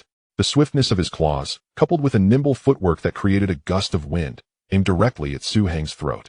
In terms of individual combat, Feng Yuxiu recognized Su Hong as his first formidable adversary since arriving in Hong Kong. A faint smile graced Su Heng's lips as he shifted his stance, effortlessly deflecting the incoming attack. The spectators stood in awe. Despite Feng Yuxiu's impressive speed, felt as a rush of wind during his movement, no one anticipated that Su Hong would respond with even greater swiftness. In a mere flicker, Feng Yuxiu's assault was neutralized, leaving him disheartened. He understood he was facing a worthy opponent. After a month in Hong Kong, challenging countless martial arts schools and boxing gyms, he had encountered no equal. In this era of firearms, traditional martial arts had waned. Many practitioners had devolved into mere showmen. Yet, he was certain that Su Hong was a formidable contender. The seemingly simple maneuver of using 4 ounces to deflect 1,000 pounds required immense skill. Both speed and power were essential. Feng Yuxiu, momentarily despondent, felt the weight of solitude that often accompanies invincibility. However, at that moment, his eyes sparkled with fervor, as if he had traversed mountains and rivers in search of a worthy rival. After a brief moment of astonishment, he altered his technique. Grounding his energy and transforming his claw into a fist, he unleashed a powerful punch, the force of which howled like a charging tiger. In his view, a duel amongst masters should be a contest of raw strength, devoid of any finesse. Thus, he channeled all his power and speed into this singular strike, intent on securing a decisive blow. This time, Su Hong chose not to evade. He planted his feet firmly and retaliated with a punch that struck with the swiftness of lightning. The collision of their fists produced a thunderous sound, akin to 2 high-speed vehicles colliding, resonating deeply among the onlookers, who felt as if their hearts had been struck. Both combatants staggered backward from the tremendous force, but Su Hong managed to regain his balance after 2 steps, while Feng Yuxiu was forced to retreat 5 or 6 paces before stabilizing himself. A smile crept onto Feng Yuxiu's lips. The exhilaration of the encounter was intoxicating, reminiscent of long-forgotten battles. After 20 exchanges, he ultimately fell to Su Heng's prowess. I concede. As I have stated, in defeat, my life belongs to you. With a bow, Feng Yuxiu's demeanor returned to tranquility, his expression serene. Then let your life find refuge with me for now. I have heard your wife is gravely ill. Now that you are my brother, her plight is my concern. Su Hong chuckled heartily, patting Feng Yuxiu on the shoulder with joviality. Yongyan, contact the best hospital in Hong Kong and ensure she receives the finest treatment, whatever the cost. Take it from me. Su Hong commanded Tian Yongyan as he turned away. Understood, boss. Thank you, Su Lauda. Feng Yuxiu's emotions surged, his eyes glistening with unshed tears. He had come to Hong Kong not only to seek a cure for his wife, but also to find a worthy opponent. The realization that he had achieved both felt surreal, as if he were living a dream. The spectators, still buzzing from the thrilling match, were eager to test their own skills. Yet Su Hong had no time to indulge this eager crowd. With a sweeping gesture, he declared, all brothers from the mainland who are present today must engage in a contest with Feng Yuxiu. Anyone who cannot endure 20 exchanges will need to return home and train before reattempting. Others were encouraged to find time to spar with Feng Yuxiu or engage in mutual practice to establish rankings. Those who placed in the lowest 3 would face doubled training and have rewards. It is not easy to earn a living. The capitalist is not so benevolent. With that, Su Hong departed, leaving behind a group filled with a mix of excitement and anticipation. Today marked the grand opening of the Hengyu Mahjong Pavilion. Si Yulian, linking her arm with Su Heng's, stood at the entrance to welcome guests, embodying the perfect harmony of a couple. Naturally beautiful, she required no adornment to enhance her appearance. Yet she still devoted a full hour to preparing herself before stepping out that morning. Chapter 42. The Grand Opening of the Mahjong Pavilion. Si Yulian was undeniably astute. In the era before Su Heng's arrival, she too had risen to prominence.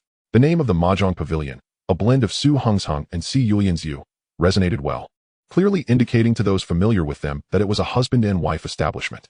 Moreover, she had implemented various promotional strategies, some of which were inspired by Su Heng, while others were her own innovations, from offering half-price discounts for the first 3 days to organizing membership lotteries. Hosting the inaugural World Mahjong Championship with a grand prize of 1 million Hong Kong dollars, and even incorporating song and dance performances and newspaper advertisements, she ensured overwhelming success. At Su Heng's suggestion, Si Yulian also acquired a small shop adjacent to the Mahjong Pavilion. Though modest in size, it sold cigarettes, beer, snacks, and beverages, primarily serving the convenience of players who would not need to leave the pavilion for refreshments. The shop was managed by Zhou Huiman's mother, who, after Su Heng's rise to prominence, had been gifted a home in the city, significantly improving their lives. Yet, Zhou's mother was not one to remain idle. Initially, Su Heng had intended for her to assist at the electric fan factory, but given the distance, he opted instead for the shop, allowing her to manage it without the burden of excessive work. Su Heng discussed this arrangement with Si Yulian, who agreed without hesitation, fully aware of his motivations. Yet, she refrained from voicing her thoughts, understanding that he was merely a flirtatious rogue. At present, with formidable adversaries at hand, it was prudent to set aside personal matters for the time being. Furthermore, the previous dealers had transitioned to overseeing the venue, stabilizing the personnel situation. Your business is expanding rapidly. I always believed in your potential, but I didn't expect you to grow so swiftly, remarked Huang Langwei. Yulian, I've noticed not only your business acumen, but also your sharp eye for choosing a partner. Aheng is undoubtedly the most dashing among us, he added. Rest assured, Brother Wei, I keep a close watch on him. He won't escape my grasp, Si Yulian replied, inwardly delighted by Huang's words. Su Heng couldn't help but wonder if she was subtly hinting at publicly acknowledging their relationship under the guise of the opening celebration. Alien, this establishment is thriving splendidly. My esteemed brother-in-law wishes you prosperity and abundant wealth. As a member of the family, I must express that Aheng, you are indeed a fortunate fellow. This sentiment is expressed by Hu Shuyong, a prominent figure from the Xian character gang, who has been a guiding presence for Si Yulian in her entry into the society, and their relationship has remained amicable. At this moment, he presents an envelope as a token of goodwill. Brother Yong, with such words, I shall no longer feel unworthy of Yulian. Aheng's remark elicits hearty laughter from the gathering. Aheng finds such occasions rather tiresome, yet he must uphold a facade. It is quite uncomfortable. However, there is no alternative, as Si Yulian had firmly grasped his arm since they departed in the morning. After all, with the opening of their new establishment, it would be inappropriate for them to remain absent from such an event. Throughout the morning, numerous dignitaries from the E-character gang were present, while from the Xian character gang, aside from the leader Hu Shuyong, the bulk of the members also attended. Though they may be rivals in private, they must present a united front in public. To Aheng's astonishment, leaders from He Sheng He, Hong Xing, Dong Xing, and many other societies he was previously unaware of came to offer their support. The formidable turnout made Aheng realize his influence within the gang world of Hong Kong Island was far greater than he had anticipated.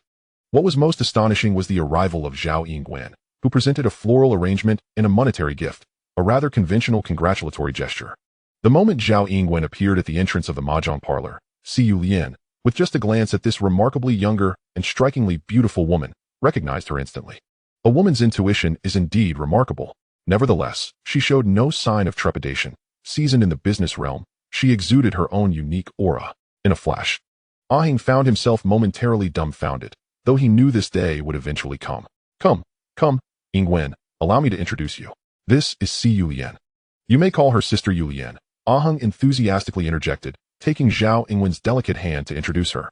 Yulian, this is Zhao Yingguan. Si Yulian released Aheng's arm and stepped forward to warmly grasp Zhao Yingguan's hand, greeting her with such familiarity that it was as if they were longtime confidants, engaging in a surprisingly intimate conversation. It was utterly perplexing. Aheng had never mentioned the opening to her, and neither Si Yulian nor Zhao Yingguan had ever met openly. Yet they both seemed to be acutely aware of each other's existence. Well, the first encounter did not explode into chaos, which marked a promising beginning. The charming officer Emma sent over a floral arrangement and a card, Though perhaps due to her status, she did not attend in person but merely sent her regards. Despite the somewhat foreign nature of the gift, Ah-hung felt a surge of happiness. Without a doubt, the grand opening of the Hungyu Mahjong Parlor was a resounding success, even reaching a point where securing a table became a challenge. With 2 floors, the venue accommodated a total of 100 mahjong tables. Each table featured a suspended plate above, where winning players would place $5 as a tee fee, once the total reached $50. No further contributions were necessary for that half of the day. The same applied in the afternoon, with tee fees amounting to $50 as well.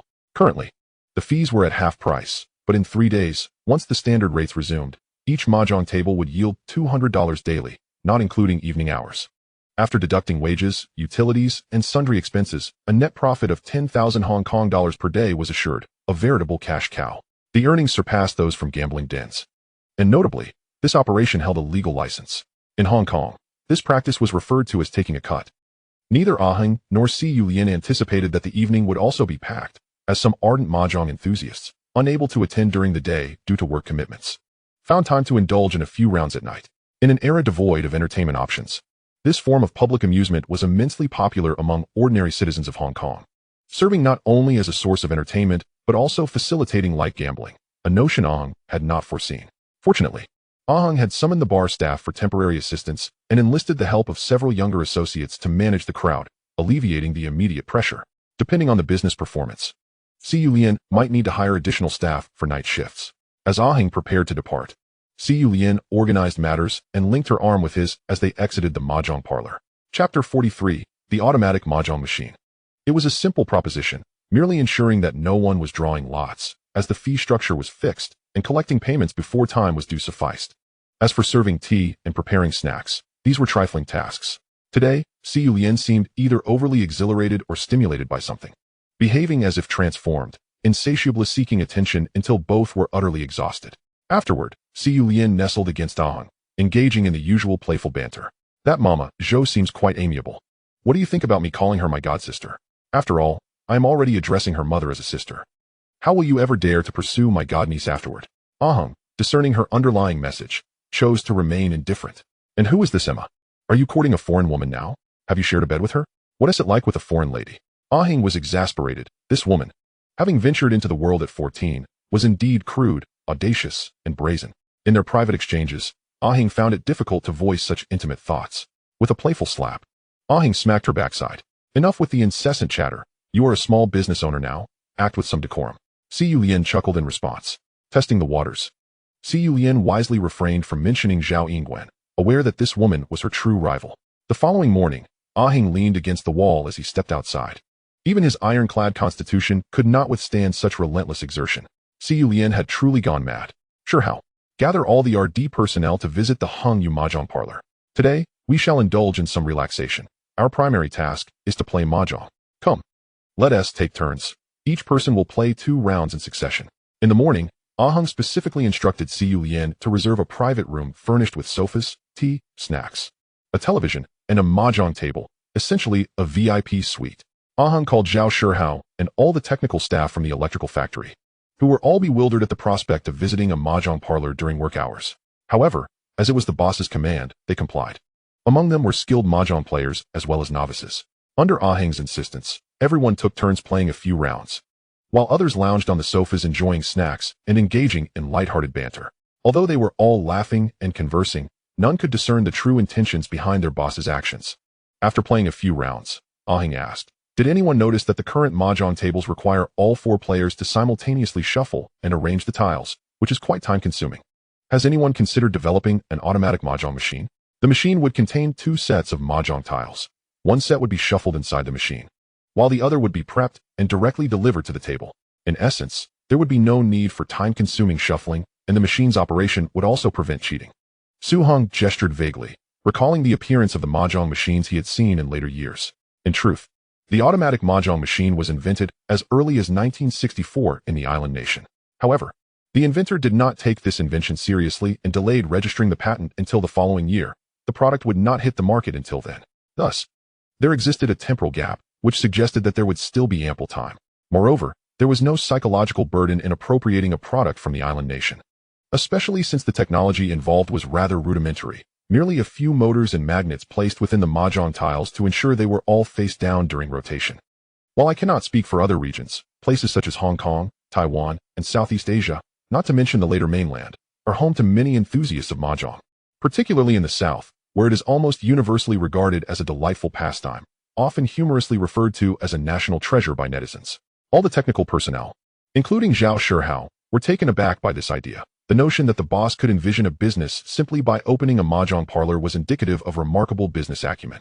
After the initial astonishment, the group lamented with regret, pondering why such a simple tool had not been conceived by anyone before. It was no wonder that someone so young had already become a boss. They noted how, despite his youth, he had not only resolved the previous troubles of the appliance factory, but had also gained the respect of Zhao Shihao and his sister Zhao Yingwen, who willingly assisted the boss. This novel idea garnered widespread admiration. At that moment, Su Hong was oblivious to the thoughts of the technicians. Even if he were aware, he would merely chuckle, for he could not reveal that he was a time traveler. As he prepared to leave, Su Hing patted Zhao Shihao on the shoulder. These days have been exceedingly busy. When the automatic mahjong machine is developed, I shall come to celebrate with everyone. We will distribute bonuses, including those for the successful development of the new model of electric fan. The bonuses will start at 200,000. Upon successful development, he planned to promptly register the patent, not only in Hong Kong, but also in other countries and regions. Speed was of the essence. Should they find themselves overwhelmed, they would hire agents. By the way, were you able to recruit those individuals for foreign trade? As per your request, my sister and I have qualified 10 candidates after interviewing them, and I have brought their resumes for your final approval. No need for that. Just notify them to come to work. Let them familiarize themselves with the company's products. Prepare the small batch of samples produced these past few days, pack them up, and in a couple of days, I will take them to North America. In the villa of Hong Hani, Liang Jing sat on the sofa, her face drawn with despair. Tears of anguish streaming down her beautiful visage, evoking a deep sense of pity. In the span of mere days, it felt as though the sky had fallen. Her husband, Hong Hani, was wanted by the police for alleged drug trafficking, leaving her and their family abandoned, and he had already fled. In the last phone call before his departure, Hong Hani merely informed her that he had to run, yet he provided no guidance on what she should do next. Perhaps he was too preoccupied with his own peril to offer her any answers. What had once been a peaceful life was shattered by this sudden blow, revealing that her previously blissful existence had merely been an illusion. Now, with that illusion shattered, she was left to grapple with boundless sorrow. In less than half a month, the loyal subordinates of her husband had scattered. Those who remained were either captured or had fled, leaving behind a void where once there had been strength. With the loss of her husband and the disintegration of their household, who would still come to care for her? The former sister-in-law? Chapter 44, The Pitiful Woman. Yet, this was not the worst of it. Fate seemed determined not to spare this unfortunate woman. Opposite her sat dozens of people, men and women, young and old, some with fierce expressions, others appearing benign, all hailing from different families. They shared a common identity, the families of Hong Hani's loyal subordinates. Sister-in-law, our men have all been imprisoned. But they were working for the gang, for Boss Hong. The gang cannot simply abandon us.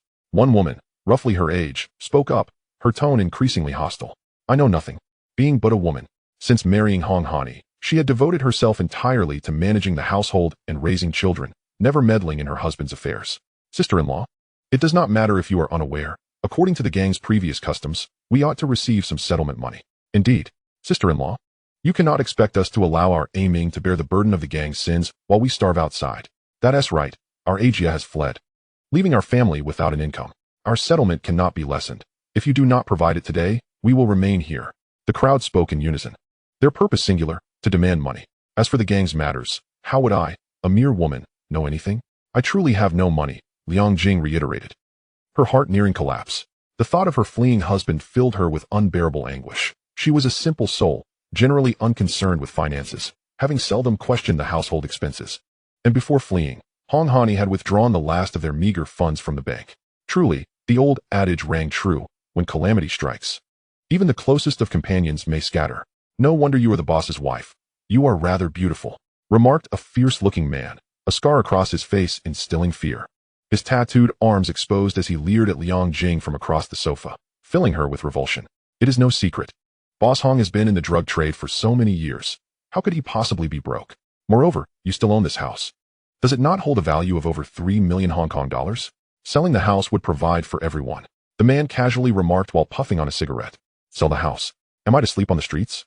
Liang Jing finally snapped, her voice rising in desperation. This matter has nothing to do with me. If you seek someone, go to him. Liang Jing exclaimed, her composure breaking. Nothing to do with you? Your food, shelter, and livelihood all stem from these subordinates risking their lives. You cannot so easily distance yourself from the situation. I'll kill you, you filthy whore, shameless woman. Another visibly fierce woman could no longer restrain herself. She yanked Liang Jing's hair and struck her hard across the face. Sister, the police are coming. At that moment, a lookout rushed in, calling out urgently. The woman released Liang Jing's hair and shoved her onto the sofa. I do not care about others. We demand at least 500,000 in settlement money. You have 3 days to gather it. If you cannot, we will sell you to pay the debt. Do not think you can escape. We will be watching you. We are leaving. As the woman led the way, the remaining individuals followed, streaming out the door. It turned out to be the maid, Wu Ma, who, having witnessed Liang Jing's plight, had discreetly called the police. At this moment, Liang Jing buried her face in her hands, her head resting on her knees, and wept uncontrollably. Why is this happening to me? Why does heaven torment me so? Liang Jing cried out in her heart. Her once beautiful visage now appeared utterly haggard, and her helpless figure evoked a deep sense of pity. Before departing from Hong Kong Island, Su Hong received an unexpected call, an invitation from Inai Xiaohua. The Inai family was one of the 4 prominent clans of the previous generation on Hong Kong Island, a legendary lineage. The former head of the Inai family, Inai Xiaohua's father, was notoriously known as the Opium King, having monopolized the opium trade on Hong Kong Island, until his untimely demise in the streets, prompting the Inai family to pivot to legitimate business. However, following the death of Inai Xiaohua's father, he left behind a considerable fortune, one of which was a vast tract of land in Causeway Bay, then merely farmland, reportedly purchased for opium cultivation. In a twist of fate, this area would later become one of the most expensive rental locations globally. While many in later generations recognized the famed TVB and Xiao Yifu, few were aware that TVB was founded by Inai Xiaohua himself, and for a considerable time, he was its major shareholder. During Inai Xiaohua's lifetime, he steered TVB, until after his demise, when the Inai family, now reduced to orphans and widows, ceded control to Xiao Yifu. Up until Su Heng's time-traveling episode, the Li family remained a top-tier family on Hong Kong Island, albeit one that was exceedingly low-key. However, Su Hong had no prior acquaintance with them, nor had there been any collaboration. In terms of assets, Inai Xiaohua's wealth amounted to around 1.4 to 1.5 billion, while the shipping magnate's fortune was approximately 5 billion Hong Kong dollars, and Li Chaoren's was about 1 billion, thus solidifying the Inai family's status as a prominent household on Hong Kong Island. In Causeway Bay, his name was known to all. Half of the shops were owned by his family, making him the renowned landlord of the area, overlapping significantly with Su Heng's territory. Though one collected rent while the other demanded protection fees, each minding their own business. Did he possess something that Inai Xiaohua desired? The Oriental Daily, shipping companies, docks, electrical companies, or perhaps a mahjong parlor? Which one? Regardless, that was for later discussion. The two arranged to meet at a Cha Chan Tong, where an elderly gentleman, appearing to be in his 60s with a full head of white hair, spoke slowly with a smile. Hello, Mr. Su. Mr. Inai, you are the elder here. Just call me Ahong. Then I shall take the liberty of calling you Ahong. Ahong, I've heard that your business is thriving, at such a young age. You've established quite a reputation, even reaching the ears of an old man like me who stays away from worldly affairs. Truly, the younger generation is formidable. He spoke as if he were a proud elder admiring a promising youth, which was rather absurd, no matter how handsome or arrogant Su Hong might be. It was unlikely he could be universally adored. Moreover, for a cunning old fox who inherited a family business at 18 and expanded it, it was improbable he would casually show favor to a young upstart. Chapter 45, Marketing Training. Such are mere accolades. When it comes to business, I must learn from you. Mr. Inai, the TVB and soda factory you established are known throughout Hong Kong. Mutual flattery in business, is it? Su Hong, while not intimidated by the Inai family, felt no need to offend them unnecessarily. Ahong, you've come to discuss a business matter. I hear you are considering divesting from your shipping and dock enterprises. Are you looking to sell everything or just a portion of your equity? Interesting. After acquiring the shipping and dock businesses following Ma Shizhen's injury, Su Hong had not formulated a clear strategy for management, or rather, the shipping industry appeared to be on a downward trajectory. If his memory served him correctly, the shipping magnate's fleet had peaked this year at 210 vessels, firmly securing his status, yet it too was beginning to decline. In a couple of years, even the shipping king might have to abandon his ships. Su Hong did not need to consider drug trafficking, thus he contemplated selling the shipping business. Yet the dock remained a solid asset. I plan to discuss these two matters separately. The shipping business, bundled for sale, includes 15,000-ton cargo ship, 33,000-ton cargo ships, and 61,000-ton cargo ships, priced at 20 million Hong Kong dollars, payable in cash. Though slightly high, it is within market value. I agree. And Aisha pondered briefly before nodding. As for the dock, it is valued at 100 million Hong Kong dollars, and I can exchange that for all your TVB shares. Oh, you are interested in TVB? This proposal surprised him. In the NI family's business empire, aside from real estate, which was plentiful in Causeway Bay, the soda factory served as a cash cow.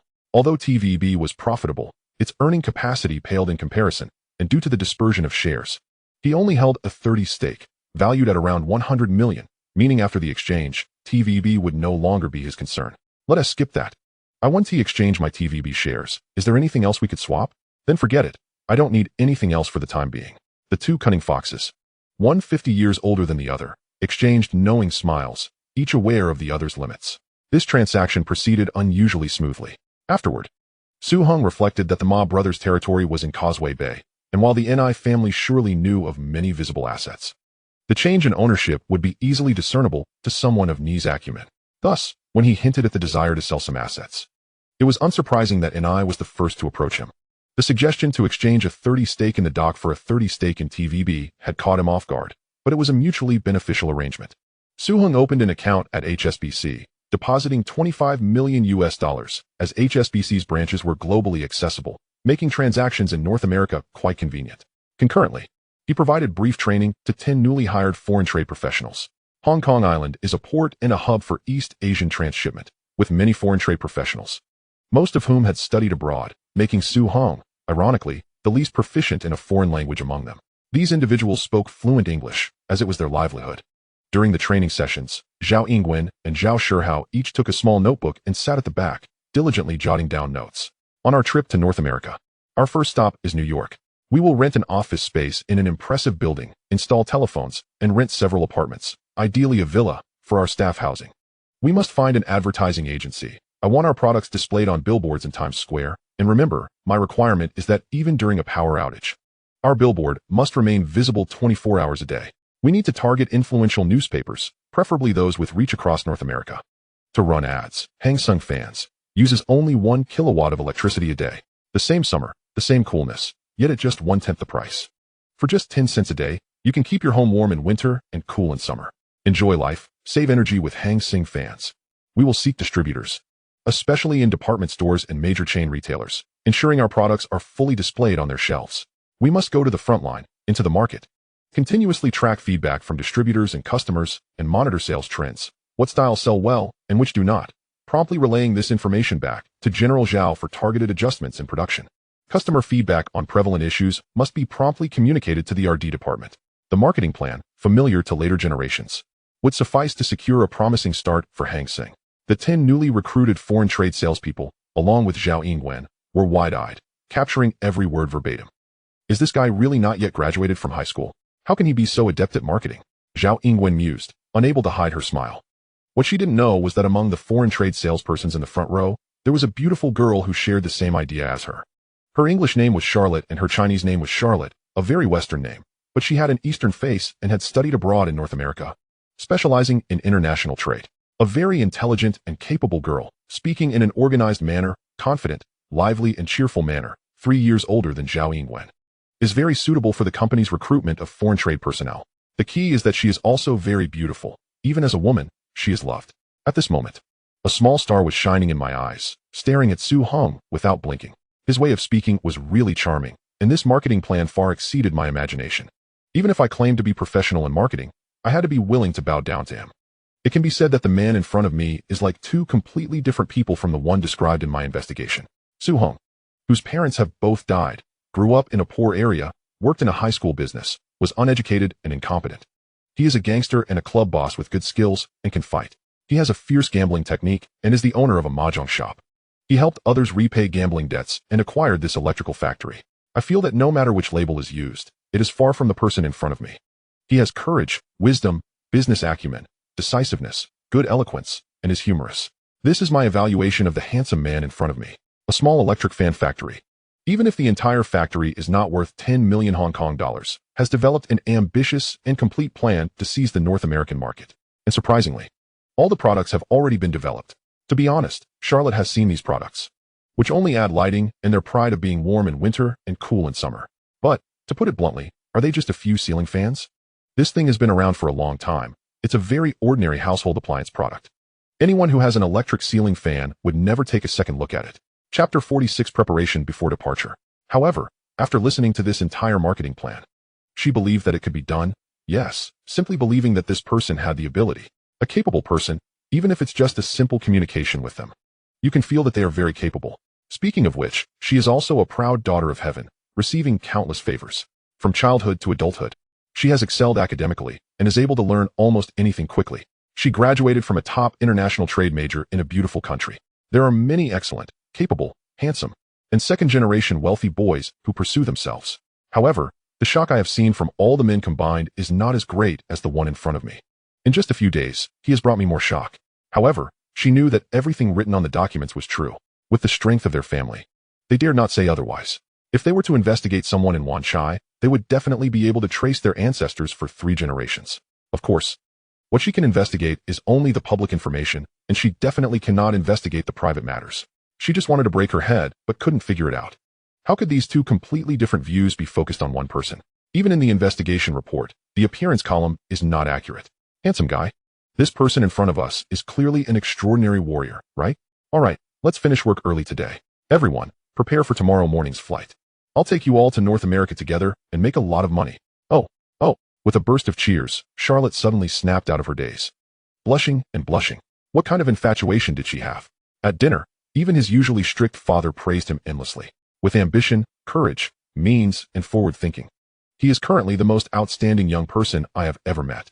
Do you know what conditions he put forward when I proposed to acquire his dock?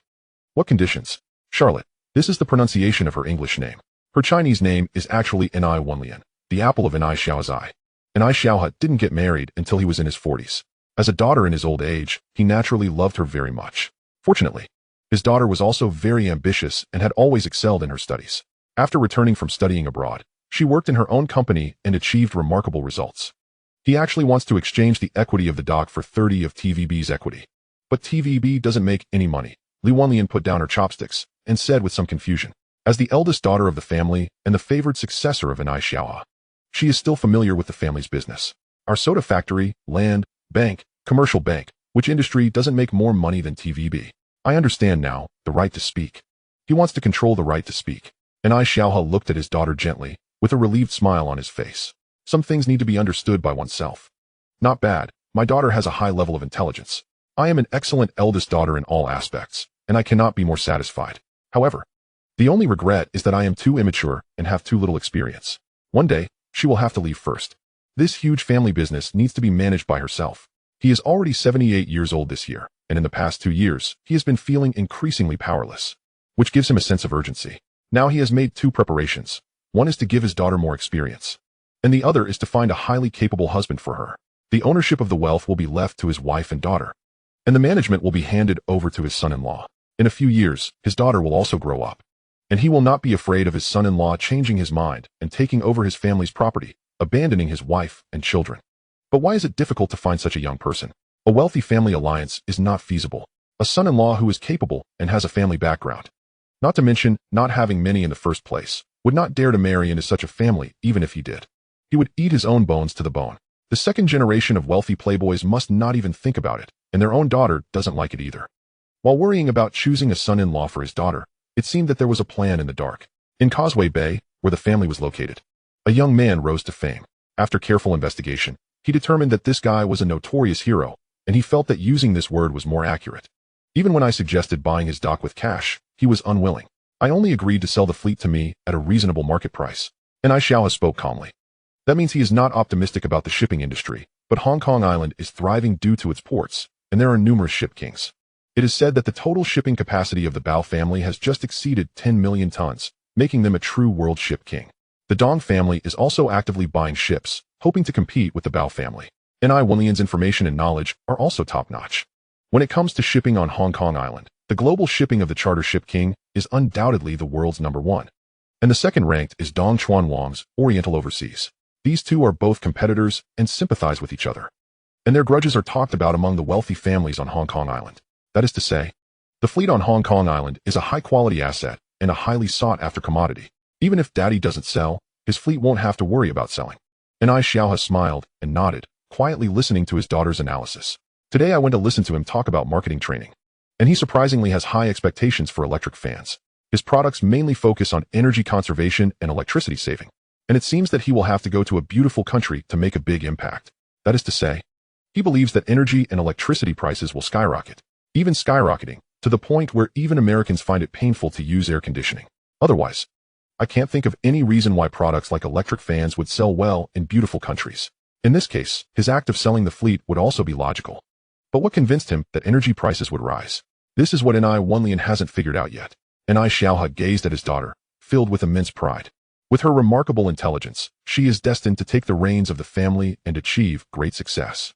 Hurry up and eat. You two are discussing business at the dining table, and the dishes are getting cold, interrupted Ni Xiaohe's wife, Ni Lianbing. Ni Wenlian stuck out her tongue, making an adorable face. At home, her mother tended to be the stricter one, while her father had never scolded her. I've finished eating, Ni Xiaohe replied, still wearing a gentle expression. Chenma, please load the luggage I prepared for the young lady into the car. Have the driver come to pick her up at 8 in the morning. Her flight is at 9, and we cannot afford to miss it. Must I really go? Can't I gain experience at our own company? Why must I venture outside? Oh dear. The family business is already quite stable, with a mature team handling operations. The area I manage can run smoothly for a year and a half without me. Alas, children grow up and no longer heed their mothers. I truly have no way to manage you. Your father has never reprimanded you either. Just be cautious while you're out, and call home if you need anything. Chapter 47. Expanding into the New York market. New York, on the east coast of the United States, was bustling with activity. After adjusting to the time difference, the team of over a dozen individuals dispersed, forming groups to rent offices and apartments, seek advertising agencies, newspapers, and find agents. Su-hung found himself with some free time and hailed a cab to the HSBC branch in New York. The bank on Hong Kong Island had already made arrangements, and the New York branch was aware that Su-hung had a balance of $27 million in his account, thus providing him with super VIP treatment. A tall, middle-aged Caucasian man in a suit personally attended to him. Mr. Su, what business do you wish to conduct? I would like to open a futures account and also need assistance in finding 2 individuals, 1 futures broker and 1 legal advisor. Oh, so you intend to engage in futures trading? We have our own futures company, making the process quite convenient. The man was somewhat surprised. This young individual from Hong Kong seemed to be part of the local elite, flanked by 2 imposing bodyguards, exuding the aura of a wealthy tycoon here to strike gold in New York. Futures trading can indeed lead to immense wealth. But could a young man in his early 20s from the East truly understand what futures entail? He chuckled to himself, thinking that the young man would likely lose everything soon, as he had seen many similar cases before, but that was no concern of his. The foreign gentleman was quite efficient, making a phone call to summon a futures broker and a lawyer. As for the fees, he left it for Su-hung and his companions to negotiate, citing a busy schedule as he quickly excused himself. Throughout August, the work was steadily demanding, with the 10 foreign trade salespeople brought from Hong Kong proving to be quite capable, likely due to Su-hung's generous salaries. Notably, Charlotte had successfully negotiated with over a dozen shopping malls and chain stores, as supermarkets were not yet prevalent in that era.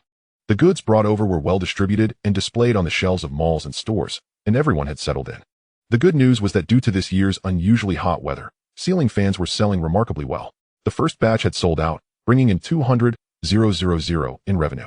News of the fans' popularity in New York reached Hong Kong, causing quite a stir at the factory. This was the largest sum received since the establishment of the Hongqing Fan Factory. Zhao Shihao promptly took measures to recruit workers, arrange overtime, procure raw materials, and dispatch a second batch of goods. Zhao Yingwen was tasked by Su-hung with purchasing land for factory expansion and scaling up operations. The bad news was that negotiations for advertising were still unresolved. The prices for newspapers with substantial circulation were exorbitant, while those with smaller circulation were deemed worthless. At the large billboard at Times Square, Su-hung personally met with their account manager. Upon hearing that they were clients, the receptionist warmly escorted them to a conference room, poured them a cup of coffee, and then left them unattended. They waited for a full hour before a person claiming to be the business supervisor arrived. Upon learning that Su-hung and his team wanted to advertise an obscure fan brand, he was momentarily taken aback, astonished for half a minute. Ultimately, he politely stated, "We will not advertise a product from the East that has no connection to fashion, especially one that is entirely unfamiliar." They hadn't even discussed pricing. What an arrogant display. As Su-hung, Charlotte, Dashin, and Dongzi stepped out of the Times Square building, they observed the bustling street filled with cars and pedestrians. Su-hung felt somewhat disheartened. Although he was a client, albeit a minor one in their eyes, he had experienced a setback. In the spacious office, Soo-hung stood by the floor-to-ceiling window, watching the ceaseless flow of traffic below. A well-groomed young man leaned against a Ford, cigarette in mouth and a bouquet of roses in hand. This fellow, named Bill, was a purchasing manager for a chain store called Wilt, and currently the largest client of Soo-hang's company, having purchased half of the Hungsheng fans. "Why aren't you going down yet? He's already waiting at the bottom of the building," teased a few colleagues at Charlotte. However, her expression revealed no joy, rather. She appeared conflicted. "Charlotte, I love you. I know you're upstairs, and I won't leave until you come down," Bill declared, determined to win her over. He viewed this confession as merely the first step, followed by dinner and gatherings, all leading to his ultimate goal. "Bill, please go. I've told you countless times that I will never like you. Stop pursuing me. I won't accept your invitations." "That's all right.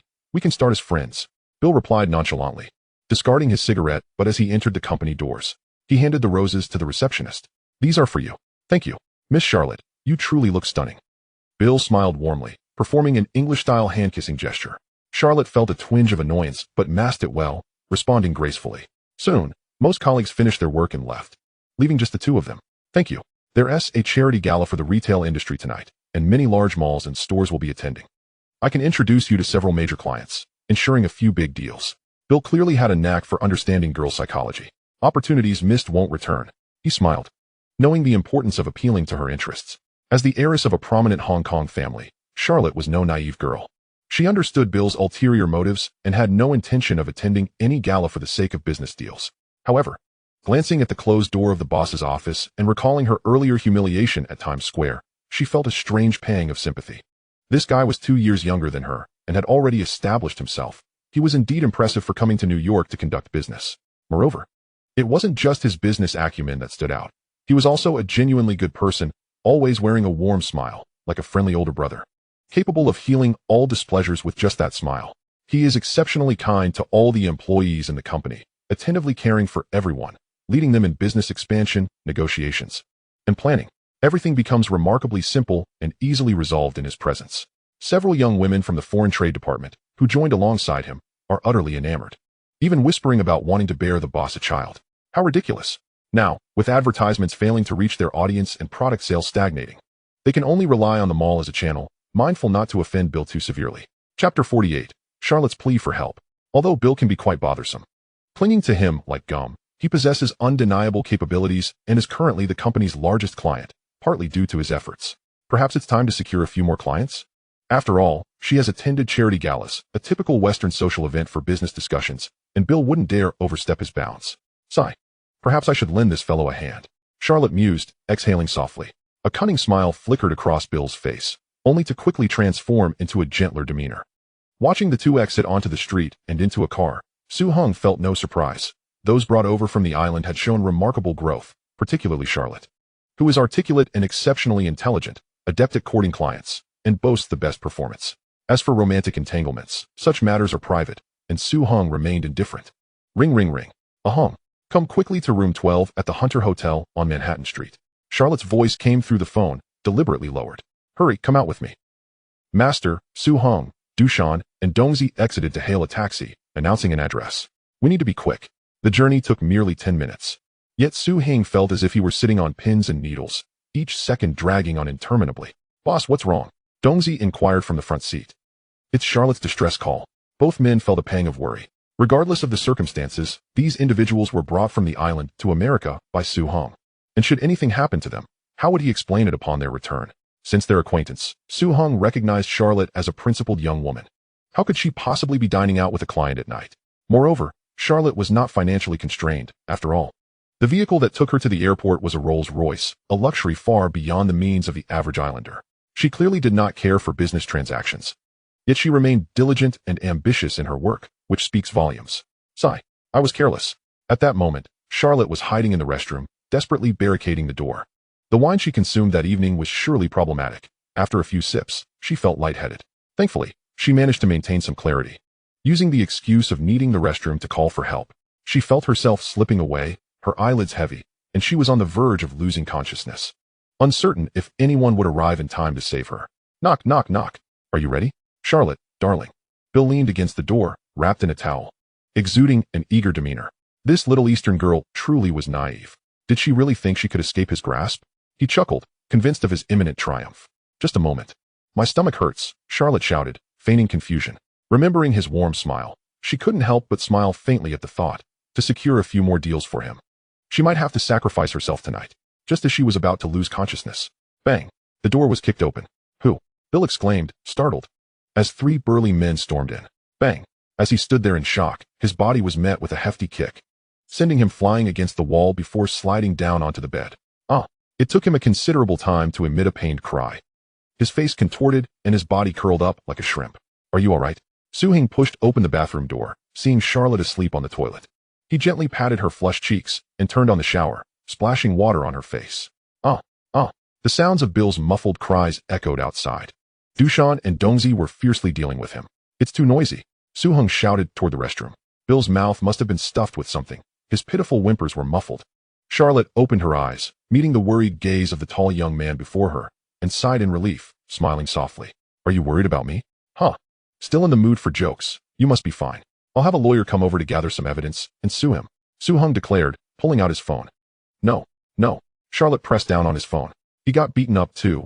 Besides, he didn't succeed, and his punishment will be light, plus it could affect business. Charlotte replied slowly. After considering her words, Soo-hung realized she had a point and decided to let the matter slide. He tucked away his phone and swept Charlotte into his arms as they exited the room. In her hazy state, Charlotte felt as though she were in a long dream. Beneath a blue sky and white clouds, dressed in a snow-white wedding gown, her mother held her hand, placing it into Soo-hang's. They walked together into the sanctuary of marriage, gazing affectionately into each other's eyes, each seeing their joyful selves reflected therein, exchanging rings, sharing kisses, and embracing tightly. Suddenly, a fierce wind swept in, whisking her beloved away. What kind of foul wind was this? Watching him drift further and further away, she was gripped by fear, crying uncontrollably, tears streaming down her face, filled with regret for not holding onto him more tightly. Don't go, she screamed, awakening from her nightmare, sitting up abruptly. Did you have a bad dream? Don't be afraid. It's safe now. Everything's fine. It was just a gust of wind, and I closed the window. Hearing that familiar voice, Charlotte felt reassured. She touched her cheeks, realizing they were wet with tears. What was going on? That dream felt so real. The sensation of holding him tightly seemed genuine, as if she had slept in his embrace all night. Glancing at her in scathed clothing, Charlotte sighed in relief, but was soon filled with embarrassment and irritation. Was she truly so unappealing? How did I return home yesterday? The question lingered on her lips, but morphed into something else entirely. Of course, I brought you back. Once I set you down, you wouldn't let go, crying and shouting. I lay beside you fully clothed all night, and my arm went numb. He added, stretching his arm. I've already dealt with that, Bill. He won't dare to harass you again, Soo-hung casually said, leaning against the window with a cigarette. I'm genuinely curious why you chose to hide your identity and come to work at such a small company, Miss and I. Chapter 49, Mailing Posters. I just wanted to gain some experience, you know. In my family's company, there are professionals who have been with my father for years managing everything. My presence makes little difference. Someone praised you in front of me, saying you're young and promising, good at business, and quite handsome. Next time I visit Mr. Anai, I'll ask him to sing my praises in person.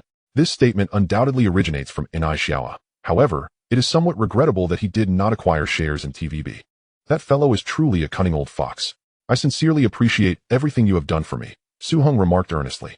The girl before him, who could only be described as overly sheltered, was genuinely admirable, intelligent, kind-hearted, and undeniably beautiful. However, this must not happen again. Soo-hing shifted his tone, insisting that she must take this matter seriously. This foolish girl is, in fact, quite astute, having graduated from a prestigious university in the beautiful country. Her intelligence is certainly not lacking. It can only be said that love can render women somewhat less perceptive, and unrequited love is no exception. Understood. The future billionaire, at that moment, was hugging his knees, his tousled hair cascading around him, exuding a hint of post-slumber languor, his cheeks flushed as he earnestly apologized. Time to go. I need to catch up on some sleep.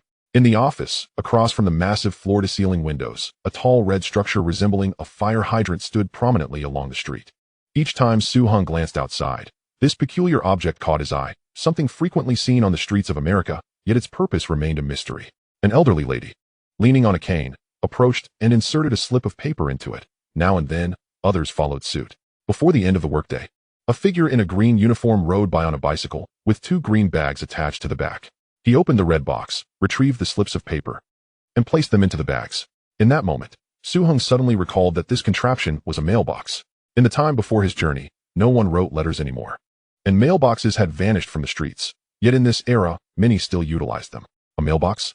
Soo-hung seemed to have an epiphany. Behind him, Charlotte regarded him as if he were a curious creature. Was the boss perhaps shaken? Call that advertising company from last time. I have some tasks for them. Soo-hung instructed Charlotte. Design a poster, sized A3, depicting a cozy room with an enlarged ceiling fan, beneath which a family sits warmly on the carpet. Incorporating our promotional slogan. Additionally, include a line. Present this promotional poster at any store to enjoy a 5 discount. For a second purchase, a 10 discount. And for the third, a 20 discount. Be swift. I need to see a draft by tomorrow. Charlotte, please contact several printing houses for a quote on printing 500. A3 posters. Dongzi, find some individuals who can write. I want to send these 500 posters to every household in New York. The earlier mailbox had sparked a memory in Soo-hung of the promotional flyers that frequently circulated. Isn't the media rather arrogant? I shall send the promotional posters directly to every potential customer, thereby eliminating the middleman and its profit margin. As the promotional flyers were dispatched, sales of the ceiling fans visibly surged. On September 3rd, Soo-hung finally awaited this day. The city of New York experienced a shocking event as the local power grid succumbed to overload, leading to power outages in stores, schools, trams, and factories, paralyzing the city's transportation. This state persisted for 3 days, and it was only after this period that the electricity began to gradually restore, albeit sporadically. With rolling blackouts still occurring, this power outage not only served as a valuable energy conservation lesson for the citizens of New York, but also garnered widespread media coverage worldwide.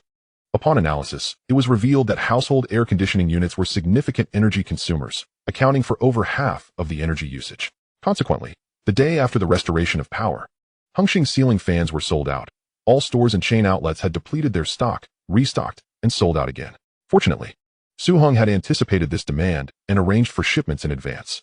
However, the factory on the island was already operating at full capacity, and production could not keep pace.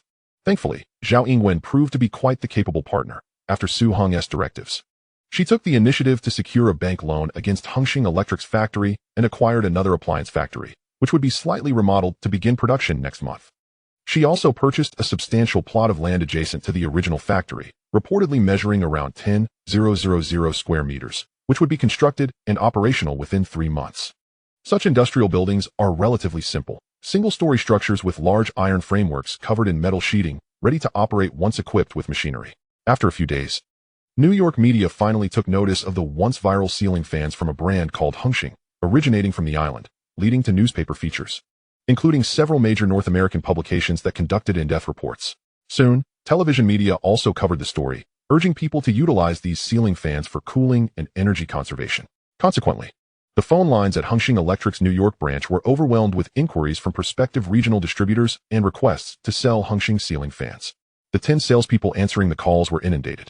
It even became a common greeting among New Yorkers. Have you purchased a Hongqing ceiling fan today? After Bill received a sound thrashing, he completely vanished from Charlotte's view, with the ceiling fans selling like hotcakes. A small chain store no longer required her to personally promote their products. Soo-hung negotiated a general agency in New York, completely delegating the distribution responsibilities to the agents. All foreign trade personnel also shifted to direct dealings with the agents, resulting in a significantly lighter workload. Sales data soon emerged, revealing a monthly revenue of $1 million in September. Currently, the most pressing issue was a lack of inventory, with production capacity severely inadequate. This situation likely would not improve until the new factory commenced operations. By that time, product output would be fully released, with a monthly capacity exceeding 40,000 units, leading to monthly sales reaching between $4 to $5 million. Curiosity arose as to how a company previously unheard of could turn a commonplace appliance like a ceiling fan into a bestseller in North America. A region renowned for its advanced development, where could there be a shortage of ceiling fans? News of the Hongqing ceiling fan success in North America gradually reached the shores of the island, first reported by the influential Oriental Daily, followed by Hong Kong Daily and Ming Pao, among others. Zhao Shiho, stationed on the island, was not adept in media affairs, ultimately leaving Zhao Yingwen to handle various media interviews and industry communications. Fortunately, she had studied law, and eloquence was her forte, allowing her to speak confidently before the media. She passionately discussed the concept of non-renewable energy, the importance of electricity conservation, and how the company adhered to principles of energy efficiency and environmental protection by developing high-efficiency products. Chapter 50, Household Name. In this era, the concepts of environmental protection and energy conservation had yet to take root, and in no time, She was bestowed with titles such as Environmental Guardian, Queen of Appliances, and Ceiling Fan King. Zhao Yingwen rapidly became a celebrity on the island, her name known far and wide. Some tabloids even unearthed a story about a wealthy heir who, after the loss of both parents, managed to turn a struggling factory into an industry leader while juggling university studies. A tale of inspiration featuring a product thriving in America, all while remaining unmarried, with the identity of her boyfriend shrouded in mystery.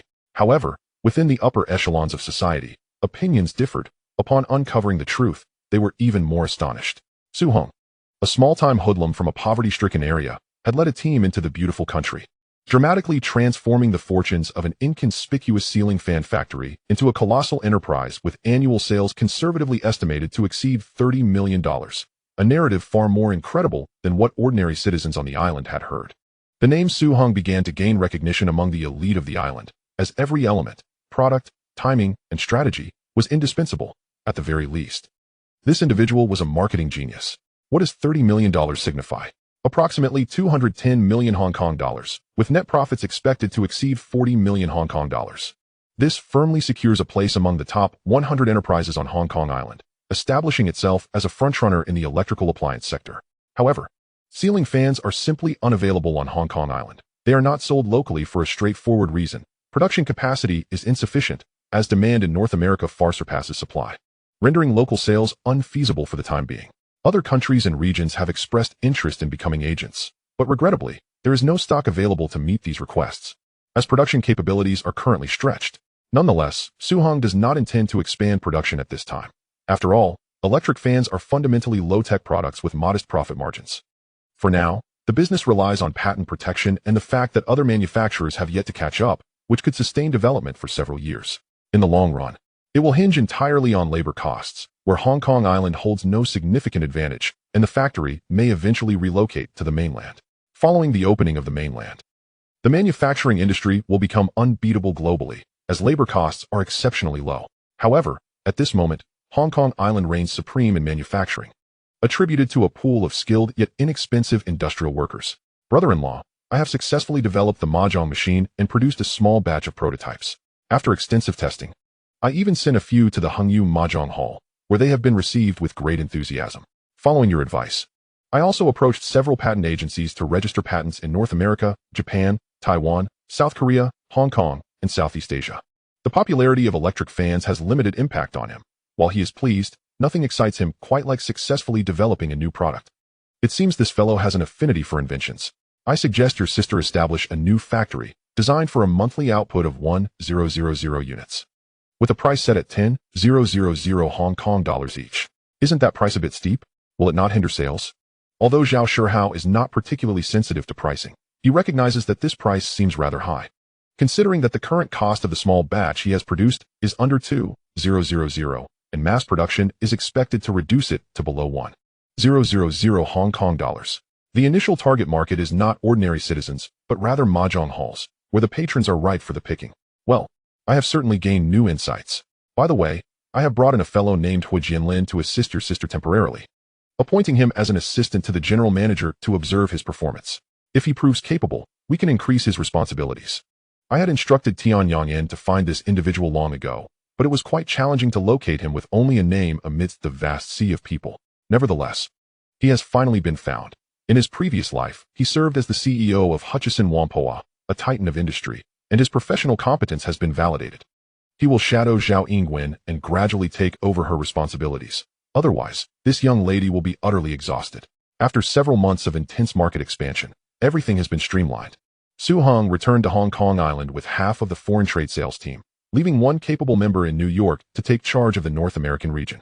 In Hong Kong, he recruited several more individuals, who will be divided into 3 groups to target markets in Western Europe, Russia, and the Middle East, replicating their successful strategies from North America.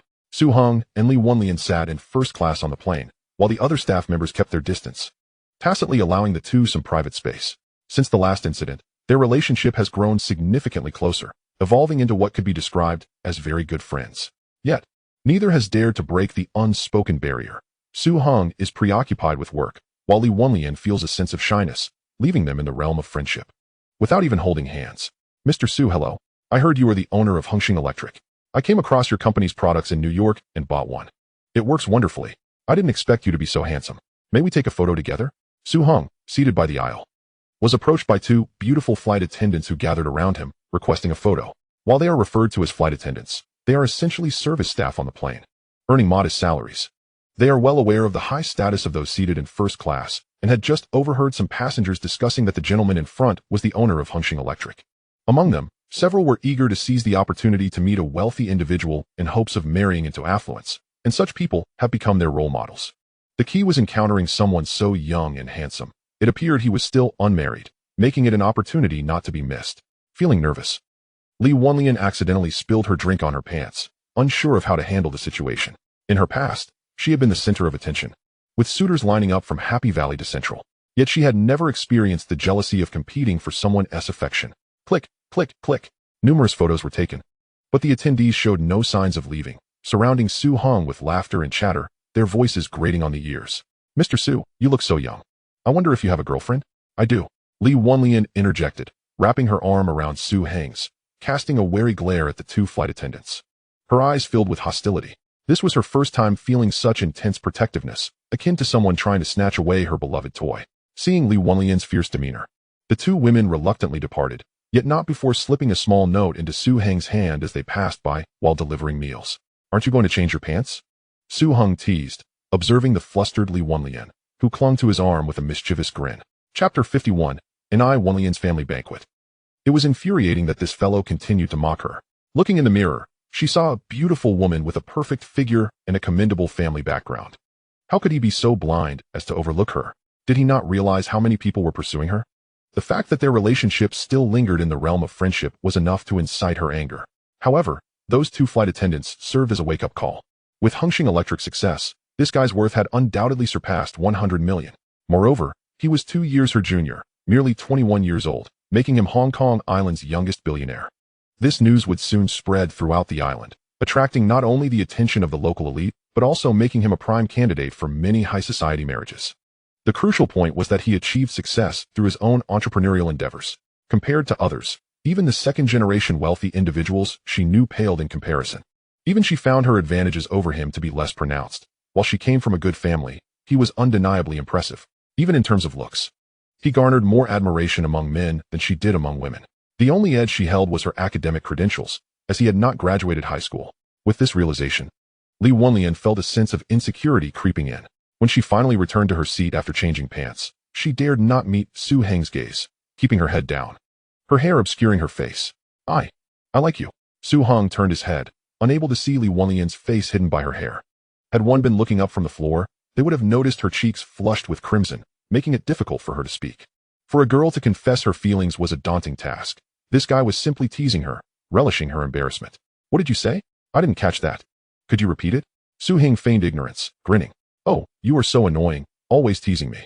Upon hearing Su Heng's playful banter, Li Wenlian's face turned even redder, all the way to her neck, as she lightly punched him with her fist.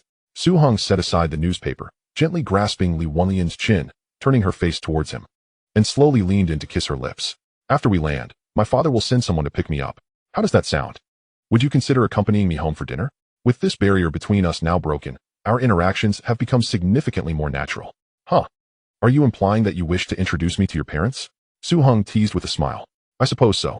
A less than handsome son-in-law must eventually meet his in-laws. Li Wenlian retorted, not backing down. Haha, your words should be, a less than beautiful daughter-in-law must meet her in-laws. Right? How rude.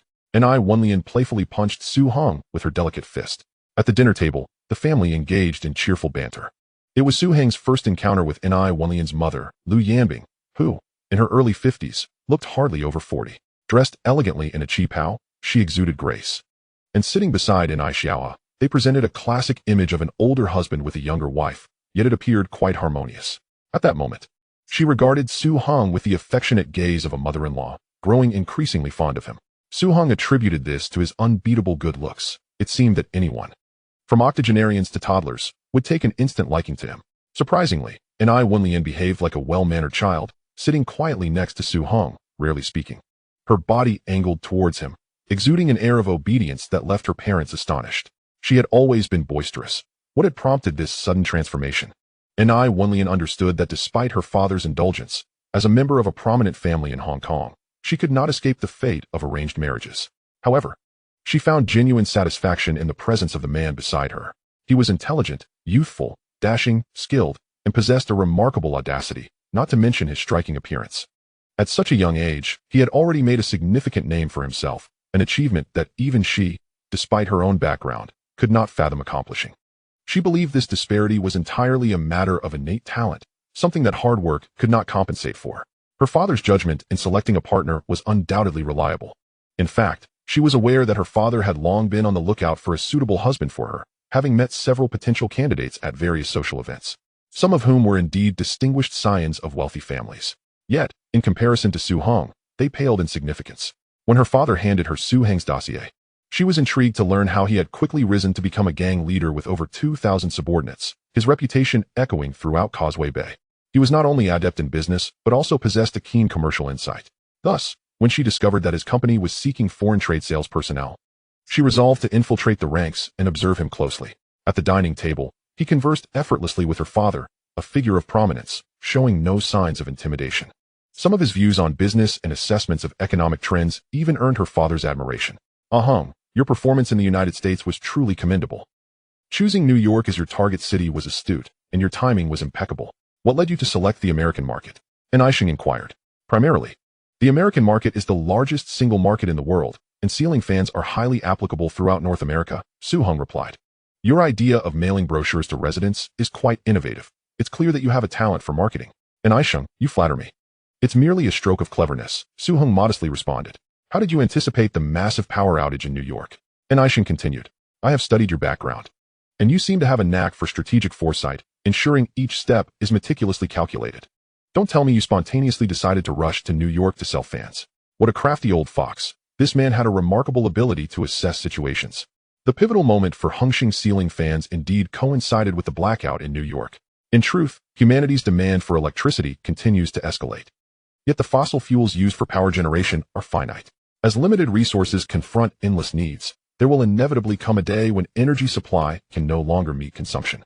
Coincidentally, I had been following weather forecasts for the United States, and this year's temperatures have been unusually high compared to previous years. New York's geographical position makes it hotter than other cities, and air conditioning is excessively energy-intensive. Under such circumstances, power shortages and potential blackouts are highly probable events. The path of energy conservation and environmental protection is one that all nations will eventually have to embrace. It is merely a matter of time.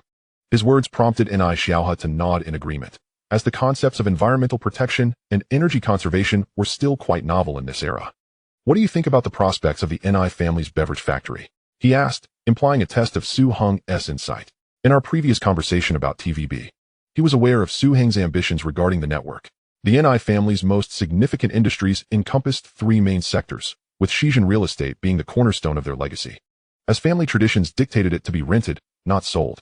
Aside from these two sectors, the Ni family soda factory was a well-known cash cow among Hong Kong's elite, coveted by many. If the current model continues, I would suggest selling it, as people are becoming increasingly health-conscious and focused on weight management. The sugary sodas produced by the Ni family contradict this demand, Su Hong opined. While it is indeed a cash cow, its prospects are limited. Rather than waiting for the business to gradually decline, it would be wiser to sell it at a higher price when the opportunity arises, thus maximizing profits. Ni Xiaohe chuckled non-committally, evidently unconvinced by Su Heng's assessment. "I find Heng's perspective quite reasonable.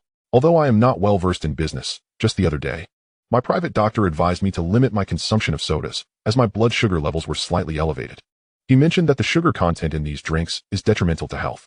Upon hearing Su Heng's remarks, her mother seemed to recall something and slowly spoke up. Since entering the room, Su Hong had placed great importance on this formidable woman. In the original timeline, he had held the Ni family in disdain, viewing them as drug lords with blood on their hands. However, he truly admired their discerning eye in selecting spouses across 2 generations. The founder of the family, Ni Shishin, met a tragic end in his middle age, yet his wife entrusted the family business to the eldest son born of a concubine rather than her biological children, including her legitimate son Ni Xiaohe. This fair approach united the family, preventing fragmentation after the untimely death of their patriarch, as no one contested the inheritance, and they instead banded together to weather the storm. In the original timeline, Ni Xiaohe passed away within a few years, while his mother-in-law, following his death, managed to grow the family's assets from billions to hundreds of billions, ensuring the longevity of the Ni family legacy. The resemblance between Ni Wenlian and her mother in both appearance and intellect was striking. In the original timeline, she was the one who ultimately inherited the majority of her mother's wealth upon her passing, becoming a powerful woman at the helm of a trillion-dollar empire. I hadn't noticed before, but a few days ago I attended a charity gala, and I observed that there were no sugary sodas among the beverages served. I even inquired with the organizers, who informed me that a professional nutritionist had provided the drink list, specifically advising against serving sugary sodas. After hearing his wife speak, Ni Xiaohan nodded solemnly. Ni Wenlian gazed at Su Heng with starry eyes, a radiant smile illuminating her face. This man was truly remarkable. And it seemed her mother also endorsed his viewpoint. In the year following the passing of Mr. Ni Xiaohua, specifically in 1980, Ms. Liu sold the Ni family's beverage company to the Jining Group for a staggering 120 million Hong Kong dollars, achieving an almost perfect sale at the peak of its value. However, 2 years later, when the Jining Group decided to divest from the same factory, they sold it for only 80 million Hong Kong dollars, incurring a loss of 40 million Hong Kong dollars. A similar strategy was employed when divesting from TVB shares, where she also capitalized on the market by buying low and selling high, demonstrating a prowess that could easily be likened to that of a stock market savant, rivaling her contemporaries in the business realm. Though she hailed from a family of merchants, having a wealthy background, for decades prior to Mr. Ni's demise, she had devoted herself to domestic life, focusing on her family.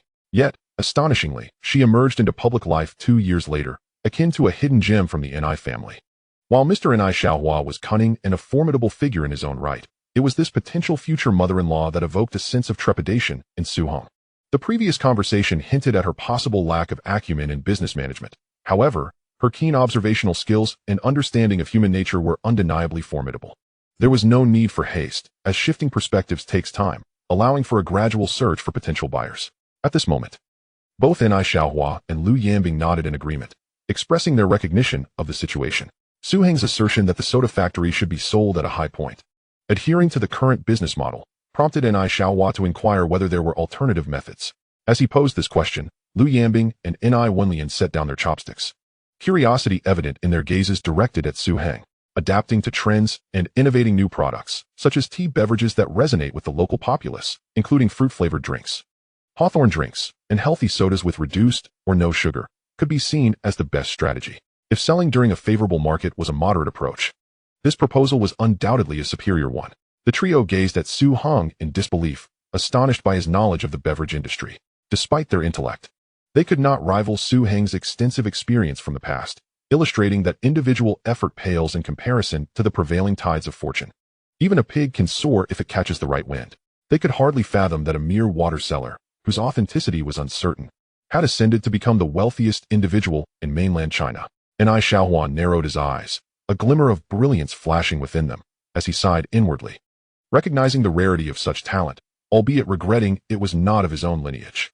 Nevertheless, a son-in-law could be considered half a son. While the proposal was appealing, a critical issue loomed.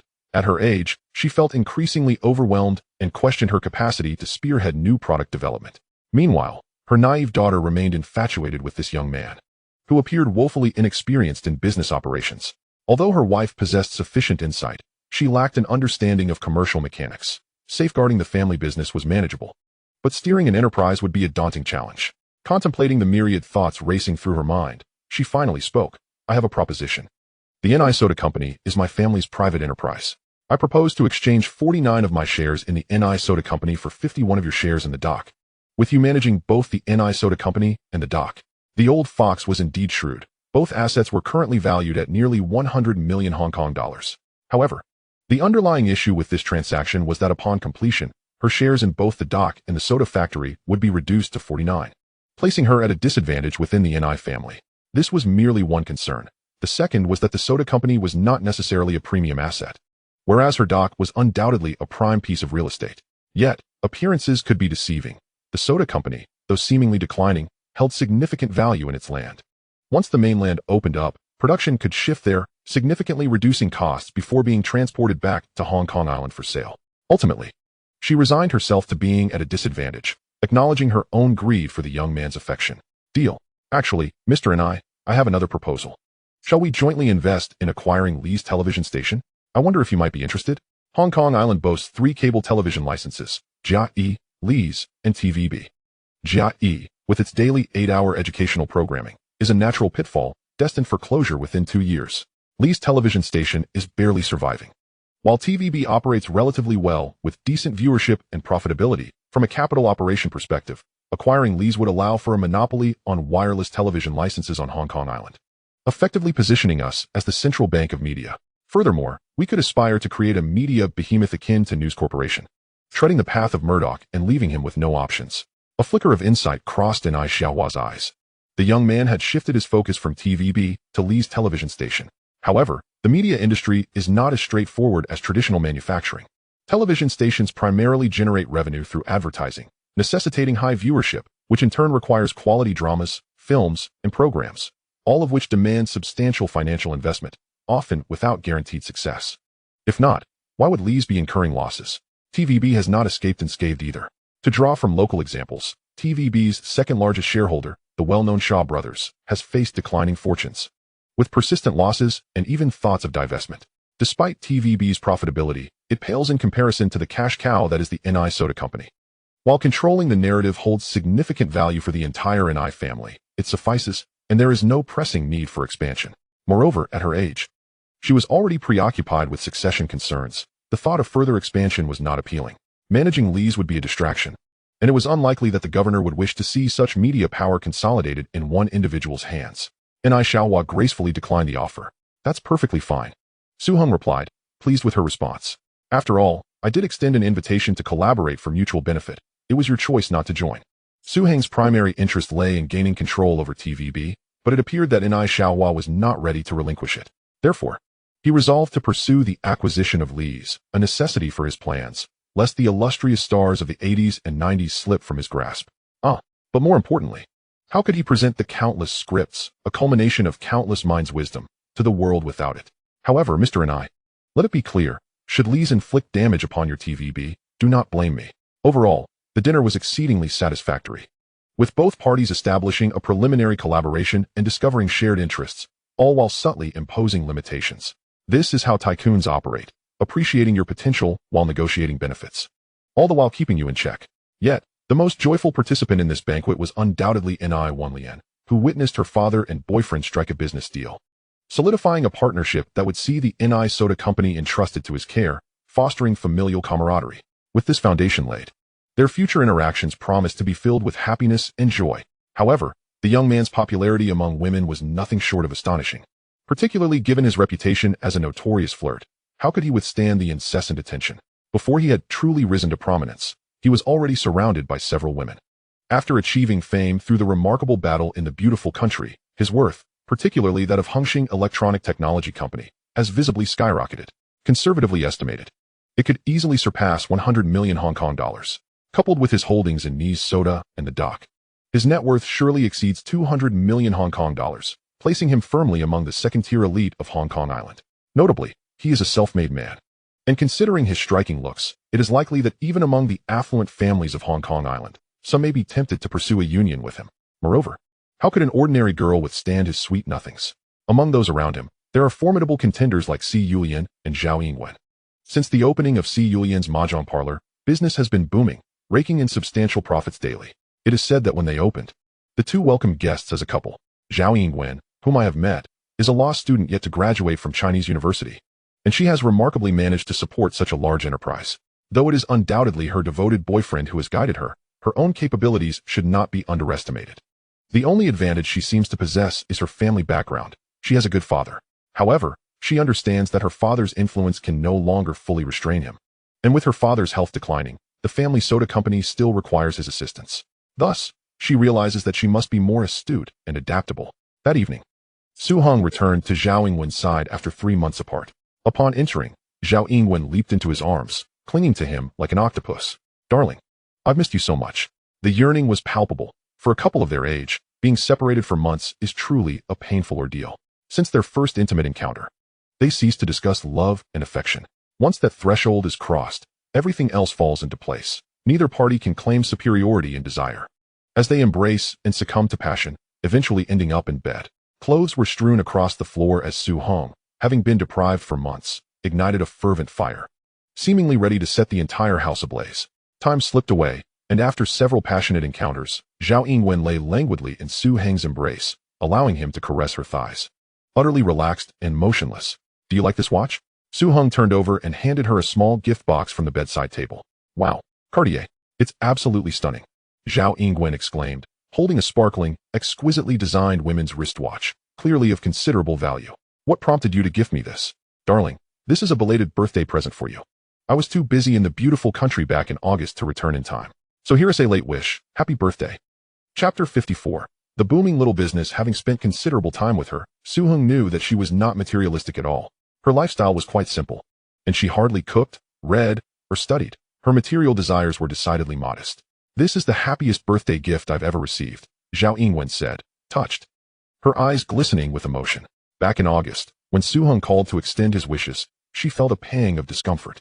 The factory was in utter chaos, hiring, working overtime, rushing orders, mergers, and expansions. It was overwhelming. In such circumstances, who wouldn't wish for their boyfriend's comforting presence? Yet, it was a mere wish. He had taken a team to the beautiful country to explore new markets, likely busier and more exhausted than she was, yet he still thought of her.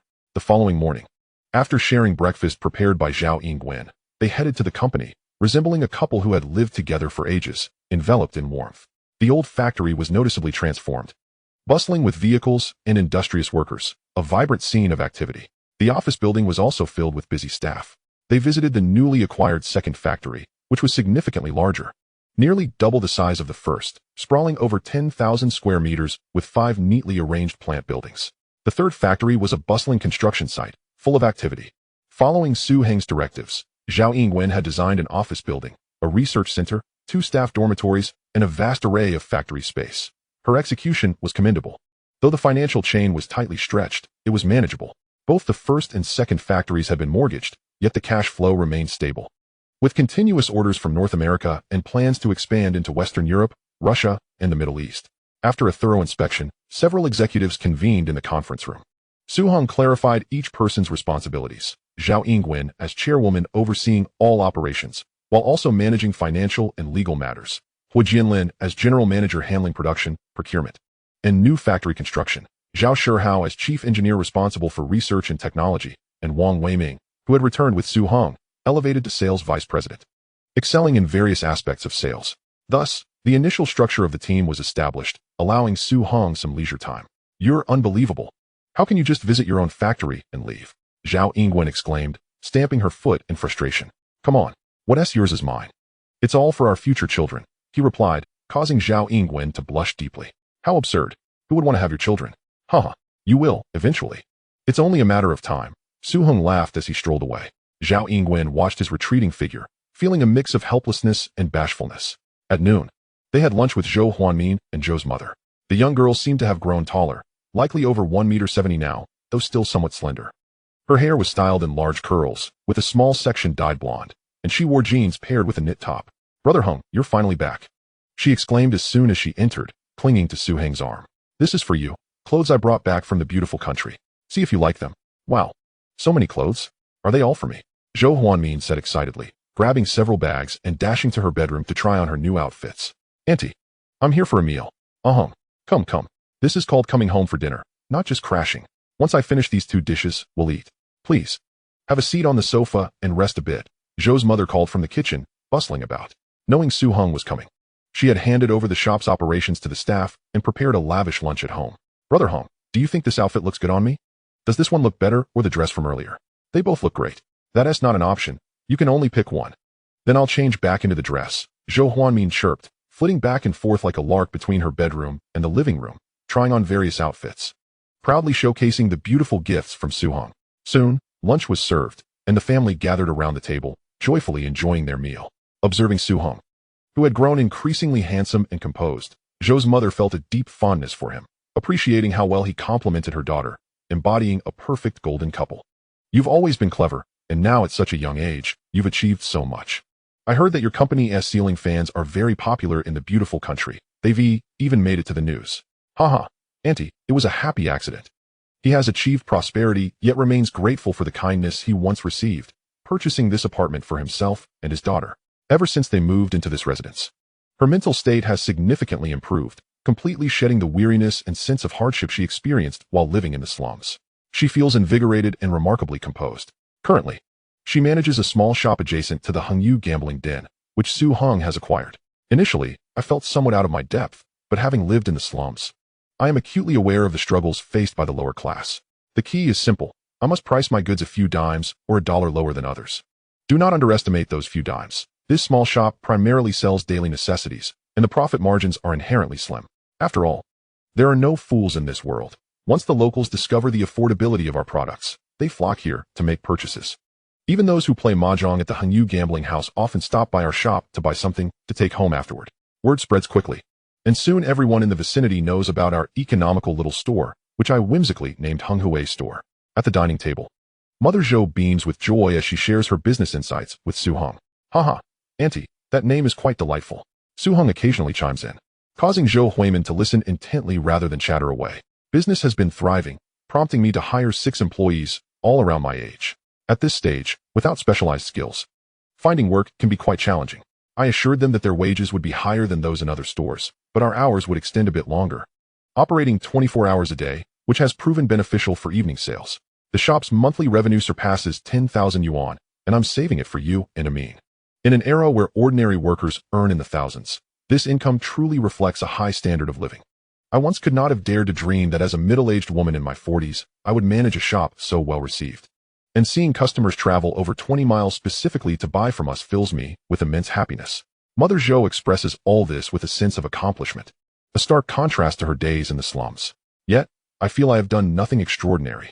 I simply reflect on my difficult past and strive to treat others with kindness, seeking only a modest profit sufficient for Amin and me to eat.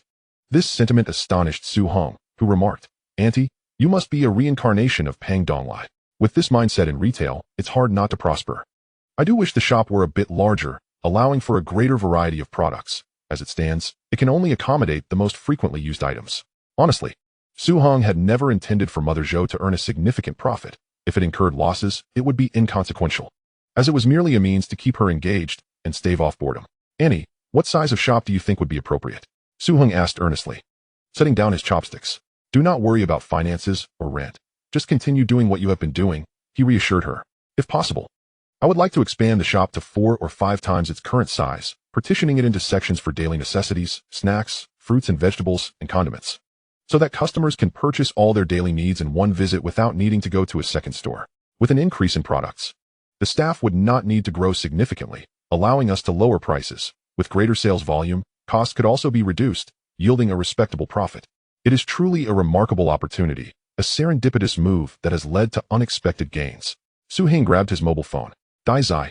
Find a shop in Causeway Bay with an area of about 5,000 square feet. The rent is inconsequential. Whether the supermarket is larger or smaller does not matter, but it should be conveniently located near residential areas. In Causeway Bay, seeking a shop, the Triads are undoubtedly the most suitable option. I was merely chatting with you. The current situation is already quite satisfactory, and I am content. Will this be too much trouble? Moreover, I feel somewhat uncertain about suddenly expanding. Mother Zhou expressed her concerns, surprised by Su Heng's decisiveness. Auntie, just focus on your work as before. It is merely a larger shop. Besides, even if it incurs losses, it is of no concern. From now on, let us call it Henghui Supermarket. In truth, Mother Zhou has grasped the 3 essential elements of a modern supermarket: a diverse product range, competitive pricing, and excellent service. Mastering these 3 pillars can effortlessly establish a retail giant. Given that his model is replicable, rapid expansion through franchising is feasible, akin to the modest success achieved by Walmart. Allowing Mother Zhou to manage a second supermarket could lead to swift replication and franchising once she gains experience. Henggu, I have made my decision. I will not attend university. I want to accompany you in business. I often assist in the shop, and I feel I contribute in my own way. During lunch, I had so much to say but could not interject, as it was only Mother and Hung Good discussing business, seemingly intent on expanding their enterprise. Come off it. With your grades, do you really think you can go to university? If you graduate high school, that will be a blessing. Su Hong felt somewhat exasperated, recalling how she had once been an exemplary student in the slums. However, after transferring her to a school in Causeway Bay, she seemed to have undergone a transformation. Her academic performance plummeting as she began associating with a group of delinquents, becoming a force to be reckoned with at school. Publicly declaring herself to be the girlfriend of the notorious Su Hong, earning her the nickname sister-in-law among her peers. At this impressionable age, her admiration for gang leaders, especially one as renowned as Su Hong, has made her quite the figure at school, reportedly commanding attention wherever she goes. as Dai Zai has informed me. When Su-hung learned of these developments, he was left in disbelief, realizing that this girl had completely gone astray. Zhou Huimin blushed and lowered her head, a hint of embarrassment on her face. She set down her utensils and approached Su-hung from behind, gently massaging his shoulders in a rather endearing manner. I've been trying my best. It's just that I struggle with studies. What can I do? Her playful demeanor elicited laughter from both Su-hung and Mother Zhou. Furthermore, what is the purpose of attending university? Upon graduation, one still needs to seek employment. I am already working and earning money. There is nothing wrong with that. Do you think money is easy to earn? Work is arduous, and failing to perform well can lead to reprimands. Think carefully before you decide. Su-hung had never expected her to pursue a job for a meager salary. Whether she attended university seemed inconsequential, as he would always be there to support her. For a girl with such a carefree spirit, it would be best for her to simply be a decorative figure, focusing on her appearance and happiness. Is that so? Upon hearing Su-hung's words, Zhou Huimin displayed a conflicted expression, ultimately appearing resolute as she clenched her fist. I have made up my mind. I will work with you in business. I offer you two choices. First, join Auntie in launching the new store and learn the ropes by her side. Second, I could acquire a record company for you, and you could produce music, shoot advertisements, and act in films. Sing? Shoot advertisements? Act in films. Is that really possible? That's wonderful, Hengge. I choose these. Zhou Huimin exclaimed with such joy that she nearly leaped into the air. The movie stars on the screen were indeed the objects of her envy and admiration. She never imagined she could also be a part of this world. Thank you, Hengge. With that, she wrapped her arms around Su-hung's neck from behind, gently resting her head on his shoulder. A quick peck on his cheek followed, and then she dashed away. I must share this news with my girlfriends. Su-hung shook his head in resignation. You shouldn't indulge her too much. She still has a childlike heart and knows little of the world. You mentioned acquiring a record company just for her. What purpose does that serve? Surely, it wouldn't end in loss. Zhou's mother gazed contentedly at the golden couple before her. Though even she felt that Su-hung's indulgence towards Zhou Huimin was somewhat excessive. It's simply about singing, recording songs, and selling them. Whether it profits or not is of little consequence. As long as Amin is happy, that's what matters. Su-hung's face radiated with affection. Chapter 56, The Ni's Soft Drink Factory. After finishing lunch, Su-hung accompanied Zhou's mother to the shop. Despite being a small establishment, it was remarkably well managed. With an array of products neatly arranged and meticulously tagged with prices down to the last cent, evoking the essence of a modern supermarket. The foot traffic was impressive, with customers frequently entering, some even delivering goods to the adjacent gambling den. Since they were already at Zhou's mother's shop, it was only natural to visit the gambling hall.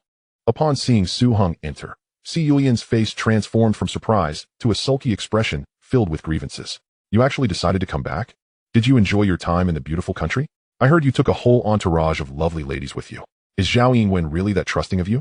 You seem quite dedicated to that appliance company. 3 months away, and not a word from you. This mahjong parlor is also your business. Yet you haven't shown any concern for it. Once they were both inside the manager's office, the banter continued unabated. Haha, you've done splendidly with this mahjong parlor. There's no need for me to worry about it. However, who knows if selling fans in the beautiful country will succeed? If I don't go, who will? By the way, how's the automatic mahjong machine working out? It was specifically designed for your parlor. Su-hung chuckled. What do you mean my mahjong parlor? It's our mahjong parlor. And you hold half the shares. As for those automatic mahjong machines, they're quite impressive. Playing mahjong has become much more convenient, with no need to stack tiles. And cheating is much harder. It's the only one of its kind on the whole island, and business is booming every day. Tell Zhao Shihao to make another 200 for me. I'm planning to lease the entire 3rd floor and basement of this building and double the scale. We'll increase the number of automatic mahjong tables to over 200, generating a daily turnover exceeding 40,000 Hong Kong dollars. With an annual net profit aiming for over 10 million Hong Kong dollars. Si Yulian spoke with poise and confidence, exuding the aura of a powerful woman. What do you think? Am I not inferior to Zhao Yingwen? Lately, she had been feeling an intense sense of crisis. In terms of age, she was the eldest, 5 years older than Su-hung, while Zhao Yingwen was younger than him, and Zhou Huimin was even younger still. In terms of appearance, she considered herself quite beautiful. Yet no amount of confidence could compare to the youthful radiance of a teenager. Regarding education, Zhao Yingwen was a law student at the Chinese University of Hong Kong, leaving her at a significant disadvantage. She had heard that Zhao Yingwen's recent ventures in the beautiful country had been immensely successful, with newspapers reporting that one factory was overwhelmed, having acquired another and constructing an additional 3 factories operating at full capacity. This business must be incredibly lucrative. Who else has achieved such success over the years? The beautiful country, the beacon of industrial advancement, where Su-hung's company produced ceiling fans, a commonplace industrial product, now earning money from the beautiful people. Who would have believed it if it were said before? Zhao Yingwen had evidently risen in stature. If she continued to assist Su Hong in his business endeavors, and her efforts were overshadowed, making her feel dispensable, how would the primary wife compete? You truly have too much time on your hands. Su Hong shook his head in exasperation. With more women involved, jealousy was inevitable, but it needed to be kept within reasonable bounds. Ding ding ding. Su Hong's mobile phone suddenly rang. Hung Go, I heard you've returned to Hong Kong Island and made a fortune in the beautiful country. I'm hosting a welcome dinner tonight. You must come. There will be beautiful girls.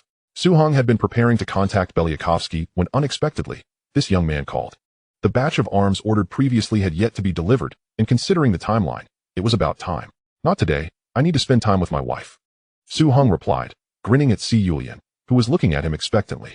After 3 months apart, he had already returned for 2 days. It would be quite unreasonable to leave her again for a night out at a club. Tomorrow evening, I'll treat you to dinner, we can sit down and chat. Then it's settled for tomorrow. At the Queen's KTV, Box 8, 9 o'clock tomorrow night. I've already reserved the room. Next time, it's your turn to treat. This young man was quite enthusiastic. His efforts to curry favor were suspicious, either a schemer or a thief, but he was already one of Su Hong's major clients. With over $200,000 worth of arms already secured, and this time, he was set to deliver another $100,000. So a positive attitude was only to be expected. See you tomorrow. Any company in the beverage industry must first contend with the fierce competition posed by the two cola giants, and Ni's Soft Drinks was no exception. Standing before the Ni's Soft Drink factory, one could feel a palpable sense of history. The weathered walls and rusty gates spoke of decades past. Wenlian gently linked her arm with Su Hong's, standing quietly by his side. The couple strolled leisurely through the factory, aimlessly taking in the surroundings, occasionally observing the busy silhouettes of workers coming and going.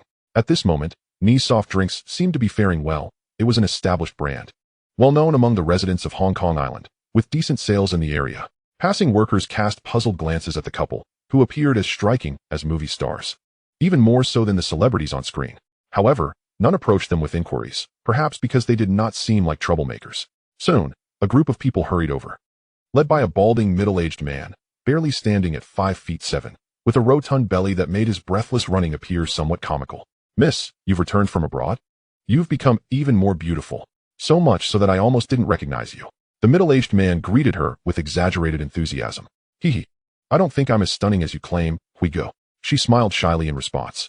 Hui Go, allow me to introduce you to Su Hong, the esteemed shareholder of Ni's Soft Drinks and my boyfriend. My father may have already called you. Henceforth, the management of Ni's Soft Drinks will be entirely entrusted to him. Having already noticed the charming young man, who was quite the sight when seen closely, the crowd could easily discern the closeness between them. It was apparent that this young man had captured the young lady's heart, and he had also acquired part of the Ni family's assets. A stroke of luck indeed. Following a call from Ni Xiaohua the previous day, he had discreetly conducted some background checks and was astonished by the findings. A young leader in the underworld, dating the Ni family's heiress, and running a successful business. Recently, Hengxing Electrical Company had become a hot topic, all of which painted a remarkable picture. This left him feeling somewhat apprehensive. After all, someone like him, working in a subordinate capacity, was not someone to be trifled with. Chapter 58, A New Official Takes Office. Today marked the first visit of the new boss to inspect the factory. Should he leave a negative impression, he could very well become the first target for dismissal. Which is why the management team was present. Mr. Su, I am Chen Weihui, the current general manager of Ni's Soft Drinks Company. Mr. Su, I am Lu Muyun, the director of the R&D Center. Mr. Su, I am. Su Hong greeted everyone with enthusiasm, shaking hands and engaging in pleasantries, entirely devoid of any airs of superiority, which allowed the others to relax somewhat. Since everyone was gathered, Su Hong took the opportunity to lead them on a tour, pausing occasionally to pose questions. Where does the water source come from? What is the quality like? The drinking water on the island, sourced from the Dongjiang River, is of decent quality but still requires purification before it can be utilized for soda production. This tiny island, lacking in many resources, even struggles for drinking water, which is transported from the mainland. In the long run, beverage and food companies must inevitably relocate to the mainland to survive, given the comprehensive strengths in raw materials, labor costs, industrial support facilities, and the business environment, areas in which the mainland reigns supreme, especially compared to the island. However, does that mean there is nothing to be done now? Not at all. Developing new products and establishing a brand are essential. We must separate brand creation from production, laying the groundwork first. With the rise of television dramas, songs, and stars from the island in the 1980s gaining global popularity, We should seize the opportunity to launch these products. Furthermore, the most valuable asset of Ni's soft drinks company is actually the land it occupies, over 20,000 square meters. Currently worth more than 50 million Hong Kong dollars given the land prices on the island. Even if we do nothing, the value will reach tens of billions in the future. This equipment, imported from the Sunless Empire, has been in operation for over a decade without issues, with a monthly production capacity of approximately 6 million bottles. However, as we approach the off-peak season, production is expected to decline. This is the bottling workshop, where glass bottles are used just like for cola. The market price per bottle is 40 cents, with a wholesale price of 30 cents. Su-hung opened a bottle to taste, finding it reminiscent of childhood sodas, with a hint of orange flavor, a vibrant orange-yellow hue, effervescent bubbles, and a touch of sweetness. Let us convene in the conference room for a brief meeting, where I will share my thoughts with everyone. Manager Chun, you will oversee production. I would like to know how we can introduce new products while maintaining our current production levels. The output of new products must at least match that of existing ones, meaning our total production must double. Should we enhance the speed of our existing machines, acquire new equipment, or perhaps build an entirely new factory? Additionally, would alternative packaging be feasible? For instance, aluminum cans or plastic bottles. Hearing Su-heng's words, Chen Weihui felt a jolt of apprehension. The new boss was quite knowledgeable, and it appeared he wouldn't be easily deceived. Mr. Su, we currently operate 3 production lines, but only 2 are active, yielding a monthly output of 6 million bottles. If we run all 3 lines, the machinery can operate at a maximum speed of 13 times, reaching around 12 million bottles. However, the new packaging you mentioned is currently unfeasible, as we are still using glass bottle filling equipment.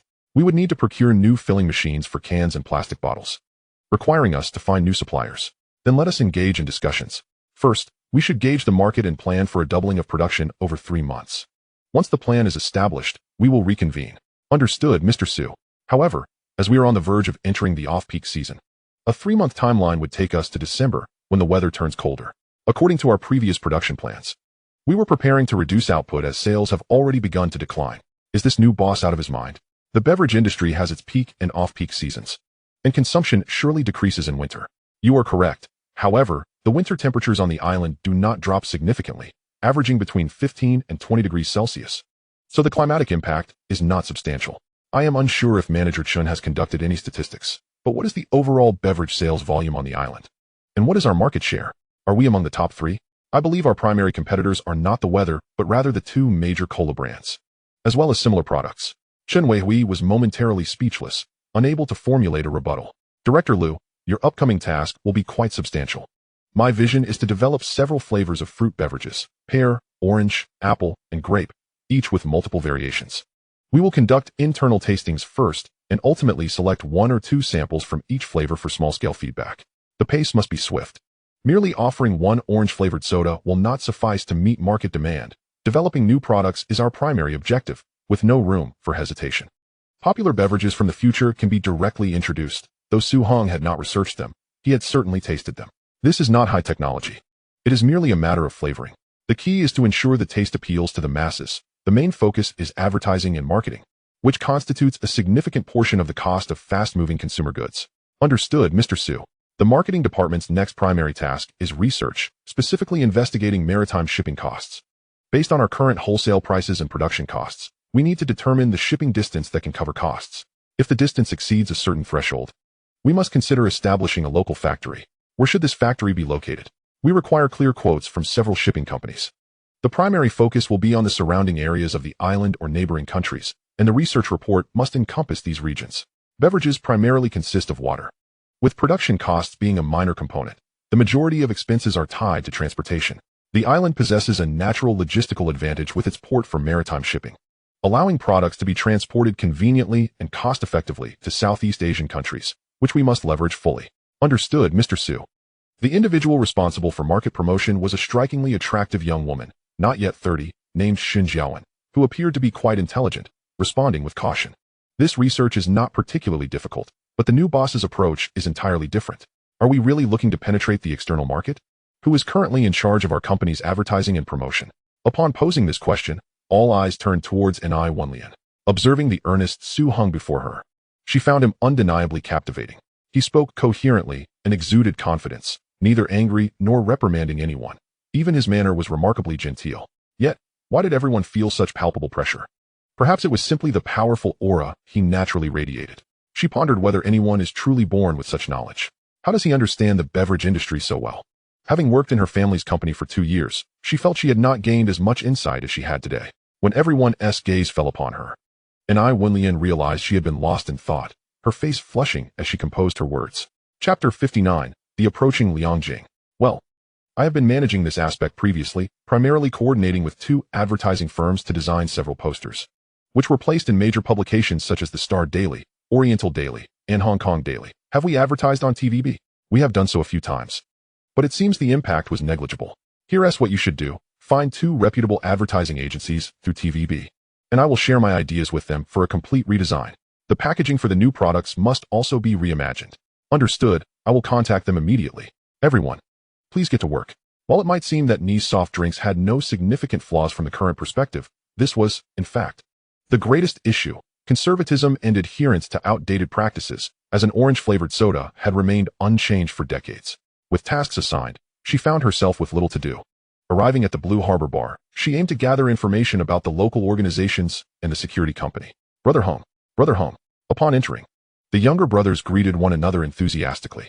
Ever since Su Hong acquired this establishment, it ceased to operate publicly and transformed into the headquarters for him and his band of brothers. Su Hong occasionally visited to attend to gang matters. I remarked, "What are you all doing here on a fine weekend? Have you all found wives yet? Go out on a date. Go spend some time with your significant others." Su Hong felt a headache coming on as he observed these men congregating on a weekend, a collection of resolute bachelors, none of whom had even a girlfriend at their age. Ha!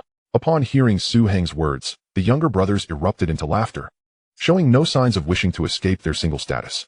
Finding a spacious sofa, Su Hong settled down, ready for a drink, when his subordinate, Yong, approached.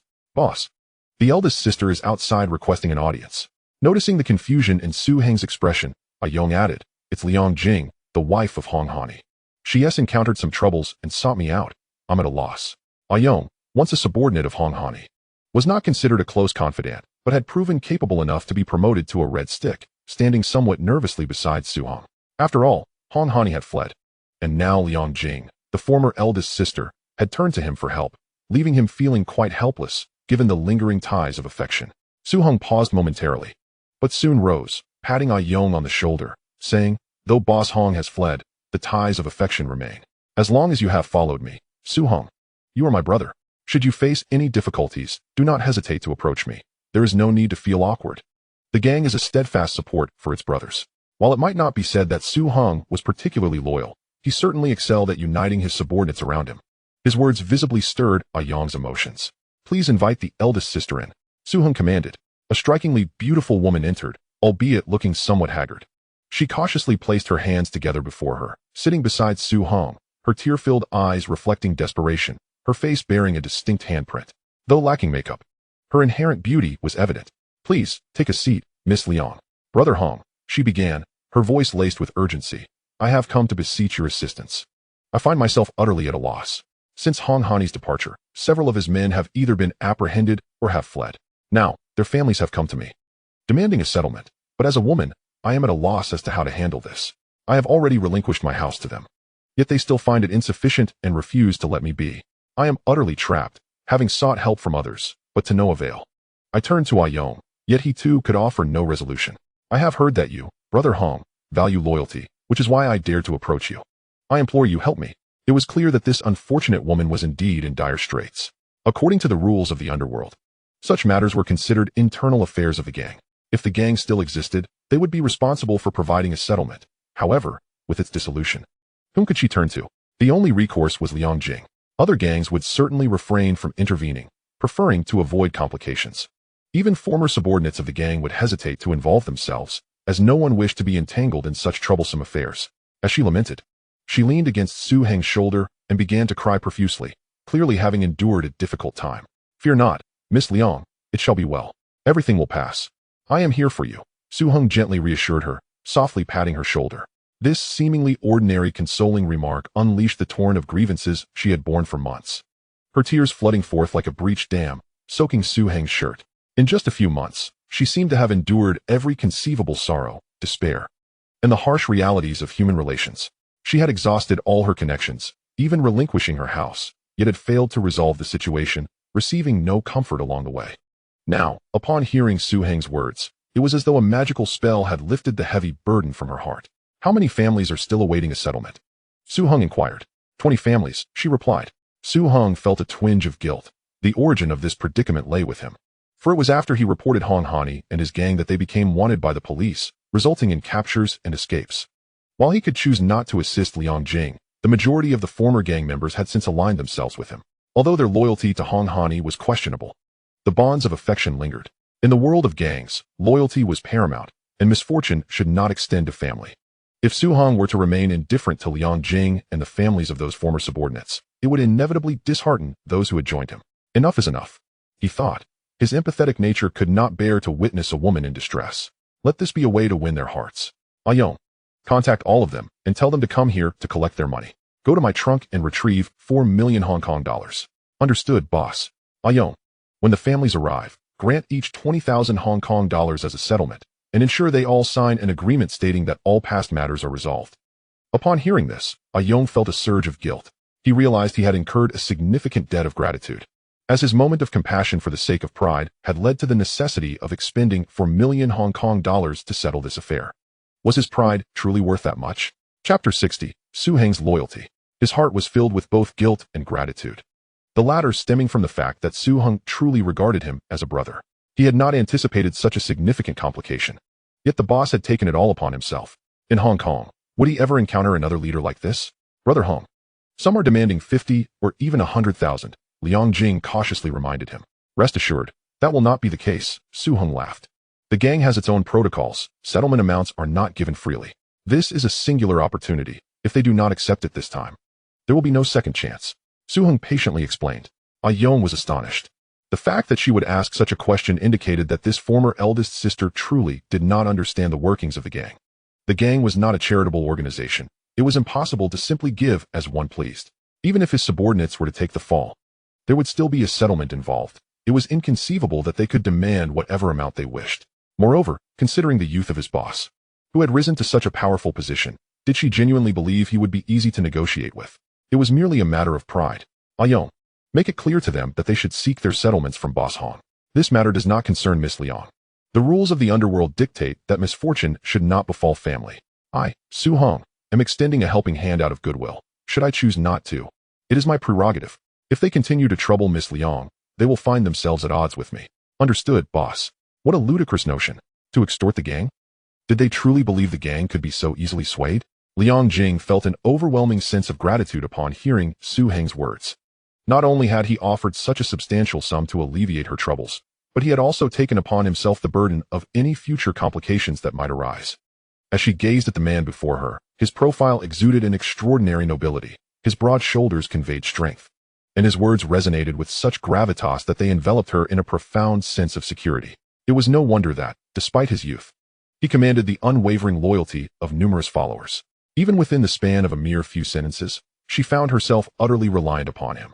Yet, how could she ever repay this monetary debt? How could she reciprocate such a favor? Sigh. In the back seat of the bulletproof Mercedes, Liang Jing silently observed the man beside her, whose chiseled features and subtly arched brows spoke of strength, and whose well-groomed short hair lent him an air of vitality. At that moment, his piercing gaze radiated an enthralling brilliance. This was a man whose eyes held the light of ambition. This man was Su Heng. As the car slowly approached an apartment building, Liang Jing snapped back to reality, retracting her somewhat infatuated stare. Her cheeks flushed slightly, but fortunately, the cover of night concealed her embarrassment. She sat beside Su Heng, maintaining a respectful distance of about a fist's width, which fostered a sense of propriety between them. Gone was the panic of the afternoon. She had regained her image as an intelligent, graceful, confident, and beautiful woman, albeit with a hint of weariness. Though I share a common lineage with Boss Hong, our paths had crossed with occasional friction in the past, as much of his territory was carved out by my own efforts. However, with Boss Hong now in exile, our entanglements have been irrevocably severed. He is unlikely to return in this lifetime. Yet, all of this is inconsequential to you as a woman. After all, feuds within the underworld do not extend to one's family. I have also managed the affairs of those followers' families, so you need not worry about any future troubles. However, any other debts will not concern me. The apartment at 1202 is under my name. You may reside there without any burden. You are still young. Leave the past behind and embrace a fresh start. Here is my business card. Should you encounter any difficulties, do not hesitate to contact me. The hour is late. You should retire for the night. I shall refrain from accompanying you upstairs. Upon finishing, Su Hong presented Liang Jing with a business card and a key. Thank you. Thank you. Thank you, she replied, her heart brimming with unspoken words, yet only capable of mechanically repeating those two words.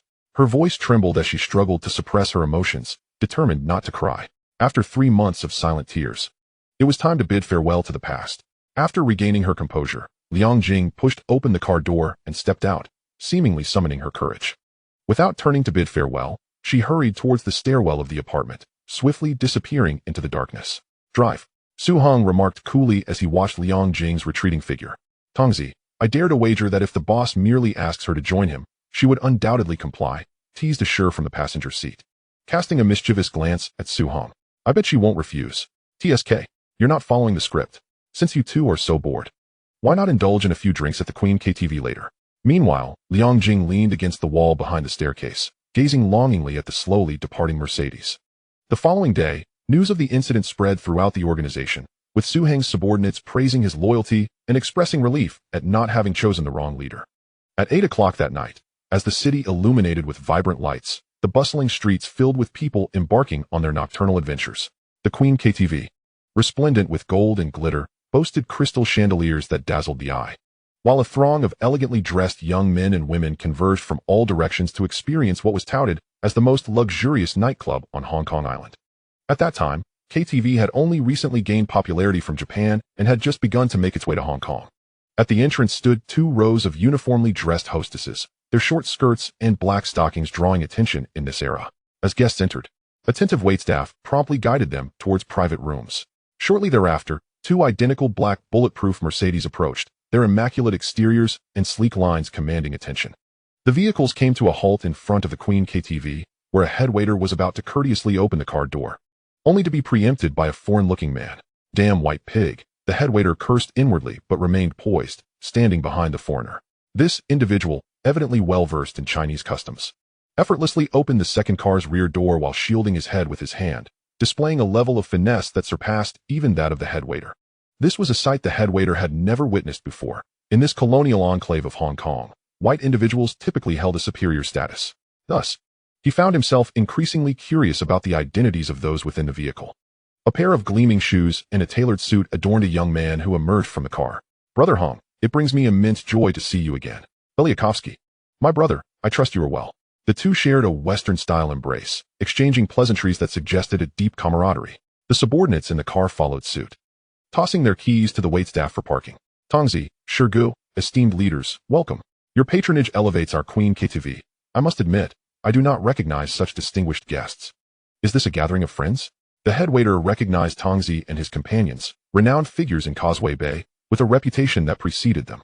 Yet, the young man subtly protected among them piqued his interest. Could this be the illustrious Su Hong, celebrated yet elusive within the underworld? A gathering of friends is nothing to fret over. You may carry on with your duties, Tongzi softly replied, glancing at Su Hong, who was engaged in conversation with Belyakovsky. The leader preferred to keep a low profile, shunning ostentation. In that case, Brother Tang, I shall come to toast you shortly, and today's expenses shall be discounted by 20%. Agreed.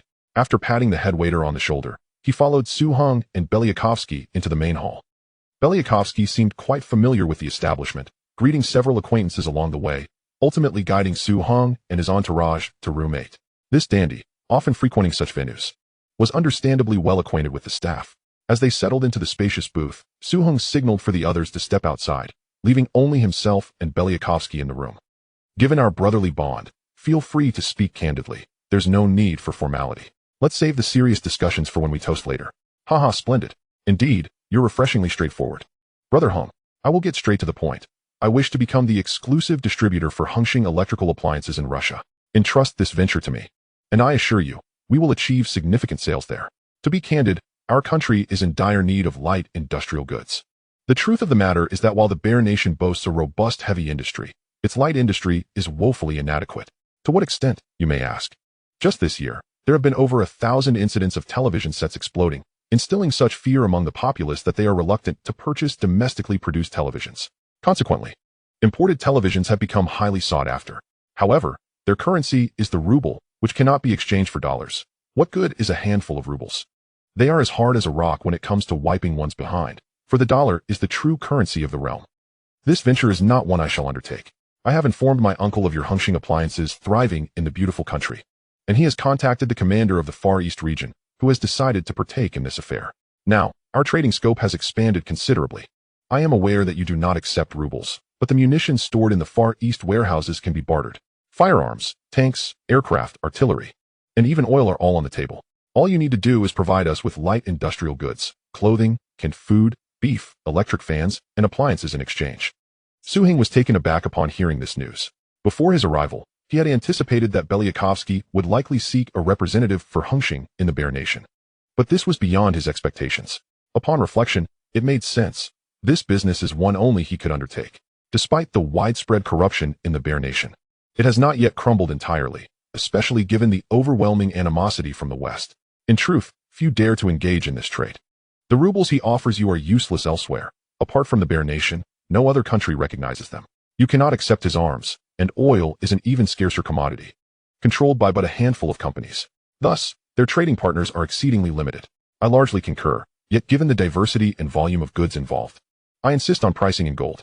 Should the prices of your arms be exorbitant, or should I find myself in need of less than what is available, and you still wish to trade, gold shall be the form of payment.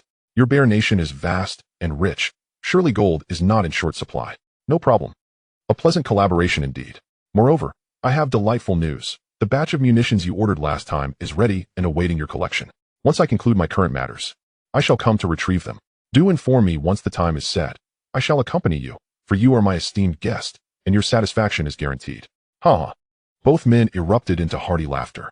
Brother Heng, today I have prepared a special gift for you, one that is sure to please. Another surprise? Su Heng looked up to see the delightful sight of the twin sisters, Sophia and Anna, standing before him. After their last parting, they had missed him dearly. Upon hearing of his impending arrival, they sought to come and join him. What do you say, Brother Heng? Shall we keep them here? I must say, this little reunion is quite the treat. You truly know how to nurture friendships. Su Heng patted Belyakovsky's shoulder.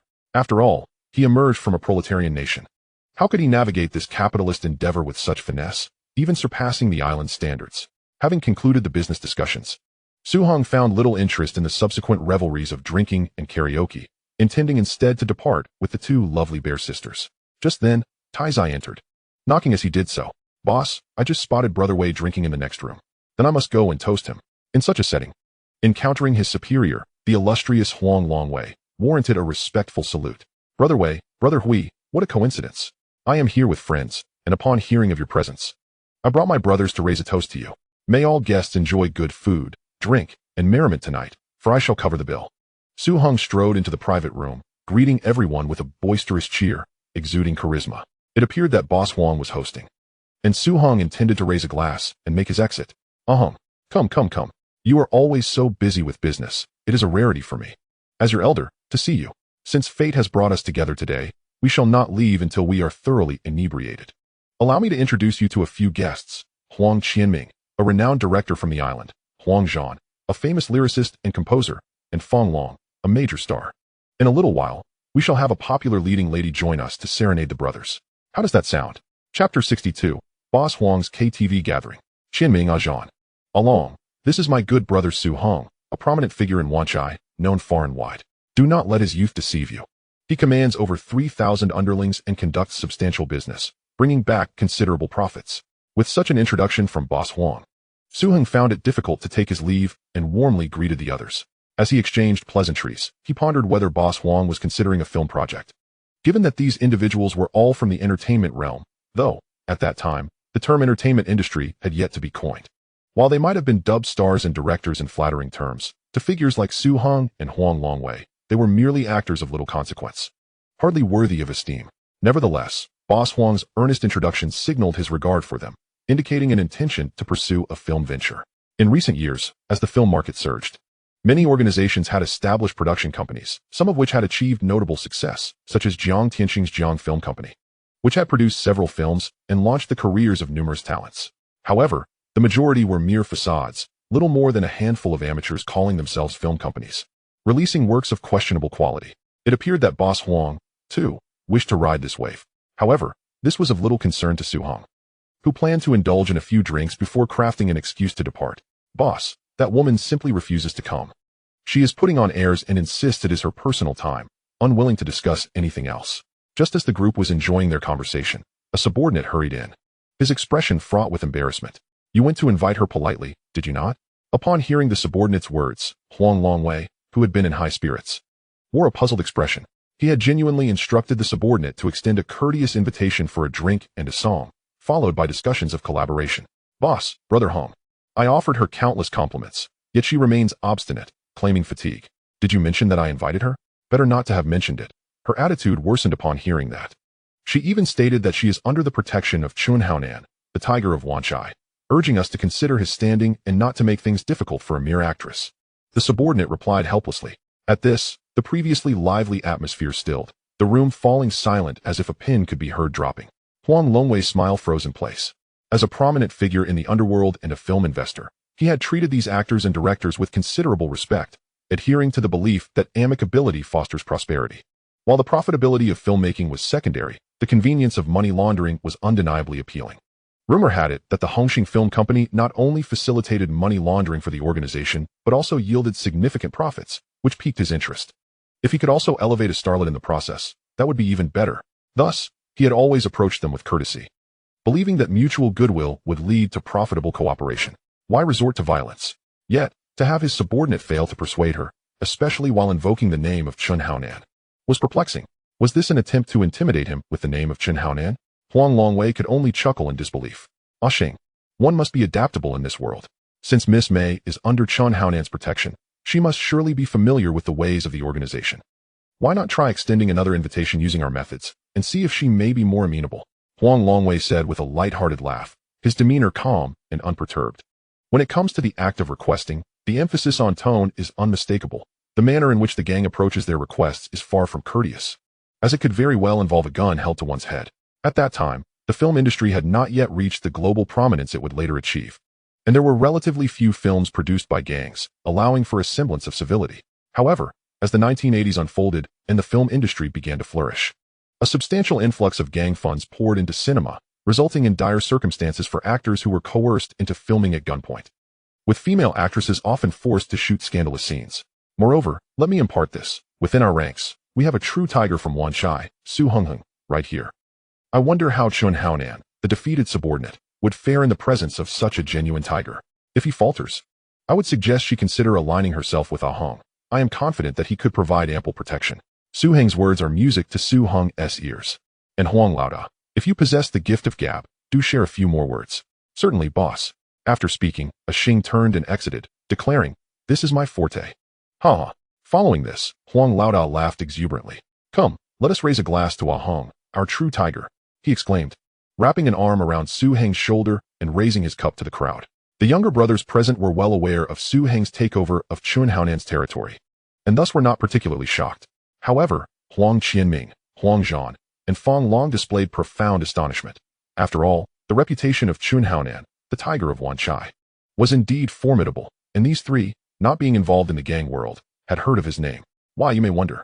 One contributing factor is the film company Under Hongxing, which had invested in several films, some of which performed admirably at the box office, gradually becoming known to the audience. However, the company's notoriety in the entertainment industry was not solely due to its financial success. Rather, it was the gang affiliations that allowed them to invite directors and actors to participate in productions, with little room for rejection. This was primarily because Chun Haonan provided cover for the company. Actors who dared to refuse might find themselves confronted by Chun Haonan, gun in hand, leaving powerless. Lesser-known actors with no choice but to comply. Coupled with rumors of his invincibility in Wanchai, the entertainment industry harbored a significant trepidation towards him. Conversely, actors signed with this company enjoyed a much more favorable situation, untroubled by harassment from other gangs. For instance, the female star in question today simply declined. Yet, according to Huang Laoda, this young man named Su Hong had actually bested Chun Haonan. The implication was that he was someone to be reckoned with, someone who instilled fear in Chun Haonan, yet appeared remarkably unassuming. This was not merely a matter of avoiding offense, but rather an opportunity to actively cultivate a beneficial relationship with a formidable figure. Haha, the true tiger of our ranks is you, Huang Laoda. Everything I, Su Hong, have achieved today is thanks to your nurturing, and I shall forever remain your loyal subordinate. Come, let us toast to Huang Laoda. A little flattery never hurt anyone, especially when Huang Laoda had extended such courtesy. No one paid any mind to the actress surnamed Mei, in the eyes of titans like Huang Langwei and Su Hong. So-called stars were, in essence, mere entertainers, easily dismissed. Chapter 63, The Reluctant Mei Yanfang. Hung, I truly did not misjudge you. You are indeed remarkable. If I may say, you are far too modest. I am currently preparing to shoot a film. How about you take on a role? With your handsome visage. It would be a pity not to appear on screen. You needn't be present every day, just a few cameo shots will suffice. Huang Dao, what do you think? Having Su Laoda take on a role would be splendid. The male lead in this film requires someone of exceptional prowess. And I find Su Laoda to be an excellent fit. Haha, boss, Director Huang, I am truly flattered. However, I am quite busy at the moment. Otherwise, I would genuinely like to make an appearance in your film. You see, I must soon embark on a journey to the land of the bears, and following that, I have to head to the beautiful nation. It is rather unfortunate. Upon hearing that Su Hong was unavailable, Su Laoda did not press the matter further. Bang! The door swung open once more, and a Xing strode in, dragging a reluctant woman by the arm, her expression distinctly displeased. Come, may the great star. Allow me to introduce myself. I am Huang Langwei. You may call me Wei Gu or Huang Laoda. Today's encounter is serendipitous. So let us take advantage of this chance meeting. Huang Langwei greeted her with a broad smile, as if they were longtime friends. Entirely disregarding his earlier instructions to a Xing. I am currently preparing to invest in several films. Let us make friends, share a drink, and discuss collaboration. Allow me to introduce this gentleman, Su Hong, whom you may refer to as Hung Ge. He is the true tiger of Wanshai. With a following greater than Chun Haonan, and a might that surpasses his. He has even bested Chun Haonan, and, crucially, he is far more handsome. What do you think? Would you consider joining our company for Hung Ge's protection? Let me tell you, Hung is quite popular with the ladies. This is a rare opportunity. As she regarded the woman before her, it took a moment for recognition to dawn, merging with the memories of the renowned star from her past life. Hung, this is Mei Yanfang, a prominent actress and singer. Not only talented in her craft, but also remarkably beautiful. The once sullen Mei Yanfang, who had entered with a frown, now appeared somewhat taken aback upon seeing Su Hong. Her lips curled into a slight smile, and her gaze lingered on him, seemingly captivated. Isn he a gang leader? Is he truly this handsome? Has the bar for looks in the gang world risen so high? Hello, Hung Ge, she said, extending her hand in a friendly greeting. It was evident that she was an affable woman, strikingly beautiful with short hair and a tall, slender figure. Whether she liked or disliked someone was written plainly across her face. She was a person of strong emotions. However, such personalities often encounter challenges in life. While they make excellent friends, their intensity in romantic relationships can be exhausting, as they invest wholeheartedly, leaving no room for compromise. Su Hong pondered his own reputation as a cad and decided it wise to avoid entangling himself with such a woman. Miss Mei, it is a pleasure to meet you. Su Hong replied with a faint smile. Hung Ge, have you heard any of my songs? Mei Yanfang inquired with curiosity, her expression brimming with anticipation. Oh, I have heard my friends speak of your incredible singing, he replied, clearly having not listened to her work, but choosing to flatter her nonetheless. Su Hong sighed softly in relief, narrowly avoiding a slip of the tongue. He had indeed heard a few of her songs, some of which he genuinely enjoyed. Yet, he could not recall which ones were from her earlier career, and mentioning a song released years later would surely be awkward. As he observed the envious glances from those around him, it was clear that his striking appearance afforded him a distinct advantage. Women were naturally drawn to him. This is the esteemed director Huang Qianming, the renowned screenwriter and lyricist Huang Zhan, and the celebrated star Feng Long, Huang Langwei introduced. As Mei Yanfang greeted each of them with a smile, clearly familiar with Feng Long, suggesting a prior acquaintance. Once introductions were complete, the group seemed to have forgotten their previous discomfort, and the atmosphere lightened considerably. Miss Mei, more friends open more pathways. Come, let us share a drink. With that, Huang Laoda personally poured a glass of wine and handed it to Mei Yanfang. As the mood improved, Mei Yanfang appeared to forget her earlier displeasure, accepting the glass and engaging in conversation with the group. With your striking looks, have you ever considered acting in a film? I believe you would certainly achieve fame. Mei Yanfang, setting aside the crowd, approached Su Hong with intent. Such is the plight of the handsome. Everyone assumes he should be gracing the silver screen. Yet, for a figure of Su Hong's stature, does acting truly serve as a compliment, given his current worth? Haha. Particularly considering he has achieved such prominence at a young age. Who would want to endure the rigors of film production? Young? How old are you? Mei Yanfang cradled one arm against her chest, while raising a wine glass with the other, gazing at Su Hong with keen interest.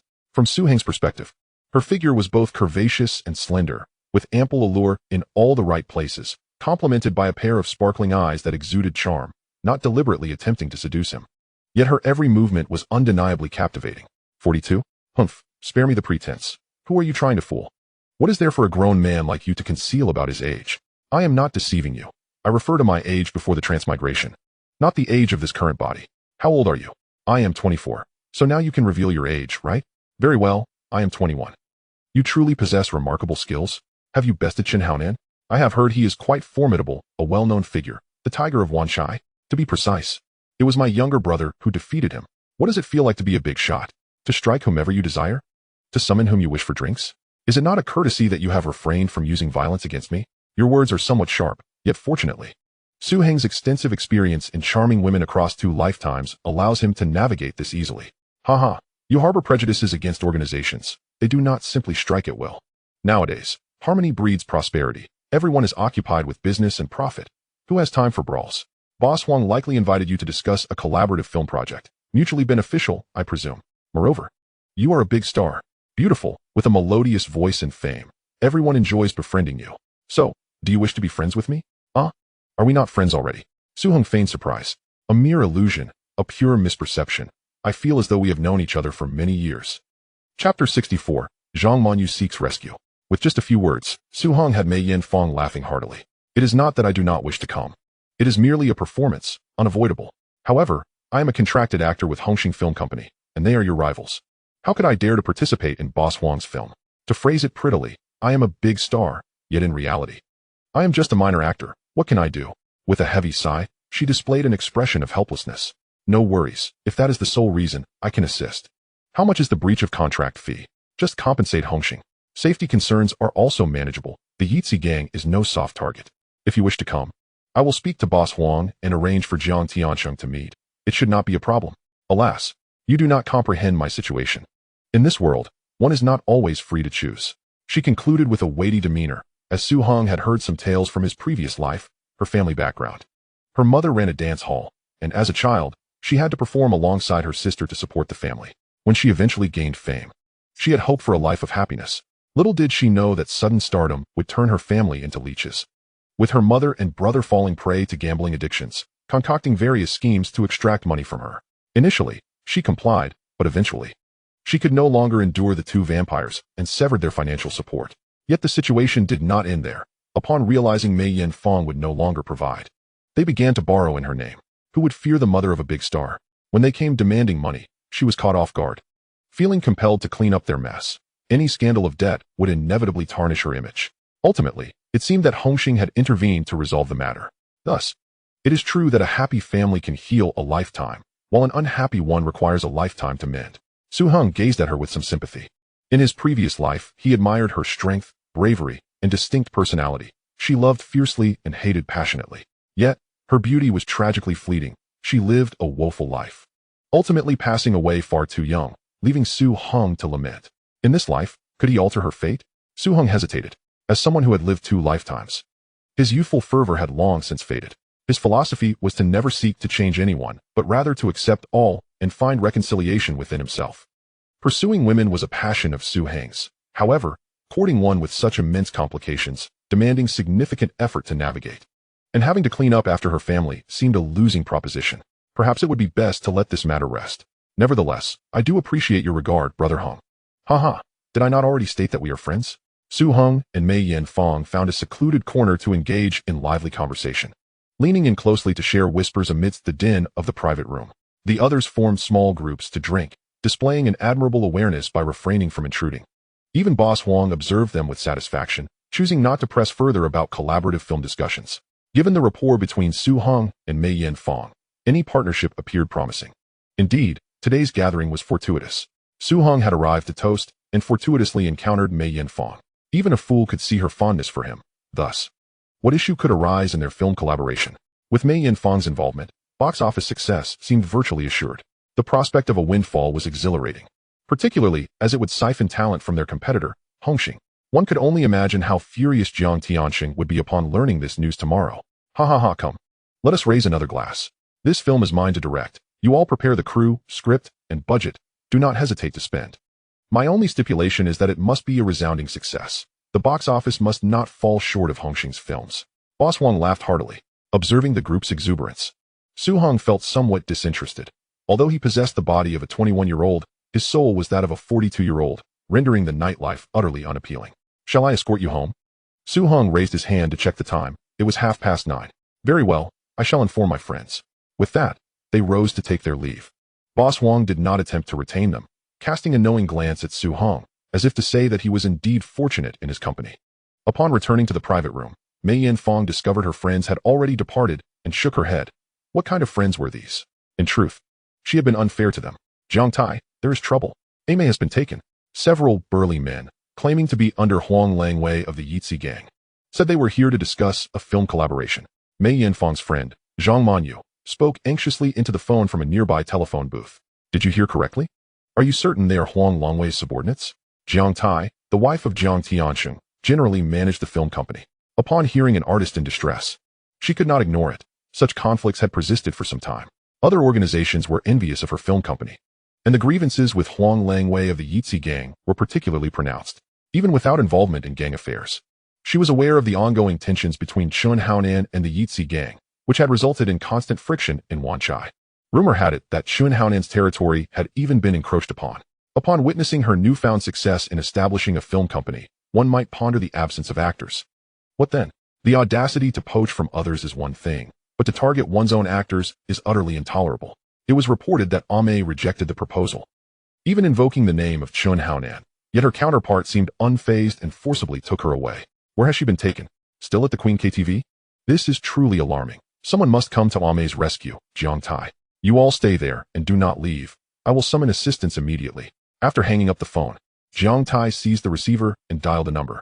Anan, gather your men and head to the Queen KTV to rescue Mei Yanfang. It has come to my attention that she has been detained by Huang Langwei. I will arrive shortly. Understood, Jiang Tai. Chun Haonan rallied over 200 of his subordinates, marching towards the Queen KTV, while Huang Langwei remained blissfully unaware of the impending confrontation. However, the guards at the Queen KTV received word that a formidable force from Hongxing was approaching. The street where the Queen KTV was located belonged to the territory of the Exine Zidu, and Hu Shuyong, the leader of that faction, was not one to shrink from a challenge. The 200 guards stationed outside the KTV gathered at its entrance, leading to a standoff that caught the attention of Hu Shuyong. Chapter 65, Unexpected News. Jiang Tai, Chun Haonan, what is the meaning of this? Have you come to disrupt our Exine Zidu with such a multitude of followers? Hu Shuyong inquired, his voice laced with trepidation. Hu Shuyong, you asked me why I have brought my men. I must inquire of you. My employees have been detained at your KTV, and you owe me an explanation. Chun Haonan retorted, his demeanor unwavering. What transpired? Hu Shuyong turned to one of his subordinates responsible for managing the KTV. Who has detained your people? Do not slander us. We operate our KTV for business. How could we possibly detain guests? The subordinate replied, visibly agitated. Huang Langwei forcibly took my company as employee. There are witnesses. Can we truly be wronged here? Jiang Tai interjected, her assertiveness unwavering despite her gender. Boss, Wei Gu is indeed in the establishment, but we were unaware of any detainment and did not hear any cries for help. The subordinate clarified. Bring Wei Gu out and let us hear his side of the story, Hu Shuyong commanded. Soon, Huang Langwei was summoned. Upon observing the tense atmosphere and hearing that Hongxing sought his head, he was taken aback. Ah, Jiang Tai, and the illustrious South brother from Wanchai. What is the meaning of this? Do you intend to declare open war against us, the 14K? Huang Langwei, did you forcibly take my company as actress, Mei Yanfang? Where is she? What do you mean by forcibly taking? I merely invited Mei Yanfang to discuss a collaboration for a film. Is there a problem with that? Huang Langwei replied, unperturbed. Since the confrontation had escalated, he saw no reason to be courteous. He was intent on poaching talent from his rivals. If this was the way of business, then he would seize their assets without hesitation. Collaboration for a film? She is an employee of my company. What business does she have with you? Huang Langwei's blatant disregard for propriety was infuriating. If this continued, he would find himself with no company to run. And such audacity was intolerable. This matter pertains solely to Mei Yanfang and does not concern you. Can employees not resign from your company to join mine? If you seek compensation for breach of contract, name your price, and I shall cover it. However, I cannot hand over the individual in question, Huang Langwei declared, believing that Mei Yanfang was already aligned with his company. Should you refuse to return her, you will not leave here unscathed, Chun Haonan warned, his voice laced with indignation. You have detained her and now wish to negotiate a pittance for her release. Do you think Jiang Tai would accept such an insult? The atmosphere turned tense as Jiang Tai's expression hardened, and Chun Haonan's men brandished their weapons, shouting defiantly. Do you presume I, Huang Langwei, am easily intimidated? Others may fear Hongxing, but I do not. Ahui, make the call to summon our allies. Huang Langwei, having indulged in a few drinks, felt emboldened. Yet he was vexed by Chun Haonan's presence. And you, Chen Haonan, do you truly believe you hold any power here? What nonsense is this about being the Wanchai tiger? Who are you attempting to intimidate? Just our Ahung from the Yizidu alone should be enough to instill fear in you. Their past encounters had not been few, characterized by arrogance and territorial disputes, yet now they appeared laughable. Even his own subordinates could teach him humility. Chun Haonan was incensed. Having lost ground to the Yizidu and suffered indignation at Huang Langwei's hands, such a loss was a wound to his pride, a bitter pill to swallow. Both leaders, might I suggest you consider my position and seek a peaceful resolution? Tomorrow, I implore Mr. Jiang to meet with Brother Lang to discuss matters. If an agreement cannot be reached, then by all means, let it come to blows. But today, this is my territory, and such a ruckus is unacceptable. As tensions flared, Hu Xiong attempted to mediate. He had no desire to become embroiled in this chaotic affair, yet he could not allow two factions to clash within his domain. Much like a tiger defending its territory. Ultimately, both parties departed in discontent. The following morning, Su Hong was stunned to learn of the shocking news. Huang Langwei had been killed. After the two factions had dispersed, Huang Langwei, feeling unfulfilled, had taken a few subordinates to a roadside barbecue stall, only to be ambushed by a group of assailants wielding knives. Thankfully, his subordinates fought valiantly to protect him, allowing him to escape with his life. What transpired next was even more unforeseen. In the early hours of the morning, as his guards grew weary, four masked gunmen stormed the hospital and opened fire, leaving Huang Langwei grievously wounded. Ironically, Su Hong had ensured Mei Yanfang's return home the previous day, preventing the historical events from unfolding as they might have. In the end, Huang Langwei met his demise at Chen Haonan's hands. A testament to the long-standing grievances between the two factions. Hengge, help me. I heard that because of the conflict between Hongxing and the Yizidu, Huang Langwei was killed. Yet, you can vouch for me that I had no part in this. Mei Yanfang's voice trembled with fear. She was genuinely terrified. Caught in an unforeseen calamity. Despite merely sharing a few drinks with Huang Langwei and being forcibly taken, the situation had spiraled out of control. She, as the catalyst of the incident, found it impossible to extricate herself from the entanglement, knowing that the Yizidu would not let the matter rest. Do not worry. This matter does not involve you. I will clarify the situation on your behalf. The funeral ceremony for the esteemed leader Huang has commenced. You ought to attend without trepidation. The disputes between the factions bear no relation to you as a woman. The Yizidui will not impose any difficulties upon you. There is no need for concern.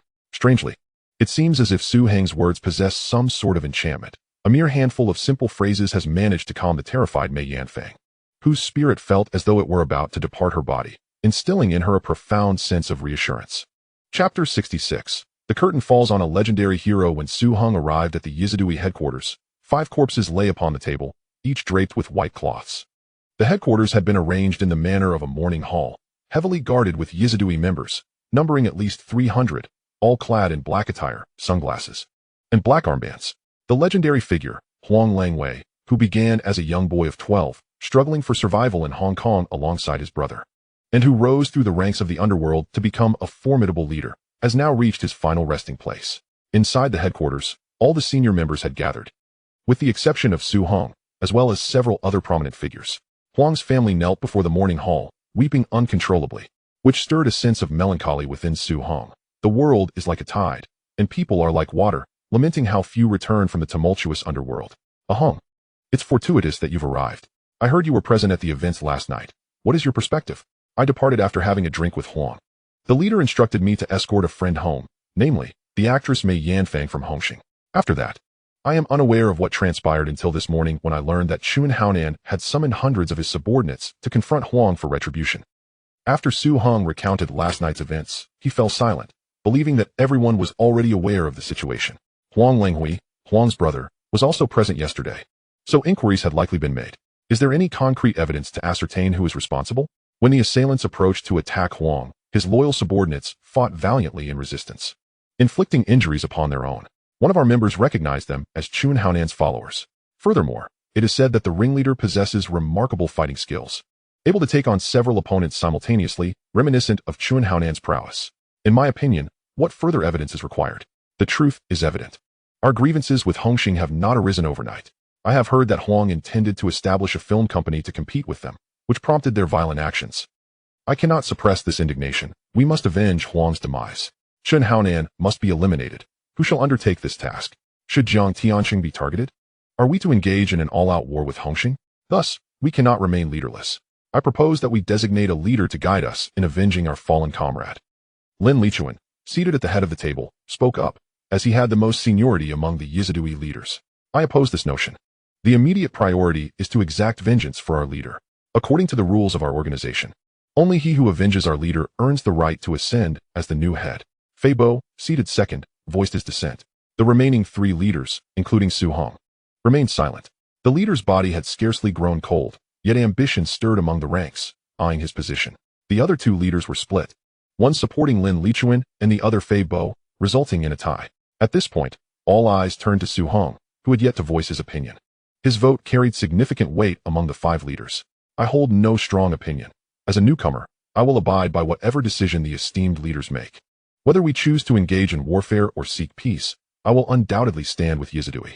Su Hong articulated his stance eloquently, seeking not to offend either side. And he harbored no ambition for the leadership position. With the tide of law enforcement increasing against the organizations, the remaining members were left scrambling to rehabilitate their images. Were it not for the current chaos in Hong Kong, requiring the support of such factions, he would have long since dedicated himself to pursuits of romance and commerce. Devoid of any interest in the violent affairs of the underworld, his strategy was to maintain a low profile, as his current influence within the organization was nearly sufficient. Both Lin Lichuan and Fei Bo were pleased with Su Heng's attitude. They tacitly refrained from pressing him for further declarations. Recognizing that gaining his support was crucial for their aspirations of leadership, and fostering alliances was preferable to creating unnecessary adversaries. Ultimately, it was agreed that whoever avenged Huang would assume the role of the head, and that Yizidui and Hongxing would engage in outright conflict, with territorial gains determined by the victor. Notably, Mei Yanfang, adhering to Su Heng's counsel, attended Huang Longwei's funeral. On that day, a light rain fell, and aside from the absence of Hongxing, virtually all other faction leaders were present to bid farewell to their fallen comrade. The path leading to the mourning hall was lined with a dark sea of Yizidui subordinates. Mei Yanfang trembled with fear, having never encountered such a formidable spectacle. Soon, someone recognized her, and nearly all gazes were laden with varying degrees of animosity. Yet, Su Hong supported her, guiding her step by step toward the mourning hall to lay down a floral tribute. Huang was the individual I held in the highest regard in this world. He was my dear brother. The tragic demise of my brother has left me profoundly sorrowful. At today's funeral, I wish to say a few words. This is Mei Yanfang, the actress who was present at the gathering on the night of my brother's murder. Many of you may have heard rumors suggesting that Huang's assassination stemmed from her involvement. However, I must assert that our conflict with Hongxing has deep roots, with irreconcilable interests at play. On that fateful evening, Huang invited Mei Yanfang to discuss a potential collaboration. Though no concrete agreement was reached, they had already forged a close friendship. The reason behind Huang's murder, in my opinion, lies within Hongxing's tyranny. Just because Hongxing profits from their film company, do they have the right to prevent other factions from establishing their own?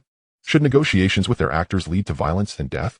To all the esteemed leaders and brothers attending our brother's funeral today, where is the principle of righteousness? Righteousness lies with us. I, Su Hong, hereby swear to avenge Huang. However, I wish to emphasize that the affairs of the underworld must remain within the realm of the underworld. We, Yizidui, have not yet waned to the extent of allowing our leader's murder to implicate an innocent woman. In this critical moment, we must unite and present a united front, resisting distractions and manipulation. Hearing these words, the subordinates nodded in agreement, their spirits ignited, vowing to avenge their leader, while their gazes toward Mei Yanfang softened considerably. The following morning, a bomb was hurled through the window of Hongxing's Wanchai division. Fortunately, there were few people present at the time, resulting in no fatalities, though several were injured. Su Hong dispatched Tang Zai with subordinates to seize control of 2 streets in Wanchai, forcing Hongxing to retreat. Su Hong chose not to pursue further aggression, opting instead for a cautious stance. The other leaders were less formidable. On the very night of Huang's funeral, an unidentified group of gunmen attacked the Hongxing headquarters. Reports indicated that intense gunfire erupted outside, and the heavy iron gates of the headquarters were riddled with bullets. Yet no injuries were reported, serving more as a warning than an assault. The leaders of 14K have also united to pressure Hongxing's Jiang Tianxing for an explanation. Chapter 67. An exceptional treatment. In an instant, Hongxing found itself in a state of alarm, particularly within the Wanchai division, where everyone felt a sense of vulnerability. While Yizidui was poised for action, as the winds of change loomed over the underworld. In an effort to quell the situation, the Hong Kong police summoned Chun Haonan for questioning, announcing his temporary detention until the matter was thoroughly investigated. They publicly urged all parties to exercise restraint until the facts were established. Yet, behind closed doors, they secretly wished for the factions to annihilate one another. As long as ordinary citizens remained unharmed, the police would face no pressure, and peace would reign in Hong Kong. Hung-go, please help. I feel that unidentified individuals are surveilling my residence. It's terrifying. I can no longer bear to remain on Hong Kong Island. In recent days, there have been unidentified individuals frequently entering and exiting near my home, and they unmistakably resemble members of a gang. On the other end of the line, Mei Yanfang's voice was tinged with a hint of panic, and it was evident that she was strenuously attempting to control her anxiety. Wait for me at home. Secure the door, and I shall come to fetch you shortly. Coincidentally, I have business in Moscow over the next few days. You should accompany me to take a breather. Hung-go, I will be waiting at home. For some inexplicable reason, upon hearing Su Heng's words, a profound tranquility enveloped her heart. Though they had only known each other for a few days, it felt as if they were long-standing friends, as he had described, a bond that was remarkably trustworthy. She was truly innocent, merely a minor actress at the Hung Hing Film Company, perhaps the most celebrated among them, yet still just an actress. How could she possibly influence the conflict between these two formidable gangs? A deep sense of powerlessness weighed heavily upon her. As for Chun Haonan, he was simply a friend with whom she shared a closer rapport. The crux of the matter was that he belonged to Hung Hing. Whom would he choose to strike without first heeding the directives of his boss, Jiang Tianqing? Could he possibly prioritize the whims of a mere actress? Now, the tabloids were running rampant with sensational headlines, claiming that Chun Haonan had acted out of rage for a beautiful woman, labeling her a femme fatale. Others accused her of being treacherous, signing contracts with Hung Hing while negotiating merrily with Huang Longwei's film company, suspecting she was merely attempting to inflate her own worth. Even when she tried to explain herself to Jiang, the coldness in his tone was palpable. In truth, her relationship with Hung Hing was a simple one, akin to that of employer and employee, or more accurately, that of a nefarious capitalist and a laborer. The film company required her as a lucrative asset, necessitating her to diligently generate profits for Hung Hing, treating her as a mere beast of burden, albeit one with somewhat better conditions than the average laborer, while forbidding her from signing contracts with other companies or collaborating on films, effectively confining her. Furthermore, among the company's attractive actresses, one named Fong Min had been coerced into becoming the boss's woman, unable to extricate herself even when she wished to part ways, and was warned that if she desired to be with another man, she must leave Hong Kong Island. Paradoxically, her relationship with Chun Haonan was somewhat more favorable. Although he was merely a subordinate, through their interactions, she discovered that he was a man of integrity, fiercely loyal to his friends. However, all of this now felt like a distant memory. The sensationalist tabloids had tarnished her reputation, rendering her unable to step outside her own door, let alone pursue her career in acting or singing. Nonetheless, she found solace in the fact that she had not misjudged Su Hong. He understood her, believed in her, and accepted her without any disdain for her status as a humble actress. Even now, when she felt utterly devoid of worth, he was always there to support her, even taking it upon himself to speak on her behalf in public, dissipating much of the hostility from the gang members. Seeing him stand amidst a throng of admirers, bearing the weight of all the pressure alone, passionately defending her, he seemed like a heroic figure descending from the clouds to rescue her. All her challenges, dangers, and pressures could be entrusted to him alone, and he carried them with such nonchalance. It was no wonder that so many subordinates held him in such high esteem. Achieving the status of a gang leader at such a young age. Lost in thought, her cheeks flushed with embarrassment. What am I thinking? Suddenly, the doorbell rang. Mei Yanfang visibly brightened. Hung-go, you've arrived. You scare me to death. Boo-hoo, it was truly terrifying. She dashed into Su Heng's embrace. I'm here. Everything is fine, he reassured her. Let us go. I happen to be heading to Moscow to discuss a business deal. Come along and clear your mind. MHM. As for avenging Boss Huang, that task could be left to a few other lackeys. After all, if one aspired to occupy the boss's position, one must exert some effort. The position of a boss is hardly an easy one to attain. Su Hong's electrical plant, after undergoing renovation and adjustments, was finally capable of operating at full capacity, producing significantly more than the first plant, with a monthly output exceeding 20,000 electric fans. However, Su Hong did not distribute them entirely to North America. He allocated 10,000 fans to Moscow, just enough to settle the remainder of the payment for the previous arms order. Notably, the retail price in the United States averaged 99 per unit, with a wholesale price of 80. However, due to the scarcity of light industrial goods in Moscow, Su Hong set the wholesale price for Belyakov at 100. Accompanied by Tian Yangsheng and Deshan, along with Mei Yanfang and Belyakov, Su Hong took a direct flight to Moscow. This marked their second visit to the city. And upon arrival, it appeared bustling with prosperity, with citizens leading affluent lives. It seemed poised to reach the pinnacle of national strength, even rivaling the United States. Yet, upon closer inspection, significant issues became apparent. The streets were lined with shops, but the shelves within were nearly bare. And imports ranged from clothing and food to televisions and appliances. Essentially, they lacked no light industrial products.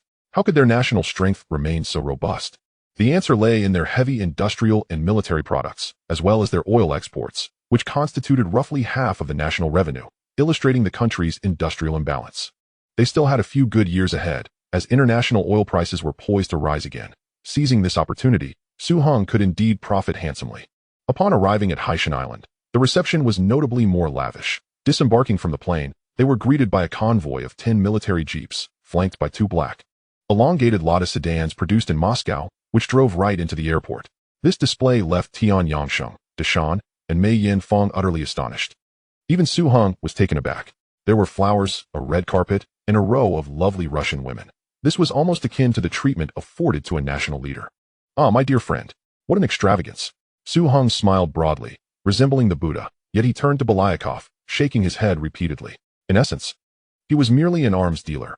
While such a ceremony might be understandable for a local warlord in Africa, for a nation as vast as Russia, this scale of arms trade was but a drop in the bucket. Even if one were to barter for 4 planes with canned goods, it could hardly be classified as a significant trade.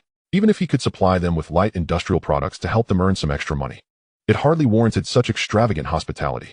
After all, the volume of trade spoke for itself. Even in the Golden Triangle, selling them a single firearm would scarcely amount to much. The commander welcoming them was General Ivanov, who appeared to hold a significant rank, adorned with 3 gleaming stars on his shoulders. The meeting took place at a mansion on the outskirts of Haishan Island, situated atop a hill, and it seemed that this was the only villa on the mountain. The villa was astonishingly vast, surrounded by soldiers on guard. Standing before the floor-to-ceiling windows, one could vaguely glimpse the distant naval port, with aircraft on aircraft carriers and various types of warships lined up in formation. Su Hong couldn't help but wonder if they intended to sell him an aircraft carrier. Another sumptuous dinner awaited them, replete with caviar, shark fin soup, steak, and red wine. Mr. Su Hong, welcome to Haishan Island. How does this visit differ from your last?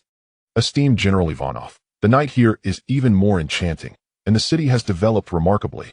Most importantly, I am fortunate to meet you, General. Haha, Mr. Su Hong, you truly possess a silver tongue. I trust that the last shipment of arms went rather smoothly. I have heard that you cleverly evaded the police inspection on board and successfully sold the arms in the Golden Triangle. Haha, Mr. Su Hong, your capabilities have left me quite impressed. Ivanov chuckled heartily, his laughter resonating through the air. Yet, Su Hong felt a chill run down his spine. It all began to connect. No wonder he was afforded such lavish hospitality. No wonder he received such a bargain. And no wonder the police boarded for an inspection as soon as the ship reached the waters near Hong Kong Island. Clearly, the authorities were already privy to the information, perhaps even leaked by these individuals themselves. Their sole purpose was likely to test whether he truly possessed the ability to engage in arms trafficking. Had it not been for his secret of spatial manipulation, he might have found himself incarcerated in Stanley Prison. Engaging in the large-scale trade of arms without facing imprisonment would be nothing short of miraculous. Damn, he had been too careless, emboldened by his advantages from traversing time. He had grown somewhat arrogant, perceiving these individuals merely as corrupt officials who were incompetent and complacent, which led him to underestimate this nation. Complacency can be deadly at any moment. Nevertheless, it appeared that Su Hong had passed their test, or else he would not have been received with such high regard. Haha. Thank you for the compliment, General. Without capability, how could one possibly engage in the arms trade? Su Hong maintained a calm demeanor, slicing his steak while engaging in conversation. Quite right. Ivanov nodded in agreement. The information from last time was something I requested to be leaked to the agents of the beautiful nation. You wouldn't hold that against me, would you? Looking at the seemingly simple-minded elder, Su Hong felt a strong urge to land a punch on his nose. However, upon reflection, he found solace in the fact that not only the Russians, but all the Westerners shared this trait. They only respect power. If you are stronger than them, they will obediently submit. If weaker, they will trample on you. Oh, haha. It seems that the agents of the beautiful nation and those Western policemen are rather incompetent. The meal was practically served to them on a platter, yet they still failed to seize it. Haha. Mr. Su Hong, well said. They truly are a bunch of useless gluttons.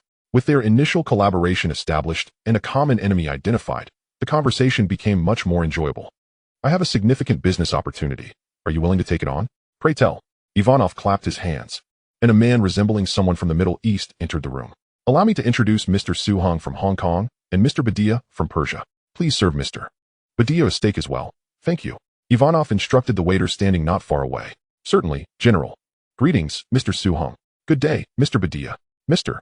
Badia wishes to procure a substantial shipment of arms, but transportation poses a considerable challenge. Therefore, he seeks your assistance, Mr. Suhong. What say you? Are you interested? Those familiar with me know that my prices in the arms trade are quite steep. I wonder if Mr. Badia can accommodate that? Suhong set down his knife and fork, dabbed his mouth with a napkin, and wore a gentle smile that evoked a sense of spring breeze. Yet, those who knew him well understood that this was the moment he was poised to strike. Ha! Ahem. Ivanov laughed so hard he nearly brought tears to his eyes. Do you know what he intends to do with the arms? The king of his nation is but a lapdog to the beautiful nation, indulging in his own pleasures while completely disregarding the plight of his people. He wishes to purchase arms to overthrow this king and establish a democracy as great as that of the bear. I find your question rather amusing. For Mr. Badia, he can afford any price you desire.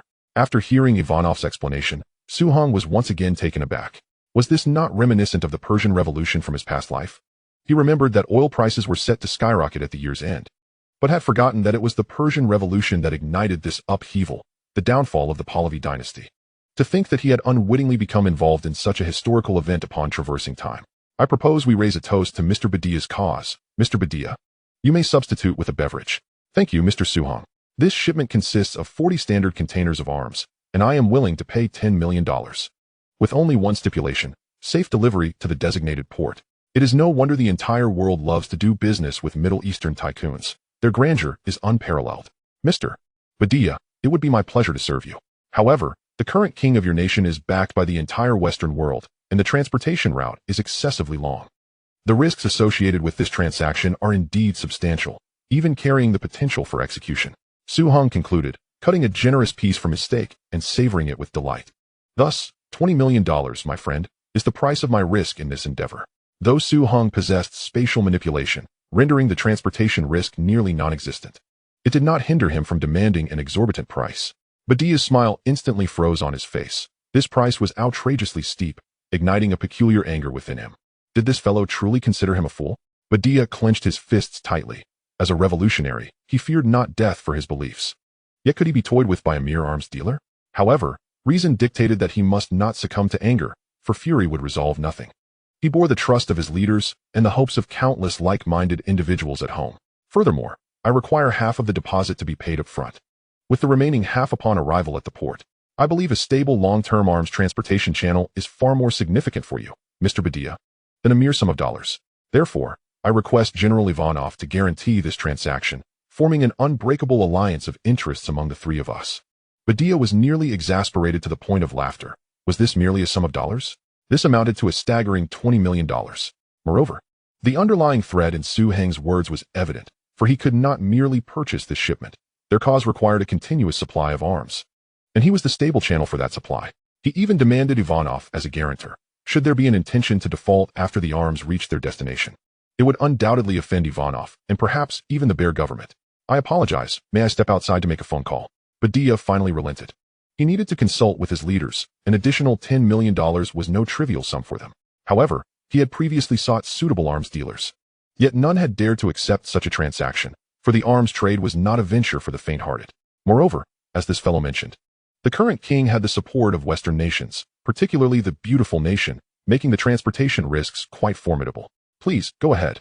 Ivanov gestured, somewhat taken aback by Suhong's demand. The price was indeed exorbitant, this damn arms dealer. However, his mission was to facilitate this transaction. And even this shipment of arms was essentially being offered to Badia for free, as per the decisions of the higher-ups. That being said, the substantial bribe Badia planned to offer him was an entirely different matter. Furthermore, the demand for him to act as a guarantor essentially placed the responsibility on him and the Bear government. Should the arms arrive and Badia default, he would no longer be able to procure arms from the Bear, having lost all credibility. Ivanov harbored doubts that this fellow was retaliating for his previous act of leaking information to international authorities. Yet, he had no choice but to acquiesce. The matter at hand pertains to the future trajectory of the entire nation of Persia. It is evident that no mere sum of money or endorsement of trust could possibly compare. Suhong is truly adept at seizing opportunities to acquire funds. General Ivanov, I propose we raise a glass together, in celebration of the splendid night over the sea Cucumber Island. To this exquisite evening. Ivanov gladly lifted his glass. Upon returning to the restaurant after the phone call, Badia observed Su Hong and Ivanov engaged in lively conversation, his expression returning to normal. It appeared that this sum of money was indeed indispensable. After consulting with the leadership, there was a silence that lasted a full 2 minutes, after which they could only acquiesce with resignation. A deal is struck. Here's to a fruitful collaboration. Cheers. Chapter 69, New Challenges. In contrast to the previous strategy, Su Hong concealed 200 standard containers filled with toy guns to serve as a ruse, while the genuine arms were securely stored within his personal space, ensuring that no discrepancies would arise. This time, for ships were chartered to deliver the Hongqing electric fans to Berezovsky, each laden with 50 boxes of toy guns bound for Persia, departing at different times and arriving at varied ports. Furthermore, the arms ordered by Kunsha from the Golden Triangle, combined with Badia's recent order and Su Heng's own procurement of 5 containers valued at $1 million, all nestled within his personal space, totaled a staggering 50 containers. This was a necessary precaution, intended to minimize the risk of exposing the secrets of his space, although such a possibility was virtually non-existent. Su Hong, alongside Mei Yanfeng, Tian Yangsheng, Dashin, and Berezovsky, embarked on a leisurely exploration of the Russian wilderness. Hong, how do you manage to be so impressive? The individuals who entertained us yesterday were all military personnel, and they treated us with great courtesy. Their ranks seemed quite high. Your standing here is evidently far superior to that of a gang leader back on the island. How did you achieve this? Mei Yanfeng, intrigued, clung to Su Heng's arm, peppering him with questions like a curious child. This trip to Russia had utterly shattered her preconceived notions. A gang leader from the island with some commercial success could command such respect from Russian generals? Given that she had also benefited from such treatment, one could only imagine the level of respect afforded to Su Hong. He truly seemed like a treasure trove, perpetually capable of delivering surprises at every turn. Draped in garments, handbags, and shoes, Mei Yanfeng juggled an array of gifts from Su Hong. If you're going to shop, then shop. But why are you keeping a record? And how is your Russian so fluent? I'm keeping track of your expenses. Consider it a loan, to be repaid double once you start earning, Su Hong replied. After several encounters, she had contemplated subtly hinting to him that she would agree to his advances. Being with him provided an unparalleled sense of security and joy. She had never felt so content and safe in her life, even dismissing the acting, fame, and wealth she once valued. Now, all she desired was to be with Su Hong. Haha, really? I don't believe you. Show me how much you intend to have me repay. 2 million Hong Kong dollars. Haha, that is quite a sum. Are you a loan shark? Even loan sharks aren't that ruthless. I can't possibly repay that much. You'd best never be able to repay it. That way, you'll belong to me. Dream on. You think you can buy me off with this? Mei Yanfeng playfully punched at him. Haha. I can see it clearly. Crystal chandelier, 130, scarce. Television, 340, precise. Women's clothing, ranging from 20-30. Wheat, 1 per kilogram. Soap, 0, 5 per bar. Sugar, 3 per kilogram. What do you need to remember all this for? I'm a businessman, of course, to engage in trade. I observe what they lack and sell accordingly. So, our days of leisure and exploration were just to jot this down? Of course, primarily to accompany you. Your happiness is paramount. Business is merely a supplementary endeavor. This fellow was truly nonchalant in everything he did, yet somehow his words carried an air of conviction that she found herself believing wholeheartedly. I have a small favor to ask of you. I believe you can handle it. That evening, in a high-end French restaurant, Su Hong and Mei Yanfeng savored foie gras, sipping red wine. Truth be told, Su Hong found the dish unpalatable and failed to see its sophistication. However, the girl's fondness for it was undeniable. Let me guess. You're trying to woo me? Mei Yanfeng set her glass down, gazing intently at Su Hong, her cheeks flushed. Haha, let us not get ahead of ourselves. It's best if we remain friends. Su Hong's response rendered the spirited Mei speechless. Her face turned crimson as she resumed her meal of foie gras. Their days spent exploring and conducting research had revealed the scarcity of various light industrial products. Su Hong, with a burgeoning idea in mind, intended to expand the export list to Russia beyond electric fans to include appliances such as refrigerators, washing machines, and televisions. He planned to establish his own factory to produce these goods for export to Russia. Su Hong adopted a serious demeanor, setting aside his playful banter with Mei Yanfeng. In this endeavor, I require a trustworthy individual to manage the operations. Would you be willing to take on this responsibility? I have never engaged in trade before. How can I possibly manage? Mei Yanfeng set down her utensils, looking earnestly at Su Hong. It's not difficult. Berezkov has an import-export company here.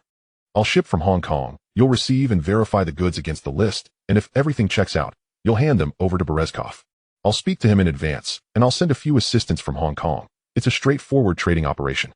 Su Heng explained earnestly. You'll catch on quickly. Once you grasp the process, you can even delegate to Berezkov. However, you'll need to verify the goods and follow up on payments, as well as regularly conduct market research to monitor our sales, providing feedback for timely adjustments to our dispatch ratios. Your primary focus will be on the Hongxing Electronics branch in Russia. So what do you say? Are you up for the challenge? Understanding Su Heng's proposal, Mei Yanfang took another small piece of foie gras, chewing thoughtfully in silence, perhaps her way of contemplating the matter. However, dining with Mei Yanfang allowed him to realize why many women favored French cuisine. The portions were indeed minuscule, almost comically so. A single serving of foie gras seemed to vanish in mere bites, while Mei savored each morsel, taking her time, embodying the very essence of a woman's pursuit of maintaining a slender figure. Mei's physique was exceptional, slim, particularly so, standing at 168 meters. Yet Su Heng estimated her weight to be less than 100 pounds, likely around 90, though she retained curves in all the right places. Chapter 70. The Price of Infidelity. I find myself with idle time. I might as well give it a try. If I fail, do not hold it against me, as I have never engaged in foreign trade and am uncertain of my capabilities. After swallowing a minuscule piece of foie gras, she set down her utensils, wiped her mouth, and replied earnestly. Su Heng genuinely admires her character, resilient, forthright, with a seemingly austere exterior but a heart full of loyalty. She embodies the spirit of camaraderie reminiscent of the chivalrous bonds found among heroes of the martial arts world. In truth, the most comfortable way to interact with her is as a friend. I believe you will undoubtedly excel. I have faith in you. It would be quite peculiar if this matter were to falter. Simply transport the items to be handed over to Berezkov, even without this so-called subsidiary. It would bear no consequence. Just send it directly to Berezkov and let him provide market feedback. After all, he is merely the general agent for Hongxing in the Bear Country. However, Su Heng cannot linger in the Bear Country for too long, and Mei cannot return to Hong Kong Island in the short term. This recent turmoil has greatly impacted her, with an abundance of negative news. It's certain that filming cannot continue, and even the Hongxing Film Company may hesitate to use her further in order to quell the situation. Thus, it is best to let it be. Last night, Su Heng pondered deeply and conceived an idea to provide her with something to occupy her time, lest she languish in boredom. Moreover, a change of environment for a while might help ease the unpleasant memories. For Su Heng, it simply translates to paying a few more salaries, which is inconsequential. Now, let us raise a glass to our prosperous collaboration. Ding ding ding. Su Heng's mobile phone rang. How is this transaction proceeding? Is everything running smoothly? The voice on the other end belonged to Zhao Yingguan, who had been away for a week. It seems this young lady has been missing him a bit. Quite smoothly. By the way, I transferred $2 million US back to the company account. Did you receive it? I did. I was just calling to inquire about this matter. Why has there been an extra $1 million? $1 million is for the shipment, and the other $1 million is a deposit paid by Berezkov. The payment for North America's October shipment has also been transferred, totaling nearly $2 million US. But there are still gaps in production. Let's investigate a few refrigerator, washing machine, and color television factories. Assign this task to Hui Jianlin and have him expedite the preliminary research. We need comprehensive data on these factories' production capacities, the brands they contract for, and product quality, among other details. When we return to Hong Kong Island in a few days, we can discuss this in further detail. I must hang up now. I'm rather busy. So late, and what are you busy with? I'm busy dining with a stunning beauty. I'll introduce you to her when the time is right. Do you have several women? After hanging up the phone, Mei Yanfang asked in a low voice, her expression tinged with disappointment. She had long been aware of the other women in Su Heng's life. Indeed, for such a handsome young man with considerable achievements, it is reasonable that he attracts the affections of many. While shopping together, girls from the Bear Country had approached him, and even waitresses had slipped notes into his hands, though she could not comprehend their language. The way those girls gazed at him spoke volumes. Yes, even as a star accustomed to the entertainment industry, having encountered numerous handsome men and beautiful women, she found herself captivated by him at first sight. But this fellow truly is quite the flirt. He does not shy away from it, and shows no intention of concealing it. This is precisely why she has been hesitant to reach a decision. Were it not for his flirtatious nature, she might have pursued him long ago. Well, 1, 2, 3. Currently, there are 3 women. Mei Yanfang couldn't help but chuckle in disbelief as he seriously began to count them in front of her. Isn't 3 women easy to count? Are there perhaps a few ambiguous relationships that require further distinction? Or does someone like me not even count, merely a good friend? What am I to you? Mei Yanfang asked, a hint of unwillingness in her tone. We are very good friends, are we not? The old man, who had lived 2 lifetimes, was reluctant to invest time in emotional entanglements. He was disinclined to engage in any form of drama concerning matters of the heart, even the slightest tug of war. What he truly wished to avoid was causing hurt. May is a person who, once you spend time with her, reveals her deep loyalty and devotion. She loves fiercely and without reservation. Kindness, this damned kindness. He genuinely does not want to harm such a sincere friendship. Nor does he wish to concoct excuses to coax her into accepting his flaws, let alone resort to various tactics to force her acceptance. Though this body is youthful, it houses a soul over 40 years old, one that has long since learned to accept all things as they come, to embrace the gradual distancing of any relationship, and to tolerate any girl who disapproves of his flirtations. Upon hearing Su Heng's words, Mei Yanfang was not at all surprised. She had anticipated this response. A sense of reluctance washed over her as she opened her mouth to retort, but found no compelling argument to offer. The crux of the matter was, what identity should she adopt to continue grappling with this issue? Given the current state of their relationship, it was evident they remained within the realm of friendship. Although that thin veneer of separation still existed, it seemed remarkably unbreakable, especially in light of their recent interactions. Mei Yanfang felt that Su Heng increasingly regarded her as a confidant, akin to a little sister next door. Thus, her position in questioning him today was inherently untenable. Even as good friends, she had consistently brought him trouble, demands, and emotional drain. Their relationship had persistently leaned toward the negative. Yet he remained unwaveringly supportive and caring towards her, gazing at the strikingly handsome man before her, akin to a towering mountain. She felt both joy and a sense of security. Yet, his excellence felt so far beyond her reach. Suddenly, she began to grasp why those other women were aware of his flirtatious ways, yet chose to remain. An exceptional man like him is the dream of countless girls. After finally winning his affection, how could they easily let go?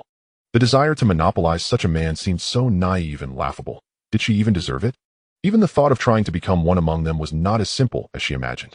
This girl named Zhao Yingwen must be quite remarkable, indeed.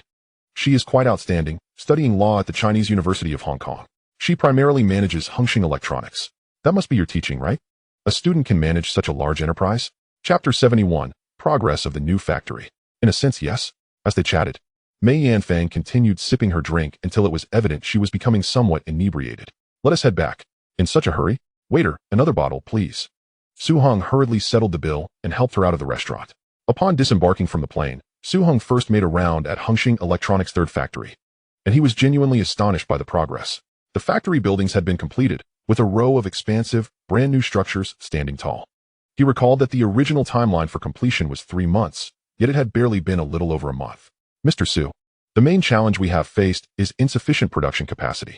I discussed it with General Zhao and coordinated the construction workers, instructing the contractor to gather all resources to expedite the production workshop.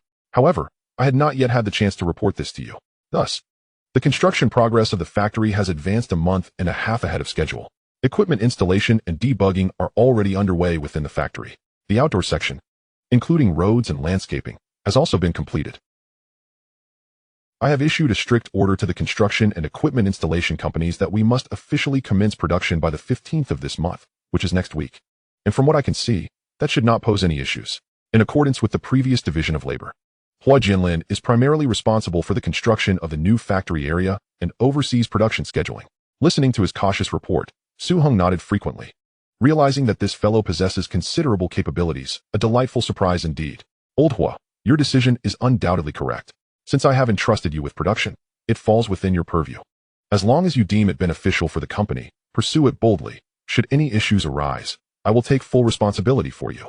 Su Heng assured Hua Jinlin with a firm pat on his shoulder. Though Su Heng's understanding of technology is merely superficial when it comes to management and cultivating relationships, he is quite adept. His words brought a smile to Hua Jinlin's face, dispelling any previous awkwardness. It seems he truly has chosen the right boss. It is said that this very boss personally requested to find him, a testament to being his talent scout. Setting aside salary considerations, such trust is indeed rare among employers. The factory is operating at full throttle, with a monthly output nearing 30,000 units, comparable to the combined capacity of the first and second factories, translating to $3 million. With production commencing a month and a half ahead of schedule, this results in an additional $4 to $5 million in value, which, at a net profit margin of 20%, amounts to a substantial $80,000 to $100,000. Undoubtedly, this former labor emperor is deserving of promotion and greater responsibility. The office building, research center, 2 dormitory buildings for employees and a 4-story cafeteria are progressing slowly. Su Heng's plan includes constructing a 10-story office building, a 4-story research center, 2 10-story dormitories, and a 4-story cafeteria. The progress on these 4 buildings is somewhat delayed, currently only reaching 3 to 4 stories, likely due to the reassignment of workers. However, there is no urgency for these structures, as the area has been cordoned off with temporary barriers. Meal provision poses a significant challenge. How will the numerous workers be accommodated for dining and lodging? The office building is not urgently needed, as the existing office of the first factory can suffice temporarily, and the research center can be postponed. Yet, once production ramps up, given the current market demand, machines will undoubtedly operate 24 hours a day, and the workforce will remain substantial. Su Heng harbored some concerns regarding logistical support. After all, an army marches on its stomach.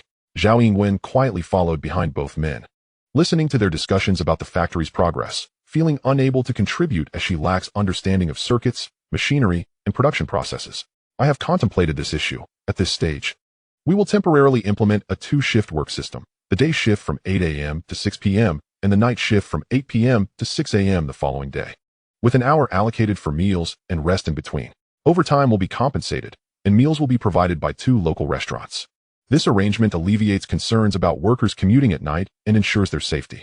Finally, Su Heng inquired about her area of responsibility. Logistics and finance fall under her jurisdiction. Su Heng nodded, acknowledging that this young lady has made considerable progress, and her considerations are quite thorough. How has the investigation we discussed a few days ago fared? In the washing machine, refrigerator, and television sectors, we have surveyed some of the largest manufacturers on the island, all of whom produce some of the most advanced products in their respective categories. There are numerous supporting enterprises with commendable quality and sufficient capacity. However, they all operate as subcontractors for major foreign brands, lacking their own branding. Hui Jianlin's work has proven to be quite solid. Perhaps many are unaware that at this time, the island is the center of manufacturing in Asia, surpassing surrounding regions in manufacturing standards, particularly in shipbuilding, electronics, apparel, and toys, which hold significant market shares globally. Regrettably, subsequent deindustrialization policies have left the island with only real estate and finance, as skyrocketing land prices have exerted tremendous pressure on manufacturing, leading to the decline of what was once a robust industry. The island has gradually fallen behind among the 4 Asian tigers, ultimately being surpassed by Singapore, a considerable regret. Let us first pursue private labeling. I suggest you seek out several manufacturers with commendable products and place an initial order, affixing the Hang Seng trademark. For washing machines, refrigerators, and color televisions, let's adopt a ratio of 3 to 3 to 4, which can be adjusted later based on sales performance in Russia. The first month's target is 10,000 units, with a 20% markup for shipments to Russia. Old Hua, you will be responsible for this matter. This approach may technically infringe on rights, as the subcontractors utilize the brand owner's technology for production. However, Su Heng currently does not plan to sell locally on the island, focusing solely on sales to Russia, where the issue is less pressing. This task is not particularly challenging. It is merely a routine operation in foreign trade. While it promises quick returns, the profit margins will certainly not match those of electric fans, yet that is not the most significant concern. Consequently, let us also subcontract the production of mahjong machines. We will aim for an order quantity of 1,000 units per month, engaging 2 factories for production under our Hang Seng brand. Very well, Mr. Su. Regarding the automatic mahjong machines, Su Heng's initial intention was to establish a factory, but that would be excessively time-consuming and labor-intensive. Moreover, it is not a core product for Hang Seng, merely a means to capitalize on transient market opportunities. Our immediate priority is to recruit talent. Shi Hao, you are in charge of this. Engage a headhunting firm to scout for design and research talent from other companies, universities, or even abroad, anyone with expertise in this field. We must swiftly acquire knowledge on several electrical appliances and rapidly design our own washing machines, refrigerators, and color televisions. Understood, brother-in-law. Wei Ming, you will continue to oversee the sales of these products. I have found a branch manager in Russia with whom you will coordinate. Chapter 72, a minor surprise. Very well, Mr. Su. Yingwen, you shall take the lead on this. You will spearhead these matters. Having finally delegated all responsibilities, Su Heng was able to extricate himself. Today, Wenlian had intentionally dressed up. About half an hour ago, Heng had called to invite her for a shopping outing. Upon hearing Su Heng's words on the other end of the line, Wenlian momentarily paused, thinking it was quite surprising. My goodness, if memory serves. This marks his first formal date with her. Just moments ago, Wenlian had been feeling quite dejected. Is this how dating goes? A 2-week separation with only a few phone calls in between, without even a glimpse of him. Yet, upon hearing his voice, her mood inexplicably brightened. and her smile was impossible to conceal. The previous sorrow seemed to vanish into thin air. Should she wear a dress or a blouse? A knit sweater or a woolen pullover? Glancing into her closet, she found herself dissatisfied with every piece of clothing, ultimately selecting a fitted pink knit top paired with a knee-length floral skirt, leaving her hair down and adorning it with a lovely hairpin, looking quite youthful and radiant. On her feet were a pair of black high heels, uncomfortable, reminiscent of previous experiences. Nevertheless, she felt compelled to wear them. Standing at 1.85 meters tall, Su Hing towered over her 1.68-meter frame. Without heels, she would appear rather diminutive while shopping together. The heels certainly helped, creating a more harmonious appearance. Yet her feet truly suffered. "Mommy, Wuma, I'm heading out to shop and want to be back for dinner tonight." As she passed through the living room, her face radiated joy as she cheerfully greeted her mother and the maid. "Wuma, would you like the driver to take you?" Lu Yambing inquired kindly. "No. A Hing is coming to pick me up," and I Wenlian replied, waving her hand, clearly delighted. "I must say, it's the first time I've seen a young lady so meticulously dressed. In truth, she is beautiful even without adornment. Among all the daughters of affluent families, my miss is certainly among the very best," Wuma remarked with a smile as soon as Ni Wenlian stepped out. "Haha, it's not as exaggerated as you say. Other girls from different families are equally beautiful and exceptional." Although Lu Yanbing feigns modesty, she secretly revels in it, to the point where her eyebrows arch into crescent moons. Ni Wenlian stands by the roadside, time passing slowly and distinctly, as her feet ache painfully. She does not blame him. It is her own eagerness to see him that causes this, wishing to catch a glimpse of him even if just a second earlier. Their separation has lasted 2 weeks, and the longing has truly been tormenting. "Where are the beautiful women going? Shall I accompany you?" "No, thank you." Ni Wenlian dismisses what she assumes to be yet another tedious attempt at conversation, but the voice sounds so familiar. "Aheng, when did you return? How did the business negotiations with the Russians go?" "I arrived on a flight yesterday. I heard you missed me, so here I am." Su Heng grins cheerfully. "Who missed you?" Ni Wenlian's cheeks flush slightly as she retorts softly.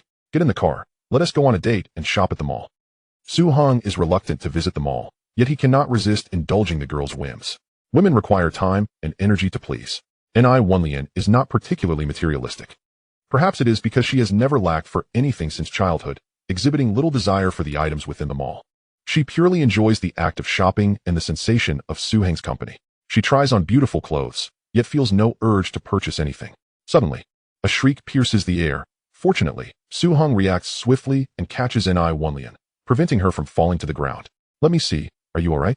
He gently places her on a nearby bench, tenderly removing her shoes and socks, concern etched on his face. Ni Wenlian's complexion pales, beads of sweat forming on her brow. Her eyes glistening with unshed tears, indicating her pain. "It's swollen. It seems you won't be able to walk." The swelling around her ankle is visibly pronounced. Yet the pavement nearby is quite even, suggesting she is unaccustomed to wearing high heels. "I know you are not one to adorn yourself, nor are you fond of makeup. Thank you for everything you've done for me." Su Heng cradles Ni Wenlian's foot, gazing into her eyes, his smile brimming with tenderness. "All of this is my choice." Indeed, this man is astute enough to perceive the significance of his actions. She smiles softly, feeling a slight alleviation of the pain in her ankle. Perhaps his smile possesses the power to heal all wounds. Suddenly, a chill sweeps over her foot. The rascal has produced a bottle of liniment from who knows where and is applying it evenly to her swollen ankle. The cooling sensation significantly diminishes her discomfort. "Ah, ouch." Ni Wenlian hastily covers her mouth, realizing they are in the public eye. "Just bear with it a little, it will feel better shortly." He employs an unusual technique to massage her swollen ankle. In a remarkably short span of 2 or 3 minutes, the visible swelling subsides, leaving only faint red marks. However, with her foot in his hands, and in public no less, this is exceedingly embarrassing. A blush spreads across her face, compelling her to lower her gaze and hide her flushed cheeks behind her cascading hair. "Let me carry you." Su Heng removes her other high heel and holds it in his hand. Ni Wenlian responds in a voice as soft as a whisper. Their commotion quickly attracts the attention of passers-by, who mistakenly believe they are witnessing a scene from a film, this stunning couple more captivating than any characters on screen. One onlooker accidentally bumps into a lamppost, eliciting laughter from the crowd, with her chin resting lightly on Su Heng's shoulder as she rides on his back. Ni Wenlian admires his handsome profile from such close proximity. This guy is truly a flawless beauty from every angle. She inches closer until her cheek gently touches his, wrapping her arms around his neck, achieving a perfect closeness. The faint scent of his masculine essence fills her senses, utterly delightful. Yet, She cannot help but question whether his hands supporting her derriere are taking advantage of the situation, though she lacks any evidence. Finally, they pass by a women's clothing store, where Su-hong selects a pair of white athletic shoes for her, as well as a pair of jeans, deeming skirts impractical for riding on his back. Chapter 73, Master Su's Fruity Beverage. He ultimately picks out a pink t-shirt adorned with a large heart, making her feel several years younger. Shall we see if you can walk now? Oh, N.I. Wunlian stands, and Su-hong gently assists her, allowing her to take a few tentative steps. Ah, still too painful, she exclaims, inexplicably blushing. This should not be the case. This is a technique for treating sprains used back in the military. Su-hong is puzzled. When he once more hoists her onto his back after exiting the store, N.I. Wunlian flashes a sly smile.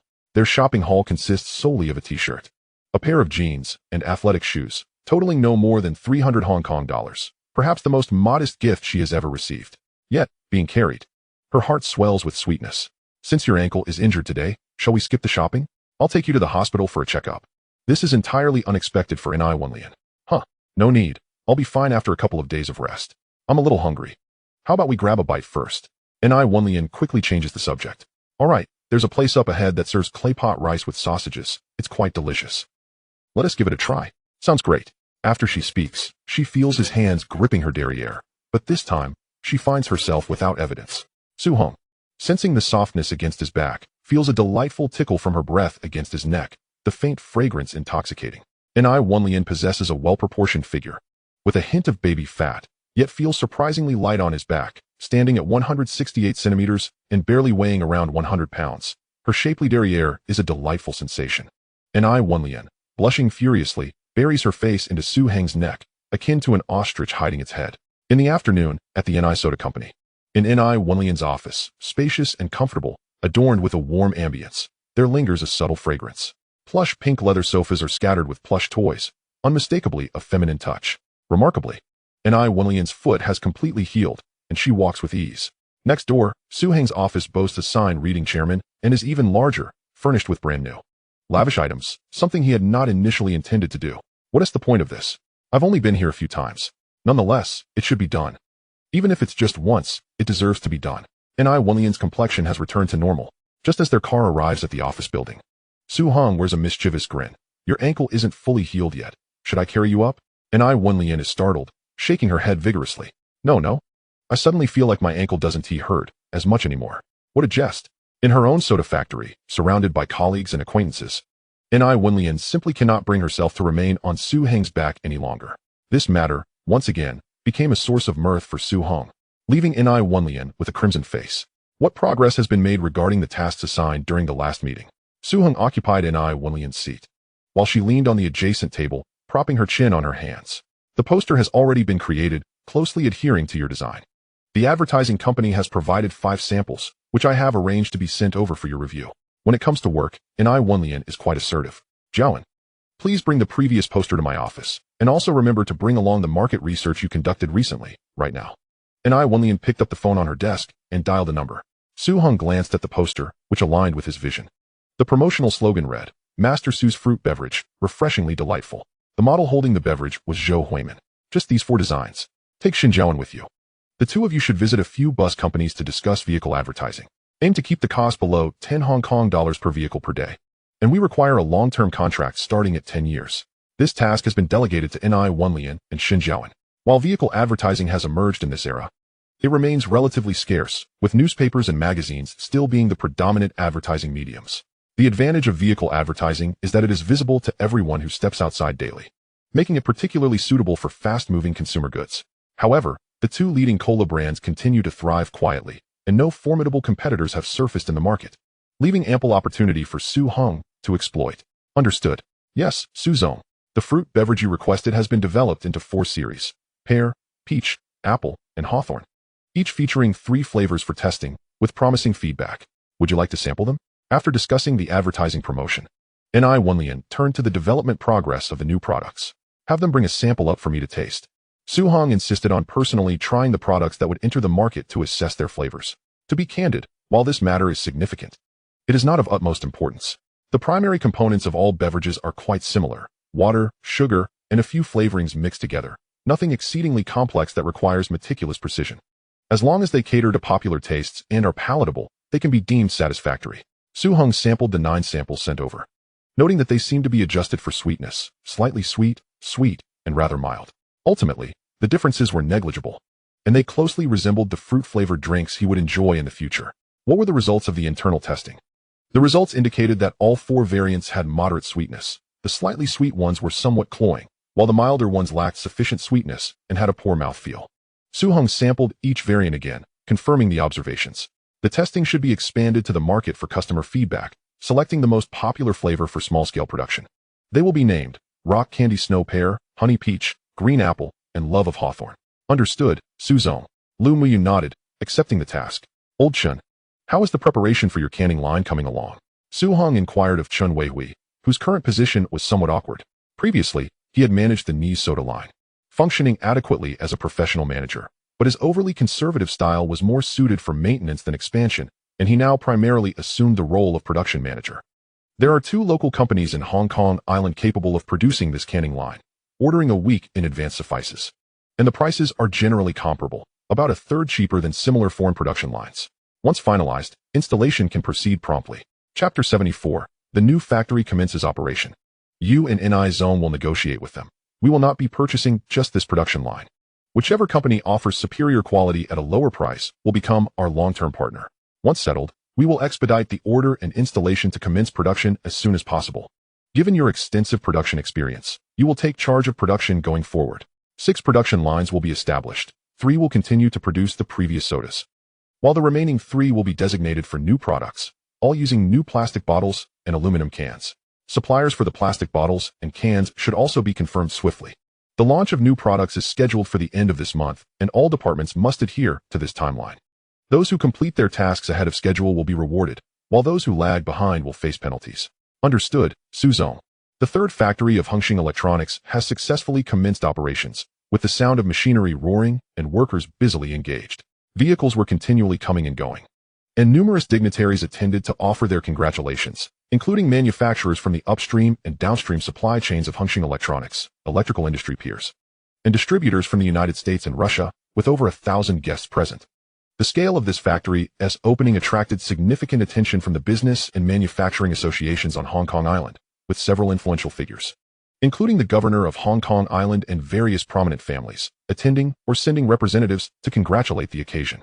The atmosphere reached a crescendo with the personal appearance of the shipping magnate, known as the King of Shipping, who was the wealthiest individual on Hong Kong Island at that time, with a fortune of 5 billion Hong Kong dollars and global influence. His arrival surprised Su Hong immensely. Truly, heroes emerge from the youth. Young man, well done. I have heard several of my friends in New York mention your Hongxing Electronics. Achieving such success in the industrial sector, particularly in a country as developed as the United States, is remarkable. You're doing quite well. The shipping magnate, a man of modest height in his 60s, patted Su Hong on the shoulder, his demeanor benevolent. Su Hong was taken aback.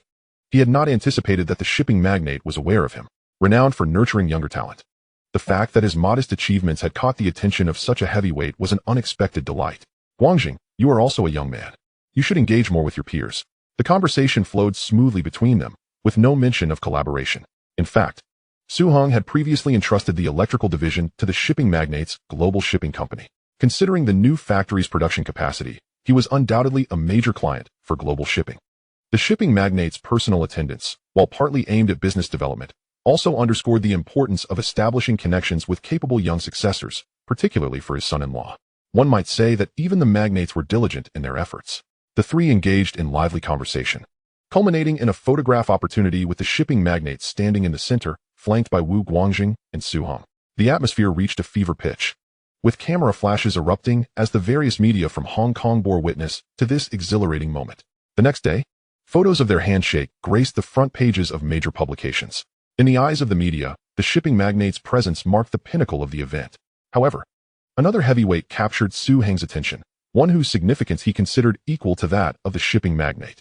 This was Hong Kong Island's business leader, the esteemed Huang Dong. His delayed congratulations were accompanied by Huang Chi-chan, the director of the mainland office in Hong Kong Island, an ostensibly unremarkable position that, in reality, was held by a heavyweight figure. At this time, Hong Kong Island had not yet returned to the mainland, and the mainland's influence over Hong Kong was limited. Moreover, the mainland was relatively isolated, resulting in a lack of understanding among the various sectors of Hong Kong regarding the mainland. Therefore, The role of the Hong Kong office was crucial, serving as a bridge between the two regions. Truly impressive. Young Su has achieved such accomplishments at a young age. It is quite unimaginable. Hua, holding Su Heng's hand, beamed with a smile. Hua, just call me Ahong. My achievements can largely be attributed to the unique geographical location of Hong Kong Island, the abundance of talent, the conducive business environment, as well as the continuous support of resources from the mainland. My personal capabilities account for but a small fraction of this success. Upon hearing these words, not only did the esteemed Mr. Hua's eyes light up, but the glimmer in Mr. Huang Qichan's eyes also shone brightly before he quickly regained his jovial demeanor. Therefore, I will take the liberty to address you as Ahong. Today, apart from congratulating you on the grand opening of your new factory, I would like to introduce a friend of mine, Director Huang Qichan from the Mainland S office in Hong Kong. Director Huang, this is Su Hong, the young and accomplished entrepreneur I often speak of, whose company, Hongxing Electric, has gained international acclaim. Greetings, Director Huang. Greetings, Mr. Su. The two exchanged warm handshakes, reminiscent of long-lost friends reunited. Mr. Su, though young and successful, displayed a commendable humility. Articulating such sentiments is indeed a rarity. Director Huang praised him, stating, "You speak well. I shall certainly relay your words back to our compatriots on the mainland. Furthermore, on behalf of them, I sincerely invite you, Mr. Su, to visit the mainland at your convenience, and we would also welcome you to our office in Hong Kong for tea and conversation to provide insights for our work." Mr. Su graciously accepted the invitation, and the three of them shared a camaraderie that felt as if they had known each other for ages. It is worth noting that, apart from the shipping magnate, representatives from the other three prominent shipping families attended to extend their congratulations, signifying an intent to forge alliances. The Su family dispatched the infamous playboy Su Jinheng, indeed the very same renowned dandy of later times. The Zhao family sent their third son, Zhao Shizing, to convey their well wishes, a figure known for even more scandals than Su Jinheng, making him quite the character. The Dong family, on the other hand, proved to be more reliable, sending their capable second son, Dong Linhua, a composed middle-aged man who later became the first chief executive after the handover. These individuals belonged to the esteemed elite of Hong Kong, and Mr. Su seamlessly transformed into a charismatic young gentleman, engaging in lively banter with these affluent heirs. Chapter 75, The Troubles of C. Yulian. Reflecting upon the situation, it became clear that these shipping families were likely motivated by their business orders. My primary focus lies in export trade, necessitating a substantial volume of shipping operations for both incoming raw materials and outgoing goods, particularly along the lucrative routes to the beautiful nation and to Europe, as well as those to Russia. Regardless, being acknowledged by such powerful shipping families is certainly a testament to one's strength. Zhao Yingwen attended throughout as my girlfriend, and it was truly unimaginable for me, a mere university student from the Chinese University of Hong Kong, to engage in light-hearted conversations with such top-tier tycoons. Of course, she recognized that all of this was facilitated by Su Hong, and she had not let the grandeur of the occasion cloud her judgment. That evening, she exerted herself particularly well, bringing immense joy to Mr. Su. With the new factory now operational, its monthly production capacity reached 40,000 units. Hampered only by the unfinished workers' dormitory that had yet to resolve accommodation issues, preventing full or even overcapacity production. Nevertheless, the issue of production shortages was alleviated. With stable monthly sales of 40,000 units in North America and 20,000 units in Russia, all supplied directly from our factory. The markets in the Middle East, Western Europe, and Asia also began to flourish, stabilizing at 10,000 units each month. Furthermore, exports to Russia, comprising washing machines, refrigerators, and air conditioners manufactured by other factories, exceeded $2 million monthly. Hongxing Electronics' monthly sales surpassed $9 million, with annual sales exceeding 700 million Hong Kong dollars and net profits surpassing 100 million Hong Kong dollars, establishing itself as the true king of electronics in Hong Kong. Yet, Su Hong remained unsatisfied. Once the factory was operating smoothly, he delegated the bulk of responsibilities to Zhao Yingwen, focusing solely on the development of refrigerators, washing machines, and air conditioners. He had also promised to tackle the more technically challenging products, televisions and beepers. Yinzhen, could you investigate how many television and beeper manufacturers are in Hong Kong and who their respective technical heads are? Su Hing picked up the phone and called Tian Yinzhen. This young lady had gradually matured through her experiences, displaying a certain aptitude for intelligence gathering and reconnaissance. Su Hong assigned her a team of Hongyan security personnel to form an investigative unit. Understood, boss. It is noteworthy that Hongyan Security Consulting Company has now expanded to over 60 members, with Feng Yuxiu serving as their trainer. Although Hongyan offers compensation that is 3 times that of ordinary security companies, the hiring criteria remain exceedingly stringent, maintaining a policy of quality over quantity. Su Hong granted 5% equity to the initial 13 brothers, including Tian Yinjin, who had followed him from the beginning, as part of a long-term plan for their futures. Although Hungin's reputation is still burgeoning and external security work is minimal, it primarily focuses on safeguarding Hongxing Electronics and the security of Su Heng's associates. Initially, the mahjong parlor was thriving, but on the day of the factory's opening, Si Yulian visited and, upon seeing the radiant Zhao Yingwen, felt as though her own endeavors paled in comparison, akin to a defeated rooster. She had been lacking spirit in the days that followed. So many media reporters, industry leaders, and affluent families were present to offer their congratulations. Although she had never inquired about Su Heng's affairs with Hongxing Electronics, she had become acutely aware of the genuine disparity between herself and Zhao Yingwen. Even if her mahjong parlor were to flourish throughout Hong Kong Island, the elite would hardly cast a glance in her direction. At best, she would garner recognition within certain circles, but that would hardly elevate her status. This realization rendered her previously proud and stable cash flow machine far less appealing. She even regretted her initial disinterest when Su Hong proposed acquiring an electrical factory, dismissing it as less lucrative compared to her mahjong parlor. Yet now, even as someone who does not follow the news, the whispers among her mahjong-playing friends about Hongxing Electronics becoming the top manufacturer in Hong Kong, with monthly sales surpassing $10 million and Su Heng's soaring net worth, now the youngest billionaire in Hong Kong, were impossible to ignore. I see that Sister Lien has been troubled these past few days. With the opening of Boss Su's new factory and his ascension as Hong Kong's youngest and most affluent billionaire, a most joyous occasion, she has not worn a smile on her face. Most of the regular patrons at the parlor were familiar with Si Yulian, the proprietress. Although Su Hong remained elusive, he was indeed the owner of this mahjong establishment. Most patrons were aware that the current staff overseeing operations were Su Heng's subordinates. With extensive media coverage, Su Hong had become a hot topic within this mahjong parlor. Nowadays, women, once they have wealth, tend to flock towards it, unstoppable in their pursuit. How could Sister Lien possibly smile? One might even fear that, inadvertently, she could be outpaced by another woman and find herself left in tears.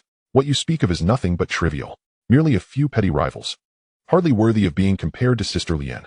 I have heard whispers circulating within the circles of the affluent, suggesting that Mr. Su has emerged as the most sought-after match among the elite. Beyond his youthful charm, he has risen from humble beginnings to amass a fortune of billions in less than a year. How many can achieve such success in Hong Kong? Not to mention those spoiled scions. With such remarkable business acumen, one must ponder which illustrious family would not covet him. Moreover, he is free from entangled relationships. After an alliance with a prominent family, he would undoubtedly find himself reliant on his partner. Conveniently, he remains unmarried. If you were part of the elite, wouldn't you feel a flutter of attraction? Have you developed an infatuation for Mr. Su? Just look at the way you speak. What use is affection? If Mr. Su merely beckoned, I would gladly devote myself to him. With such a demeanor, are you not afraid of Sister Lien hearing and retaliating against you? Sister Lien would not be able to come after me. My close friend has mentioned that several affluent families are quite interested in Mr. Su, particularly those with daughters of similar age. I have also heard that the Ni family from Causeway Bay has made the first move, offering shares in their family business, Ni soft drinks, to Mr. Su, purportedly to facilitate a union with their eldest daughter. Is this news credible? Absolutely, it is true. Currently, Mr. Su oversees Ni soft drinks. A relative of mine holds a mid-level position there and has encountered Mr. Su several times, asserting that Mr. Su now calls the shots at the factory, with the eldest daughter assisting him. Speak quietly. Do not let Sister Lien overhear. She has been in a foul mood lately. It is not easy to fall for a particularly remarkable man, especially with all these newcomers vying for attention. Chapter 76. The Plan of Si Yulian. Such is the nature of the elite. Who among them does not indulge in multiple relationships? I believe it is Sister Lien who deserves envy. This business is no small venture, akin to earning gold daily. Moreover, with a man like Mr. Su, even the young ladies of affluent families have yet to feel jealousy. If I were Sister Lien, I would not feel envious at all. Regarding Su Hong, the truth is a tangled web. Si Yulian is filled with conflicting emotions. She is not unaware of his flirtatious nature, nor can she entirely accept it. However, as Su Heng's success burgeons, the pressure she feels intensifies, compounded by the emergence of increasingly formidable rivals. Just as she was lost in thought, a sudden slap on her backside jolted her. Si Yulian erupted in fury. Was this a death wish? Did they dare to touch the rear of a tiger? No. Did they dare to touch her rear? What were they thinking, so entranced? Just as she prepared to lash out, a familiar voice interrupted, none other than Su Hong. How annoying, with so many people around. Upon recognizing him, her anger transformed into embarrassment. Her face flushed crimson as she quickly linked her arm with his, leading him to her office. for reasons unknown. The sight of his roguish, mischievous smile completely captivated her, allowing her to forget all her prior displeasures. "How is the automatic mahjong machine working for you?" Su Hong inquired with a grin. "Quite well. As you can see, the guests love it. Business is booming." Strangely enough, upon seeing that playful grin, much of her irritation dissipated. He was undeniably satisfactory in every regard. In terms of appearance, he was exceptionally handsome, standing out among men even more than she did among women. In terms of capability, he had swiftly established a formidable reputation at a young age, disregarding the mahjong parlors. In just over 6 months, Hongxing Electronics had transformed from a struggling fan factory on the brink of collapse to a leading industry powerhouse, even becoming a point of pride for manufacturing in Hong Kong, competing with top companies in advanced countries. The accolades followed, as he was named Hong Kong's youngest billionaire, a rising star in business, and the king of electronics. These were official honors. Privately, he was humorously dubbed the best son-in-law among the elite. Even a venerable family like the Ni clan, once part of the 4 great families, actively pursued collaboration, clearly indicating their interest in recruiting him. Is this how fiercely the elite now compete? In terms of age, compared to Zhao Yingguan, who is of similar age to Su Hong, Ni Wenlian is several years older, while the even younger Zhou Huimin is merely 17 or 18, making her youth a distinct advantage, whereas Si Yulian found herself at a considerable disadvantage. Her only advantage now might be that she was the first to know him when he was merely an ordinary thug in the society. And she was his first woman. Both had met in their humble beginnings. What could she possibly bring to this rivalry? What could she use to compete with him? Even if she tried, it would only lead to her own elimination. Yet, how could she possibly let go of him? Where could she find another man so exceptional? Furthermore, why should she be the one to step aside? There should always be a sense of precedence in everything. With that thought, her confidence swelled considerably. "Look what I've brought for you." Su Hing pointed to a line of 7 or 8 small trucks parked in front of the door.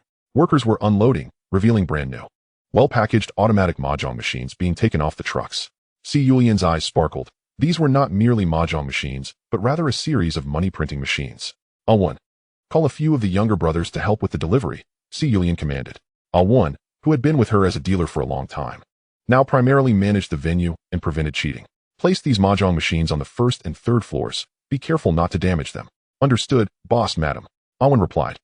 "Awan, you've performed admirably this month. Brother Hung and I will give you a bonus." "Wow, the boss and madam are truly generous."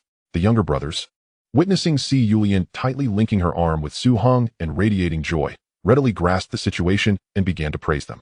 Su Hong recognized this as a public declaration of their relationship, yet he did not pull away, allowing Si Yulian to hold onto his arm throughout, wearing a warm and cheerful smile. "Haha, everyone is doing well. Keep up the good work, and at the end of the month, bonuses will be distributed to you all," Si Yulian declared with a grand gesture. Indeed, the couple is a match made in heaven.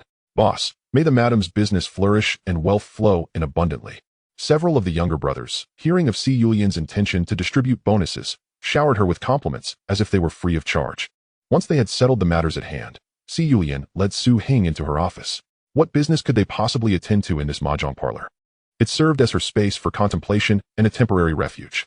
Originally, she intended to arrange an office for Su Hong here, but he had declined, deeming it unnecessary, especially since the Blue Harbor Bar was not far away, just a few steps away. To date, the factory had worked overtime to produce these 200 units, which were now being delivered.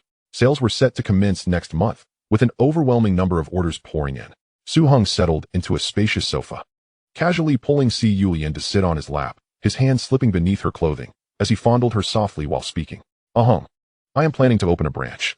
It seemed she had made a resolute decision, as Si Yulian spoke. This was indeed a plan she had mulled over repeatedly in recent days. Zhao Yingguan was too young and too exceptional, while Hongxing Electronics' achievements were simply dazzling. As for the Ni family's young lady, she came with her own glow and potentially a substantial dowry. What did she have? She had ventured into the world at 14, rising from nothing to establish the mahjong parlor, driven by sheer determination. What was there to fear? I found myself momentarily stunned by the grand spectacle of the official production at the 3rd factory, to the extent that I forgot to contemplate. With the addition of these 200 automatic mahjong machines, alongside the previous 200, we now possess a total of 400. The daily net profit exceeds 40,000. Should we establish 3 more mahjong parlors of similar scale? It becomes difficult to ascertain whether the profits of my chain of mahjong parlors or those of Hongxing Electronics would be greater, even if they were less. The disparity would at least not be of a magnitude that is glaringly obvious. In comparison, the disadvantages would be considerably less pronounced. What is the most notable characteristic of the vast expanse of Causeway Bay? It is the high population density. There are simply more people, and consequently, more individuals who enjoy playing mahjong. In this era, with few alternative forms of entertainment, the thriving business of my mahjong parlor serves as the most compelling evidence. Chapter 77. The desire for a child. Therefore, the idea of opening a branch seems reasonable. The activity of playing mahjong is inherently limited by geography. Typically, patrons prefer to frequent mahjong parlors nearby. Over time, they become familiar faces, neighbors who engage in this form of entertainment together. Furthermore, the entirety of Causeway Bay falls under Su Heng's domain. Ensuring safety is not a concern. Oh, what prompted the thought of opening a branch? My reasoning is simple. Hengyu Mahjong Parlor is already operating smoothly. The task at hand is not particularly arduous. It's merely a matter of collecting revenue. Hence, I plan to open several more, managing them similarly without expending a great deal of effort. Besides, who would ever complain about having too much money? Si Yulian wrapped her arms around Su Heng's neck, leaning in to whisper softly in his ear. I harbor no jealousy towards Zhao Yingwen for her substantial earnings. Her enterprise is sustained largely by your support. My intention is solely to ensure a steady and abundant cash flow for our family's business. Su Heng was puzzled by Si Yulian's sudden inclination to open a branch. Was she truly not envious? Her every utterance seemed to revolve around Zhao Yingwen. The scent of jealousy was palpable. This woman is astute. The reason Su Heng has never relinquished his focus on the mahjong parlor sector, and continues to regard it with importance, lies precisely in its ability to provide a stable and continuous cash flow. This aspect cannot be overstated. With annual net profits exceeding 14 million, enough to establish a medium-sized enterprise. Despite the successful sales of Hengxing Electronics products, the expenses incurred in acquiring land and constructing factories are exorbitant, leaving them deeply indebted to the bank. The net assets after liabilities are scarcely significant. It is only due to Su Heng's advantageous circumstances that he dares to engage in such ventures. Otherwise, a misstep could lead to total ruin. Leasing commercial spaces, making minor renovations, and placing dozens of mahjong machines into operation is the fastest route to generating revenue. I will ensure the factory works overtime to guarantee the smooth opening of your branch. Hengyu Mahjong Parlor serves as the foundation of Su Heng's entire business empire, akin to the significance of the Causeway Bay land in the NI family's holdings.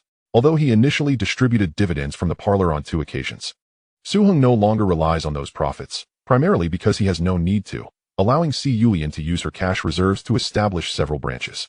With a resounding slap, Su Heng playfully struck her rear. Si Yulian let out a soft, shy sound, her cheeks flushed with embarrassment.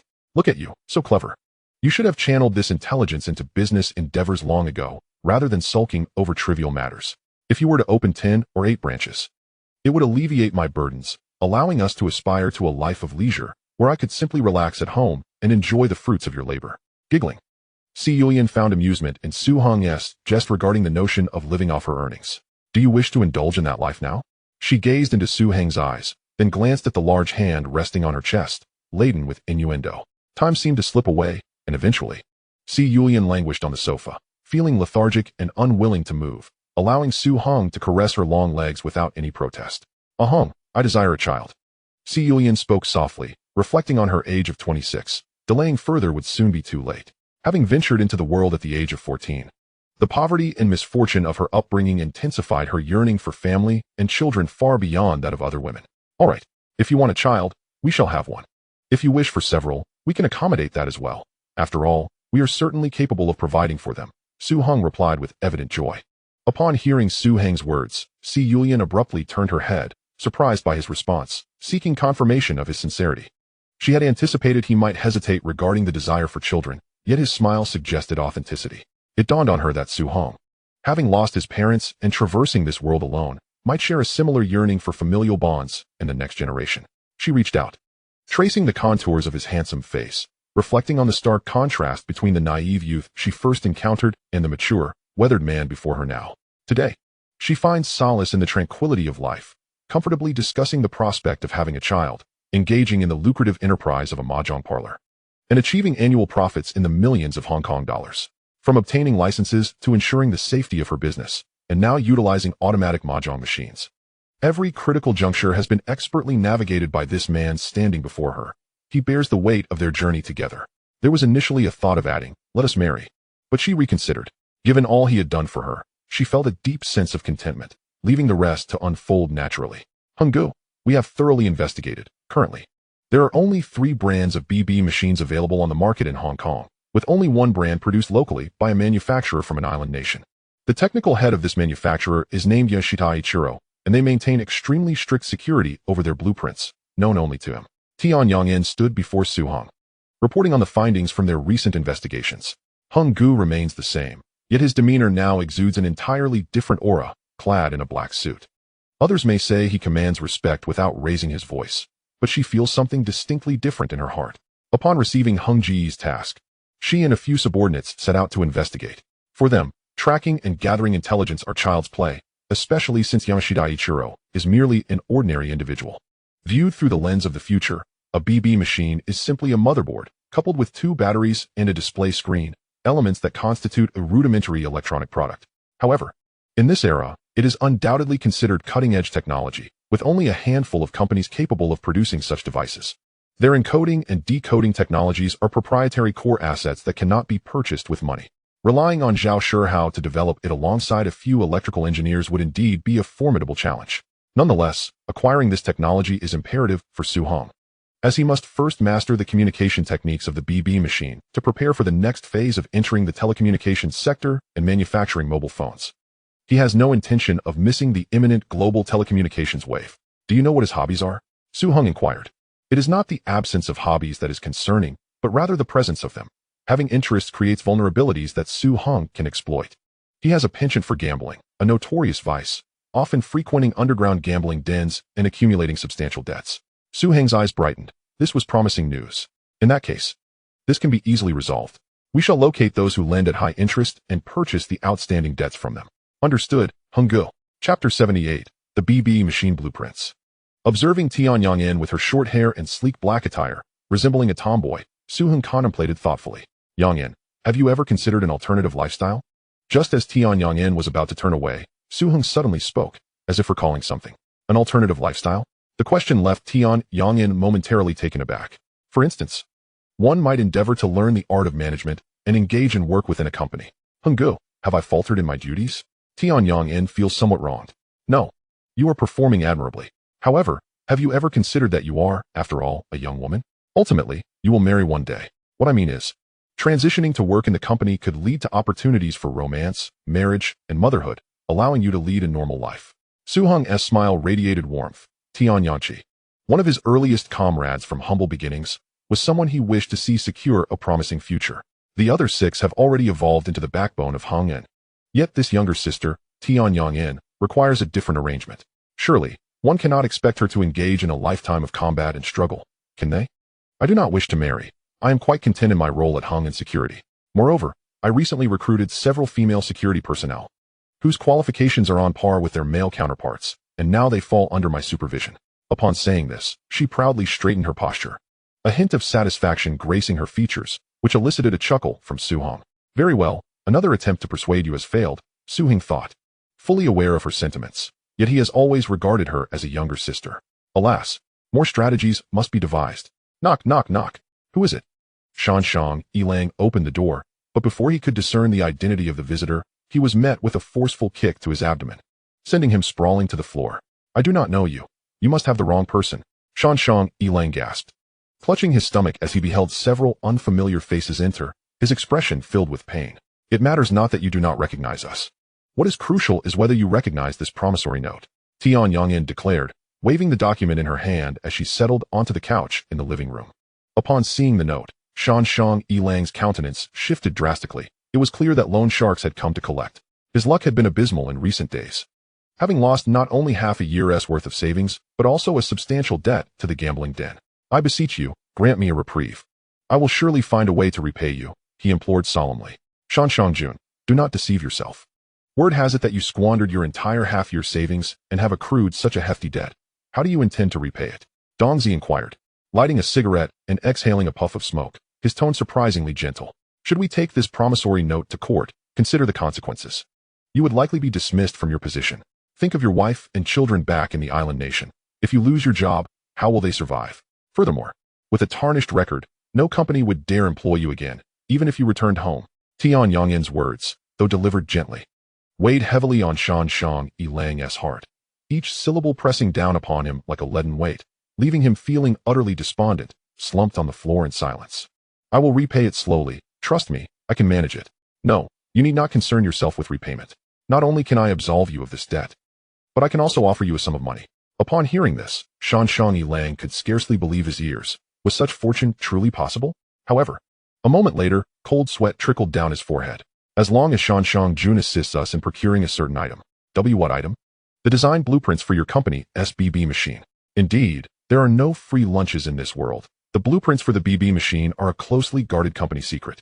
The result of extensive engineering efforts, and only a handful of companies worldwide possess the capability to produce BB machines. Should these blueprints be leaked, competitors could swiftly replicate the product, leading to significant losses for the company. If it were discovered that he was the one responsible, the repercussions would be dire. Rest assured, once you hand over the blueprints, neither of us will disclose their origin. Who would suspect your company? There are numerous manufacturers of BB machines in the market. Once we redesign the casing and thoroughly comprehend the encoding and decoding technology, we can re-encode and decode it, then publicly announce that we have developed our own BB machine. Who could possibly trace it back to you? If that is the case, it may indeed be worth considering, Shan Lang mused, feeling conflicted. On one side lay the potential damage to the company's interests, and on the other, the peril of falling into a bottomless pit. The choice was clear, self-preservation. In addition to absolving the debt, I will require 500,000 Hong Kong dollars. I can assist you in creating a new encoding and decoding technology. Trust me, I am an expert in this field. Shan Lang added, realizing that if he had decided to betray the company, he might as well secure a lucrative deal, ensuring that they would have their own encoding and decoding technology, thus diverting suspicion from himself. When is the delivery due? Tianyang nodded. Though she had no understanding of this matter, she recalled Su Hong's instruction to agree to anything within 5 million Hong Kong dollars. Thus, she recognized that they stood to gain from this. Tomorrow evening at 8, you will come to my home. Do not even think of fleeing. We will keep a close watch on you. We are leaving. Knock, knock, knock. What is this? In the office of General Manager Zhao Yingwen, Su Hong entered, proudly placing a set of blueprints on the desk. Zhao Yingwen opened the blueprints and glanced at them, only to find herself utterly bewildered. She looked up at Su Hong, eagerly awaiting his explanation. We have obtained the BB machine blueprints, and someone has even provided us with a new encoding and decoding technology. Really? That is wonderful. Zhao Yingwen exclaimed, jumping from her seat and wrapping her arms around Su Hong's neck, showering him with a kiss. Overwhelmed by her affection for this man, who always manages to surprise her. Though she may lack technical knowledge, the company's engineers certainly do. And the fact that these technicians had struggled for so long without success underscores the complexity of the task. Presently, only a few renowned international companies have successfully developed such technology, making the value of these blueprints immeasurable, as they are not for sale. Summoning Zhao Shihao and several technicians, they examined the blueprints with the reverence one might reserve for a rare treasure, poring over them multiple times. Afterward, they exchanged wide-eyed glances, momentarily speechless from the shock, before erupting into jubilant cheers. Chapter 79, The Charm of Liangjing. Is it truly possible to acquire something like this? The boss has connections that are nothing short of extraordinary. The others regarded Su Hong with newfound respect. How long will it take to fully comprehend these blueprints and produce a prototype? 1 week. We can have the prototype ready in just 1 week, Zhao Shihao calculated. Previously, he had been tasked with the development, which had proven daunting. He had purchased and dismantled BB machines from major companies for research, yet had achieved little success.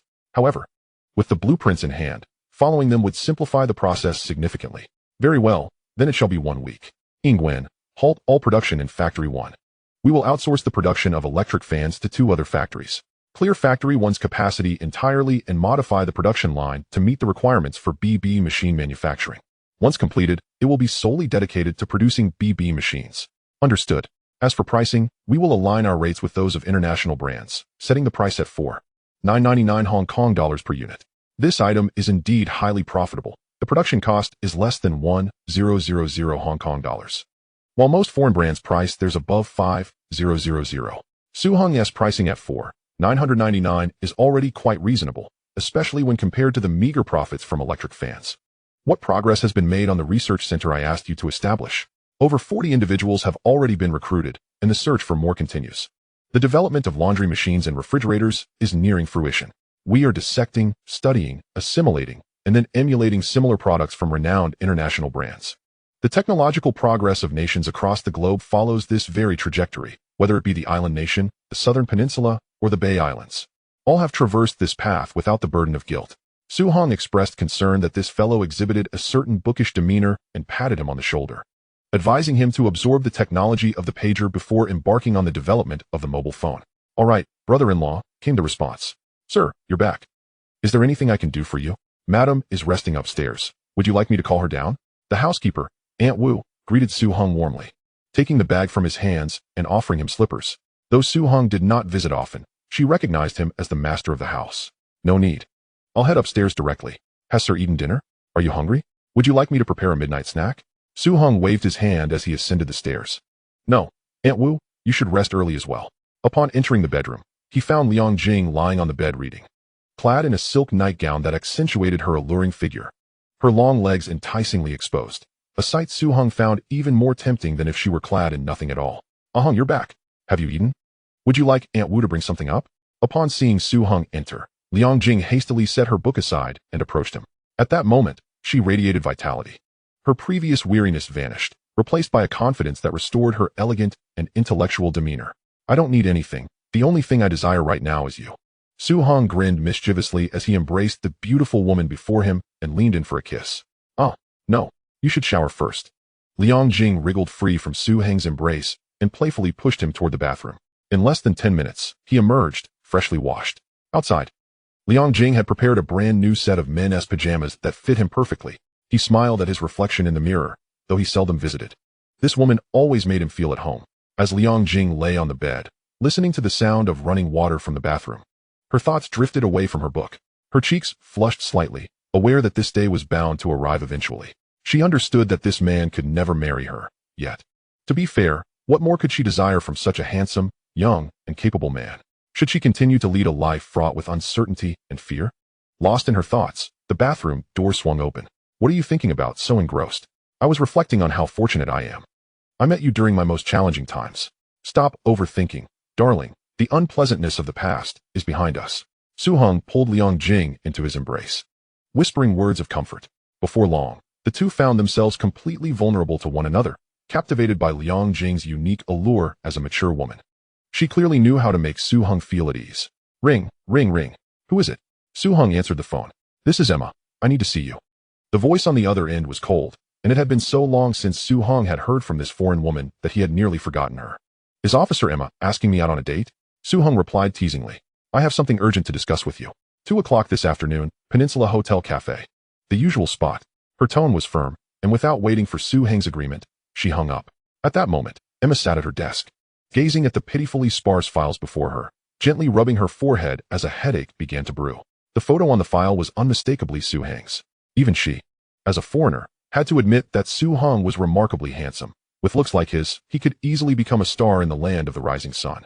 However, this man was shrouded in mystery, so much so that uncovering any information about him was nearly impossible, especially regarding his rise to success, which was shrouded in enigma.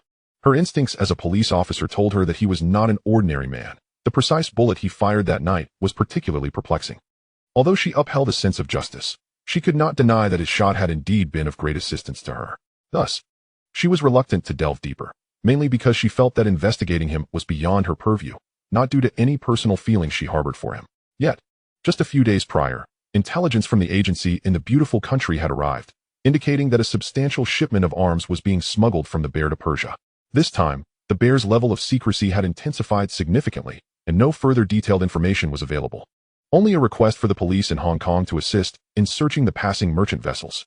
This was an almost impossible task. Hong Kong, being one of the busiest ports in the world, had thousands of merchant ships passing through daily, and searching each one was unfeasible. However, upon receiving the intelligence, Emma's subconscious instinctively conjured the image of that man, his sunny smile, yet sometimes a hint of roguishness. The question remained, was he involved in the arms smuggling? If such a large cache of weapons were discovered, it would certainly lead to a lengthy prison sentence, and such luck could not be relied upon repeatedly. But deep down, did she hope it was him or not? Emma herself had yet to find an answer. Chapter 80, Zhao Yingwen, the one who attracts attention. Shaking off her thoughts, she changed into a pair of tight-fitting jeans, a white-fitted t-shirt, and a leather jacket. Tying her hair into a simple ponytail, she applied a light touch of makeup, donned a pair of sunglasses, and set off for the Peninsula Hotel. "I'm sorry I'm late." By the time Emma arrived at the cafe, Su Hong had already been there for quite some time, and she wore an apologetic expression.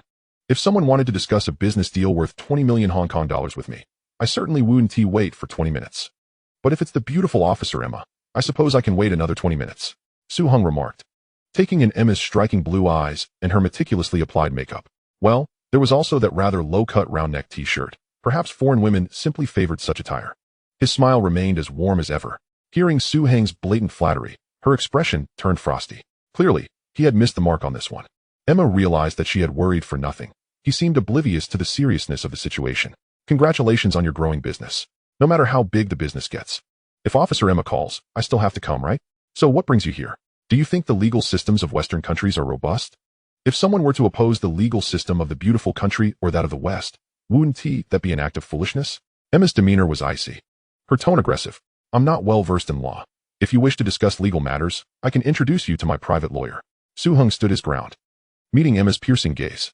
A large shipment of arms is set to be smuggled from the Bear to Persia, traversing from the island nation, through the waters off Hong Kong, to the Strait of Malacca, and finally into the South Indian Ocean. All coastal police in the regions along the way will participate in the search of passing vessels. The fleet from the beautiful country has been mobilized. Do you realize how serious this is? After speaking, her striking blue eyes bore into Su Hong's. As if seeking answers from within, Su Hong took a sip of his coffee. This woman was intriguing, clearly having received some news. Was she concerned for him? Emma gazed at Su Hong with an open heart, devoid of any trace of evasion, and she could not help but wonder if she had misjudged the situation. Officer Emma. I shall speak plainly, he said. Investigating smuggling and crime is, I believe, the duty of the police. If you suspect me, feel free to take me back to the precinct for questioning. You need not feel any discomfort due to personal relations. I am prepared for that. Upon hearing Su Hong's words, Emma's expression darkened as she nodded slightly. If there is nothing else, I shall take my leave. Indeed, she nodded once more, suppressing her discontent. She glanced at the 2 opera tickets clenched in her hand. What was meant to be a delightful date had been marred by her own emotional turmoil. Ever since receiving news from her superiors, she had been increasingly concerned about Su Hong. For reasons unknown, her intuition told her this matter was connected to him. It was evident that he was genuinely upset. From the perspective of friendship, her well-meaning counsel was justified. From a professional standpoint, her reasonable suspicions held merit. And from the viewpoint of a woman, her affection for him seemed entirely natural. Each of these perspectives stood alone, yet when combined, they created a paradox that was painfully uncomfortable for both of them. They were not destined to be companions, so perhaps it was best to just let it be. Su Hong, with his love for wealth and women, was discerning in his pursuits. As a soul transported from a middle-aged man, he would readily abandon any relationship that demanded considerable emotional investment and required careful maintenance. He had long since mastered the art of cutting his losses. Moreover, he was hardly in want of female companionship. This minor episode was soon cast aside by Su Hong. Enough of this. I shall go spend some time with Zhao Yingwen. This young lady. In a few days, I will be busy running around again. So I should make the most of my time with her and the others while I am in Hong Kong. At Chinese University of Hong Kong, Zhao Yingwen, clad in a youthful, innocent garb, strolled along the shaded pathways with several classmates, appearing to have just finished her classes, books cradled in her arms, engaging in cheerful banter. Who could have imagined that this seemingly delicate campus beauty not only attended Hong Kong Chinese University, but also managed the operations of a vast enterprise, Hongxing Electronics, with remarkable efficiency, thereby alleviating much of Su Hong's burdens? Suddenly, their path was obstructed by a figure who held a bouquet of roses, donned in a black suit, and sported a pair of gold-rimmed glasses, exuding an air of genteel sophistication. Miss Zhao, may I have the pleasure of your acquaintance? Yet another tedious pickup line.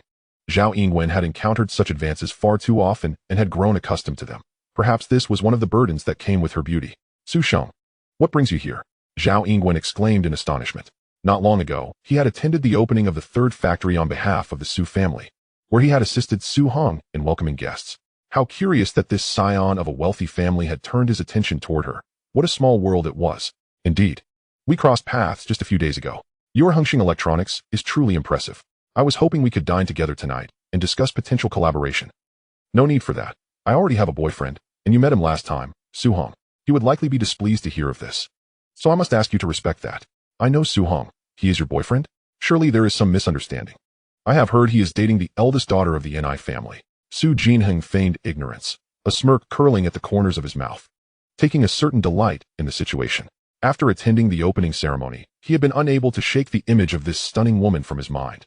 Particularly amidst the swirling rumors surrounding Su Hong, he harbored an underlying resentment. Having privately inquired, and discovered that the man was merely a gigolo. First, he ingratiated himself with Zhao Yingwen, and then, after gaining some notoriety, he attached himself to the Ni family's daughter. In truth, the young man was a mere idle scamp. The accolades of being the youngest billionaire, the electronic mogul of Hong Kong, or the notable young talent of the new generation were all achieved through living off the fortunes of women. Upon learning this, Su Jinheng nearly dropped his jaw in disbelief. Let him enjoy his easy life, but to act so brazenly in public, does he think the Ni family is to be trifled with? He was certain that Su Hong would not dare to make a fuss even if he knew his position had been compromised. He was resigned to this silent humiliation. Chapter 81. The Rules of the Aristocracy. Before him stood this young lady, the campus beauty of Chinese University of Hong Kong, who adeptly managed such a sizable enterprise. She possessed both beauty and capability, a combination destined to attract only those truly worthy of her, such as himself, an authentic scion of a wealthy family. Furthermore, securing Zhao Yingwen would naturally lead to the acquisition of Hongxing electronic shipping orders, elevating his status and allowing him to hold his head high in his family. Is that so? However, this matter concerns me and Ahong. It is of no concern to you, Su Sheng. Upon hearing this, Zhao Yingwen's expression darkened as she coldly rejected his advances. Look, isn't that young Master Su? Which young Master Su? The two classmates, still lingering nearby, observed the scene with excitement. Su Jinheng, one of the 4 young masters of Hong Kong, the son of the shipping magnate Su family, a notorious playboy. I recall he was engaged, wasn't he? To the daughter of the gambling king, He Chao Kong. They even held an extravagant engagement party. Engaged? What difference does that make? What wealthy playboy isn't surrounded by paramours? I say, I would gladly be his mistress, living in luxury and splendor. As they watched the unfolding drama, the two whispered amongst themselves. Aren't you with On? Don't mention that On. He can't even buy me a designer handbag. Right now, I'm just keeping him around until I find someone better, and then I'll kick him to the curb. As Zhao Yingwen prepared to turn away with a frosty demeanor, her peripheral vision caught sight of a black, armored Mercedes-Benz gliding toward them. Ahung, what brings you here? Zhao Yingwen ran over, linking her arm with Su Heng's, her cheeks flushing with embarrassment. This was the second time he had caught her in such a predicament. Slap. Su Heng playfully smacked her rear, affectionately pinching her cheek. You're quite the magnet for attention. I suppose I'll need to keep you tethered to my side from now on. Everyone is watching, she whispered, her face burning with shame. Young Master Su. What a coincidence. Su Heng greeted Su Jinheng with a polite smile. Isn't this Su Zong? Allow me to reintroduce myself. I am Su Jinheng, General Manager of Su Real Estate. I noticed you were not with the eldest daughter of the Ni family today. Just so happens I wish to invite Yingwen to dinner. Why not join us? Su Heng found himself at a loss for words, ignoring the hand Su Jinheng extended. Did he not feel any embarrassment for pursuing another man's girlfriend in plain sight? Young Master Su seems quite interested in my private affairs, Su Heng remarked, maintaining his mild smile. Not particularly. It is merely that my family has long-standing ties with the Ni family, and I am well aware of the unwritten rules of high society. Being a wealthy son-in-law is no simple task. Rumors can be ruinous, and by the time one realizes the damage, it is too late to regret. Su Heng was taken aback. It appeared he had underestimated this playboy, who was now attempting to intimidate him. Had he heard some gossip and fancied himself a suitor to the Ni family? Intriguing. Young Master Su, I can only extend my deepest sympathies to you.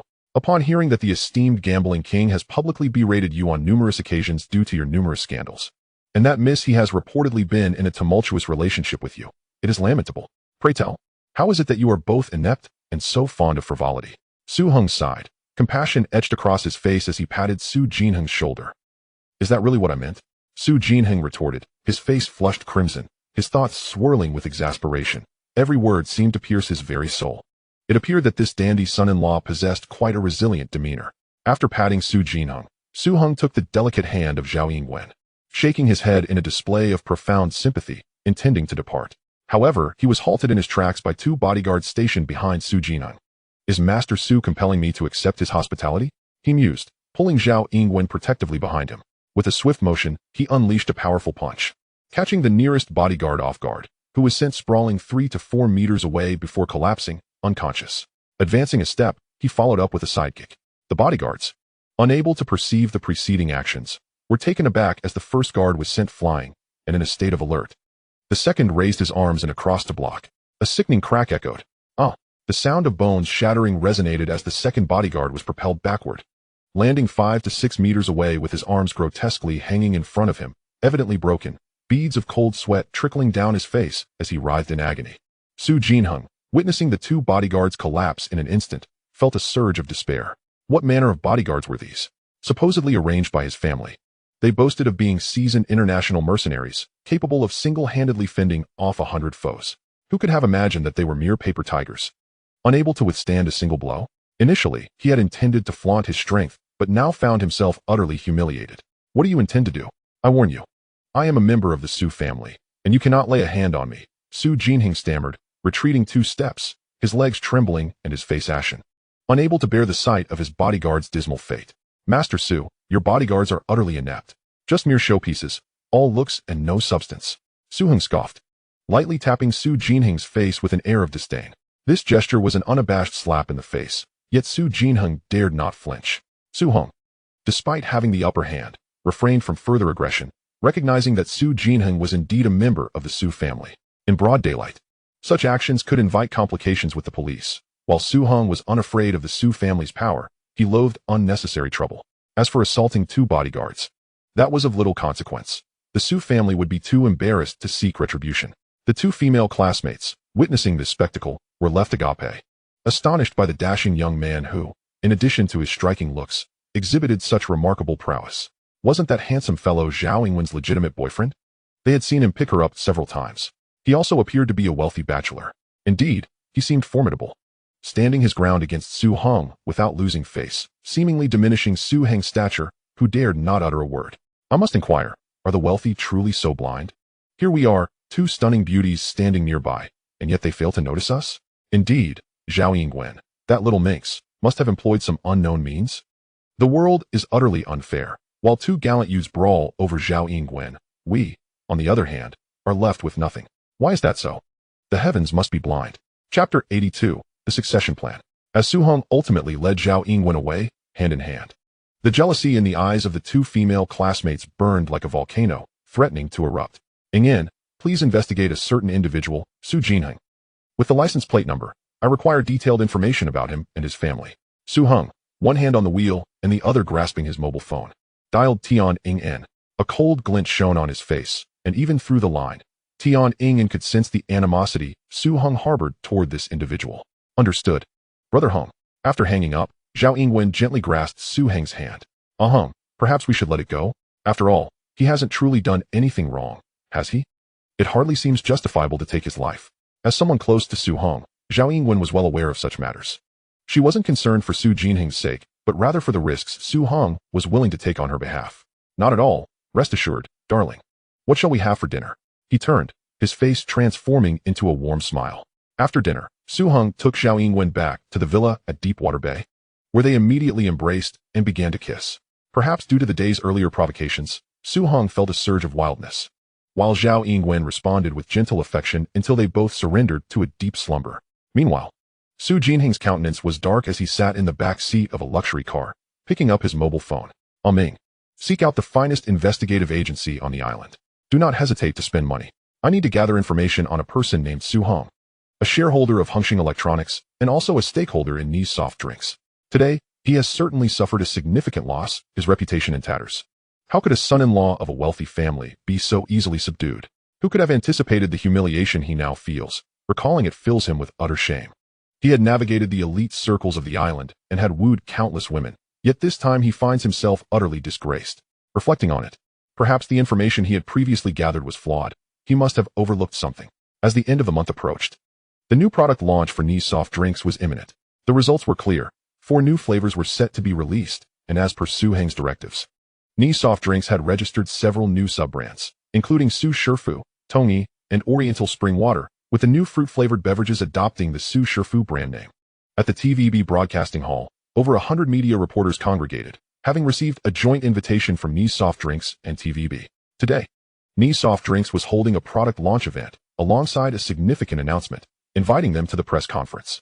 The venue was arranged in a gala format, with not just media reporters, but also TVB executives and the upper echelons of Ni's Soft Drinks present, mingling and chatting in lively clusters. Ai Xiaohua and Lu Yanbing attended in glamorous attire, seated centrally in the front row, akin to stars surrounding the moon. Ai Wenlian sat beside her mother, donned in a stunning black haute couture evening gown, her makeup subtle, her hair elegantly styled, revealing her exquisite swan neck. She was truly breathtaking. The evening sparkled with brilliance, and although numerous handsome celebrities graced the event, they failed to capture Ni Wenlian's interest. She naturally linked arms with her mother, frequently glancing toward the stage entrance. Filled with anticipation, Xiao Yifu, accompanied by his mistress Fang Yihua, engaged in cheerful conversation with Ni Xiaohua. Alian, you are indeed a paragon of grace. Not only are you strikingly beautiful, but you are also exceptionally talented. I hear you manage the soda factory splendidly, and I go, you have a remarkable successor. Xiao Yifu beamed with a smile, exuding admiration for the outstanding younger generation, though his true thoughts remained concealed. Although Ni Xiaohua was a significant shareholder and chairman of TVB, his health had deteriorated in recent years, leading him to largely withdraw from TVB's affairs, effectively leaving the management to others. Yet just days prior, Ni Wenlian and Su Hong had approached him, expressing a desire to collaborate with TVB on a large-scale promotional event. He was utterly astounded. As a veteran in the media industry, the overwhelming success of this program seemed almost inevitable, with its elements of singing, beautiful women, competitions, and substantial prizes. It undeniably captivated the attention of the majority of young people, making it difficult for it not to thrive. One can easily discern a person's capabilities through even the simplest exchanges. If Ni Wenlian could be deemed exceptional, then Su Hong was undoubtedly a genius. Was his visit prompted by the influential Ni Xiaohua? Given the family's robust support for this young man, he was likely to be the future son-in-law. Did Ni Xiaohua intend to position her daughter and her fiancé as successors? If they were to take the helm, what would become of him? These two, particularly Su Hong, posed an immense threat. When they shared this notion with me, I was equally taken aback. The youth displayed insight and boldness, which I deemed a positive sign. My dear brother, we have reached an age where it is time for us to step back and rest. These businesses must ultimately be entrusted to the younger generation. After speaking, he cast a proud glance at his daughter, seizing the opportunity to pave the way for her. Alien had grown up under my watchful eye, and wherever she needed my assistance, I would undoubtedly offer my full support. Xiao Yifu pounded his chest in affirmation, exuding a sense of optimism for this promising young protege. Yet internally, he was beset by mixed feelings. It appeared that Ni Xiaohua indeed harbored intentions to facilitate her daughter's path. However, how could he relinquish the power he wielded and willingly retreat into the shadows? Moreover, as the second-largest shareholder of TVB and a founding member of the company, how could he simply sit back and do nothing? Ni Xiaohua refrained from mentioning it again, and the two engaged in a lively conversation, resembling old friends. In the second row sat TVB's popular stars, including Wang Mingquan, Chen Yulian, Wang Meilin, Zhao Yaji, Zuanlong, Huang Rihua, and Zhang Guorong, handsome men and beautiful women. Yet in such a setting, they seemed to lack presence. In the face of capital, they were reduced to mere employees. What event is happening today? Chen Yulian inquired with curiosity, having arrived somewhat late. It is said to be the product launch of Ni's soft drinks, replied Zhao Yaji, who will host the press conference. It is rumored to be the newly minted billionaire of Hong Kong Island, Su Hong, the owner of Hongxing Electronics, whose products have achieved great success abroad, and who is also a powerful figure in the community. Zhao Yaji spoke, having read about him in the newspapers. She was unexpectedly filled with anticipation at the prospect of meeting him in person today. I have heard that he possesses remarkable business acumen and excels in managing enterprises. The big bosses hold him in high regard, entrusting him with the management of the soft drink factory, and he is personally hosting today's launch event. Wang Meilin chimed in, emphasizing that he is exceptionally handsome and quite young. Chapter 83, New Product Launch. Wang Meilin wore a starry-eyed expression, at just over 20. She was at an age ripe for dreams and fantasies. She had envisioned her ideal partner countless times. Appearance, personality, occupation, all must be exceptionally outstanding. However, upon catching a glimpse of his photograph in the newspaper, she realized he was precisely her type, and now she had the chance to meet him in person. In a discreet corner of the hall sat Zhou Huimin and her friends, attending such an event for the first time. Upon entering, they were taken aback by the sheer scale of it all. So many people, yet thankfully, no one seemed to notice the group of young girls. At 8 o'clock, the stage doors slowly opened, and a man clad in a fitted black suit, a white shirt, and black leather shoes strode confidently to the center of the stage. Ni Wenlian felt that every step Su Hong took resonated in her heart, her pulse quickening in tandem with his every move, each action imbued with an irresistible charm. For Ni's soft drinks, and for everything he had accomplished, it felt like a slideshow of memories vividly replaying before her eyes. Today, this outcome was to be presented before her parents and all others. She felt a flutter of anxiety, for this result could significantly influence her parents' perception of him, thereby affecting their relationship. As the spotlight illuminated his face, he appeared radiant, his short hair standing on end, his features chiseled, his eyes like stars. Standing at an impressive height of 185 meters, he had a perfectly proportioned physique, and his flawless face bore a sunlit smile. one that seemed to possess a magical quality of reassurance, capturing the attention of the entire audience, rendering the space silent with over 100 people present. Ladies and gentlemen, esteemed media colleagues, and celebrity singers, I warmly welcome you to the launch event of Nee's Soft Drinks. Today, I wish to share a story about youth. Many may not know that I was born in a slum on Hong Kong Island, where I spent my childhood. As a child, my greatest dream was to become a singer, a star. For that would allow me to showcase my talents to the world and provide my family with a life free from hardship. At that time, I believed this was a chance to change my destiny. I wrote songs and sang. But my parents worked tirelessly from dawn till dusk and could not even support me in purchasing a guitar. Eventually, I resolved to focus on my studies, and my academic performance remained commendable. However, when I turned 18, my education came to an abrupt halt due to the passing of my parents, and I had to earn a living to support myself and my two relatives. Zhou Huimin felt tears welling up as she recalled their shared experiences, once perceived as hardships. Now, looking back, she realized it was her greatest fortune, for she was the only one who had grown up alongside Su Hong. Did he truly drop out of school for you? Her friend Fong Min asked, her face full of curiosity. Yes, that's right. I'm talking about my mother and me, Zhou Huimin replied, her expression brimming with pride. Thus, I began to drift through life with a few companions. To avoid being bullied, I learned to fight and joined a gang. At 18, I believed this was an opportunity to change my fate, as everyone remained immersed in the profound helplessness of a child from a poor family confronting destiny, and I Wan Lian felt tears brimming in her eyes. The man basking in glory on stage had endured such a tragic past. Zhou Huimin, upon hearing his words, felt her cheeks flush with embarrassment, her thoughts swirling in her mind. However, the mood shifted as Su Hong gestured towards the audience. You may think I am here to elicit sympathy, but no. That would be far too lowbrow. To all the journalists present, you are the ones I envy, for your education has afforded you respectable careers. And to the stars in attendance, you are my inspirations, as you represent the dreams I held in my childhood. Miss Wang Mingquan, I admire your hosting style immensely. Wang Meilin, your grace is unparalleled. Zhao Yaji, I thoroughly enjoyed your performance in Cold Cash. Wang Meilin finally snapped back to reality, having been utterly captivated. Previously, she had merely heard of this handsome fellow, but now, having seen him in person, she was profoundly enchanted.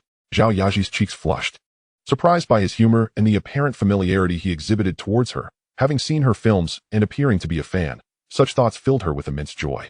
Wang Mingquan was all smiles, amused that this cheeky young man, so much younger than herself, was playfully teasing her. Zhang Guorong, your singing is commendable. Would you be interested in performing one of my songs? Zuanlong, Huang Rihua, you both are quite dashing. The laughter of several male stars filled the air in response. However, one cannot compare to me, for I am quite likely to outshine you all. Laughter erupted from the audience, a cacophony of mirth filling the room. Some may ponder, what relevance does this tale bear to the unveiling of our new products? Now, esteemed staff, please draw back the curtains. A hushed anticipation swept through the crowd. Click, click, click. A multitude of camera flashes illuminated the scene, leaving everyone in awe. Behind the curtain stood a grand backdrop adorned with 4 new beverage offerings: Rock Sugar Pear, Juicy Peach, Green Apple, Love Under the Hawthorn Tree. These 4 delightful concoctions represent our newly launched series of fruit-flavored beverages from Nee's Soda Company. Rock Sugar Pear, soothing to the heart. The azure sky awaits the clouds, as the Juicy Peach awaits you.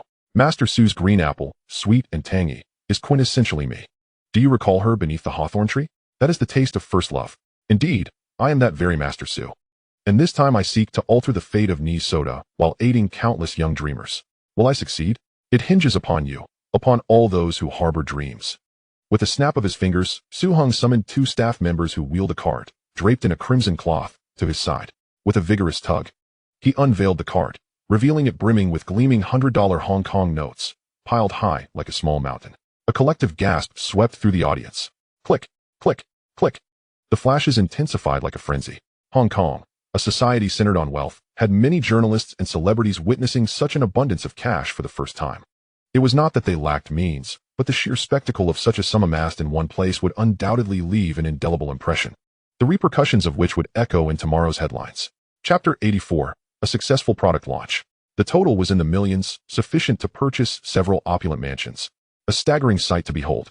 I hereby announce that Nee's Beverages, in collaboration with TVB, will present the Master Sue fruit-flavored beverage voice of Hong Kong contest. Any resident of Hong Kong may register to compete, with TVB broadcasting the event live. To vote for your favorite singer, simply purchase a bottle of Master Sue's fruit-flavored beverage. The contestant with the most votes shall be crowned the champion of the voice competition. The top 3 will each take home 3 million Hong Kong dollars, alongside a contract with my record label to release a personal album. Boom. As Su Hong concluded his proclamation, the atmosphere ignited, akin to water splashing into a hot pan. The audience erupted in excitement. Even the most seasoned reporters, accustomed to grandeur, were taken aback by the magnitude of the occasion. Fruit-flavored beverages? A voice competition? A prize of 3 million Hong Kong dollars? Live broadcasting? Voting through beverage purchases? The very concepts were refreshingly novel, and the event's momentum promised to ignite a sensation. In an era where the average worker earns a mere $1,000, 3 million represents an astronomical sum. Veteran journalists, however, perceived the inevitable success of Master Su's fruit-flavored beverages. For a fast-moving consumer product to thrive, it suffices for consumers to remember your name.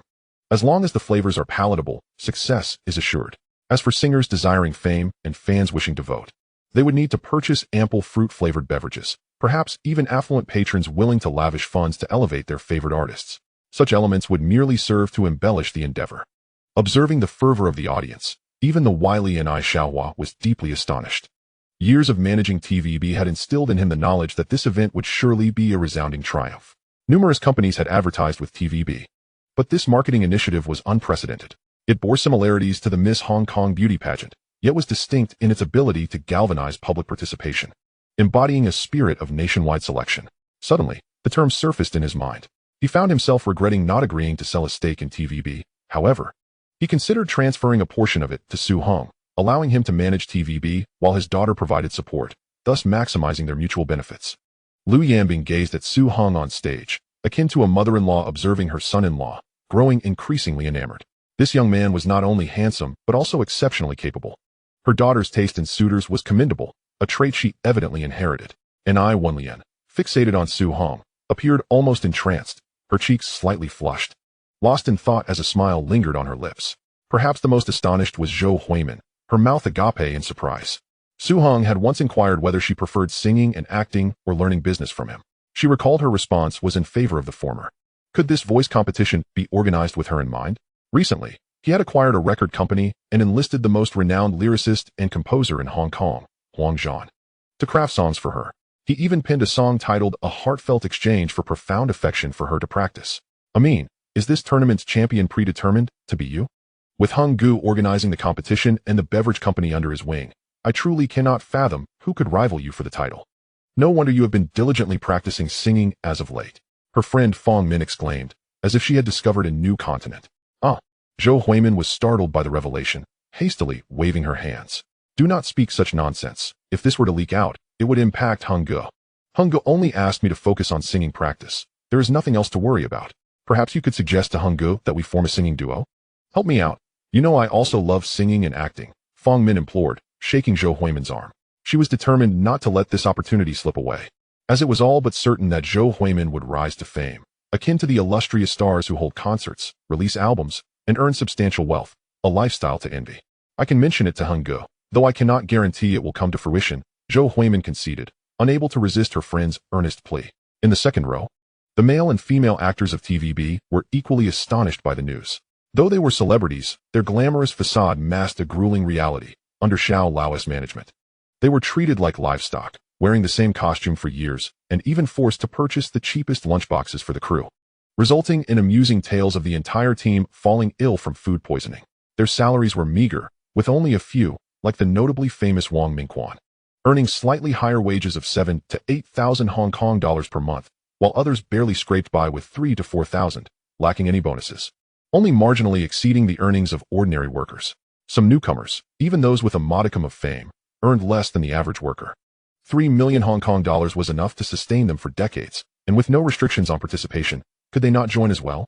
Given their current renown, securing a top 3 position would be relatively attainable. Each of them brimmed with eagerness, for wealth is a compelling motivator. Moreover, with the publicity generated by the competition, akin to the Miss Hong Kong beauty pageant, their fame would undoubtedly soar. Should they later release albums or hold concerts, they would surely rise to prominence. What actor or singer would not desire to seize such an opportunity? As they observed Su Hong on stage, their perceptions shifted. Initially, they regarded him merely as a slightly handsome young man, appreciating only his appealing appearance. As they came to this realization, it dawned on them that he was indeed the benefactor they had long revered. Several starlets gazed at Su Hong with eyes aglow, their cheeks flushed with an unspoken allure. Sir, you have returned. The lady is resting upstairs. Would you like me to summon her? The ever-affable housekeeper, Aunt Wu, greeted Su Hong warmly, taking the bag from his hands and offering him a pair of slippers. Although Su Hong did not frequent this abode often, she was well aware that he was the master of the house. No need. I shall ascend directly, he replied. Has the master dined? Are you hungry? Would you like me to prepare a late-night snack? Su Hong waved his hand dismissively as he climbed the staircase. No, Aunt Wu, you should also retire early. Upon entering the bedroom, he found Liang Jing reclining on the bed, engrossed in a book, clad in a silk nightgown that accentuated her alluring figure, her long legs tantalizingly exposed. Su Hong felt that this attire was even more enticing than being completely unclad. Chapter 85, The Astonishing News. Hong, you have returned. Have you eaten? Would you like Aunt Wu to bring something up? Upon seeing Su Hong enter, Liang Jing hastily set aside her book and approached him. At that moment, she radiated vitality, her countenance brimming with confidence, having shed any trace of weariness and restored her elegant, intellectual demeanor. No, at this moment, what I desire most is you, Su Hong said with a mischievous grin, enveloping the beautiful woman before him in his embrace and leaning in for a kiss. No, you should bathe first. Liang Jing protested, breaking free from his hold and playfully shoving him towards the bathroom. In a matter of minutes, Su Hong emerged from the shower, refreshed. Outside, Liang Jing had thoughtfully prepared a brand new set of men's sleepwear, which fit him perfectly. He smiled at his reflection in the mirror, although he seldom visited. Each time he did, this woman managed to evoke a profound sense of home within him.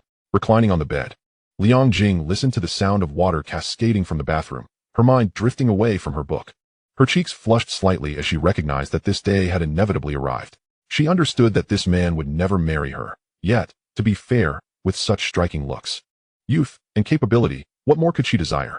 Should she really wish to return to a life of uncertainty and fear? Lost in thought, the bathroom door swung open. What are you pondering so deeply? He inquired playfully. I was contemplating how fortunate I am. During my most challenging times, I met you. Do not dwell on the past. My dear, all prior grievances have faded. Su Hong pulled Liang Jing into his embrace, offering gentle reassurance. Before long, they were completely at ease with one another. The unique charm of Liang Jing, a captivating woman in her prime, utterly enchanted Su Hong. She clearly knew how to make him feel at ease. Huasheng. This is Su Hong. I have obtained crucial intelligence and wish to confer with you and Director Huang. Su Hong set down the phone and dialed Huangdong. Initially, he intended to amass wealth discreetly, but as a person of Chinese descent, he felt compelled to assist during these trying times. Very well. I am currently at the Hong Kong office. You may join me here. Huangdong was at the Hong Kong office, engaged in casual conversation with Huang Qiqan. However, many affluent families on the island regarded them with suspicion, as the sun never set on the governor's rule over Hong Kong. They harbored a deep-seated animosity toward the mainland, believing that any association with it would invite repression. Huangdong had also become a target of scrutiny due to his efforts to aid the mainland. Upon receiving Su Hong's call, he felt a surge of elation. The mere act of coming to the Hong Kong office was a positive sign. Huangdong relayed this news to Huang Qiqan, who shared in his delight. All right, Huasheng, we shall meet in half an hour.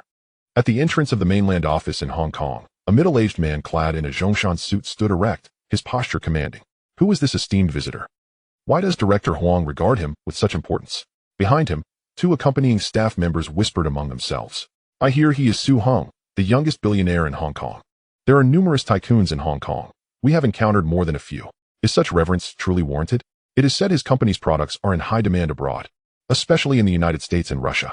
He is reputed to have substantial connections overseas, and most notably, he is inclined toward the mainland. Ah, I see. The questioning staff member regarded him with newfound respect. Before long, a sleek black bulletproof Mercedes-Benz glided to a halt at the entrance of the office. The waiting staff promptly approached, opening the door while shielding their heads, welcoming Su Hong as he disembarked. Director Huang, you are most gracious, Su Hong exclaimed, feeling somewhat overwhelmed by the honor of Huang Qiqan's personal reception. As a younger individual, he was well aware of the significance of such acknowledgement from someone of Huang's stature. Su Sheng, as a guest, it is only proper to extend a warm welcome. Come, let us proceed inside. Huasheng is already awaiting you, Huang Qiqan said with a smile, ushering him in. The group settled into their respective seats. Director Huang, I have come today to inquire whether the mainland is interested in acquiring some foreign currency. Foreign currency? Certainly, the mainland is in dire need of it. We are quite impoverished at present, having only recently emerged from chaos, and order is just now being restored. I have approached you regarding a significant opportunity. I have received crucial intelligence indicating that a revolution may erupt in Persia, potentially leading to the overthrow of the current king, which could result in a dramatic surge in oil prices. Should the mainland be interested, it could invest in oil futures and reap profits once prices rise. Having spoken, Su Hong lifted his teacup, blowing away the froth before taking a sip. Upon hearing this news, Huang Qichan's hand trembled, spilling some tea. Despite years of experience allowing him to maintain composure, this revelation stirred a tempest within him. Seated beside him, Hua Yingdong lost grip of his own cup, causing it to topple onto the table. The two exchanged glances, each seeing profound shock mirrored in the other's eyes. The gravity of this information was overwhelming. Even if they were not particularly attuned to international affairs, they understood that Persia was a significant oil-producing country in the Middle East. In any conflict there would have enormous repercussions for the global economy. The pressing question arose: how did Su Hong acquire this information? At present, there had been no circulating intelligence of this nature. Even if he were aware, it would likely originate from high-ranking officials, implying that if the information were accurate, Su Hong possessed undisclosed connections abroad. Thank you, Su Sheng, for this invaluable intelligence. It is of paramount importance to us, and I shall certainly report it to the higher-ups. By the way, does the intelligence indicate when the revolution in Persia is likely to occur? I cannot pinpoint an exact date, but it is highly probable that it will commence in December, which is next month. This response left Huang Qichan and Hua Yingdong momentarily speechless. The ability to ascertain a rough timeline suggested that this young man possessed exceptional capabilities. Unbeknownst to Su Hong, the thoughts of the two men were far from his mind. Even if he were aware, he would merely smile in satisfaction. The weaponry they required remained securely stored in his possession, and he would deliver it to them when the time was right. Hua Sheng, I extend this intelligence to you as well. You may connect with various friendly individuals. Those interested can band together to venture to the United States and return with some dollars. Upon hearing this, Hua Yingdong exchanged a look with Huang Qichan, both once again shaken by the implications. Chapter 86, Shares of TVB. This was indeed a considerable favor, as he and Huang Qichan had been contemplating how to unite the wealthy families of Hong Kong, and Su Hong had provided a viable path forward. The allure of vested interests, regardless of the extent of profit gained this time, may lead some to doubt the authenticity of the situation, even those who did not partake in this futures transaction. Yet, a debt of gratitude has undeniably been incurred. The information was shared with you, and it was your own skepticism that led to disbelief. Who else can be blamed? The crux of the matter lies in the fact that Su Hong, at such a young age, has already ascended to the status of a billionaire. If he truly possesses insider knowledge regarding the recent surge in oil prices, one can only speculate on the magnitude of his potential gains. Futures trading, after all, is rumored to leverage investments, often multiplying returns by several times, even tens of times. This implies that the greater Su Hong's profits, the more substantial the obligation of those privy to the information will become. This includes not only the elite circles of Hong Kong, but also the mainland government and his own connections. Thank you for the intelligence this time. Should you require my assistance in the future, do not hesitate to ask, he expressed. Mr. Su, I am genuinely grateful to you. The matter of national foreign exchange is of great magnitude. I cannot make unilateral decisions and must report to my superiors. Nevertheless, I extend my gratitude on behalf of the nation, and I appreciate your support for the mainland's initiatives. I assure you, I will convey this appreciation to the people of the mainland. Regardless of the veracity of the information, both parties will undoubtedly acknowledge this favor. In truth, such intelligence is not beyond verification, as they have the backing of the mainland government, which possesses its own network of information. Do they truly believe that the journalists and agents dispatched abroad are simply idling away? Today, N.I. Wenlian donned a charming, off-the-shoulder white floral long dress that gracefully extended past her knees. Her hair was styled in a high ponytail, adorned with a large bow, complemented by light purple stockings and white high heels. The beauty, enhanced by a subtle touch of makeup, stood at the entrance, exuding elegance. She frequently glanced towards the approaching path, eagerly anticipating someone's arrival. N.I. Xiaohe and Lu Yanbing exchanged knowing glances as they observed their daughter at the door, their faces radiating joy without the need for words.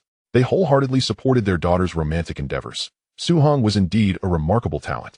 Under his stewardship, N.I.S. Soda had experienced a renaissance. His initiative, the Su Master Fruit Beverage Campaign, had garnered widespread media attention across Hong Kong, even before the event commenced. Demand for the fruit beverages had outstripped supply, with reports indicating that daily shipments had matched those of the traditional orange-flavored soda, effectively doubling the factory's sales.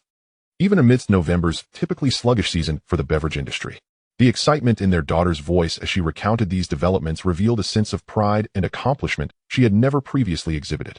Furthermore, she mentioned that they were no longer content with local sales in Hong Kong, and were devising an ambitious plan to establish a branch factory to expand their beverage offerings to neighboring countries and regions. Since her introduction to Su Hong, her growth had been markedly visible, filling her parents' hearts with pride. For the Ni family, the beverage factory was merely a playful venture, the least significant among their family enterprises. Ni Xiaohe had initially intended for this company to serve as a honing ground for his daughter. After all, how could she hope to navigate the complexities of the family's banking, real estate, or TVB enterprises if she were to abandon her training? Now, it seemed his concerns were perhaps unwarranted. The young cub roars in the valley, a hint of her emerging claws already visible. Before long, a black armored Mercedes-Benz glided into view. Didn't I tell you to wait at home? Why have you come to greet me at the door? Is your ankle completely healed? Su Hong alighted from the vehicle, casting a glance at Ni Wenlian's white high heels, gently pinching her delicate face with an expression of fondness. I'm all better now. At his words, a flush of color graced her cheeks, as if recalling a cherished memory. The meal is ready. Shall we head in? She replied, naturally taking Su Hong's arm as they strolled towards the entrance. After dinner, Ni Xiaohe led Su Hong and Ni Wenlian to his study. Today, he had personally invited Su Hong for dinner, as he had significant matters to discuss with him. Since yesterday's product launch, he had received numerous calls from minor shareholders within a mere span of hours. The common thread among them was clear. Xiao Yifu was discreetly reaching out, seeking to acquire their shares. A sigh escaped Ni Xiaohe's lips. His once loyal protege had seemingly grown wings, indicating a potential rift between them. What could the early acquisition of shares possibly signify? It was nothing short of an attempt to usurp control. Recognizing his intent to groom a successor, and seeing the potential in Su Hong, they were now vying for the position of major shareholder. Frankly, Ni Xiaohe felt a tinge of disappointment, not merely due to Xiao Yifu's betrayal, but also because he had expected a young man in his 20s to exhibit more patience. I called you here because I wish to discuss something with you. Are you still interested in shares of TVB? Ni Xiaohe inquired solemnly. Are you planning to sell your shares in TVB, Mr. Ni? Su Hong responded, somewhat taken aback, recalling that Ni Xiaohe had not previously entertained such an idea. The marketing prowess you displayed has not only caught my attention, but it has also been noted by Xiao Yifu, who is covertly gathering shares from minor shareholders. Ni Xiaohe expressed with a hint of resignation. TVB was not yet a publicly listed company. Its shares were privately held by a myriad of stakeholders. Ni Xiaohe owned 30%. Xiao Yifu held 20%, with the remainder divided among founding members and interested parties, resulting in a complex web of ownership. This was precisely why Ni Xiaohe had not considered placing his daughter in TVB, as its ownership structure was far more intricate than that of NIS Soda, where his daughter could wield decisive authority. Since his health had declined, Ni Xiaohe had entrusted the management of TVB to Xiao Yifu for nearly 2 years. He was also one of the founding members.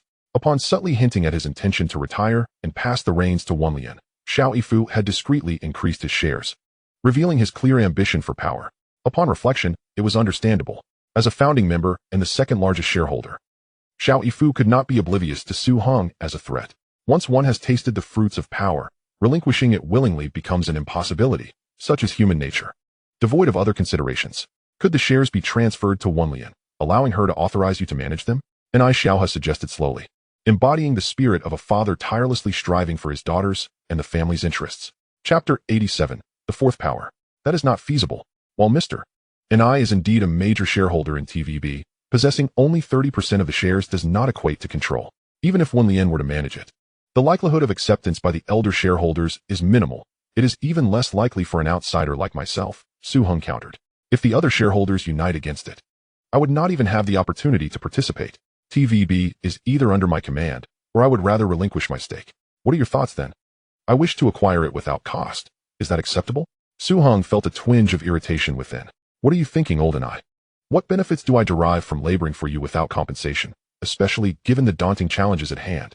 However, glancing at Ni Wenlian, who sat beside him with an innocent demeanor, he sighed inwardly. Very well, let us take a step back. My minimum requirement is that the combined shares held by Wenlian and me must exceed 60%, ideally reaching 70%. Naturally, this will require your assistance in liaising with other minor shareholders, persuading them to sell their shares to me. Throughout their time together, Su Hong had come to genuinely appreciate Ni Wenlian. She was beautiful, cheerful, confident, and remarkably understanding, albeit with a touch of romantic idealism. She is undoubtedly aware of Su Hong's numerous misdeeds, yet she has never brought them up, choosing instead to feign ignorance, which is quite remarkable. This is also why Su Hong is willing to take a step back. For the sake of Wenlian, he is prepared to assist in advancing the relationship between their families.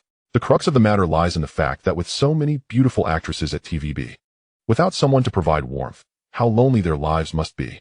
But without guidance, how can they ascend to the pinnacle of their careers?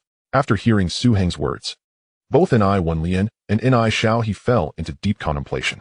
While Wen Lian might struggle to grasp these complexities at first, Xiao He, as a seasoned and formidable figure, certainly understands. Previously, he had felt helpless. On one hand, his daughter was still young and ill-equipped to deal with such old-timers. On the other hand, although TVB was significant, the NI family's foundation lies in Shishan real estate, and other ventures had to be relinquished when necessary. However, with a better option now available, the circumstances have changed. I am curious to know, if I were to decline your proposal, what course of action would you take? And Xiao He inquired with keen interest, fixating his gaze on Su Hong. Based on his understanding, this man, who always considers 3 steps ahead, must have some contingency plans. Especially since he places such importance on the media industry. I have previously mentioned that I intend to acquire Lee's television station and compete with TVB. At that point, the outcome will depend on our respective capabilities, Su Hong replied calmly, setting down his teacup. Do you hold such a high regard for the wireless television industry? And Xiao He questioned. The control of public opinion is considered the 4th power in Hong Kong, and for a top-tier family, it is of paramount importance that it is not relinquished lightly. Wireless or cable television will serve as the core of public discourse for the foreseeable future. Upon hearing this, and Xiao He's expression stiffened. What manner of enigma is this individual? He has yet to graduate from school, mingled with unsavory crowds, and in less than half a year amassed a following of thousands. His electronics company thrives in North America, generating over $10 million monthly. He took charge of Ni's soda brand, doubling its sales in just a few months, and is soon to venture into futures trading on Wall Street. Moreover, he possesses profound insights into the television media sector. This is the first time in Xiao He has heard the term 4th power. Indeed, the significance of the power of public scrutiny cannot be overstated, as it was the very essence of his initial motivation for establishing TVB. To put it plainly, it is about seizing the power of public oversight. Yet, how has this young man acquired such profound understanding? Such knowledge cannot be found in textbooks. Simultaneously, he is adept in human nature, well-versed in interpersonal matters, possesses a clear vision for the larger picture, and exhibits exceptional micromanaging skills. Truly, he is a prodigy among men. The future holds limitless potential for him. Observing Su Hong, and Xiao He seems to see a reflection of his younger self, a prodigy in his youth, inheriting family wealth in his prime, and later expanding that legacy, becoming a venerated figure. Yet, what was he doing at that age? Likely still attending university in the land of the rising sun. The tides of time push forward, and the future ultimately belongs to the younger generation. No matter how diligently he toils for his daughter or how meticulously he plans, how much can he truly accomplish? While he may still exert some influence, once he departs from this world, his daughter, though already remarkable, may find herself overshadowed by such brilliance, perhaps even manipulated by this genius. Such a disparity cannot be bridged merely by effort. Fortunately, this young man values relationships and treats his women with kindness, which is commendable. I have a request. If you agree to it, I will generously gift you shares of TVB. Su Hong's heart sank at this unexpected proposition. From his past experiences, he knew that what is offered for free often comes with the highest cost. You must sever all ties with other women, marry Wen Lian, and ensure that one of your sons bears the Ni surname to inherit the family business. And Xiao He's gaze was sharp, piercing into Su Hong's eyes like a ferocious tiger, causing Su Hong to break into a cold sweat. Should Su Hong dare to utter a single lie, and Xiao He would not hesitate to eliminate him. One must not forget the origins of the Ni family. Without some clandestine power, how could they safeguard such a vast estate? If this young man harbors ulterior motives, he poses a significant threat. Oh dear, father, why are we discussing this? And Wen Lian, who had been engrossed in their business conversation, was taken aback by the sudden turn of topic toward herself. Not only was marriage mentioned, but now the conversation had ventured into the realm of children. What kind of talk is this? The notion that one of her sons must carry the Ni surname. How many children does he expect her to have? Instantly, her cheeks flushed crimson. What young woman in her 20s could withstand such discourse? Even if it were with the man she adored most, discussing such matters was still too much. Despite having studied abroad for many years and being relatively open-minded, she found herself unable to cope with such a topic. Yet, she was also curious about Su Heng's response. And I will never abandon the women I have known previously. All the women in my life are treated equally. I do not regard anyone as superior or inferior. The same applies to Wen Lian as it does to others. Is this a jest? Although you are my father-in-law, I cannot simply cast aside the women I have known. Su Hong felt he must stand firm. Otherwise, and Xiao He, the crafty old fox, would only press further, perhaps next demanding that he become a son-in-law. Su Hong met N.I. Xiaohe's gaze without a trace of fear. Moreover, this is not a matter of me seeking your approval. Rather, I am here to help you profit, is that not so? You require my assistance to safeguard the interests of the N.I. family, do you not? The shares of TVB I have always intended to purchase, never with the notion of taking them for free. Thus, it is your need for my capabilities. Not the other way around. I have multiple partners. What can you do about it? I am indeed a rogue, and I openly admit it. If you wish to insist on this matter, then let it go. Su Hong would rather relinquish Wen Lian, no matter how fond he was of her. As this was his bottom line. If he cannot manage a few women after traversing time, then what significance does this journey hold? If N.I. Sheng entrusts Wen Lian to me, I shall protect her for life, ensuring she is not bullied by anyone. As for the surname of the child, I find it inconsequential. If they carry my surname Su, does that not make them your grandchild? Su Hong spoke gently, a smile gracing his face. Yet his tone remained ambiguous. That is unacceptable. One of the boys must bear the N.I. surname. Otherwise, this transaction is off. Herein lies the true bottom line. In elite circles, interest and legacy are their lifeblood, their very essence. And this is the leverage Su Hong can wield. If Su Hong were to lower his standards even slightly, he could easily charm Wen Lian into bed, and once she was pregnant, he could return to negotiate terms with N.I. Xiaohe. What would N.I. Xiaohe do then?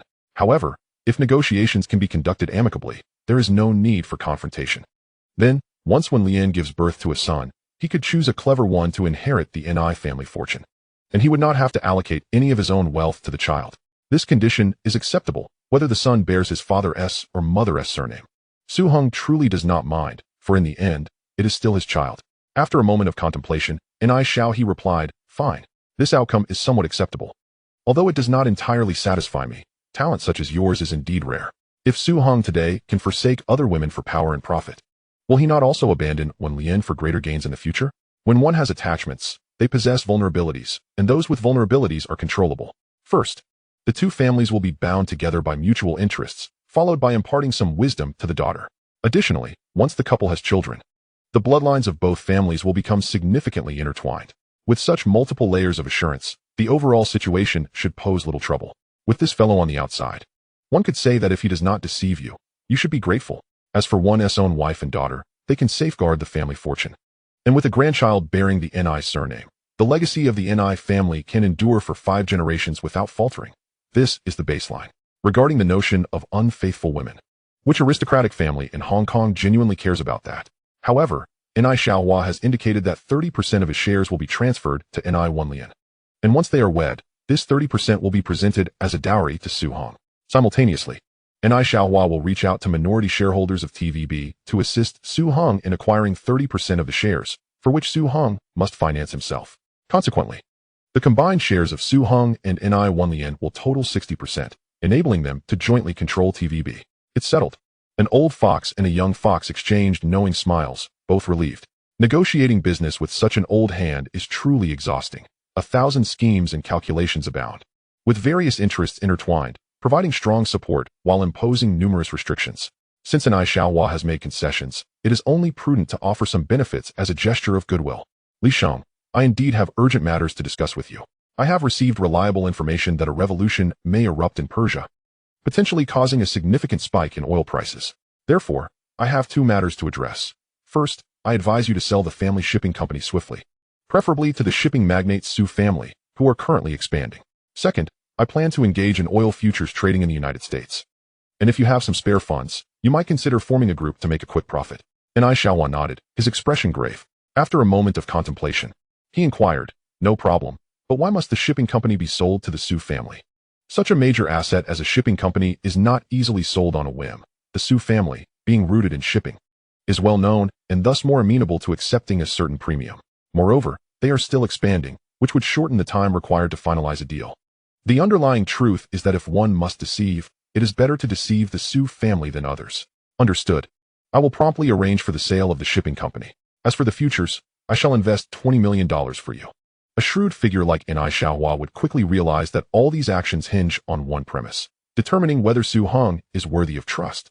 If he believes this individual is trustworthy, then both points should be pursued, as the potential profits from soaring oil prices would render any investment a mere act of picking up money.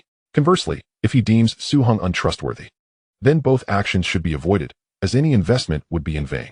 It is agreed that the amount invested is voluntary, but I expect half of the profits. Su Hong, with a serious demeanor, is no philanthropist. If they leverage this information to trade on their own, the gains or losses will depend solely on their abilities. However, should Su Hong take the helm, one must not blame him for plucking the feathers from the goose that laid the golden eggs. For there is no such thing as a free lunch. It's settled. And Ai Xiaohua smiled, his eyes sparkling with astuteness. Although this young man spoke with grandiloquence, it is evident that the Su family has wronged him in some way. Otherwise, he would not be compelled to sell the shipping company to them. After all, selling to anyone else would suffice. Why impose this loss solely on the Su family? However, there is no need to expose the truth. After all, I am the one benefiting from it. And Ai Wenlian sat beside Su Hong, her face aglow with pride. This man is formidable in every regard, effortlessly holding his own in negotiations with such an experienced figure as her father.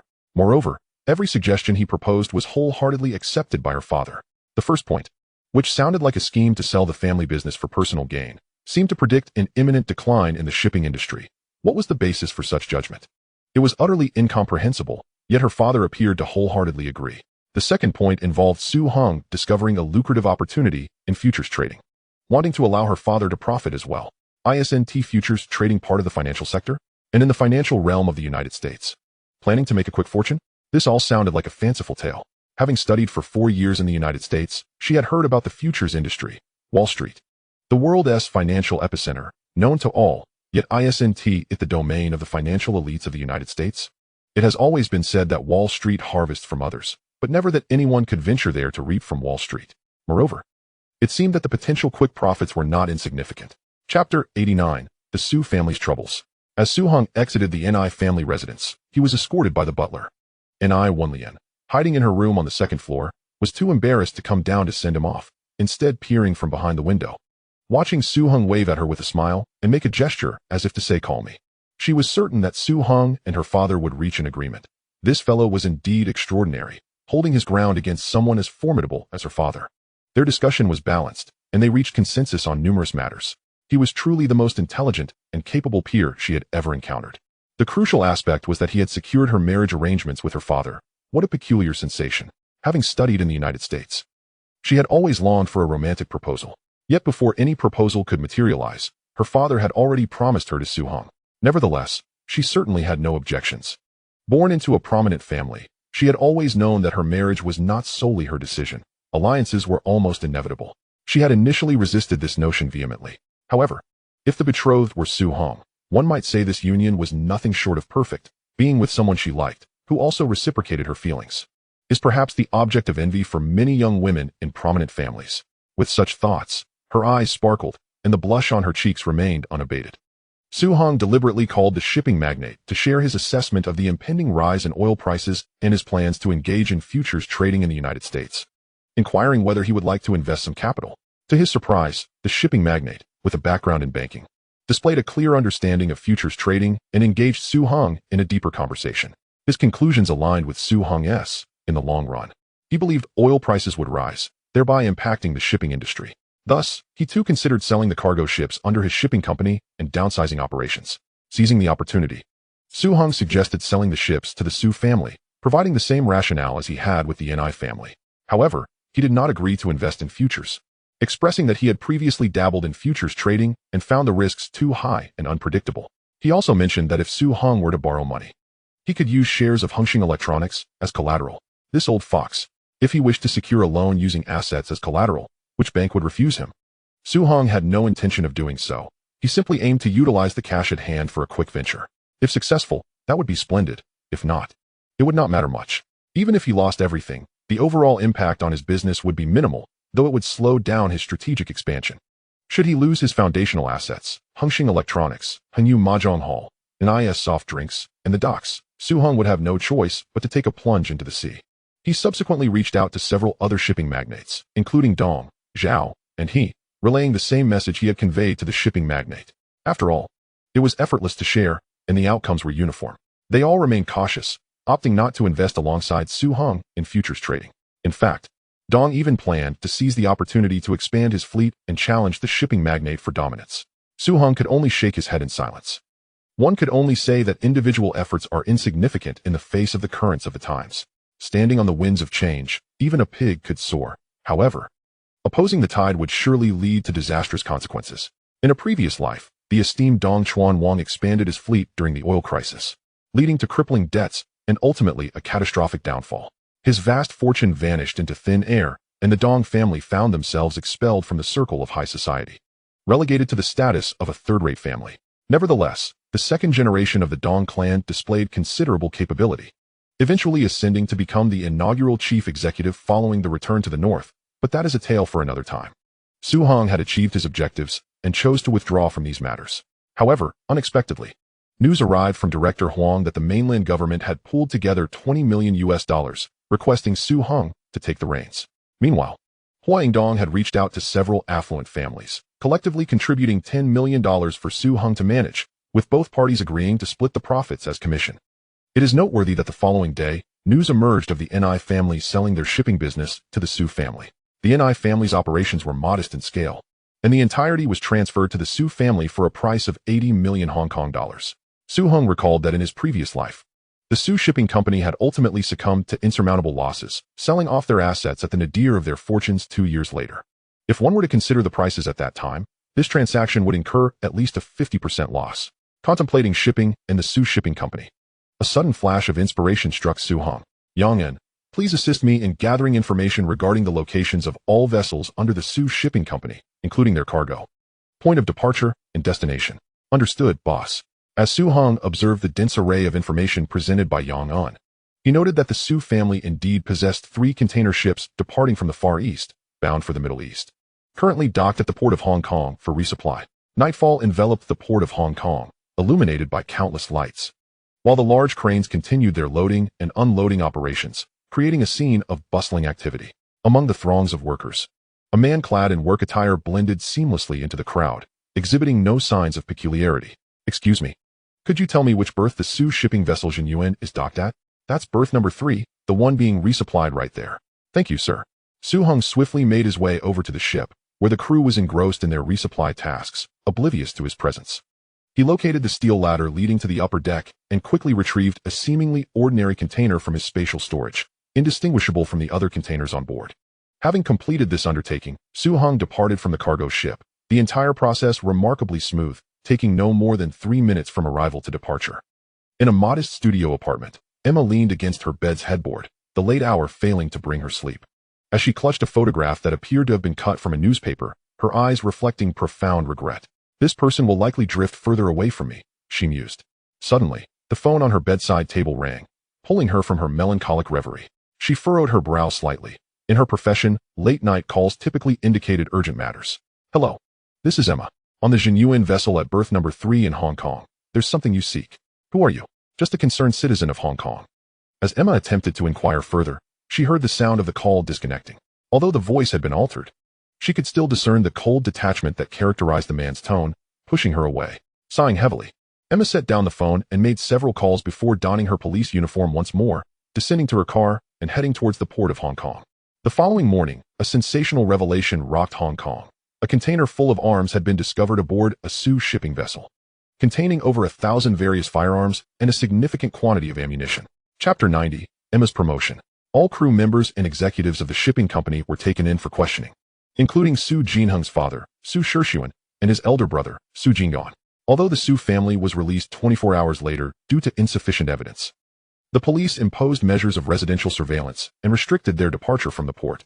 In a flash, public opinion in Hong Kong erupted, with major media outlets clamoring to report the news, while rumors proliferated in the tabloids.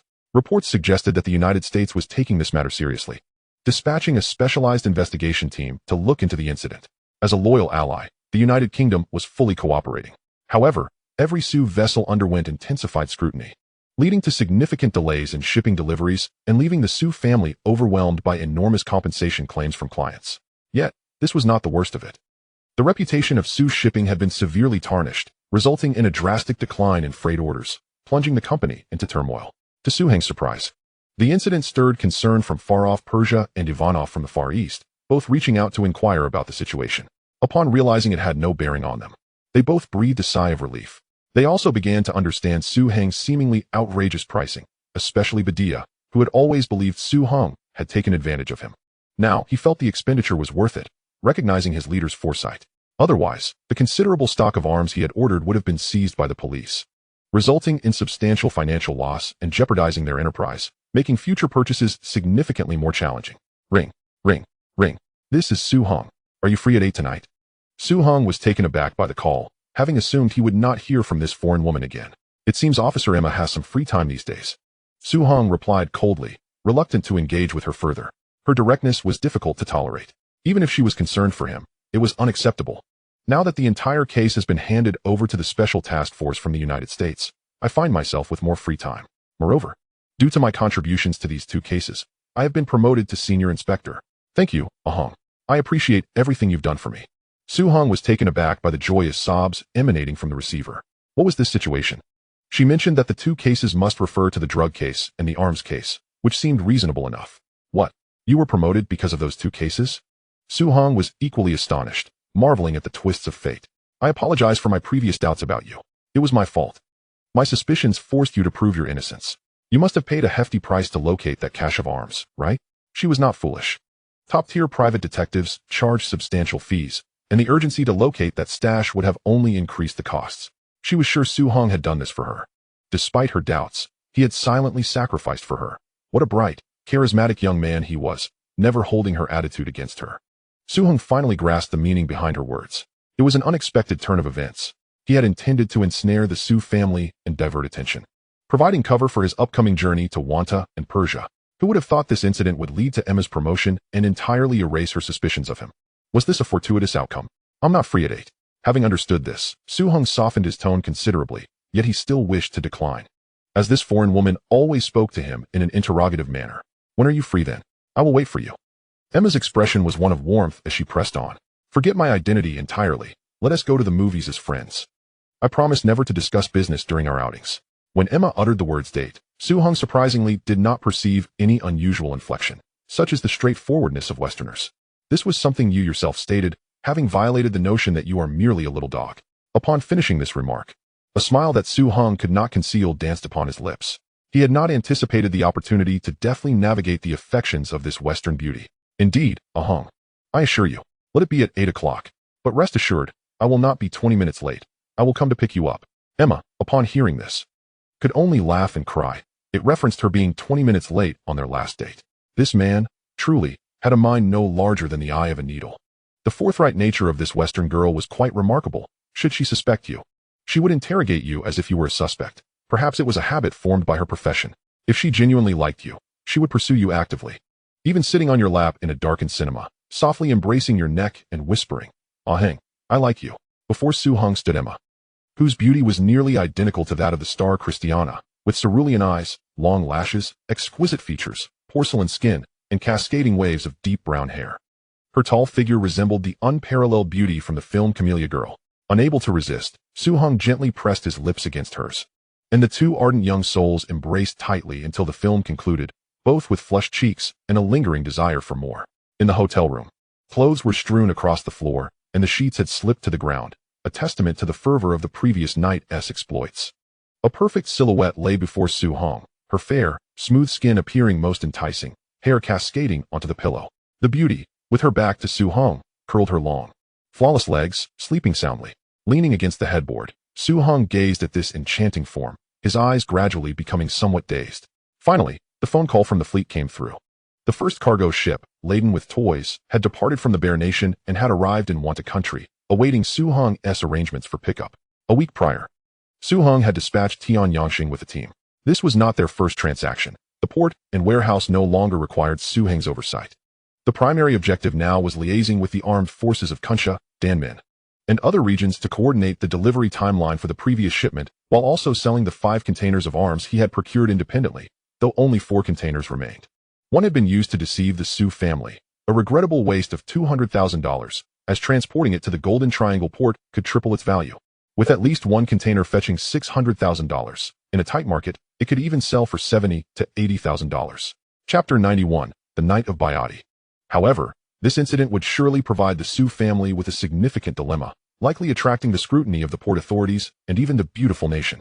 The compensation for the delayed goods alone would amount to a substantial sum, compounded by the damage to their reputation, a sharp decline in business volume, and a market value reduction exceeding 30%. Coupled with the impending rise in oil prices, Su Shipping would likely have to announce bankruptcy prematurely.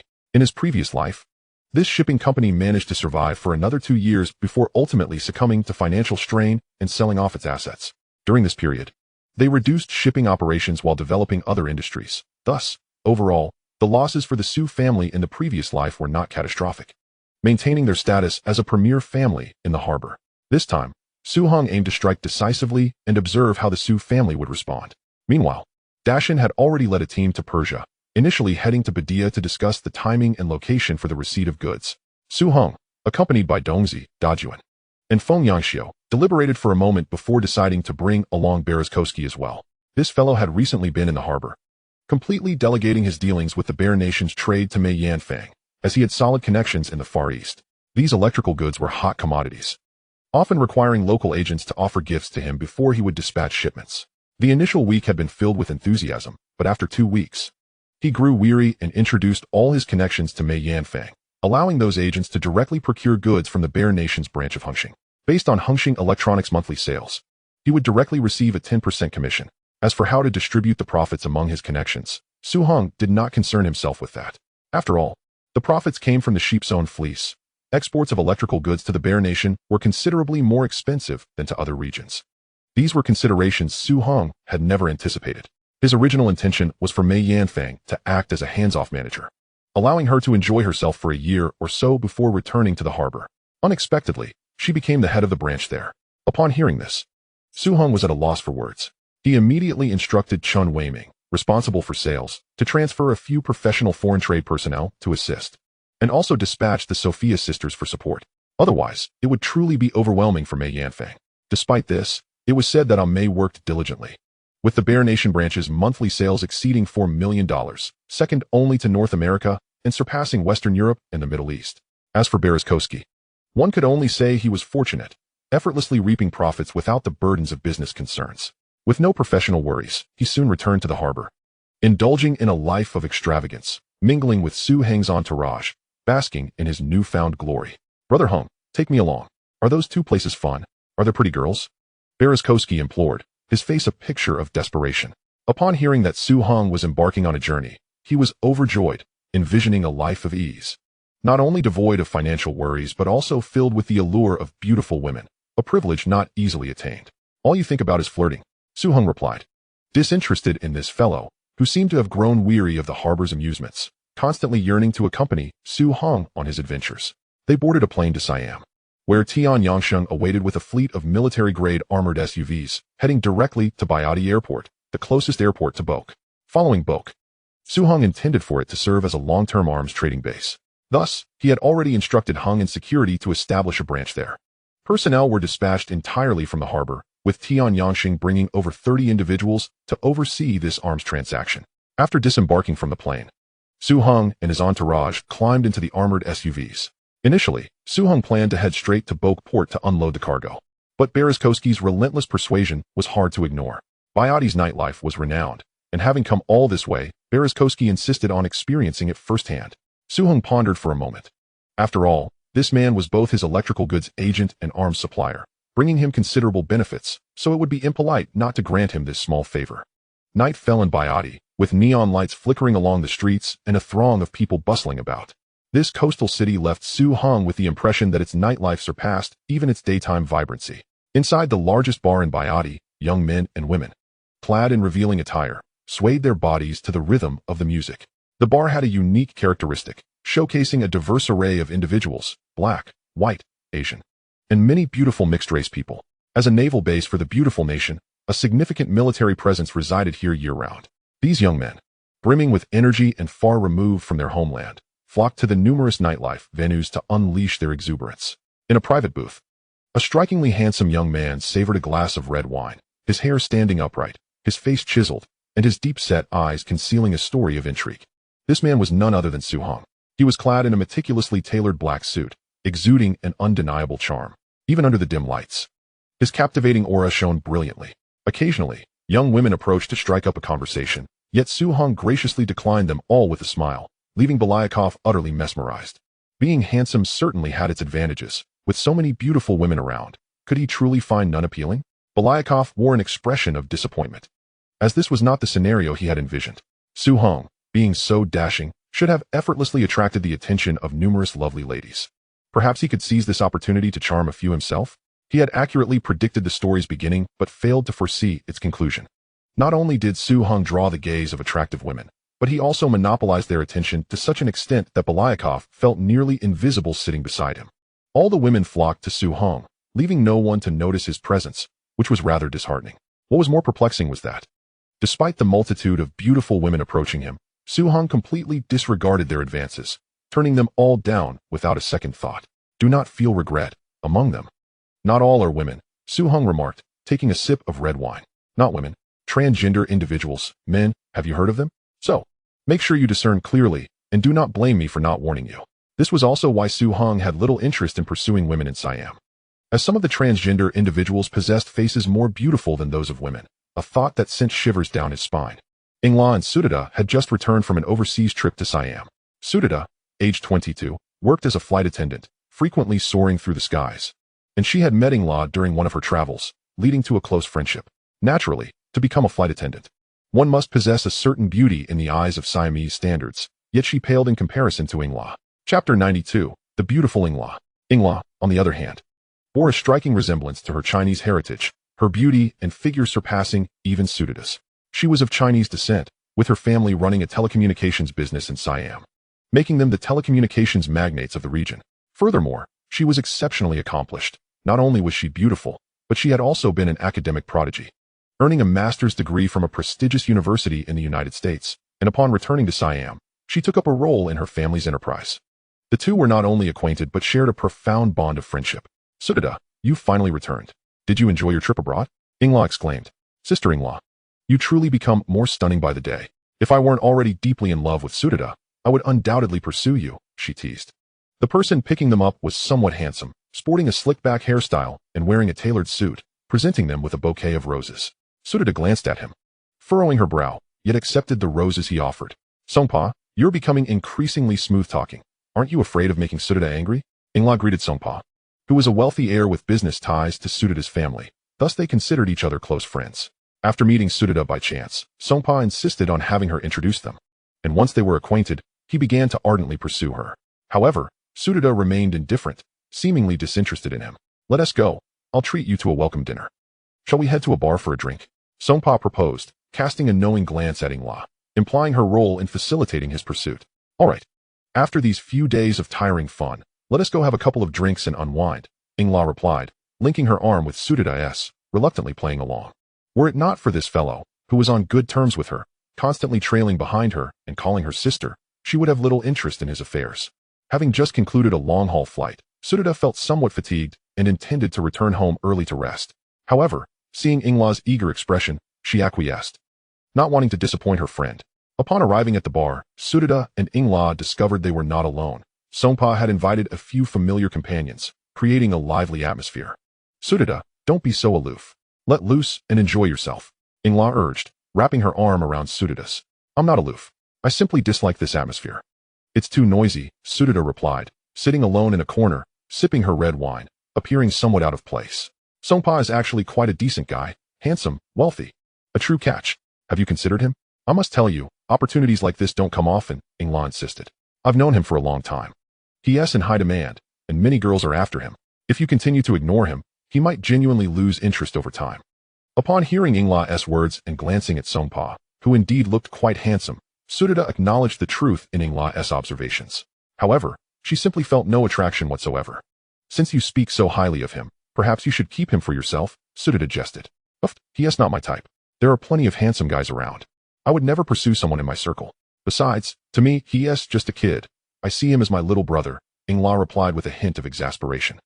Sudada found herself at a loss for words. Ingla's personality was influenced by her time studying abroad, her open-mindedness, coupled with her family's affluence, allowing her to enjoy life freely. Sometimes, Sudada envied Ingla, wishing she could indulge herself without restraint.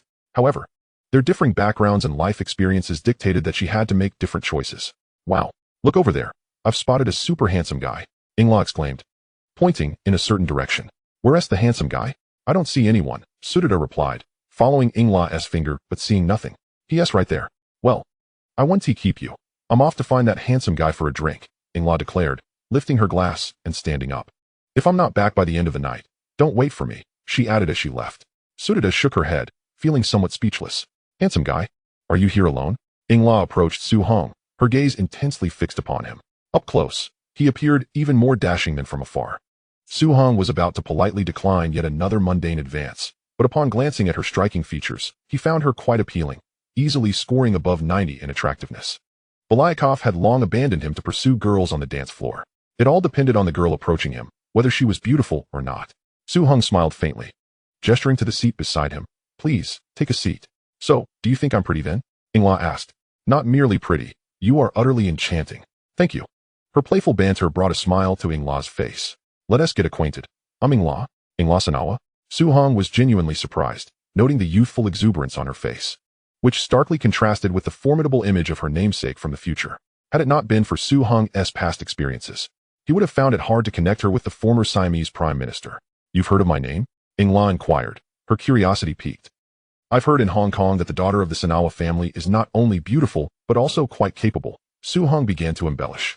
Really? It's known all the way in Hong Kong? Though Ingla's tone carried a hint of inquiry, her heart was already fully convinced by Su Hong's words. She was astonished to learn that her reputation had reached the shores of Hong Kong. This man from Hong Kong had not even mentioned it. And yet she was blissfully unaware of her own burgeoning fame, which brought her a sense of delight. What is your name? Su Hong. Su Hong? The youngest tycoon of Hong Kong? The owner of Hongxing Electronics? A glimmer of excitement sparkled in Ingla's eyes. She and Su Tita had visited Hong Kong just a few days prior and had seen this man's name in the local newspapers. Hong Kong, as the epicenter of the Asia-Pacific region and the most prosperous city in Asia, boasts an economy that surpasses the rest of the continent. This man stood as a paragon within this remarkably developed city. Initially hesitant to confirm her suspicions, Ingla was taken aback by the serendipity of the encounter. Gazing at the man before her, she found herself entranced, not merely by his charming appearance, but now entirely captivated by his illustrious reputation. Chapter 93, Su Tita's Predicament. The two, who already harbored mutual affection, now found themselves in admiration of one another. Just as Ingla prepared to suggest that Su Hong escort her home, a shrill scream emanated from Su Tita's direction. Sister-in-law, it's terrible, Su Tita is in trouble. A companion from their earlier revelries rushed over, breathless. Moments ago, Su Tita had entered the restroom, only to be accosted by a flamboyant young man who blocked her path. What a stunning beauty. Come have a drink with me. Not interested. What are you doing? Su Tita was startled by the brazen young man, whose fierce appearance, a shock of yellow hair and a scar across his face, clad in a gaudy floral shirt, spoke volumes of his unscrupulous nature. She had no desire to associate with someone of his ilk. Your voice is quite pleasant, Imbayati. No one can refuse my invitations. The yellow-haired man leered at Su Tita, sending shivers down her spine. Come, let's have a drink together. With that, he seized Su Tita's wrist, attempting to drag her toward a private room. Let go of me. I don't know you. My friends are over there. Su Tita was taken aback by the sudden assault. She shouted to attract her friend's attention while desperately trying to break free from the young man's grasp. However, as a woman, she found herself no match for an adult male. No need to worry. I'll call for help. The yellow-haired man appeared utterly unconcerned. Eventually, a few of their friends noticed something amiss and made their way toward the restroom in search of Su Tita. What are you doing, buddy? Trying to abduct someone? Song Pa stepped forward, positioning himself in front of the yellow-haired man to block his path. As Su Tita saw her friends approach, she breathed a sigh of relief. You're just in time. I didn't need to call for you after all. Su Tita is coming to drink with me. You all can head back. The yellow-haired man dismissed Song Pa and his group with a contemptuous tone, pulling Su Tita insistently. Song Pa took a step forward, flanked by his friends, who subtly rallied behind him. What is this? Are you trying to outnumber me? Where are your bodyguards? What happened to them? Just as he finished speaking, 4 or 5 burly men emerged from a nearby private room, towering and intimidating.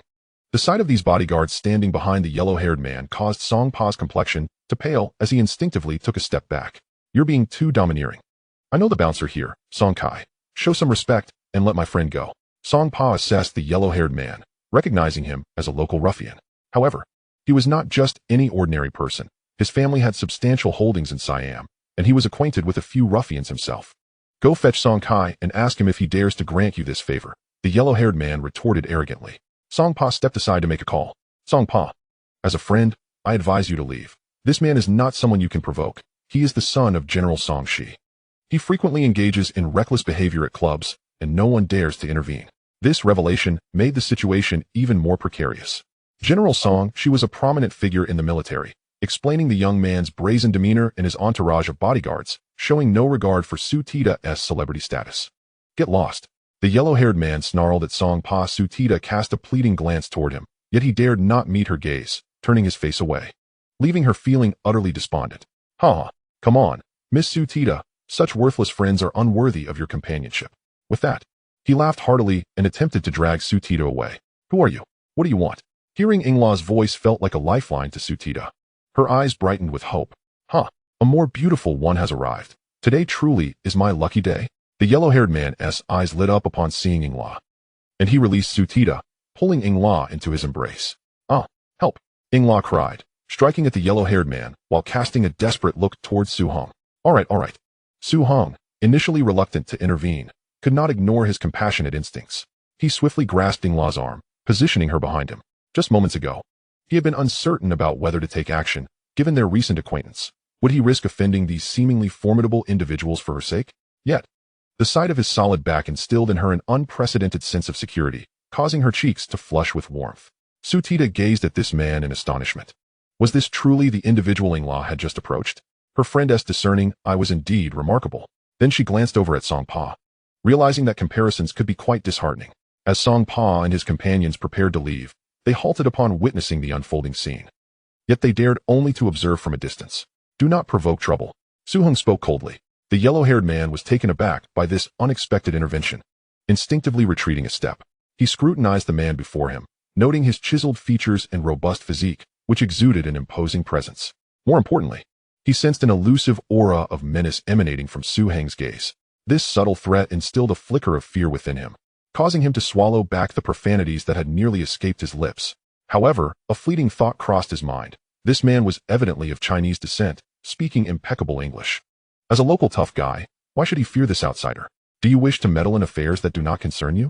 The yellow-haired man regained some composure. I merely wish to enjoy a drink with my friend without being disturbed, Su Hong replied calmly. His voice was not loud, yet amidst the cacophony of the venue, it rang out sharply, clear enough for the yellow-haired man to comprehend. The composed demeanor of his opponent left him momentarily perplexed, making him instinctively consider retreat. However, the thought of being intimidated by an outsider without a clear status weighed heavily on him. He could not afford to lose face among his peers. Where are you from? Do you dare to compete with me for women? Do you know who my father is? General Song Shi. You'd better leave now and pretend this never happened. After a brief moment of composure, the yellow-haired man invoked his connections, hoping to intimidate Su Hong into backing down. I have neither heard of him nor have any desire to make his acquaintance. After Su Hong finished speaking, he wore an air of nonchalance as he prepared to turn and leave. Chapter 94. The Ambitions of Su Tida. The young man with yellow hair felt his face flush crimson, as if he had just struck out at thin air. How dare this fellow look down upon him? It was one thing to belittle him, but to disrespect his father, General Songshi, was utterly excessive. Everyone knew the esteemed name of his father, Bayati. How could this brat be so ignorant? It appeared that he was entirely oblivious to the power and influence of Bayati. It was time to show them what was what. He turned to his 4 bodyguards and commanded them. Just as the quartet was about to step forward to teach this insolent fool a lesson, their movements abruptly halted. As if they had all simultaneously hit a wall, their bodies frozen in place. They had spotted 5 ominous gun barrels aimed directly at their heads. The young man was about to shout, but his mouth hung open like a gaping egg, suspended in midair, his eyes wide with profound terror. For he, too, had noticed a menacing gun barrel pointed squarely at his forehead. He had never before felt so acutely the proximity of death. He sensed a palpable aura of lethal intent. The individuals before him exhibited icy gazes, silent and synchronized in their swift actions. The key factor was their eyes, filled with a murderous intent that clearly spoke of bloodshed on the battlefield. He was convinced that should he take another step forward, they would undoubtedly pull the trigger. Despite being a scion of privilege, he was raised in a military family, and he was all too familiar with such an atmosphere. Consequently, even his 4 comrades, all of whom hailed from the military, seemed to lose their resolve, daunted by the sheer intensity of the situation. Observing Su Hong and Yinglaw walking ahead, Su Tida decisively followed, not sparing a glance at Song Pa beside him. The few companions of Tian Yangsheng holstered their handguns and swiftly followed Su Hong as he strode away. The young man and his entourage stood dumbfounded. For even in a country like Siam where firearms were prohibited, his father, a general, had not supplied each of his bodyguards with a weapon. Yet, this group was armed and even included a foreigner, Could it possibly relate to the presence of the American military in Bayadi? Or could they be ruthless drug traffickers? Regardless of either scenario, they were not to be trifled with. As their family was most wary of such two factions, the American military was the ultimate authority. While the thugs would not hesitate to fire a few rounds and ask if you were afraid. In the back seat of a military jeep, Su-hung glanced at Su-ti-da on his left and Ing-la on his right, finding himself in a bit of a quandary. Had it been just one of them, he would have certainly whisked her back to the hotel for a night of passion. However, with both of them present, he found himself in a dilemma. After Su-ti-da had emerged, her gaze towards Su-hung was almost obsessive, her expression more enthralled than Ing-la's. You should take Su-ti-da home first. She lives quite far, Ing-la suggested, her cheeks slightly flushed. No, let us all go to my house together. Ing-la, you should join us too. I have something vital to discuss with both you and Brother Hong, Su-ti-da asserted, her face tinged with embarrassment, yet her tone resolute. This was rather peculiar. What was the situation? Su-hung regarded Su-ti-da with confusion, her audacity seeming excessive. Ing-la's face turned even redder, her eyes sparkling with unspoken thoughts, yet she refrained from voicing any objections. Brother Hong, Ing-la, please have a seat. In a luxurious villa, Su-ti-da changed into a flowing white gown, poured each of them a glass of red wine, and graciously offered them seats, as if they were three longtime friends. Brother Hong, Ing-la, thank you both for coming to my rescue tonight. Su-ti-da, why are you being so polite with me? We are good friends. It was merely a trifling matter, no need for formalities. Su-hung observed Su-ti-da before him, uncertain of her intentions. I have encountered similar predicaments before. For someone raised in a humble background like mine, today was my luckiest day. I was spared any indignities thanks to your assistance. Su-ti-da recounted calmly as she savored her wine. Flight attendants may appear glamorous on the surface, but to those in power, we are merely servants. Ing-la, in the face of true authority, we are but ants. Is there a possibility for us to no longer be victimized? Today, seeing you, Brother Hong, has instilled hope in me. If the three of us collaborate earnestly, we could aspire to become the most powerful figures in Siam. Ing-la, you have to decide. Do you wish to elevate your family? To become the mayor? A legislator? Or even the prime minister? Brother Hong, do you desire to wield immense power in Siam? Ing-la listened to Su-ti-da's words, utterly perplexed. The position of prime minister felt worlds away from her. A young woman in her 20s. Yet, her yearning for power remained undiminished, for such things were universally coveted, akin to the allure of the dollar. If you are not interested, you too can simply find a room to sleep in, as if I had said nothing. Su-hung regarded the eloquent woman with newfound interest, suddenly contemplating what she might say next. He found himself envisioning her as a fusion of the woman before him and the glamorous princess often featured in the news. Ing-la stared at Su-ti-da, as if seeing her for the first time, taken aback by her astonishing revelations, as if she had become an entirely different person. Yet, the idea of retreating to a room with Su-hung was rather blunt, causing her to blush at the thought. My plan is for you, Brother Hong, and you, Ing-la, to assist me. I wish to become the crown princess. Ing-la, you should enter politics and secure a position as a legislator. You have the talent for it. Brother Hong, aside from financially supporting us, you must help eliminate our adversaries from the outside. As long as the three of us support one another, I believe it won't be long before we become the most powerful individuals in Siam. As for the benefits, I assure you, I can afford any price that you and Brother Hong desire. With that, she gazed resolutely at Su-hung and Ing-la. If one were to ponder who the most powerful person in Siam was, there would be no doubt that it was the king of Siam. In Su-hung's eyes, those with ambition could be categorized into two types, one born with it, and the other forged through experience and exposure. As one ascends, they glimpse a broader horizon. And for such individuals, their relentless pursuit of their aspirations would ultimately lead to success.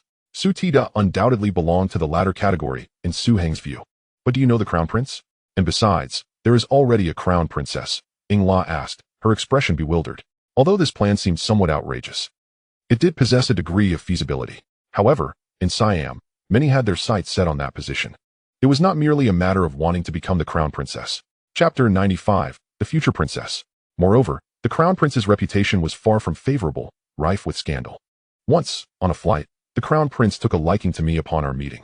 He sent someone to seek me out several times, promising me the position of crown princess, and I ended up sleeping with him. However, as you said, he is far too fickle and utterly unreliable. Thus, I am merely a plaything to him. Upon hearing Su-ti-da's words, Ing-la's eyes widened in astonishment, her disbelief evident.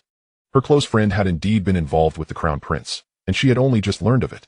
In this competitive game of courtly favors, one would either be cast aside after being toyed with or displace other women to gain exclusive attention. Initially, she had not held much hope. Yet, as Su Tida spoke, her demeanor lacked the sweetness often associated with a woman in love. Instead, it was remarkably calm, even somewhat frigid, as if narrating an event entirely detached from her own experience. With the arrival of Honggu, we have been granted an opportunity. As for the crown princess within the palace, I shall take care of that, while Honggu will assist me with the wildflowers and weeds beyond its walls. Moreover, with Ing La's support from the government, once I ascend to the position of crown princess, you and Honggu can freely choose how to engage in the business of Siam. What do you think? Are you interested? Upon hearing this, Su-hung couldn't help but give a thumbs up. When a woman truly sets her mind to it, she can be more ruthless than any man. Su Tida's words were somewhat veiled, yet they essentially urged Su-hung to help her eliminate her rivals. No wonder, in the original timeline, without Su-heng's aid, she still managed to become the crown princess and later the queen of Siam. It seems that regardless of the country, those who reach the pinnacle are never simple individuals. Ing La's doubts were dispelled, and this plan indeed possessed feasibility. As long as she became involved, power and wealth would be abundant, and even her entire family would reap substantial benefits. She couldn't help but acknowledge that this was a remarkably clever alliance of interests, and there was no reason for her to decline. You speak of future matters, but what can you offer me in return at present? Su-hung gazed at Su Tida with a playful expression. Su Tida set down her wine glass, having drained it to the bottom. With a rosy hue on her cheeks, she slowly rose, shedding her long gown, and gently took Ing La's hand. In an instant, Ing La comprehended that to join this alliance of interests, she would need to pledge her allegiance. Su-hung observed the two women before him, feeling a mix of admiration and contemplation. Su Tida's appearance could be deemed above average, yet the title of princess was undeniably thrilling, while the stunning Ing La, raised in a foreign environment, was even more captivating. Once she grasped the situation, she became quite uninhibited. One must commend Baraikovsky. He truly was Su-heng's lucky star, and he would be sure to take him along in future endeavors. As Su-hung reveled in a night of festivities, Baraikov lay in despair upon his bed, staring at the ceiling. Just a minute ago, he had discovered that the beautiful woman he had flirted with back to the hotel was, in fact, a transgender person. Reflecting on the fact that Su-hung had returned with two women, he silently vowed never to accompany Su-hung on such escapades again. Following this little interlude in Siam, time became somewhat pressing. Su-hung waved his hand, leaving a few men behind to assist Su Tida and Ing La, while simultaneously establishing the Siam branch of Hung and security. Along with Tian Yang-sheng and others, he arrived at Bokai Port, using the arms within the space to replace the toys in the warehouse. After delegating the arms to Tian Yang-sheng, Su-hung once more took to the skies. Heading towards Persia, Mr. Su-hung, we have finally awaited your arrival. Upon disembarking, Badia shook Su-heng's hand, his face beaming with joy. Haha, Mr. Badia. Long time no see, but I must say, you were fortunate to choose me as your trade partner. Su-hung had not anticipated that the grand scheme involving the Su family would yield such unexpected results. Following the revelation of arms discovered aboard the Su shipping vessels, the authorities of the beautiful nation intensified their maritime patrols. Badia, consumed by anxiety, could hardly eat or sleep, for the importance of this arms deal to him could hardly be overstated. Consequently, he inundated Su-hung with phone calls, inquiring about his whereabouts and the status of the cargo ship. He even contemplated sending a team to ensure Su-heng's safety, but Su-hung managed to placate him. Upon reaching Persia, Badia assigned a team of men in black for Su-heng's protection, resulting in a security detail of over 40 personnel and more than 10 vehicles, all to prevent any mishap from befalling Su-hung. To him, it was both protection and surveillance. However, Su-hung viewed it as a luxurious experience. This time, Su-hung finally grasped the sensation akin to that of individuals deeply indebted to banks in his previous life. The cargo ship carrying the toys had already reached the port, and the warehouse had been arranged by Dasha, who had arrived earlier. Su-hung once again swapped the arms within his space for the toys in the port warehouse, and subsequently notified Badia to come and inspect the goods. Mr. Su-hung, it has been a pleasant cooperation.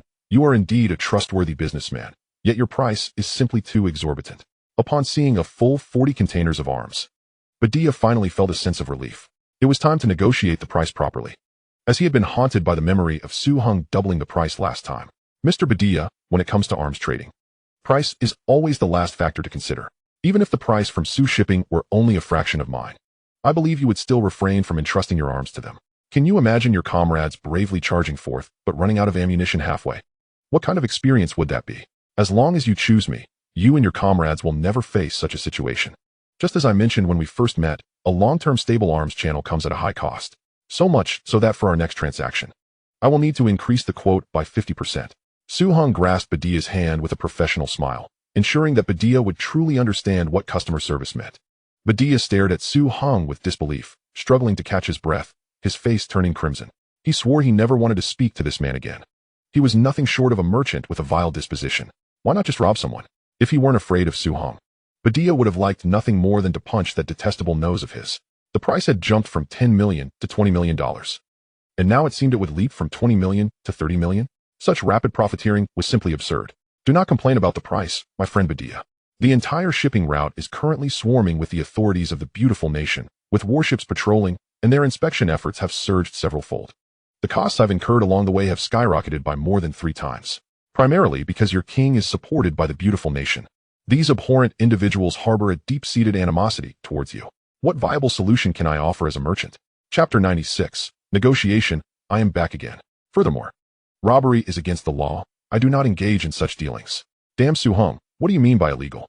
You, an arms dealer, dare to accuse robbers of breaking the law. In any case, I absolutely refuse to agree to a price increase. Badia was seething with rage. He had originally intended to negotiate a lower price since the arms had reached Persian territory, leaving Su Hong with little recourse. Who would have known it would turn out this way, leaving him unable to voice any bargaining? I have already arranged for the remaining payment to be sent to you, along with a deposit for the next batch of goods. The price for the next batch can rise by no more than 20%. This is the utmost limit we can bear. The following day, when he met Badia, he appeared pained. Today's task had shifted from bargaining to minimizing the increase. There was simply no way to deal with this arms dealer who was so fixated on profit. Deal. However, you must provide a piece of information. When will you fire the first shot? Why do you ask that? Badia was taken aback. While a price increase might be acceptable, this was entirely their bottom line, concerning the lives of everyone involved. Do not be alarmed. You are familiar with oil futures, are you not? Once you commence hostilities, oil prices are bound to rise. I can invest in oil futures and profit from the wicked, beautiful nation. You would surely find that agreeable, no? If that is the case, we can negotiate. Given that you are my esteemed client, I shall remind you to seize the opportunity to profit. How does that sound? Quite considerate, wouldn't you agree? However, we cannot spare personnel to operate in the beautiful nation. Moreover, it would be inconvenient due to our identities. Upon hearing this, Badia's eyes lit up. Could it be that this fellow had finally experienced a pang of conscience? However, upon further contemplation, they realized that their animosity was directed towards the United States, and moreover, they were in dire need of specialized financial talent, which made it exceedingly difficult for them to amass such wealth. Alternatively, they could entrust me with the management, but I would require half of the profits as my commission. The transformation of Badia's expression was nothing short of remarkable. Within a mere few days, his worldview had been entirely reshaped by this individual, revealing that business opportunities were ubiquitous. Ultimately, they transferred an additional $10 million into Su Hong's account, entrusting him with the management, with the inaugural operation scheduled for December 15th. With the newly added $30 million in his account, Su Hong boarded a flight to the United States. Upon his arrival in New York, the final payment for the arms deal in the Golden Triangle had also been received, amounting to nearly $10 million. Su Hong instructed Zhao Yingwen to transfer $3 million from Hongxing Electronics in the form of a loan, thereby increasing the cash in Su Hong's account to $130 million. Of this, $70 million belonged to him, while $60 million was designated for his management. Even on Wall Street, a bastion of towering skyscrapers and global wealth, this constituted an astronomical sum. Furthermore, the futures market allowed for leverage. Even with the most conservative tenfold leverage, this would amount to a staggering $1,300 million, sufficient to stir the winds of change in the capital markets. In a strict sense, this was Su Hong's battle for fame. Should it succeed, he would achieve renown far and wide. Returning to Hong Kong with the amassed fortune would signify his true entry into the elite echelons of the island. Subsequently, he would drive out British capital, seize the substantial assets they left behind, establish enterprises, focus on technology, acquire media outlets, and found a real estate company, ultimately crafting a financial empire akin to the Rothschild dynasty. Therefore, Su Hong placed immense importance on this endeavor. He arranged for a VIP room at HSBC's futures company, which was to be equipped not just for trading, but also with several sleeping quarters. For the duration of this venture, Su Hong intended to reside there around the clock. This time, the same vice president who had attended him previously was present. In just a few months, Su Hong had ascended from VIP to HSBC's VVIP, leaving this vice president astounded, his jaw agape as if he could fit an egg inside. Just a few months prior, Su Hong had assets of merely $20 million. Now, he had deposited $13 billion into HSBC's bank account. This stature, in the United States, would classify him as a super-rich individual. especially considering the agreed tenfold leverage with HSBC futures, which would amount to an extraordinary $13 billion. Consequently, should oil prices rise by 10%, Su Heng's capital would double. Conversely, a 10% decline would obliterate his funds. This encapsulates the allure of the financial market. Merely from the transaction fees of this deal, HSBC futures would stand to make a significant profit. Thus, this vice president completely altered his previous impression of Su Heng as a careless scion from the East. Now personally attending to Su Heng's needs with an attitude so transformed it left Su Heng in awe. One can only attribute this to the power of wealth. The capabilities of these vice presidents are commendable, as they wholeheartedly cater to the demands of their financial backers. A luxurious trading room was prepared, complete with televisions, telegraphs, and telephones, alongside 3 opulent bedrooms and around-the-clock dining service. Su Heng summoned the legal consultant and futures broker he had previously hired, Bill and Buffett. Hearing these names took him by surprise. He truly had struck gold. In a previous timeline, Buffett was renowned, having established a formidable reputation on Wall Street, earning the title of stock god, with a lunch meeting costing millions. Yet, at this moment, he was still a newcomer in the industry. Su Heng had not previously heard of Bill, but he was also a recent entrant, displaying keen intellect and competence. Upon receiving Su Heng's summons, both were taken aback, having never encountered a boss who, after paying them, simply vanished, leaving them to collect several months' salary without needing to work. When they finally saw their boss again, they were met with an astonishing announcement. This Eastern entrepreneur informed them that he intended to invest $13 billion in oil futures trading. For them, this was akin to hearing a tale from the Arabian Nights, mouths agape in disbelief. Su Heng then assigned them tasks, instructing Buffett to utilize a $1 million limit to gradually accumulate long positions in oil, familiarizing himself with the trading market before making larger purchases, while also recommending additional traders, as such a volume of funds could not be managed by one person alone. As for Bill, Su Heng directed him to connect with media journalists, major oil companies, arms firms, and to acquire several technologies. Su Heng provided him with a list to keep him occupied. Upon receiving the boss's orders, Buffett felt as if he were dreaming. Chapter 97, The Second Oil Crisis. Even before Su Heng approached him, he had been unemployed for 3 months. The reason was simple. He lacked any significant experience in generating wealth, and no clients were willing to hire him for trading. For reasons unknown, the vice president of HSBC had recommended him to Su Heng, perhaps simply because other brokers were too occupied. From the moment he met Su Heng, Buffett felt as if he had entered a fantastical realm, a fledgling in the industry participating in transactions worth hundreds of millions. Was he merely fortunate? Or was this young boss utterly insane? Despite Buffett's hectic schedule, he had yet to complete even $20 million in transactions in a single day. In an era devoid of computers, orders had to be filled manually, and each order could not be too large, lest it exacerbate market volatility and inflate costs. He had also enlisted 2 fellow brokers. The following day, the 3 of them jointly purchased long positions in oil, and conditions improved slightly, managing to acquire a total of $80 million in oil futures. By the 3rd and 4th days, their coordination had improved significantly, purchasing $200 million in long oil positions, which, however, caused fluctuations in oil futures prices. When Su Heng ordered the purchases, oil prices fluctuated around $95 per barrel. But after 4 days, the price surged to approximately $100 per barrel. Although rising prices are generally favorable, Su Heng's primary objective was to build a position. Currently, his holdings amounted to only $300 million, insufficient to complete even half of his intended acquisitions. Once the gunfire from Persia began, the subsequent price surge would be substantial. Thus, Su Heng was compelled to issue orders to both close positions to suppress oil futures prices and continue buying. This strategy slowed the price increase, but the speed of purchases drastically diminished, with net purchases totaling only $70 million per day. Fortunately, the 4 traders Su Heng had previously arranged Zhao Yingwen to recruit from Hong Kong also arrived, all young and relatively new to the industry. The eldest among them, named Hu Jifeng, was just under 30, and Su Heng referred to him as Old Hu. Su Heng formed them into a separate team, appointing Old Hu as the leader to engage in position building, while also coordinating with the other 2 teams regarding the amount to be acquired, the cost of building positions, and the subsequent profit sharing. The core principle was simple. The team that generated more profits would receive a larger share. This approach increased their speed somewhat, gradually raising daily acquisitions from $1.5 billion to $2 billion. By buying and simultaneously closing positions, they managed to avoid excessively rapid price increases. However, the sheer volume of funds ultimately drove the cost to around $100. Su Heng arrived in New York 2 weeks early, just managing to complete the position building by the 14th. During the past fortnight, Su Heng and the 6 traders have resided together at the futures exchange. fully immersed in their work, constructing positions during the day, reviewing trades at night, and diligently gathering and analyzing news. Su Hong has entirely entered a state of complete dedication. Come, let me take you to the finest night spots in New York. Having successfully established his positions, Su Hong was in high spirits, generously leading his team of traders straight to the nightlife. Tonight, we shall indulge, feasting and reveling with the most beautiful ladies in the venue, and I shall cover all expenses, with each of you receiving an initial bonus of $50,000. For those who can deliver results, I am more than willing to bestow rewards. Oh, bravo, boss. You are the most dashing figure in New York. Not only in New York, but also the most handsome in Hong Kong. Laughter ensued as, sharing similar ages, they quickly bonded.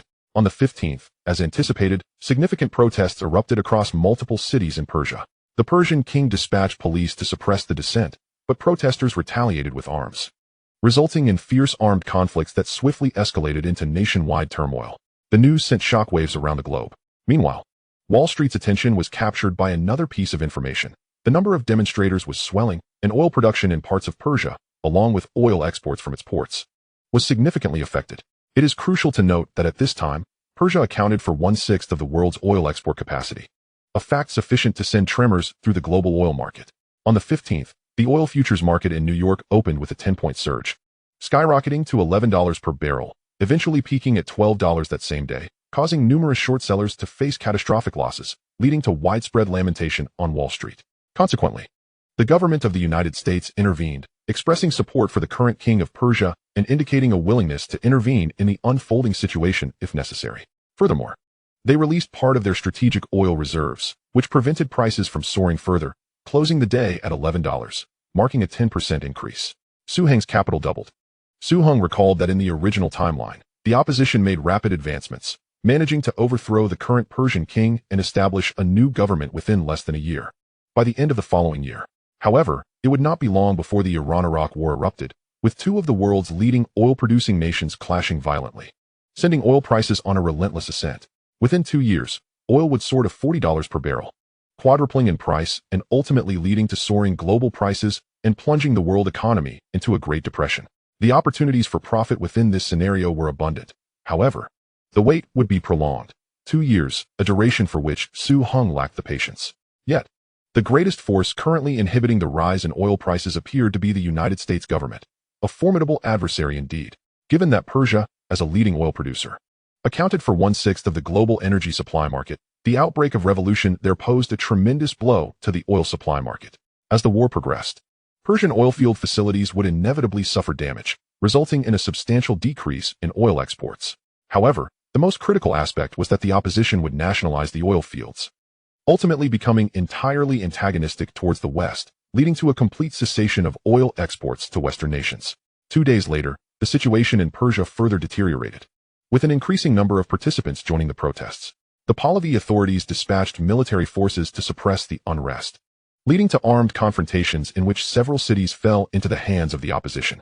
In the heart of Manhattan, a vast complex of skyscrapers reached skyward, the tallest building soaring to 260 meters, recognized as a historical landmark of the United States. This iconic architectural ensemble, known as Rockefeller Center, was constructed with substantial investment from the Rockefeller family 4 decades ago, underscoring their immense influence in the nation. In a large office atop the building, young Rockefeller stood before a massive floor-to-ceiling window, observing the cars below, which appeared as ants. Suddenly, there was a knock on the office door. Chapter 98, A Complicated Situation. Come in, he called without turning around. A striking blonde woman entered, her golden hair framing her face, adorned with gold-rimmed glasses. Clad in a professional suit that accentuated her alluring figure, she approached young Rockefeller, holding a folder. Mr. Rockefeller, the young man from Hong Kong you asked me to keep an eye on just called, requesting an audience. He wishes to discuss a potential collaboration. The secretary stood behind Rockefeller, cautiously reporting while closely observing her boss's demeanor, sensing his current discontent. Let him in. Very well, sir, the secretary replied, swiftly exiting the room. As the head of the world's largest oil company, and an heir to one of the most prestigious families in the United States, young Rockefeller gathered his thoughts. Just days prior, he had received news of a young man from the East who had invested $1.3 billion in the oil futures market, betting on rising oil prices. As a proprietor of an oil company, his attention to the oil market was undoubtedly more acute than that of the average person. Upon learning of this young man's audacity, he felt a sense of astonishment. Such boldness was a rarity among the youth he encountered. He was eager to discover the motivation behind this young man's visit. Mr. Rockefeller, I am here today to present a gift. Oh, a gift? Upon meeting Su Hong, young Rockefeller was taken aback by his youth, realizing he was a decade younger than himself. Instinctively skeptical, he decided to hear him out since he claimed to be here to offer a gift. Before presenting the gift, I would like to ask a few questions. What exactly do you intend to offer? What do you wish to gain? Rockefeller's inquiries were pointed, though his expression remained amiable. As a member of one of the top families in the United States, he possessed the poise befitting his stature. However, this forthright conversational style resonated well with Su Hong. That's an excellent question. I wish to present a gift valued at $100 million, with no upper limit. What I seek is rather simple. Your friendship, Mr. Rockefeller. Looking earnestly at Su Hong, Rockefeller hesitated for a moment. I am eager to hear more. Western Europe consumes over 14 million barrels of oil daily, the majority of which must be imported.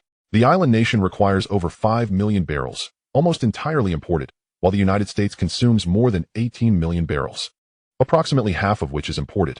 60% of these oil imports originate from the Middle East, with 6 million barrels coming from Persia. Now that revolution has erupted in Persia, if Persian oil ceases to flow, where will this 6 million barrel gap be filled? Mr. Rockefeller, what do you believe the price of oil will rise to? Therefore, I wish to invite you to partake in the forthcoming surge in prices. Moreover, as oil prices rise, the stock prices of oil companies will also soar, truly a win-win situation. Indeed, throughout previous oil crises, countless companies have gone bankrupt and ordinary citizens have suffered immensely. Yet oil companies have remained among the few exceptions. This is precisely why I have come to visit you, young Rockefeller. May I assume that your predictions regarding the rise in oil prices are based on assumptions? Setting aside the extent to which this internal turmoil in Persia will develop, could it not be the case that even amidst such unrest, oil exports would continue? Moreover, will the government of the illustrious nation not intervene? Furthermore, the government possesses a substantial reserve of oil. Were it not for the knowledge that this individual before me has already acquired a significant number of long positions in crude oil, he might have genuinely believed in him. I must admit that this individual possesses a certain charisma and audacity, daring to persuade me to support his holdings. However, this young man from the East ultimately lacks depth in his understanding of the formidable power of the illustrious nation and the intricate rules of the global game. How could a novice, fresh to the scene, presume to comment on the global oil market? Have you consulted the opinion of the illustrious nation's government? Have you sought the counsel of me, the foremost oil magnate of this illustrious nation? To indulge in fanciful dreams of overnight wealth based on mere hearsay and data, only to persuade oneself to take over his positions, is exceedingly naive. The illustrious nation is a supporter of Pahlavi, and oil magnates including young Rockefeller have substantial interests in Persia. What do you suppose the opposition will do? Will they continue to safeguard your interests? What, pray tell, is the purpose of their conflict? As for whether the illustrious nation will intervene, will it dispatch troops into the Persian Civil War?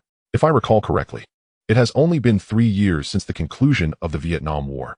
Does the illustrious nation possess an unassailable confidence in victory? Even if they were to prevail, what price would they pay? Su Hong smiled faintly upon hearing young Rockefeller's inquiry.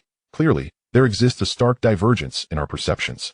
In the eyes of these elite conglomerates of the illustrious nation, perhaps they believe that every issue in this world can be resolved. However, that is certainly not guaranteed, Mr. Rockefeller. The illustrious nation has suffered losses more than once or twice. Mr. Su Hong, I appreciate your goodwill, but I cannot accept such a grand gesture. Even if, as you suggest, our oil companies were to release their reserves to stabilize prices, the harm inflicted on the common populace by rising oil prices is simply too great. To me, the interests of the illustrious nation supersede all else. I have matters to attend to and must take my leave. Rockefeller, having lost all desire to continue the conversation, pondered the complexities of the international situation that a young man from the East could hardly comprehend. He regretted having overestimated him.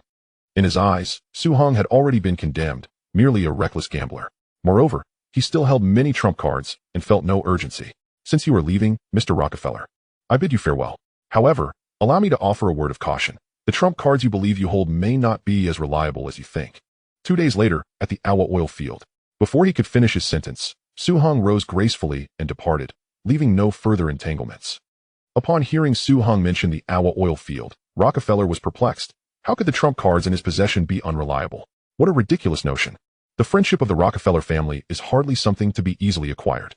The Awa oil field is the largest in Persia, and most of the significant oil fields in Persia are assets of the illustrious nation, directly or indirectly controlled by its major oil magnates. Which is precisely why the illustrious nation staunchly supports King Pahlavi, rather than relying solely on the government of the illustrious nation. Pahlavi's support rests heavily on the major oil magnates of the illustrious nation. Chapter 99. The Loss of Young Rockefeller. The Awa oil field, ostensibly owned by the Persian royal family, is merely a facade. It is the royal family that holds it in trust, while the true masters are the Rockefeller family. A secretive arrangement that remains unknown to the general public. How did this fellow come to know? Young Rockefeller felt a twinge of curiosity. But it was merely a fleeting interest. Even if he were to know, what would it matter? Such a major oil field is a high-priority target, backed by the government of the illustrious nation, and it could be said that such a vast fortune would be worth mobilizing the military to protect. Young Rockefeller shook his head, dismissing this encounter as a minor episode, soon to be forgotten. The next day, the Wall Street Journal published an article authored by Su Hung titled Oil and War, the Future Direction of Energy, which meticulously detailed the supply and demand relationship of oil and predicted future energy dynamics. The article pointed out that Western Europe consumes over 14 million barrels of oil daily, the majority of which must be imported. The island nation consumes over 5 million barrels, nearly all of which must also be imported. And the illustrious nation consumes over 18 million barrels daily, with approximately half requiring imports. 60% of these oil imports come from the Middle East, with 6 million barrels produced in Persia, while the oil reserves of the illustrious nation stand at only 5 billion barrels, equivalent to a mere 30 days of consumption. Furthermore, the oil reserves of Western Europe and the island nation are even less than those of the illustrious nation. Additionally, they must contend with unforeseen events, such as wars, meaning their oil reserves are hardly reliable. This does not even take into account the potential chain reactions from other oil-exporting countries. Is there not a possibility that they could seize the opportunity to raise prices or reduce production? The likelihood of this is quite high. Should domestic conflict in Persia intensify, leading to civil war, there is a significant probability that Persia would reduce or even halt oil supplies, resulting in a substantial rise in oil prices. Su Hung further analyzed in his article that the next city the opposition is likely to attack will be Awa City, followed by the entire Khuzestan province, as this would swiftly sever oil supplies. Regarding the potential for intervention from the illustrious nation, King Pahlavi is pro-West, while the opposition is clearly more aligned with the Bear. With the two major factions at odds, and the Vietnam War concluding only a few years ago, what level of determination does the illustrious nation possess to engage in conflict once more? Thus, Su Hung's assessment of the opposition's chances of victory remains quite substantial, and he boldly predicted that they would likely overthrow the current Pahlavi dynasty within approximately a year. This, however, was not the most alarming aspect. The most concerning issue was the relationship with neighboring Babylon. Persia's coastline extends over 2,000 kilometers, nearly spanning the entire Persian Gulf, while Babylon, as a regional power, possesses a mere 50 kilometers of coastline, which severely hampers its oil exports. Coupled with the ethnic differences between the two nations and their historical conquests of one another, the potential for conflict is greatly heightened. Therefore, the Middle East, as a major oil-producing region, is unlikely to experience tranquility for a considerable duration. The article made a bold prediction. In the next 2 years, oil prices would soar to more than 4 times their current levels, exceeding 40 per barrel, and would not be swayed by anyone's will. The article concluded by stating that, in order to navigate such a crisis, the financial sector had only 2 paths, either to purchase vast quantities of crude oil for storage or to invest in oil futures products, with the aim of participating in this opulent feast of wealth. This report sent ripples through the media, as it was widely reprinted, offering unique insights into the analysis of the Middle Eastern situation and predictions regarding future oil price trends. Some prescient speculators began to engage in long positions in oil futures, causing prices to gradually rise. The following morning, shocking news broke. Awa City had been captured by the opposition, and the Awa oil field, the largest in Persia, had fallen into their hands. The opposition announced that the oil field would be nationalized, and production was suspended, necessitating the emergency evacuation of personnel from the illustrious nation to the embassy. Oil prices surged to 12, prompting the government to release more oil reserves to quell the prices, which fell to 115. However, the supply gap remained significant, maintaining upward pressure on prices. Mr. Rockefeller, the rebels are simply too formidable. I am in urgent need of support from the military of the illustrious nation. Additionally, my blood pressure is rising sharply, and I request to be transferred to the illustrious nation for treatment, accompanied by my family for support. Upon receiving the call from Pahlavi in Persia, young Rockefeller tightly gripped the receiver, rendered speechless. Before the battle has even begun, thoughts of retreat already plague the mind. Can victory still be anticipated? The crux of the matter lies in the fact that the company I manage, Chofu Petroleum, possesses not only shares in the Avid oil field but also varying stakes in other fields. How much longer can the region of Khuzestan endure? Judging by the current circumstances, it can barely hold out for another fortnight. Upon hearing Pahlavi's response, young Rockefeller nearly succumbed to faintness. Are the vast government forces under your command merely made of paper? Greetings, Mr. President. This is Rockefeller.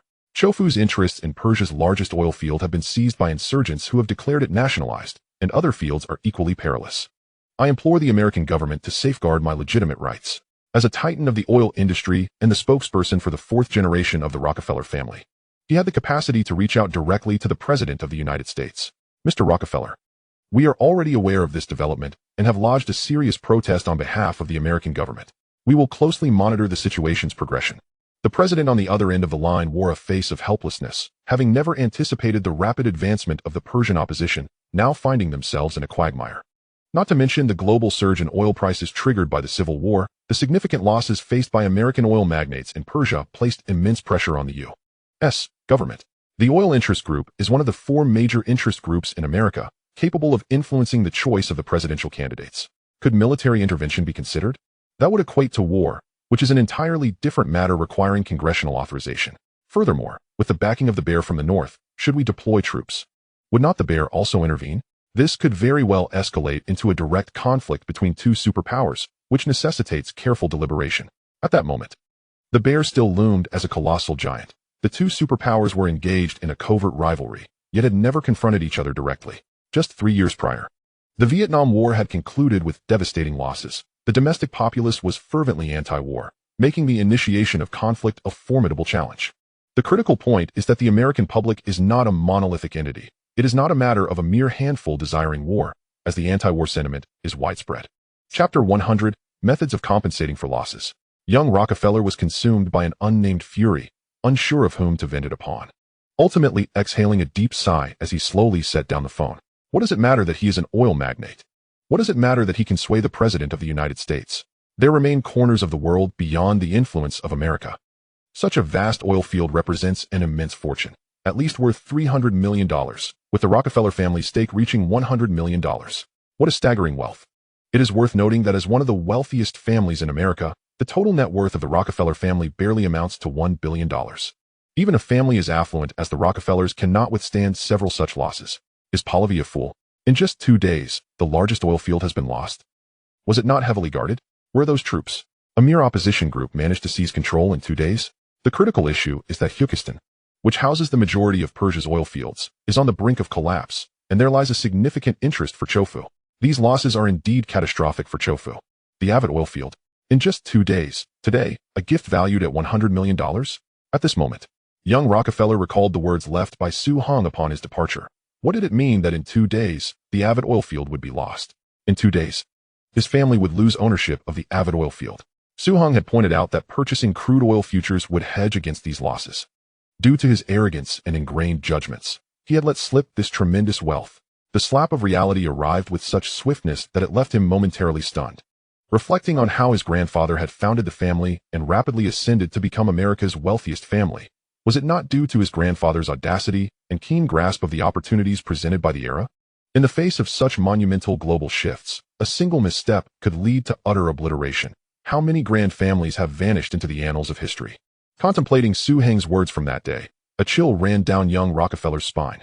He instructed the steward to prepare a generous gift, as he sought to personally visit Mr. Su to express his remorse. At this juncture, he did not wish to recover his previous losses, but rather to avert even greater calamities. Mr. Su Hong, I sincerely apologize for not accepting your proposal that day. Please accept my heartfelt contrition. Upon entering, young Rockefeller clasped Su Heng's hand tightly, his demeanor exceedingly sincere. These white-skinned capitalists exhibited no sense of honor, their eyes solely fixed on profit. Losing one oil field has brought them to realize the sting. But soon they would face even greater losses. Mr. Rockefeller, it is genuinely surprising to see you again. Is the situation in Persia deteriorating? Or is America contemplating military intervention? Or perhaps Chofu intends to release its reserves to stabilize oil prices? Mr. Su Hong, please spare me the sarcasm. I have come today with genuine intentions to apologize. Steward, please bring forth the gift.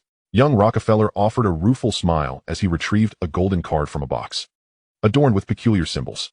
Mr. Su Hong, this is a top-tier VIP card from J.P. Morgan Chase, featuring our Rockefeller family crest. Encountering it is akin to encountering a member of the Rockefeller family. It holds a deposit of $5 million as an apology for my prior rudeness. J.P. Morgan Chase is one of the 4 major banks in America, currently helmed by young Rockefeller's uncle. I implore you, Mr. Su-hong, to assist us in devising a strategy to mitigate our losses. Are you certain that American interests do not take precedence above all else?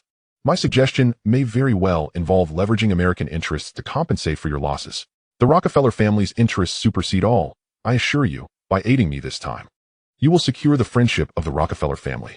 With that, he introduced the towering oil magnates standing behind him.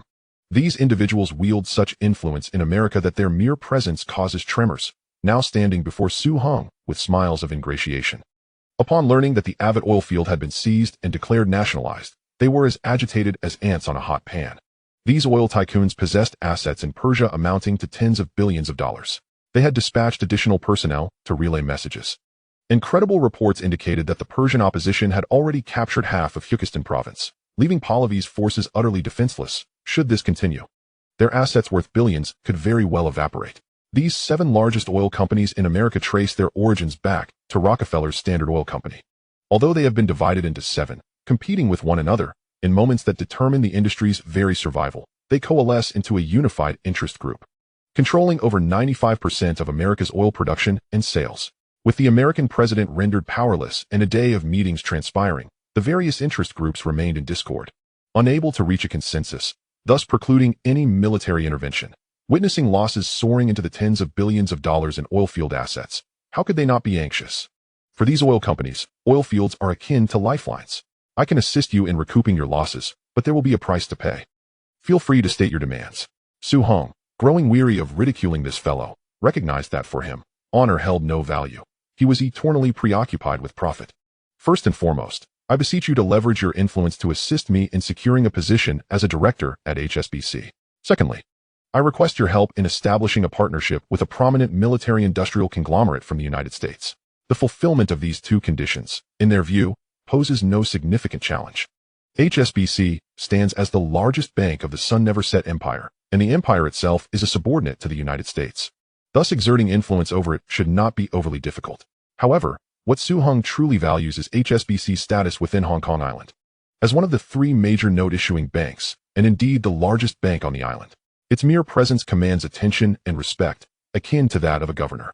Currently, the only Chinese director at HSBC is the king of shipping, and Su-hong aspires to become the second individual of such distinction, a goal that initially motivated his visit to Rockefeller. As for the military-industrial group, it is also one of the key interest groups in the United States, making it essential for Su-hong to cultivate relationships and exert influence over this entity, with Rockefeller being the most suitable introduction. In my personal estimation, within a fortnight, the Persian opposition will seize control of the entire Khuzestan province, where the majority of your oil field assets are concentrated. This inevitably means that you will soon forfeit those oil field assets. Upon hearing this, young Rockefeller displayed a look of astonishment once more, casting doubts on whether this individual had eavesdropped on his conversation with the Shah. Chapter 101. The Myth of Su-hong's Sudden Wealth. This individual possesses either a keen eye for the developments in Persia or has access to remarkably unique information channels. Such insights are likely the reason he dares to make substantial investments in oil futures. Now, I propose 2 strategies. The first is to purchase long positions in crude oil futures, thereby driving oil prices upwards to offset the impending losses from the loss of oil fields in Persia. Given the magnitude of your financial resources, you might consider engaging in oil futures trading in the Sun Never Set empire or the island nation, where the demand for oil is even more pressing, promising a greater increase in prices. The second strategy involves capitalizing on the surging oil prices by increasing your holdings in the oil companies under your purview. This way, you can ride the wave of rising oil prices, not only compensating for losses, but also reaping substantial profits. Conversely, the sectors most adversely affected will undoubtedly be the automotive industry, followed by warehousing and logistics. Shorting stocks in these companies can likewise be pursued in the Sun Never Set empire and the island nation. Can oil prices truly rise to 40 per barrel? The trend has already been established, and no one can stand against it. Furthermore, I assure you that in 2 weeks, prices will ascend to over 16, followed by a minor dip, but they will never fall below 13 thereafter. As for the extent of your profits, that will depend on your desired holding period. Unless war is waged and military intervention is executed, preferably swiftly and decisively to eliminate the opposition to Shah Pahlavi while it is still nascent, prompt provision of advanced weaponry and the dispatch of military advisors is imperative. Otherwise, by the time the opposition gains significant strength, any attempts at intervention will be too late. Young Rockefeller and his companions exchanged glances, ultimately converging on the first option. The futures market is evidently experiencing a massive influx of capital, resulting in oil prices being pushed up to 12. Over the next fortnight, a cascade of adverse news followed. Domestic conditions in Persia deteriorated, with the oil-rich province of Kazakhstan nearly entirely overtaken by rebels, and the opposition announced a 60-day suspension of Persian oil exports. Oil prices surged to 15, at which point Su Hong began to liquidate his positions. Shortly thereafter, the Bear Nation announced an increase in oil export prices, seizing the opportunity to capitalize on the situation to exploit the United States and the West. Oil prices climbed above 16, prompting Su Hong to instruct Buffett and Hu Jifeng to liquidate their positions at any cost. The U.S. government subsequently released oil reserves, causing prices to recede to 15. Nevertheless, the market remained short on crude oil supplies, keeping prices resilient. With a total position of $1.3 billion, Su Hong realized all profits, achieving an average selling price exceeding 15. After accounting for costs, interest, and fees, he netted over 500 million, amounting to approximately 3.5 billion Hong Kong dollars. Despite Su Hong's efforts to maintain a low profile, news of his windfall spread like wildfire, igniting a frenzy on Wall Street, where tales of Su Hong's newfound wealth proliferated. In less than a month, his fortune soared from $1.3 billion to $6.5 billion, a five-fold increase. Beyond his initial capital of 70 million, he amassed a total wealth of $4.7 billion, with those he traded on behalf of also tripling their wealth, yielding $1.8 billion, $6.5 billion, another wealth myth in Wall Street. The youngest billionaire in the world has emerged, and his name is Su Hong. Su Hong set aside 100 million to establish a fund managed by Buffett and other notable figures. This fund would continue to invest in crude oil futures while also, per Su Hong's directives, acquiring stakes in various companies, from small enterprises like Warzones and Pingwa to large chains like Walmart and Coca-Cola, all based on Su Hong's recommendations. Notably, several of the smaller companies were still nascent startups operating from garages. Upon hearing that someone wished to invest in their companies, they were as astonished as if a pie had fallen from the sky. Among these astonished individuals were the executives from HSBC's branch in Tsimsha-Tsui, who arrived as mere VIP clients but departed as directors at HSBC's headquarters in the Sun Never Set empire, reportedly recommended by the American Bankers Association. Through Rockefeller's introduction, Su Hong met several bigwigs from the U.S. Military-Industrial Interest Group, another significant entity in the U.S., eager to buy arms, which harmoniously aligned with Su Hong's intent to sell arms. He promptly ordered 10 million worth of weaponry, intending to sell these arms to the Shah. A competent arms dealer ought to supply weapons to every individual in need.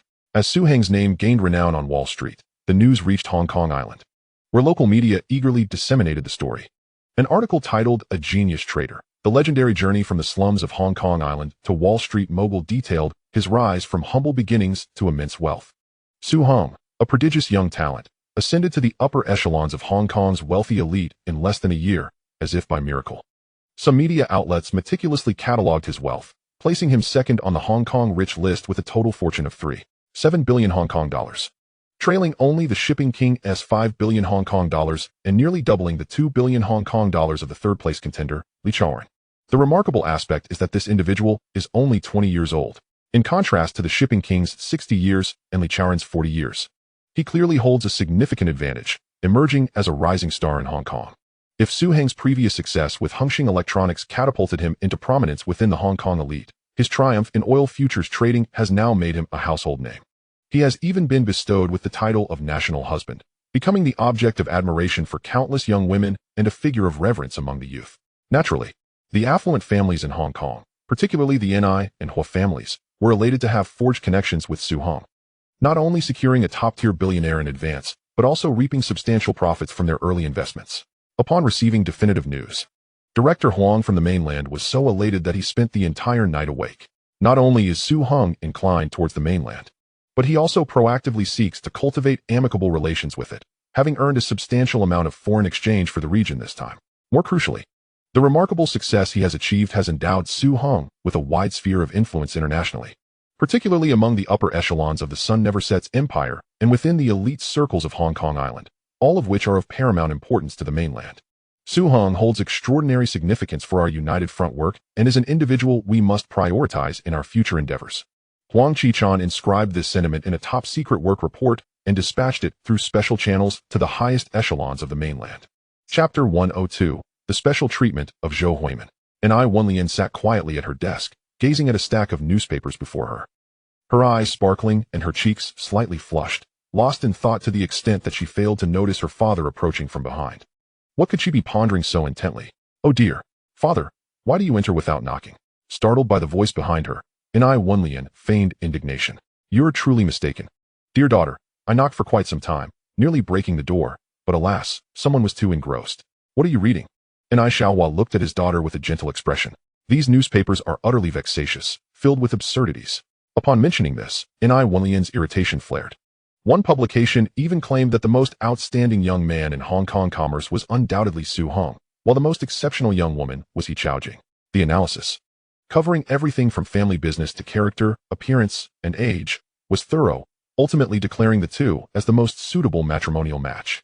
If the recent success of Hongxing Electronics made the old aristocracy of Hong Kong recognize Su Hong as a fitting partner, then this time, he is likely to become the dream suitor of every young woman on the island. Inai Wenlian suddenly felt overwhelmed by pressure. Has the He family become restless? I recall that He Chaojing is already engaged to the playboy Su Shaoing. Initially, the Su family was embroiled in a scandal involving contraband, prompting the He family to propose an annulment of the engagement. Following Su Heng's remarkable success, they began to promote the idea of the two being the perfect match. The He family's machinations are loud enough for all of Hong Kong to hear. Su Heng's rapid ascent is astonishing. So swift that even someone as close to him as I am finds it challenging to keep pace. To be honest, I never anticipated he would achieve such success at this young age. However, talents like him are exceedingly rare, and there is but one in all of Hong Kong. Do not feel disheartened. Do not forget, you are exceptional in your own right. Originally, my father intended to cede a portion of benefits to him, such as assisting him in acquiring shares in TVB or facilitating an early exchange of shares in a soda company for dock shares. These are forms of beneficial entanglement. By marrying him, we would also have him at our disposal. This time, his wealth and power have surged dramatically. What once eluded him is now within his grasp. This, too, poses a test for him and for you. In the face of sudden wealth, a person's true nature is most easily revealed. Father, I understand what you wish to convey. I know Su Hong, and he is not that kind of person. Inai Wenlian spoke with resolute determination. Her character told her that she could accept failure, even the possibility of Su Hong being taken by another woman, but she would never concede before even facing a challenge. Moreover, irrespective of who might attempt to claim him, the unforgettable experiences she shares with Su Hong, the efforts he has devoted to her, and the emotions invested are irreplaceable. Yet, Su Hong is undeniably exceptional. Even when he was not so successful, a throng of admirers surrounded him. Now that he has achieved such great heights, everyone on Hong Kong Island is aware, and it is evident to her, as well as to other women, that the competition will only intensify. Aiming. You've been on television, have you seen it? You secured first place in this recent group competition. On a bustling street, Zhou Huimin strolled hand in hand with her close friend Fong Min. Although she had officially joined a record company, her playful nature remained unchanged. In between singing practices, she often ventured out with her friend. As the Su Master Fruit Beverage singing competition progressed, Zhou Huimin participated in several contests in the Wanshai district, effortlessly clinching first place. Fong Min referred to the television appearance as the finals of the Wanshai competition, which would be recorded in a studio and later aired on TVB. In an era devoid of much entertainment, this television program garnered immense popularity among viewers, and Zhou Huimin's fame was steadily increasing. Practicing was already exhausting enough, and with advertisements to shoot, when would she find time to watch television? Others may not realize how busy a 17 or 18-year-old girl can be. However, as Zhou Huimin's closest friend, Fong Min clearly sensed that Zhou Huimin was spending less and less time with her. Now, besides singing and competing, she was inundated with advertisements. Listening to Zhou Huimin's complaints, Fong Min was filled with envy. She had accompanied Zhou Huimin to her signed record company. Although she was not a singer, she had certainly heard of the illustrious polygram and had even met several of the most popular stars, all of whom warmly greeted Zhou Huimin. The renowned lyricist Huang Zhan penned songs for her, while composer Gu Jiahui crafted tailor-made pieces. And she even witnessed the polygram manager patiently instructing Zhou Huimin on how to enhance her stage presence. Such treatment is likely unparalleled throughout Hong Kong. Even the hottest stars under polygram do not receive it. Furthermore, when the competition was announced at the press conference, Fong Min surmised that Zhou Huimin would undoubtedly emerge as the champion. It was practically a foregone conclusion. This was entirely a star-studded path designed specifically for Zhou Huimin. While others remained oblivious, Fong Min, well acquainted with the behind-the-scenes details, was acutely aware of this. Observing her friend, who had already gained some fame, Fong Min could not help but feel a pang of jealousy. What was the reason for this? Why did she have a wonderful brother while she did not? In terms of looks, charm, and ability, she was not significantly inferior to Huimin. Regarding physique, she glanced at Zhou Huimin and then down at herself. And she thought she was even more impressive. Huimin, I read in the newspaper that Brother Hung made a fortune on Wall Street. He should be returning soon, right? Yes. Indeed, Brother Hung is truly remarkable. Not only does he excel in business on Hong Kong Island, but he has also struck gold on Wall Street. He called me and said he would be back tomorrow afternoon. Upon mentioning this topic, Zhou Huimin's face brightened considerably. I can see him tomorrow. That's why I invited you out shopping today. I want to buy 2 beautiful outfits for my meeting with Brother Hung. At this moment, Fong Min felt an even greater pang of envy, yet she had to suppress it. Brother Hing is coming back tomorrow. That's wonderful.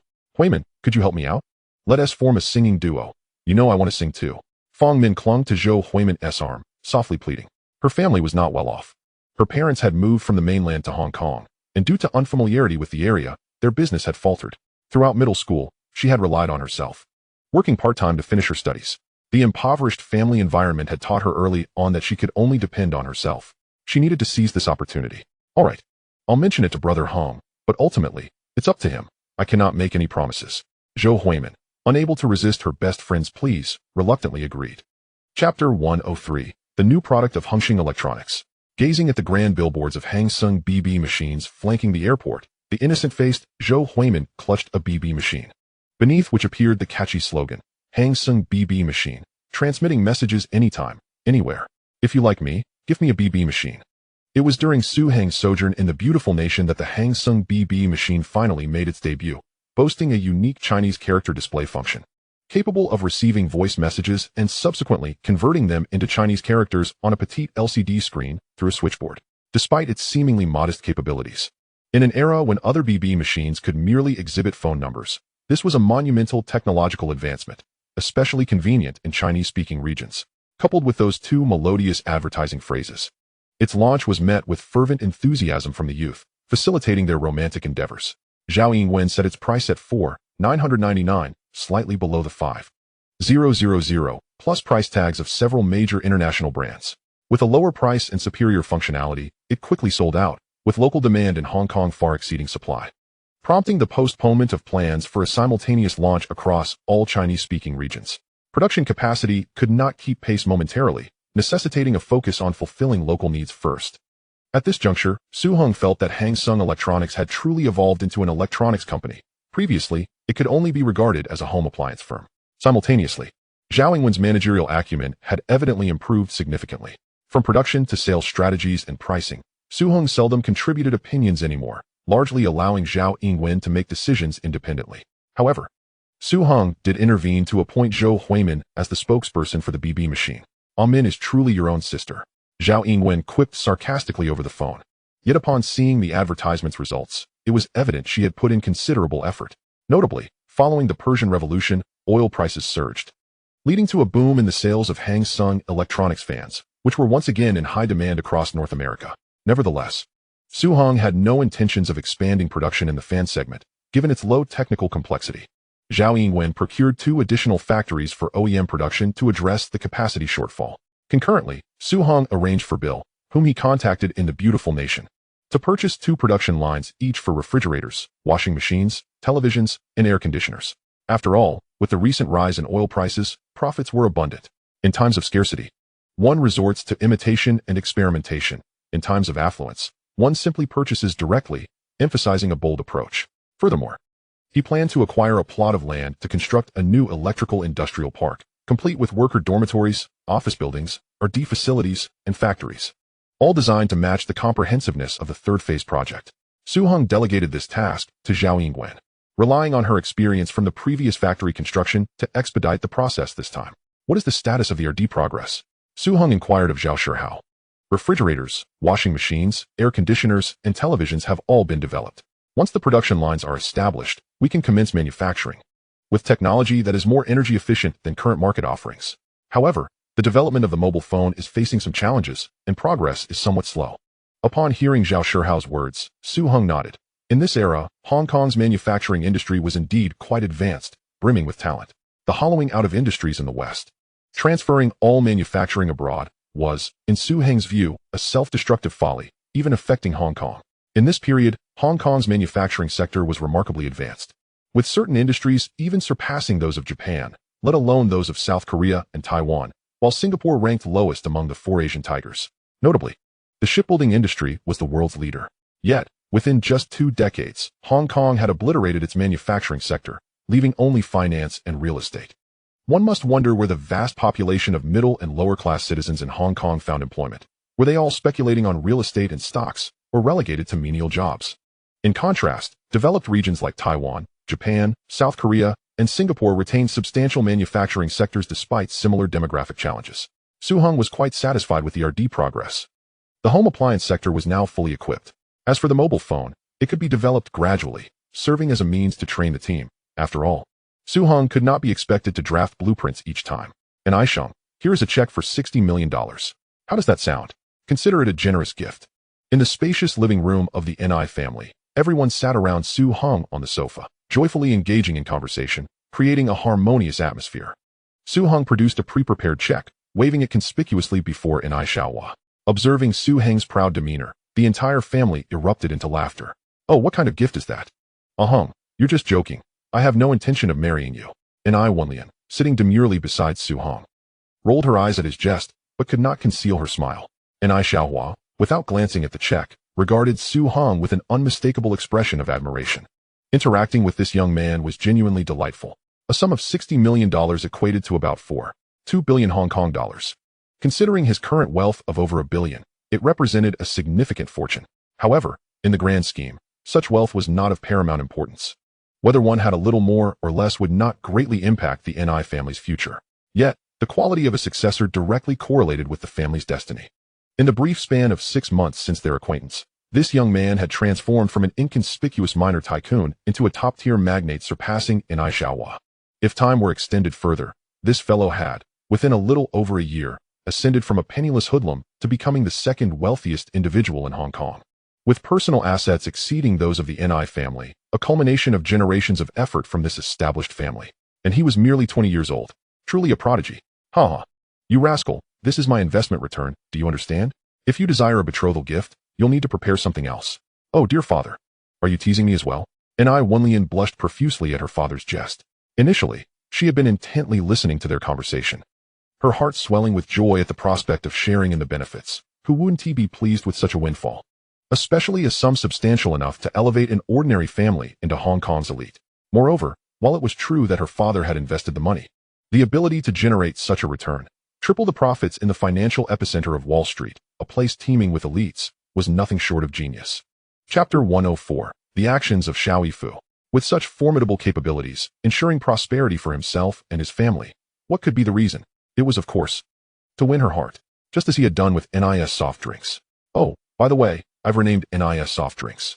It's now called United Beverages, indeed a collaboration between him and Su Hong. Although his mention of a betrothal gift was in jest, the essence was similar. Otherwise, he could simply operate like Hang Sung Electronics or Hanyu Mahjong Hall, keeping the profits to himself. Why would he need to include her? She recognized all of this. The fact that he could achieve such feats for her sake was undeniably moving, to the point where her gaze towards Su Hong sparkled with admiration, her face radiating happiness. However, this fellow presented himself with such nonchalance, even managing to crack a joke at his own expense. If one were to offer such a substantial sum as a bride price, how many young ladies in this world would dare to decline? She sat demurely beside Su Hong, quietly listening to his and her father's business strategies, truly impressive, captivating even someone as formidable as her father. Yet, regardless of the circumstances, she couldn't help but feel a touch of shyness. Liu Yambing sat beside Ni Xiaohua, observing the pair next to her, a perfect match of golden boy and jade girl. Her face adorned with a gentle smile. Her daughter's discerning eye for partners was commendable, indeed a reflection of her own. In her youth, she had married Ni Xiaohua, who was 15 years her senior. Yet, what had drawn her to him? Not merely his family background. Her own family was also affluent, but rather his remarkable abilities. He had inherited the family business at a young age and significantly expanded the family's commercial empire, which was precisely what she valued. Marriages among the elite, in essence, are alliances of strength, not merely for love, though, if such affection exists, it would be the epitome of perfection. The young man before her, with his keen business acumen and remarkable ability to generate wealth, was unlike anyone she had ever encountered. Her husband, Ni Xiaohua, had been a prominent figure in his youth. Yet his commercial prowess paled in comparison to Su Hong's. Moreover, he was still so young, of similar age to her daughter. and the two seemed to share a profound connection. To her, they truly appeared to be a match made in heaven. This investment, as previously agreed upon, was the reward she rightfully deserved. However, the extent of the profit was indeed a pleasant surprise. Credit where it's due. This young man was impressive. But I owe you no favors as a junior. Tomorrow, I shall convene all shareholders for a meeting, during which I will announce my retirement and recommend you as the new chairman. All my shares in TVB will be transferred to one Lien's name, and I will simultaneously announce your acquisition of TVB shares, having discreetly contacted several old friends to lead the way in selling their shares. As for how many shares you manage to acquire, that will depend on your capabilities. Su-hung nodded, acknowledging that old Ni was indeed reliable, and his progress exceeded expectations. Father, why aren't the TVB shares being transferred to Ah-heng's name? Ni Wenlian inquired, somewhat perplexed, given the current relationship between herself and Su-hung. Whether she held the shares or he did made little difference. Setting aside his willingness to do so, this arrangement seemed inappropriate. Her father was solely considering the family's interests, while she needed to regard Ah-heng's feelings. Moreover, given Ah-heng's current worth, purchasing these shares was well within reach. They say women are outgoing. And it holds true. You haven't even married yet, and you're already leaning outward. And Xiaohe gazed at his daughter with a benevolent smile, chuckling in delight. Currently, Hong Kong had only 2 television stations, TVB and Lida. Considering the unique nature of the media industry, the Hong Kong government could not allow the major shareholders of both stations to be the same person, at least, not on the surface. Thus, Uncle Ni's considerations were aimed at preemptively avoiding this issue, facilitating a future acquisition of Lida Television. Upon hearing Su-heng's patient explanation, Ni Wenlian's eyes lit up with understanding, and she nodded in agreement, appearing quite obedient. What did you just call me? Ni Xiaohe turned to glance at Su-hung. Uncle Ni, no? Dad, esteemed father-in-law, Su-hung replied with a grin. This was the complicated aspect of taking over TVB, as it was not a publicly traded company. There were numerous minor shareholders, making it impossible to gain control through open market acquisitions. Instead, negotiations were necessary. However, to be frank, this endeavor was fraught with challenges. Xiao Yifu, one of the company's founders and the second-largest shareholder, had devoted many years of service to the company, garnering support from a segment of shareholders and employees. For shareholders and employees, the two of you were complete strangers. Parachuting in, even with a shareholding advantage, would not be an easy task. Moreover, I have heard that Xiao Yifu has been quietly increasing his shareholding, reportedly nearing 30%, which would put him on par with my own holdings. Let us not forget, he himself is worth 300 to 400 million Hong Kong dollars, which is more than sufficient for acquiring shares in TVB. Therefore, your financial advantage is not as pronounced as one might think. What is Xiao Yifu's acquisition price? 12 Hong Kong dollars per share, a 20% premium. The value of TVB is estimated to be around 300 million Hong Kong dollars. Xiao Yifu already holds 20% of the shares and has now acquired an additional 10%, meaning he could potentially purchase another 20% to gain control. In fact, if he secures the support of even a small portion of other shareholders, he could dominate TVB. Since Ni Xiaohe hinted at Su-hung and Ni Wenlian taking over, Xiao Yifu has been unable to remain idle, beginning to discreetly approach other minor shareholders, especially after news of Su-heng's substantial profits on Wall Street circulated, hastening his efforts to increase his holdings to counter Su-heng's takeover of TVB. Should I return to TVB to host for a while? This way, you can take your time acquiring shares in TVB. While this approach seemed prudent, it was not what Su-hung desired. No need, let us proceed as planned. Su-hung replied firmly, albeit quietly. Since Xiao Yifu has already made a move against me, what do I have to be courteous about? Hearing Su-heng's words, Ni Wenlian gazed at his profile, her eyes sparkling. How did this man think? He had an astute grasp of the prevailing trends and remarkable operational skills. Even a business magnate like her father spoke highly of him. What mattered most was how well he treated her and her family. This time, she rejected her father's proposal, likely out of concern for his health. Alas, he bore the weight of it all. Yet, the challenges ahead were daunting. The intricate web of shareholding. A group of veterans who had built the business alongside her father, in a completely unfamiliar industry. Merely contemplating it was already a headache. Chapter 105 TVB Shareholders Meeting. Just managing a single joint soda beverage took her 2 years, still fully owned by the Ni family, and the results were not particularly remarkable. It was only after Ah-hung joined that the market share significantly improved, brand recognition soared, and profits began to skyrocket. The grand conference room of TVB was filled to capacity, with nearly all of TVB's shareholders present, awaiting one individual, the major shareholder and chairman of TVB. A director of several well-known companies, and the head of one of Hong Kong's top families, the third-generation scion of the Ni family, Ni Xiaohe. It has been a while since Mr. Ni has publicly attended an event. Has he summoned us all today to announce something significant? Inquired a minor shareholder seated in the corner. Since last year, when Mr. Ni's health declined, he had rarely participated in public events.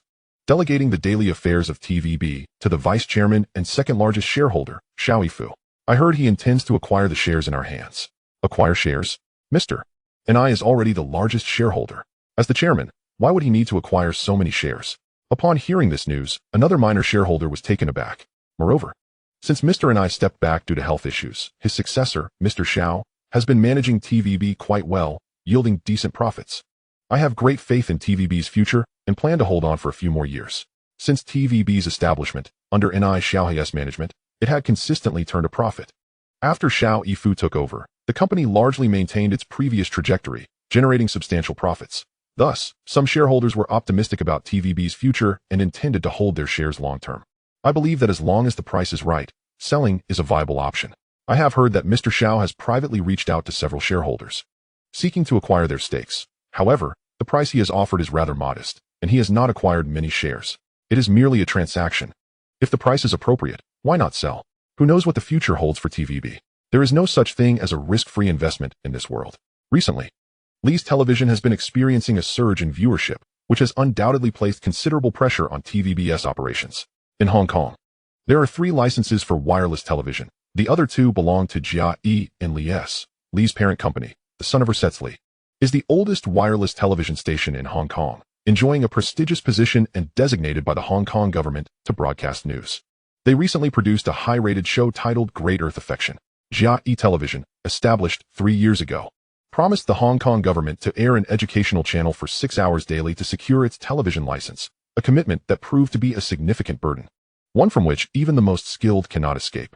Just a few months ago, the 3-year-old Jia Yi Television announced its closure. Therefore, if the price is right, I believe selling could be a wise decision. After all, did we not initially invest in TVB stocks with the intention of profiting? Indeed, I find that reasoning quite sound. If the price is suitable, I too would consider selling. I heard there is to be an announcement regarding the successor today. Oh, this must be a momentous day for Mr. Xiao. After enduring for so many years, he is finally being recognized. The individuals conversing simultaneously cast their gazes toward Xiao Yifu and his young concubine, Fang Yihua. Xiao Yifu, clad in a black suit, sits beside his concubine, Fang Yihua, who is adorned in a vibrant qipao, both radiating brilliant smiles as they engage enthusiastically with the shareholders nearby. It is evident that their spirits are high. The founder, Ni Xiaohe, has been in poor health over the past 2 years. Although he retains the title of chairman, he has effectively withdrawn from daily management. The everyday operations of the company are now led by Xiao Yifu, who has firmly grasped the reins of power, bolstered by an increase in his shareholding, creating a positively favorable situation. Although not officially announced, it is tacitly understood that, barring unforeseen circumstances, he is poised to succeed Ni Xiaohe as TVB's new chairman. I have heard that the successor Ni is recommending is not him, but someone else entirely. Is that true? Who? It is rumored to be a young man in his early 20s. The speaker glanced once more at Xiao Yifu, lowering his voice. Really? Absolutely. At such a young age. Could he be Ni's daughter? I heard there were intentions to have his daughter succeed him recently. Is this not a jest? Ni has been navigating the business world for decades. How could he entertain such an absurd notion? He felt a surge of anger, inadvertently raising his voice. Even if you are a magnate, even if you are the major shareholder and founder of TVB, you cannot completely disregard the interests of other minority shareholders, can you? As the saying goes, it is not the prodigal second generation that worries one, but the second generation heir. Inheriting wealth and inheriting a company are 2 distinct concepts. Can a fledgling youth manage such a company? After all, TVB is valued in the billions, and a single poor decision could lead to its demise. The surrounding individuals turned to look, and the young shareholder suddenly realized he had spoken too loudly. Lower your voice. Ni's recommendation is merely that, a recommendation. Whether the suggested individual can ultimately assume the chairmanship will still require a vote at the shareholders' meeting. We can support Mr. Xiao with our votes. I believe his succession as chairman would be the more prudent choice. The other small shareholders engaged in the conversation nodded in agreement. Suddenly, the conference room door swung open, revealing a strikingly handsome young man whose features appeared chiseled, almost unreal, standing at 185 meters, with star-like eyes and a gentle smile. He captured the attention of the nearly 50 attendees in the room, rendering them momentarily speechless. This was the first time many had encountered such a dashing young man. Just his appearance evoked a sense of familiarity. Following him into the conference room was a young woman, her features delicate and her complexion fair. dressed in a tailored professional skirt suit that accentuated her figure. In their hearts, everyone silently marveled. What a splendid pair. The individuals entering the room were Su-hong and Ni Wenlian. Su-hong moved slowly, slightly bending forward as he pushed a wheelchair to the main seat of the conference room, where they finally noticed the long-absent Ni Xiaohe, who was beaming at the assembly. Everyone rose to their feet, their faces alight with warm smiles, as the room erupted into enthusiastic applause. Sitting at the lower table, Xiao Yifu and Fang Yihua wore broad smiles while gazing at Ni Xiaohe, bestowing upon this founder a special honor. Dear friends, it has been a while. Please, take your seats. Ni Xiaohe scanned the room, gesturing for everyone to sit down, while Su-hong and Ni Wenlian took their places on either side of him. Chapter 106. Who is most suitable? Today, I would like to introduce two young individuals, whom you may have heard of. To my left is the recently prominent young talent Su-hong, an extraordinary individual who, at such a young age, has risen from humble beginnings. He now possesses a portfolio that includes Hang Seng Electronics, United Beverage Company, docks, newspapers, and various other ventures. Beyond his industrial pursuits, he excels in finance and futures. And he is also my prospective son-in-law. The conference room erupted like a pressure cooker, discussions erupting all around. The young man you speak of is him? Moreover, it is said that not only does Ni favor him as a son-in-law, but both his wife and daughter are also quite taken with Su-hong. When did this happen? How come I was unaware? Wasn't he just 21 years old? Is he already discussing marriage? One shareholder expressed his frustration, having recently sought to inquire about this newly wealthy Su-hong, intending to make his acquaintance. Recent newspaper headlines have been awash with news about this young man, who is said to hold significant influence globally, ranking as Hong Kong's second richest. It is hard to ignore. Some proactive individuals have already obtained information about Su-hong and are devising ways to connect with him. The shareholder who had been conversing with him appeared exasperated. Are you aware that you are straying from the topic? We were discussing who should be elected as the new chairman of TVB. I heard that Ni's soft drink brand is currently thriving in Hong Kong, thanks to his efforts, and that the voice singing competition he organized is particularly popular among the youth, significantly boosting the profits of the beverage company. Upon hearing the content of their conversation, several previously silent small shareholders suddenly became interested and joined the discourse. That's not all. His most impressive asset is likely Hang Seng Electronics. I've heard that the appliances produced by Hang Seng Electronics are in high demand in North America, with 3 factories unable to meet the demand. And they are now planning to build a 4th factory. Their annual sales exceed hundreds of millions, and that's in US dollars. What a substantial fortune. You are all behind the times. The latest news is that Su-hong has been trading futures on Wall Street, and in under a month, he made a staggering profit of $500 million during the recent surge in oil prices, significantly increasing his net worth. He is now ranked as Hong Kong's second top billionaire. For him, engaging in manufacturing and running factories is merely a means of earning a modest living. I've heard that Su-hong not only excels in business, but also possesses considerable acumen. Moreover, it has come to my attention that the Ni family, in their pursuit of a marital alliance, not only offered their daughter to him, but also generously endowed a substantial dowry, which notably included shares in Ni's soda brand and TVB. Thus, it seems that Xiao Sheng's prospects have dimmed considerably. Upon Ni Sheng's retirement, it was widely anticipated that he would be the natural choice for the new chairman, as there appeared to be no superior alternatives. However, with the emergence of a more appealing candidate, I surmise that the consensus will undoubtedly favor Su-hong. Why, you may ask? This not only presents an opportunity to cultivate a relationship with a potential future tycoon, but also allows one to partake in his prosperity. Who would be so short-sighted as to oppose this? Just moments ago, we were discussing the second richest individual, yet now he is being referred to as the wealthiest. The shareholder speaking bore a look of incredulity, akin to gazing at a fool, directed towards a shareholder named Lao Wang. Lao Wang, are you truly out of your mind? What about the Ni family's fortune, amounting to billions of Hong Kong dollars? Will that not ultimately belong to him? Furthermore, given that the shipping magnate is already in his 60s while Su-hong is merely 21, it is only a matter of time before he surpasses the former. At this point, the shareholder known as Lao Wang seemed to come to a sudden realization, nodding in acknowledgement.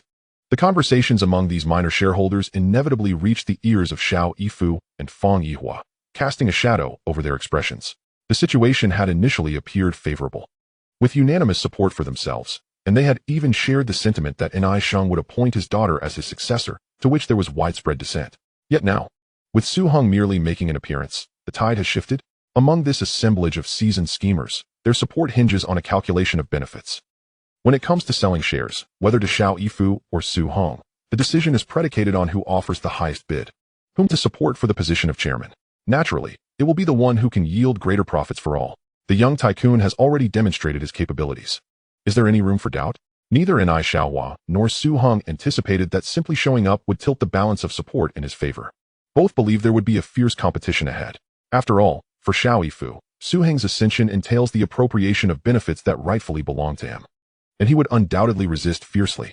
Moreover, during his 2 years managing TVB, he has cultivated a cadre of loyalists among the staff. As one of the founders, he undoubtedly has supporters among the shareholders. Should these two factions unite, Su Heng, as a newcomer to the fray, would face considerable resistance. Reflecting on this, it becomes evident. The myth of wealth creation, the aura of successful individuals, those who have already achieved success inspire belief in their capacity for even greater accomplishments. The impact of witnessing the principal parties in person, rather than merely reading about them in the newspapers, is profoundly different. Although those present may be affluent or noble, in comparison to the elite, they are but minor players in the grand tapestry of high society, who must look up to the true titans. Seated to my right is my beloved daughter, Nai Wenlian. Many of you are already familiar with her. Since returning from her studies in the United States, she has been managing our family business alongside me. While her abilities may not shine as brightly as Su Heng's, she compensates with her diligence. Su Heng and Nai Wenlian rose to bow in greeting, and the applause that erupted was even more fervent than that which welcomed Nai Xiaohua. Nai Xiaohua raised his hand to quell the applause, allowing it to gradually subside. You are all veterans who have co-founded TVB with me and dear friends of mine. The achievements we have garnered over the past decade are inseparable from the unwavering support of each of you, and for that, I extend my heartfelt gratitude. With that, he surveyed the room, a gentle smile gracing his lips. For quite some time, I have been contemplating the matter of succession. TVB is a venture that I spearheaded alongside all of you, embodying the collective efforts of everyone present. Therefore, my sole criterion for a successor is that they must possess the capability to enhance TVB's operations and deliver greater benefits to us all. In considering potential candidates, I contemplated my youngest, Wenlian, but managing TVB is no simple task, and I fear her capabilities may not suffice. I also harbor a personal desire for her not to bear the same burdens I have. Chapter 107, Xiao Yifu's Embarrassment. With that, he cast a glance at his daughter, his expression one of fondness. Thus, like you all, my subsequent inclination is to recommend Mr. Xiao Yifu as the next chairman. Upon uttering this, he glanced at Xiao Yifu, offering a reassuring look, embodying a brotherly camaraderie. It was only after I met Su Heng that I realized, despite his youth, his abilities are exceptional. His illustrious achievements are well known to you all, and they clearly indicate that Su Heng is more suited to succeed as chairman of TVB than Mr. Xiao Yifu. Hence, today, I formally announce my resignation from the position of chairman and endorse Su Heng as my successor. Now, I invite Su Heng to share a few words with everyone. With that, he directed an encouraging gaze towards Su Heng. The distinction between Su Heng and Mr. Xiao Yifu was unmistakable. Xiao Yifu's smile froze on his face, his heart swelling with frustration at the thought that his accomplishments over the past 2 years and his contributions since the company's inception were being overlooked. With just a few words, they sought to oust him from the position of successor. On what grounds? Ladies and gentlemen, candidly, when Nai Sheng invited me to join TVB, I posed several questions to myself. What can I bring to TVB? Does TVB require my presence? What do I seek to gain? Can TVB afford what I desire? What I can offer TVB is a projected profit increase of 30% next year, and a doubling of profits within 3 years. This can be formalized with a wager agreement, with the stakes being 20% of TVB's shares. Su Heng's proclamation left the audience in stunned silence. A doubling of profits in 3 years? A wager agreement? At this moment, such notions were still novel, yet they were not beyond comprehension. A wager implies that if he wins, he receives 20% of the shares. If he loses, he compensates the company with 20% of the shares. This stake, worth 60 million Hong Kong dollars, is astonishingly bold. My ambitions extend beyond merely securing the position of chairman. Anyone who thinks otherwise underestimates my aspirations. My true goal is to acquire lease, to purchase newspapers, magazines, and film companies, to first consolidate the market on Hong Kong Island, and then to expand outward. Acquiring media companies across Australia, the British Empire, Malaysia, and Indonesia, to forge a comprehensive and colossal media empire. In business, I am not here for charity. I am here to generate profit, and to do so alongside all of you. Therefore, I must secure sufficient benefits. Some may place their faith in me, while others may not. It is natural for some to depart, while others remain. For those willing to sell their shares, I will gladly acquire them. Allow me to share a brief anecdote. While negotiating the acquisition price with Nai Sheng, there were suggestions to offer 12 Hong Kong dollars per share, a 20% premium for the stocks held by everyone. However, Nai Sheng, Wenlian, and I unanimously felt that those who have contributed significantly to TVB's development ought to receive a fair return for their efforts. Thus, our final agreement was to offer a 100% premium, acquiring shares at 20 Hong Kong dollars apiece. There is no limit on the quantity. Anyone wishing to sell may directly approach my lawyer to sign a contract. Who is in agreement? Who is opposed? Su Heng surveyed the room. The atmosphere erupted once more, akin to an explosion, and Ai Xiaohua displayed a fleeting look of surprise, which quickly vanished, replaced by his characteristic warm smile. He had not anticipated Su Heng's audacity in proposing a buyout at such a staggering premium. Xiao Yifu's face turned pale. The ground suddenly turned the color of pig liver. And with a face full of terror, I glanced at Su Heng, then at Ai Xiaohua, as the two foxes, one old and one young, regarded me with affectionate smiles. When you mentioned a purchase price of 12 Hong Kong dollars, did you think I was a fool? It wasn't my suggestion for you to acquire at 12 Hong Kong dollars. No. 12 Hong Kong dollars is your own acquisition price. Who would advise you to purchase at that rate? Is it merely a coincidence?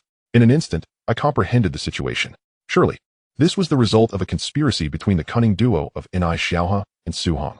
A blatant scheme, specifically designed to target me. This was indeed a lethal blow. Xiao Yifu, you have truly overstepped. After all these years of camaraderie, you dare to deceive me? You are well aware that Su Sheng is acquiring shares at a price of 20 Hong Kong dollars each, and you intend to buy my shares at 12 Hong Kong dollars.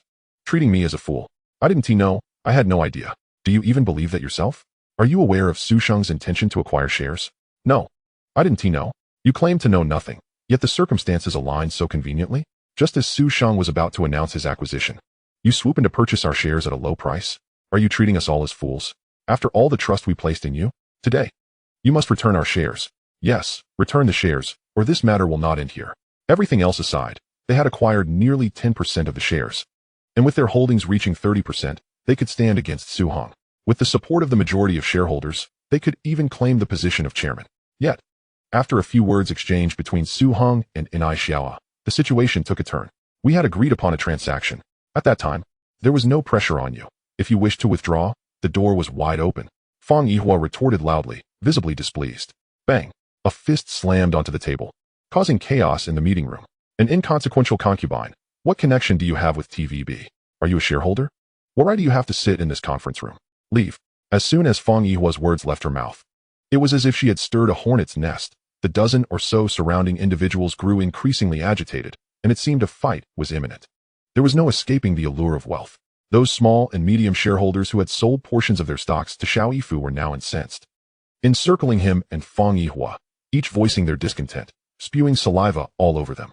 Truly, Xiao Yifu's reputation for being miserly was well-deserved. I had previously disregarded the rumors. When others offered 20 Hong Kong dollars per share, you had the audacity to propose 12 Hong Kong dollars. Do you not feel ashamed in front of all our old friends? This is not mere frugality. It is a calculated scheme against us. Do you think we cannot afford legal counsel? You concealed the information about the major shareholders' acquisition. This constitutes contractual fraud, you know? If you do not return our shares, we shall meet in court. After all our support for you, we were truly blind. Do not even dream of competing for the chairmanship. I doubt you would qualify for even a basic position at TVB. I will cast my vote for Su Sheng. I shall also support Su Sheng. This was precisely the outcome Su Heng had anticipated. His willingness to pay double the price was aimed at a decisive victory. It would eliminate complications and allow him to acquire as many shares as possible. With wealth comes the power to dominate. There was no need for a drawn-out war of attrition. He aimed to crush them with a single price, confident that the majority of small shareholders would comply. Chapter 108. Successfully taking control of TVB. Moreover, by suggesting that someone proposed the acquisition price of 12 Hong Kong dollars. He led those who sold their stocks to mistakenly believe that Xiao Yifu had prior knowledge of Su Heng's acquisition price. The lure of wealth is powerful, and faced with such a sudden increase in the acquisition price, many were likely to turn against him. Even if they did not, their dissatisfaction with Xiao Yifu would be profound. Su Heng had achieved a twofold victory. Due to Su Heng's elevated acquisition price, some small shareholders sold all their holdings, while others sold a portion, resulting in Su Heng acquiring over 20% of the shares. Ultimately, the contentious 10% of shares were returned to their original owners by Xiao Yifu, who then sold them to Su Heng, thus pleasing both Su Heng and securing a substantial profit for themselves. Ironically, these individuals had previously been staunch supporters of Xiao Yifu, yet now they had completely turned against him. In this acquisition battle, Su Heng emerged as the greatest victor, acquiring over 30% of the shares, all held in trust by Ni Wenlian. Consequently, Ni Wenlian's holdings surpassed 60%, making her the controlling shareholder. Meanwhile, Xiao Yifu's shares dwindled back to 20%, with the remaining shareholders holding the final 20%, thus concluding the tumultuous acquisition saga of TVB. Ni Wenlian was overwhelmingly elected as the new chairperson, and when the results were announced, the expressions on Xiao Yifu and Fang Yihua's faces were as dark as the bottom of a pot. Officially, Ni Wenlian was responsible for all TVB affairs, but in reality, Su Heng had become the de facto controller of TVB. On his first day in office as the behind-the-scenes boss of TVB, Su Heng was greeted by his first visitor. Heng, truly formidable for one so young. What impressive tactics. Xiao Yifu, attempting to assert his seniority, addressed him directly, yet given his age, he was merely the younger brother of Su Heng's father-in-law. Su Heng did not take offense. I shall take that as a compliment, Xiao Sheng. As a young person, I have much to learn. Xiao Yifu's words dripped with sarcasm, referring to the tactics employed in the battle for TVB shares. However, Su Heng pretended not to understand, wearing a cheerful expression.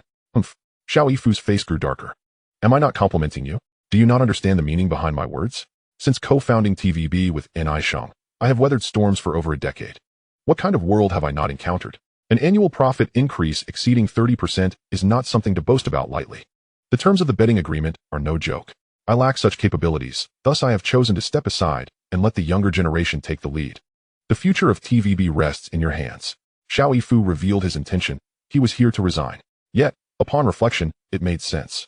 Having faced defeat in the battle for shares and suffered a significant loss of face at the shareholders' meeting, he found it increasingly awkward to work under someone younger. Why not simply resign and watch how Su Heng's story unfolds? Currently, TVB faced a significant challenge. Their rival, Lee's, was investing heavily in television drama production, with the recently aired Dadianxing becoming the ratings champion in recent years, leaving TVB struggling to keep its head above water. If this continued, TVB would face the risk of insolvency, let alone achieving a profit increase of over 30%. Xiao Sheng, indeed. Your dedication to TVB over the past decade has been commendable, particularly your implementation of free television viewing strategies, as well as your program planning and substantial investments in drama production, have proven to be highly successful commercial strategies. Xiao Sheng, in business, there are no eternal enemies or friends, only everlasting interests. I sincerely invite you to remain and help us further develop TVB.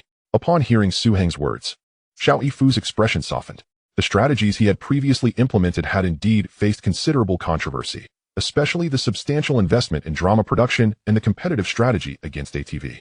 Little did he expect that this young opponent would recognize his business acumen. What a pity. He could not make use of it and was instead overshadowed by someone younger. I have grown old and can no longer keep pace with the younger generation. I shall return home for a time of rest. Perhaps Su Heng's words had struck a chord with him. Although he still did not agree to stay, he also refrained from outright refusal, leaving the door open for future possibilities. To speak candidly, Su Heng does not wish to completely discredit Xiao Yifu. This individual, in his previous life, bore a rather unfavorable reputation, characterized by a duplicitous nature, having been knighted by the queen. He later returned to realize his missteps and commenced an extravagant spree of donations in the mainland.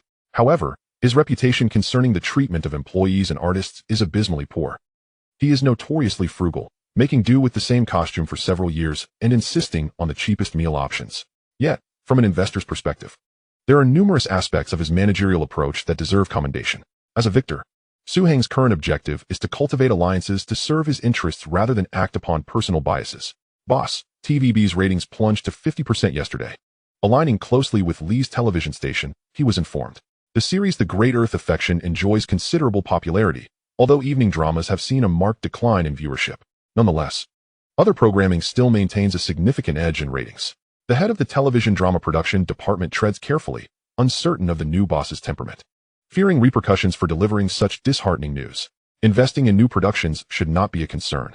I will present several scripts shortly for you to pass on to the writers for refinement in preparation for filming.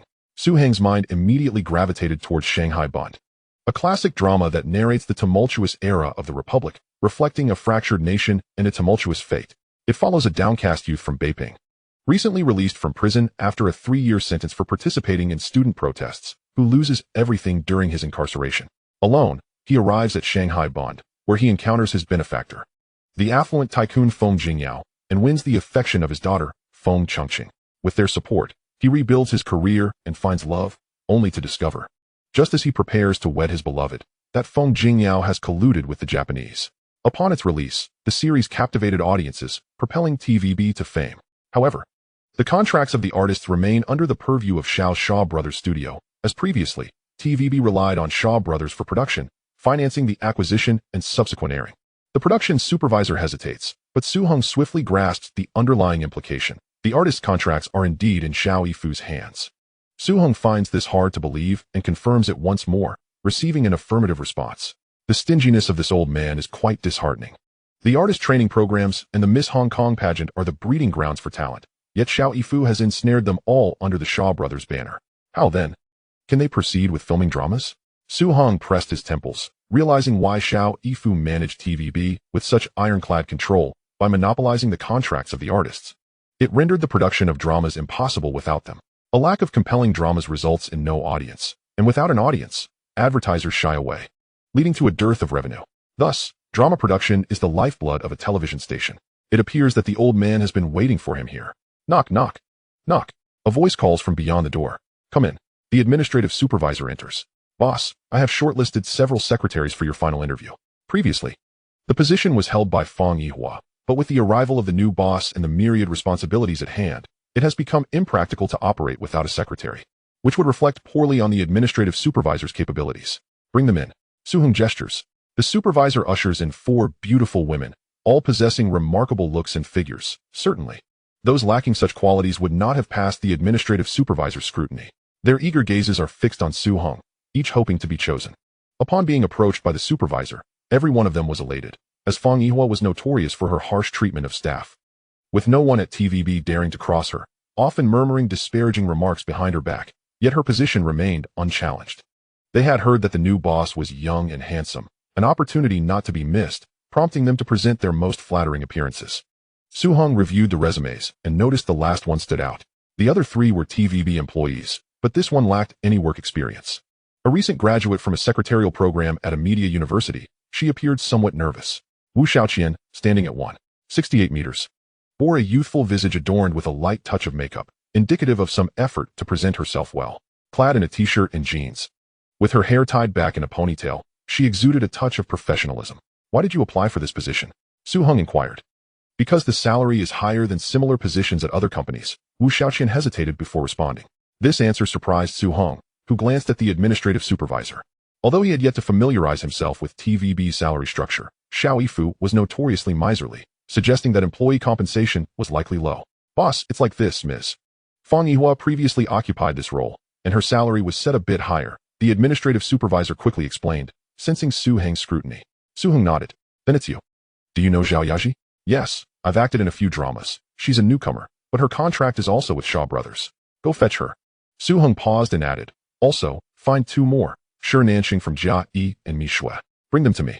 The TVB artist training program will ramp up recruitment. All newly trained artists will be signed under Hung Yi Film. Soo-hung made a decisive declaration. Though Hung Yi Film had been established for some time, it had remained largely dormant.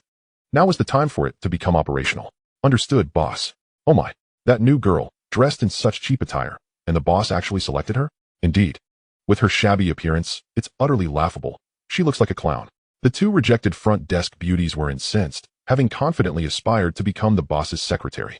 Not only had they failed, but they had been overshadowed by a mere novice, a bitter pill to swallow. Look at her trying to act pure. Had I known the boss favored that style, I would have dressed differently. What a miscalculation. I bet within 3 days, her true colors will be revealed. The secretary position, with its high salary and proximity to the boss, presented ample opportunity for seduction. Some women even dreamt of marrying into wealth, or at least becoming a mistress. Their envy and jealousy were palpable, especially given the boss's youth and good looks. Rumor had it he was one of the wealthiest men on Hong Kong Island. Such eligible bachelors were few and far between. Opportunities like these were rare. Are you all so idle that you wish to quit? Mind your tongues, or you will find your salaries docked. The 2 women jumped, startled by the voice that had crept up behind them. They had been so engrossed in their conversation that they hadn't noticed the supervisor's arrival. Sticking out their tongues, they ceased their gossip. While TVB holds significance within Soo-hung's business plans, it is not the most critical element. He recalled that negotiations regarding the return were slated for the following year, with numerous British enterprises poised to enter Hong Kong, and merely acquiring their assets would yield substantial profits. In his recollection, it was during this period that the 4 prominent families amassed their fortunes. Indeed, There is also the fierce competition for the Kowloon warehouse between the shipping magnate and Jardine Matheson, which seems to be nearing a climax. Should we consider an opportunistic intervention? Furthermore, the operations of Lee Chaoran S. Hutchison Whampoa are also on the verge of commencing. Should we contemplate a similar maneuver? Su Hong, and Hu Jifeng quietly observed the stock quotations on the television screen. Since returning from the Wall Street conflict, Su Hong established Heng Yuan Fund Company, injecting a capital of 300 million Hong Kong dollars. Hu Jifeng took on the role of fund manager and assembled a team of over a dozen traders and researchers to gather and analyze information on publicly listed companies in Hong Kong, particularly those with British backgrounds, in preparation for the acquisition battle. For minor trading activities, Su Hong had already established a profit-sharing agreement with them and refrained from further involvement. Within less than a month of returning from Wall Street, the fund company had begun to turn a profit. Su Hong glanced at the stock price of Kowloon Warehouse. Approximately 14 Hong Kong dollars per share, with a total of 100 million shares, bringing the market value to 1.4 billion Hong Kong dollars. Speaking of this company, its stock code is 00004, attesting to its significant standing among publicly listed companies in Hong Kong, with its controlling shareholder being Jardine Matheson, the foremost British trading firm. In terms of the intrinsic market value of Kowloon Warehouse, it is severely undervalued. It possesses a substantial amount of prime real estate in the core areas of Hong Kong, where the value of its land alone far exceeds its market capitalization, not to mention its ports and ferry services, which are also high-quality assets. Most critically, Jardine Matheson has been expanding aggressively over the years, continuously reducing its holdings in Kowloon Warehouse, which now stands at a mere 5%, a glaring opportunity for acquisition. However, this is merely a viewpoint based on the data. Given the societal context at that time, there was no precedent for Chinese capital acquiring British companies, and this unprecedented endeavor was bound to face significant resistance. Chapter 110. The Astonishment of Wu Yusen. Su Hong recalled that the initial move was made by Lee Chaoran, who, after a while, realized he could not swallow this behemoth. He had no choice but to enlist the shipping magnate, who was contemplating abandoning ship as the shipping industry was shifting from prosperity to decline. The two struck a deal, with Lee Chaoran transferring all his shares to the shipping magnate, who, armed with formidable financial resources, waged a protracted war against Jardine for nearly 2 years. Although the shipping magnate ultimately secured Kowloon Warehouse, the financial toll was immense, a necessity rather than a choice. In contrast, Lee Chaoran managed to acquire Hutchison Whampoa, valued at over 6 billion Hong Kong dollars, for merely 20 million Hong Kong dollars, making the shipping magnate's endeavor appear significantly less favorable. Nonetheless, the positive implications of the Kowloon Warehouse acquisition battle cannot be overlooked. It set a precedent that greatly improved the business environment for Chinese entrepreneurs in Hong Kong, heralding the subsequent trend of Chinese investments in British enterprises. Following the battle for Kowloon Warehouse, cases of Chinese capital acquiring British companies began to proliferate. Old Hu, I will transfer 1 billion Hong Kong dollars to you. Discreetly accumulate 2 stocks, one for Kowloon Warehouse, acquiring 20 million shares, and the other for Hutchison Whampoa, acquiring 30 million shares. Hutchison Whampoa, with a total share capital of 300 million shares, has a stock price hovering around 20 Hong Kong dollars, giving it a market value of approximately 6 billion Hong Kong dollars. It belongs to another major trading firm, Hutchison Whampoa, and is truly a colossal entity, housing a plethora of high-quality assets yet suffering from a stagnant operational mindset, resulting in years of losses. In a desperate bid, it sought assistance from HSBC, which acquired 20 of Hutchison Whampoa's shares from Hutchison, making HSBC the principal shareholder. To gain access to Hutchison Whampoa, the pivotal figure is HSBC's top brass, Shen Bai. In the evening, at a bustling roadside eatery near the Golden Harvest Film Studio, Wu Yusen, Chow Yun-fat, and Wu Mengda gathered together. The three had been close friends since their days at Shaw Brothers Studio. Despite Wu Yusen's departure to join Golden Harvest, their bond remained unbroken, leading to frequent gatherings. This particular meeting was initiated by Wu Mengda. As the trio indulged in late-night snacks, they discussed their recent circumstances. Wu Yusen had already gained a modest reputation as a director while at Shaw Brothers. After joining Golden Harvest and spending 2 years on period films without much success, the company had now assigned him to direct comedies, an endeavor that felt like a disaster for someone skilled in action films. The resulting movies, produced under such circumstances, inevitably suffered in quality, leading to dismal box office returns. Recently, the company had begun to sideline him. Chow Yun-fat was still considered a newcomer, having spent a few years in minor roles without much acclaim. The current downturn in the film market, coupled with the competitive pressure from Golden Harvest on Shaw Brothers, had led to significant reductions in production plans, resulting in only a few films being made each year. Furthermore, rumors circulated about Shaw Yifu's departure from TVB to focus on managing Shaw Brothers, which complicated matters, as the bulk of their previous work had involved producing TV dramas for TVB. With the relationship between the two companies becoming increasingly tenuous, questions arose about whether TVB would continue to engage Shaw Brothers for their dramas, and whether Shaw Brothers would be willing to produce for TVB. Both parties seemed to be at an impasse. The fallout from this rivalry placed the artists in a precarious position. A lack of work directly translated to a lack of income. This uncertainty at Shaw Brothers created a palpable sense of anxiety among the staff. It was rumored that the elder Shaw had announced a $1 million Hong Kong investment to produce a grand martial arts epic, which temporarily alleviated concerns. However, opportunities for newcomers like them remained scarce. Wu Mengda, on the other hand, found himself in a different predicament. He had achieved overnight fame through his role as Hu Taihua in The Legend of Chu Liuxian. However, after gaining notoriety, he had become increasingly arrogant and indulgent, leading him down a path of excessive partying and even gambling addiction. His obsession with gambling left him neglectful of his work. After finishing his shifts, he would spend his time in gambling dens, losing not only his savings, but also accruing substantial debts. The situation worsened when Shaw Brothers learned of his troubles, resulting in a suspension of his work and an indefinite hiatus. Now, he found himself without employment, constantly evading loan sharks, and unable to return home. "I invited you both out today to ask for a loan," Wu Mengda said, his unkempt appearance making him look a decade older, exuding an air of despair. "How much do you need?" 300,000. "Have you been gambling again? How many times have I advised you against this? Why do you never listen?" Chow Yun-fat's frustration was palpable. The lack of work was already burdensome enough without this additional trouble. "I truly realize my mistake this time. I beg you to trust me once more. If I can't repay this time, the loan sharks will surely not let me off." Wu Mengda pleaded desperately with his two close friends. "Last time you borrowed money, did you not promise the same?" "I can no longer trust your words," Chow Yun-fat replied, exuding a mix of disappointment and frustration. "If you do not help me, I will truly be killed by the loan sharks," Wu Mengda implored. "Ada, why don't you stay with me for now? It's just me anyway. The loan sharks won't find you there. I'll see if I can help you find a job, and once you earn some money, you can repay me slowly," Wu Yusin suggested, attempting to console him. Wu Mengda pondered for a moment, realizing he had no better options, and appeared dejected. As the trio sat in a state of despondency, the previously noisy eatery fell into a sudden silence. They looked up to see a group of individuals resembling gangsters entering, immediately capturing the attention of all diners, a clear indication that they were not to be trifled with. Wu Yusin and Chow Yun-fat lowered their heads, trying to avoid drawing attention from the rowdy group, hoping to evade conflict. However, under the scrutiny of the onlookers, the group headed directly towards their table. Wu Mengda's hand trembled, causing his chopsticks to clatter to the ground. The object fell onto the table with a thud. The debt collectors of late have exhibited a similar demeanor. "Could it be that they are here for me?" "Who is Wu Yusin?" the leader of the group inquired. May I ask what business you gentlemen have with me?" The sudden turn of events left the three men momentarily bewildered. Wu Yusin felt a jolt of anxiety. After all, he was merely a small-time director and could not recall when he had provoked these individuals. "Come with us for a while.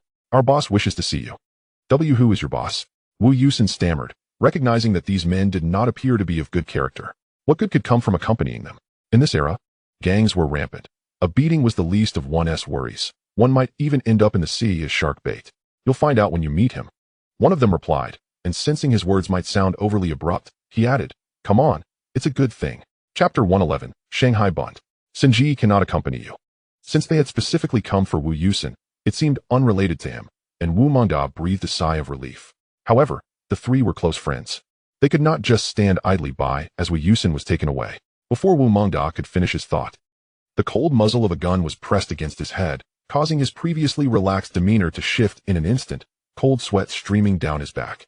He had an instinctive feeling that this man was indeed capable of pulling the trigger. After Wu Yusin was taken away, Zhou Ruanfa and Wu Mengda frantically made calls to seek connections for his release. At TVB, in the chairman's office, Su Heng motioned for Wu Yusin to take a seat on the sofa in the reception area. The perceptive secretary, Wu Xiaoqian, poured tea for Wu Yusin before discreetly exiting.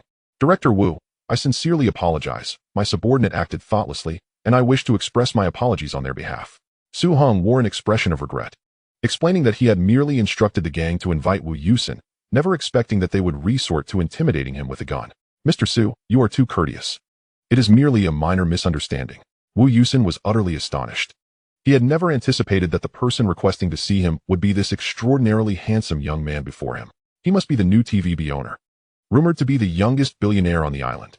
Being in the industry, Wu Yusin had heard whispers about such a significant change at TVB. How could someone of his stature have heard of a relatively obscure director like himself? He felt rather flattered. Allow me to introduce myself. My name is Su Hong, the current owner of TVB, as well as the proprietor of Hengyi Film Company. This is Huang Zhan, a renowned writer and lyricist from Hong Kong. And this is Zhou Huimin. Only then did Wu Yusin raise his gaze to shake hands with the two individuals across from him. The young woman, named Zhou Huimin, though not very old, was strikingly beautiful. Observing her seated beside Su Hong, her gaze seemed to linger on him. As someone who had experienced the industry, Wu Yusin quickly averted his eyes, knowing better than to gaze where he ought not. Knock, knock, knock. A knock sounded at the door. Mr. Su, Miss Zhao Yaji has arrived. Perfect timing, please let her in. Zhao Yaji entered, adorned in a stunning white floral dress, her long hair cascading in waves, tall and graceful, with exquisite features and a light touch of makeup that made her skin appear flawless. Su Hong was momentarily taken aback, even amidst the sea of beauties at TVB. Her allure was exceptional. She was the dream girl of many in a bygone era, captivating an entire generation. In this time, there were no beauty filters, no cosmetic surgeries, and no miraculous makeup techniques. Such beauty was purely a gift from nature. Surely, she must have saved the galaxy in a past life. Aji, come, take a seat. While Su Hong introduced everyone, the secretary poured tea and took notes, prepared to document the proceedings. I have gathered you all here to request your assistance in filming a television drama. Please take a look at the script. With that, he gestured toward the several folders resting on the coffee table. The group eagerly opened the plastic covers, revealing A4-sized pages inscribed with 3 elegant characters, Shanghai Bund. Flipping to the second page, they read, on the Bund of Shanghai, heroes gather, love and hatred intertwine. College student Su Wenxiang, after experiencing the failures of a student movement, arrives in Shanghai alone. He befriends vendor Ding Li and, with the help of classmate Fang Yenyun, infiltrates a gang, rising to become its leader through his courage and wit. The wealthy tycoon Feng Jingyao, who holds sway in the French concession, recognizes Su Wenxiang's talents and wishes to recruit him, but Wenxiang politely declines. By chance, he saves Feng Jingyao's daughter, Feng Chengcheng, winning her affection. During a gang conflict, with no options left, Su Wenxiang and Ding Li ally themselves with Feng Jingyao. In the spacious office, silence reigned as everyone became engrossed in the gripping narrative, unable to extricate themselves from this innovative script. The elements of the Republic era, tycoons, gangs, beautiful women, and the complexities of love and hatred, each aspect was more captivating than the last. Wu Yusin had a strong premonition that if he were to direct this television drama, it would be impossible for it not to become a sensation. A minute passed. Then 2, until a full 10 minutes had elapsed before everyone finally lifted their heads from the script, utterly enthralled by the compelling story. Zhao Yaji's face lit up with joy, for as an actress, she understood all too well the significance of a blockbuster television drama for an artist. Such an opportunity was rare and invaluable. She realized that if the news were to leak, countless actors would vie for a chance. Moreover, in a time of economic downturn, film productions were alarmingly scarce. With only TVB and Lee's television broadcasting dramas, and given the delicate relationship between Shaw Brothers and TVB, such an opportunity became even more precious. She had heard that many actors under the recently shuttered Kaiyi had yet to find work. Mr. Su, I am truly honored that you have deemed me worthy of this project. You can entrust this drama to me. I assure you I will do my utmost to ensure its success. Wu Yusin quickly expressed his enthusiasm. The script was precisely to his taste, brilliantly written and perfectly aligned with his expertise. The remuneration for this project was 50,000, with only one condition. The contract must be signed under Hengyi Film Company. Without a moment's hesitation, Wu Yusin nodded in agreement. Even if no payment were offered, he would accept, for directors, like actors, thrive on opportunity. A good chance could lead to overnight fame and a flurry of offers. Currently, he was sitting idle at Golden Harvest with no projects in sight. Such an opportunity was one no fool would pass up. Aji, I would like you to portray the role of Feng Chengcheng. Recently, Zhao Yazi had been troubled by the lack of work opportunities and was astonished to stumble upon such a fortunate turn of events. When she received the call from the administrative supervisor, she initially thought she had misheard. At Shaw Brothers, she was merely a newcomer who had appeared in a few dramas, gaining some minor fame, but still considered an unremarkable actress. The role of Feng Chengcheng was undoubtedly the lead female character, seemingly tailored just for her. Without any effort on her part, this role had fortuitously fallen into her lap. The sudden stroke of luck was overwhelming. She was no longer a naive young girl. It was evident that this fortunate opportunity indicated that the young man before her harbored feelings for her. Setting aside work matters, this exceptionally handsome young man was far from simple. Not only had he outmaneuvered the likes of Xia Yifu and Fang Yihua to take the helm at TVB, but he had also, in such a short time, produced an outstanding script, championing the production of dramas to rival Lee's. His boldness and determination were undeniably captivating, leaving her utterly smitten at first glance. Chapter 112, a tailored theme song. In this production, your remuneration amounts to 50,000 Hong Kong dollars, with potential bonuses contingent on the viewership ratings. My stipulation is that you must sign the artist contract under the auspices of Hengyi Film Company. Zhao Yazi was taken aback by this exorbitant salary. She previously earned a mere $3,000 a month at Shaw Brothers, with meager bonuses to boot. Now her income had increased by more than threefold, and she never anticipated such generosity from her new employer. Well, my contract has another year to run. I can simply compensate Shaw Brothers for the money. It's not a significant issue. Zhao Yaji thought gleefully and verbally agreed. However, she silently reassured herself that her motivation was solely for financial gain, for employment, and for the opportunity to achieve stardom, certainly not due to any fondness for this man. Ajan, you shall take on the role of screenwriter. Refine this script further. The conflicts must be accentuated, and the personalities of the male and female leads should be more distinct. We can elaborate on certain details, aiming for a tentative total of 40 episodes. Huang Zhan nodded in agreement. Many know him solely as a lyricist, yet few realize he is a top graduate from the Chinese University of Hong Kong, excelling as a screenwriter as well. The TVB version of Shanghai Bond, constrained by time and budgetary limitations, was limited to 25 episodes, resulting in many rough edges. In this life, Su Heng's intention was to create a more polished production, essentially addressing a minor regret from his previous existence. Brother Hong, is there a role for me to play? Asked Zhou Huimin, sitting beside him, her demeanor casual. Previously, she had watched the stars on television and admired their glamorous lives. However, upon arriving today, she discovered that Brother Hong was at the helm of TVB and was even investing in film production. Did that mean she might have the chance to act? You wish to act in a film as well? Su Hong was momentarily taken aback, as he had originally intended for her to sing the theme song. The familiar melody of the waves surge, the river flows. Relentless as the tides echoed in the air, a memory cherished by a generation. Su Hong envisioned Zhou Huimin as the vocalist. This song could sustain her for a lifetime. I also want to try my hand at acting. Let's discuss it in a few days. There are no suitable roles for you in this production, but I will write another script tailored for you. Zhou Huimin was still too inexperienced and had never acted before, making it challenging for her to embody the character Feng Changqing. It would be prudent to consider another project. Nevertheless, Su Heng's mind brimmed with hundreds of classic scripts from his past life, making it not overly difficult to choose a fitting one for her. Brother Hung treats me the best, Zhou Huimin exclaimed joyfully, almost impulsively leaning in to kiss Su Heng's cheek in front of everyone. You should focus on singing for now. Su Hong replied with a fond smile. Ajan, please compose a song specifically for this production, which Huimin will sing as the theme song. Huang Zhan promptly agreed. He had grown accustomed to Zhou Huimin's special treatment. The boss had even acquired a record company for her. Such preferential treatment was hardly surprising. This song not only needed to be written, but also required the utmost effort to be crafted well, as this task was evidently more crucial than refining the script. All eyes turned to Zhou Huimin, filled with envy. However, when glancing at Su Hong, the expressions were of astonishment. When the script for Shanghai Bond was presented, the crowd was awestruck, but many assumed it had been penned by a seasoned professional hired by the boss. Given his stature, certainly, a hefty sum would attract skilled storytellers. It was only through Zhou Huimin's dialogue that they realized the script had been personally crafted by their boss, as he had used the word again. This was ludicrous. Being young and handsome was one thing, but to possess such financial acumen and remarkable talent as a scriptwriter was truly extraordinary. Did such geniuses exist in the world? Zhao Yaji pondered quietly. Su Hong had mentioned writing another script for the young girl named Huimin. Could it be that this script was meant for her? Suddenly, her face flushed slightly, as if a realization had struck her.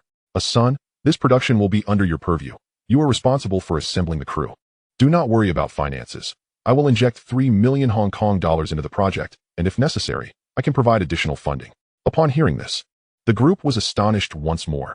3 million Hong Kong dollars was undeniably a substantial budget in this era. During her time at Shaw Brothers, Zhao Yazi had only received minimal bonuses for film productions, while television dramas were unpaid, with costumes that went unchanged for 3 years and the cheapest meal options. Investing 50,000 Hong Kong dollars in a television drama was considerable. The new boss, with a mere wave of his hand, was ready to invest 3 million Hong Kong dollars. If this news were to leak, the remaining supporting roles would see the entire industry scrambling. Zhao Yaji felt a wave of relief. Fortunately, Su Hong had seen her in films and recognized her talent, coupled with the momentary daze in his eyes when she first entered. Though she couldn't fathom why, she was certain that Su Hong held some affection for her. And this must be the reason she had the opportunity to secure this role. All right, boss. Given the current economic climate, television productions are generally underfunded. Jiahe has idle crews and personnel that can be directly utilized. Su Hong nodded in acknowledgement of Wu Yusun's response. My only requirement is that the fight scenes and gun battles must be authentic and exhilarating, striving to accurately reflect the social atmosphere of the time. The lead female role will be portrayed by a Ji. You may recommend others for the remaining roles. Wu Yusun silently resolved that even if this woman knew nothing, he would teach her diligently, regardless of her temperament. After all, an investor and a beautiful leading lady naturally attract rumors. It was not uncommon for a boss to invest in a project featuring someone he favored. When Zhao Yaji first walked in, Wu Yusun was captivated by her beauty, confirming his instincts were correct. All right, boss. To manage effectively, one must also delegate power to subordinates. Su Hong had merely designated the lead roles, leaving the selection of the remaining cast to Wu Yusun, who could recommend candidates as long as they were not too subpar. In truth, given Su Hong's current prowess, even a novice could achieve success, let alone a supporting role. As he closed the office door and prepared to leave, he noticed a young secretary still at her desk in the outer office, not yet finished for the day. In the future, no more jeans at work. Invest in some branded attire, style your hair, and present yourself beautifully. You must understand that you represent my image, Su Hong instructed in an almost commanding tone. Wu Xiaoqian appeared startled, immediately standing up from her seat, responding with a mix of trepidation and respect. Once Su Hong exited, she sighed in relief, murmuring to herself, "What a tyrant! He's truly intimidating. However, I, Wu Xiaoqian, will never yield to a tyrant." Chapter 113, Recruiting Talent. After speaking, she clenched her fists, rallying her own spirit. "Why are you still here?" "Ah." Wu Xiaoqian's soul nearly left her body upon hearing that voice. Su Hong had returned. I still have some materials to finalize," she replied softly, unsure if the tyrant had overheard her earlier comments. "No need, leave early." Su Hong's figure vanished once more at the door. This time, Wu Xiaoqian had learned her lesson. She rushed to the entrance to ensure he had truly departed before returning to her seat, thinking to herself, that was close. She wondered if he had heard her earlier comments. Hopefully not, she thought, sticking her tongue out. As she entered the elevator, a smug smile crept onto Su Hong's face. Teasing the little secretary was indeed quite entertaining. After returning home yesterday, both Chow Yun-fat and Ing Meng-tat were taken aback, as they had not yet established any connections. Yet the person had been released. When did the Triad become so accommodating? What astonished them even more was that it was all a misunderstanding. Ing Yu-sun had been invited by TVB to shoot a television drama, a grand production with an investment of $3 million. Previously, dramas were produced by Shaw Brothers Studio. With TVB financing this collaborative approach, the artist contracts were signed with Shaw Brothers. After all, it was the same owner, so there were no significant issues. Now that Shaw Yifu had exited TVB, the relationship between the two parties had become delicate. Once, everyone hoped for reconciliation between them, especially since it was rumored that Shaw Yifu was still the second largest shareholder in TVB. It now seemed that the new owner was quite ambitious, investing heavily to produce dramas independently. This certainly made things difficult for the artists at Shaw Brothers. With a limited annual output of films and the studio on a downward trajectory, many artists under their banner would find themselves without work. Contemplating this, Chow Yun-fat felt a twinge of concern for his own future. However, Ing Meng-tat was overjoyed. Currently sidelined and with no projects to undertake, without a special opportunity, his acting career would essentially be over. Many at Shaw were lining up for work, and as someone who had fallen into disgrace, what chances could he possibly have? Yet, the new owner asked Ing Yu-sun to recommend a role, and Brother Sun intended to offer this opportunity to him. It was truly a case of fortune smiling upon him. "I can only take you to the audition. Whether you succeed or not is beyond my control. It depends on your performance. Rest assured, this time, I will certainly give my best." Furthermore, it was made clear in advance that he must refrain from gambling. Otherwise, any repercussions from this matter would also implicate him. The new owner, despite appearing youthful, was not someone to be trifled with. Ing Yu-sun's words carried an implicit warning, which both Ing Meng-tat and Chow Yun-fat understood. After all, the image of Ing Yu-sun being taken away at gunpoint just yesterday lingered vividly in their minds. The new owner likely had considerable influence from the Triads. If he invested heavily and then the drama failed, the consequences were simply unimaginable. "Rest assured, I have truly learned my lesson this time and won't dare gamble again," Ing Meng-tat repeatedly assured him. He was in a precarious situation, constantly evading capture. With his work suspended, it was hardly a life worth living. "You should also get a haircut and change your clothes. Tidy yourself up," Ing Yu-sun suggested. "Then I'll accompany you," Chow Yun-fat chimed in. Regardless of the circumstances, it was a fortunate turn of events for both friends, and he was also eager to see if any opportunities awaited him. In the office of the TVB chairman, Su Hong lounged casually on the sofa, engaging in lively conversation with Shi Nanxing, the former queen of Hong Kong cinema and producer of many acclaimed films. The leading lady of Jia Yi, Mi Shui, had not come, claiming she had signed with Li Da, though that was of little consequence now. With Jia Yi's closure, Shi Nanxing found herself unemployed and received a call from someone claiming to be the secretary of the TVB chairman, arriving with a mindset of curiosity. Before her lay two scripts, one titled The Great Hero Hui Yuanjia and the other Across the Four Seas. Glancing at the handsome, yet somewhat unconventional new owner of TVB, she found it hard to believe. Chairman Su, you could easily rely on your looks, yet you choose to value talent instead. Just these two scripts could leave many professional screenwriters feeling ashamed. Years of industry experience told her that these two scripts were exceptionally well crafted. If adapted into dramas, they would undoubtedly become massive hits. Ha! Su Heng laughed heartily. Indeed, to become a strong woman, emotional intelligence is a fundamental requirement. Sister Sheng, come help me with my work. Hung Yi Film Company operates relatively independently, and I will grant you ample space to showcase your talents. Beyond television dramas, I will also invest in filmmaking, and I believe that with your capabilities, you will soon rise to become the queen of Hong Kong cinema. Boss, now that you say this, how can I possibly refuse? Shi Nanxing smiled gently. Ha! Su Heng laughed again, relishing the ease of dealing with intelligent individuals. Knock, knock, knock. Chairman, Director Ng is here to report on work. Perfect timing, let him in. You should all get acquainted, as the company is newly established. These individuals will be your subordinates in the future. Just as he was speaking, Ng Yusun entered with two young men, Chow Yunfat and Ng Mengtat. Undoubtedly, these two young and handsome fellows were striking. Ng Mengtat's image was no longer that of a lecherous middle-aged man, while Chow Yunfat still bore a hint of youthful naivety. However, having Ng Yusun recommend talent and bringing in the original male lead was quite a coincidence. When Ng Mengtat emerged in a fresh outfit, a black suit, white shirt, bow tie, and neatly cropped hair, everyone was taken aback. With a sturdy physique, he was well suited to portray a tough guy, perhaps due to preconceived notions. His portrayal of Su Wenxiang fell slightly short, lacking a bit of the artistic temperament. You will play the role of Ding Li. The remuneration is 50,000. Just like Ah Sun, with the artist contract signed under Hang Yi Film, Su Heng was not one to make sacrifices for others. Mr. Su, I still have a year left on my contract with Shaw Brothers, and I could have simply paid the penalty to terminate it. However, I now owe a significant gambling debt, Ng Mengtat said, feeling somewhat awkward, as it was impossible to conceal the situation any longer. That is your concern. If you wish to secure this role, you must sign with Hung Yi. Su Heng was somewhat unyielding, as such precedents could not be set. However, for this drama, your remuneration of 50,000 Hong Kong dollars could be advanced to you. After some thought, he added, to ensure you can focus on filming during this period, I'll have someone make a call to grant you a 3-month extension on your gambling debts. Ng Mengtat was both surprised and delighted. With the advance of 50,000 Hong Kong dollars, he could settle the penalty, and with a few months' grace on his gambling debts, he could finally focus on earning money to repay them, no longer needing to hide. From the new owner's words, it was clear he did not regard the gambling debts lightly. It appeared the new owner possessed considerable strength.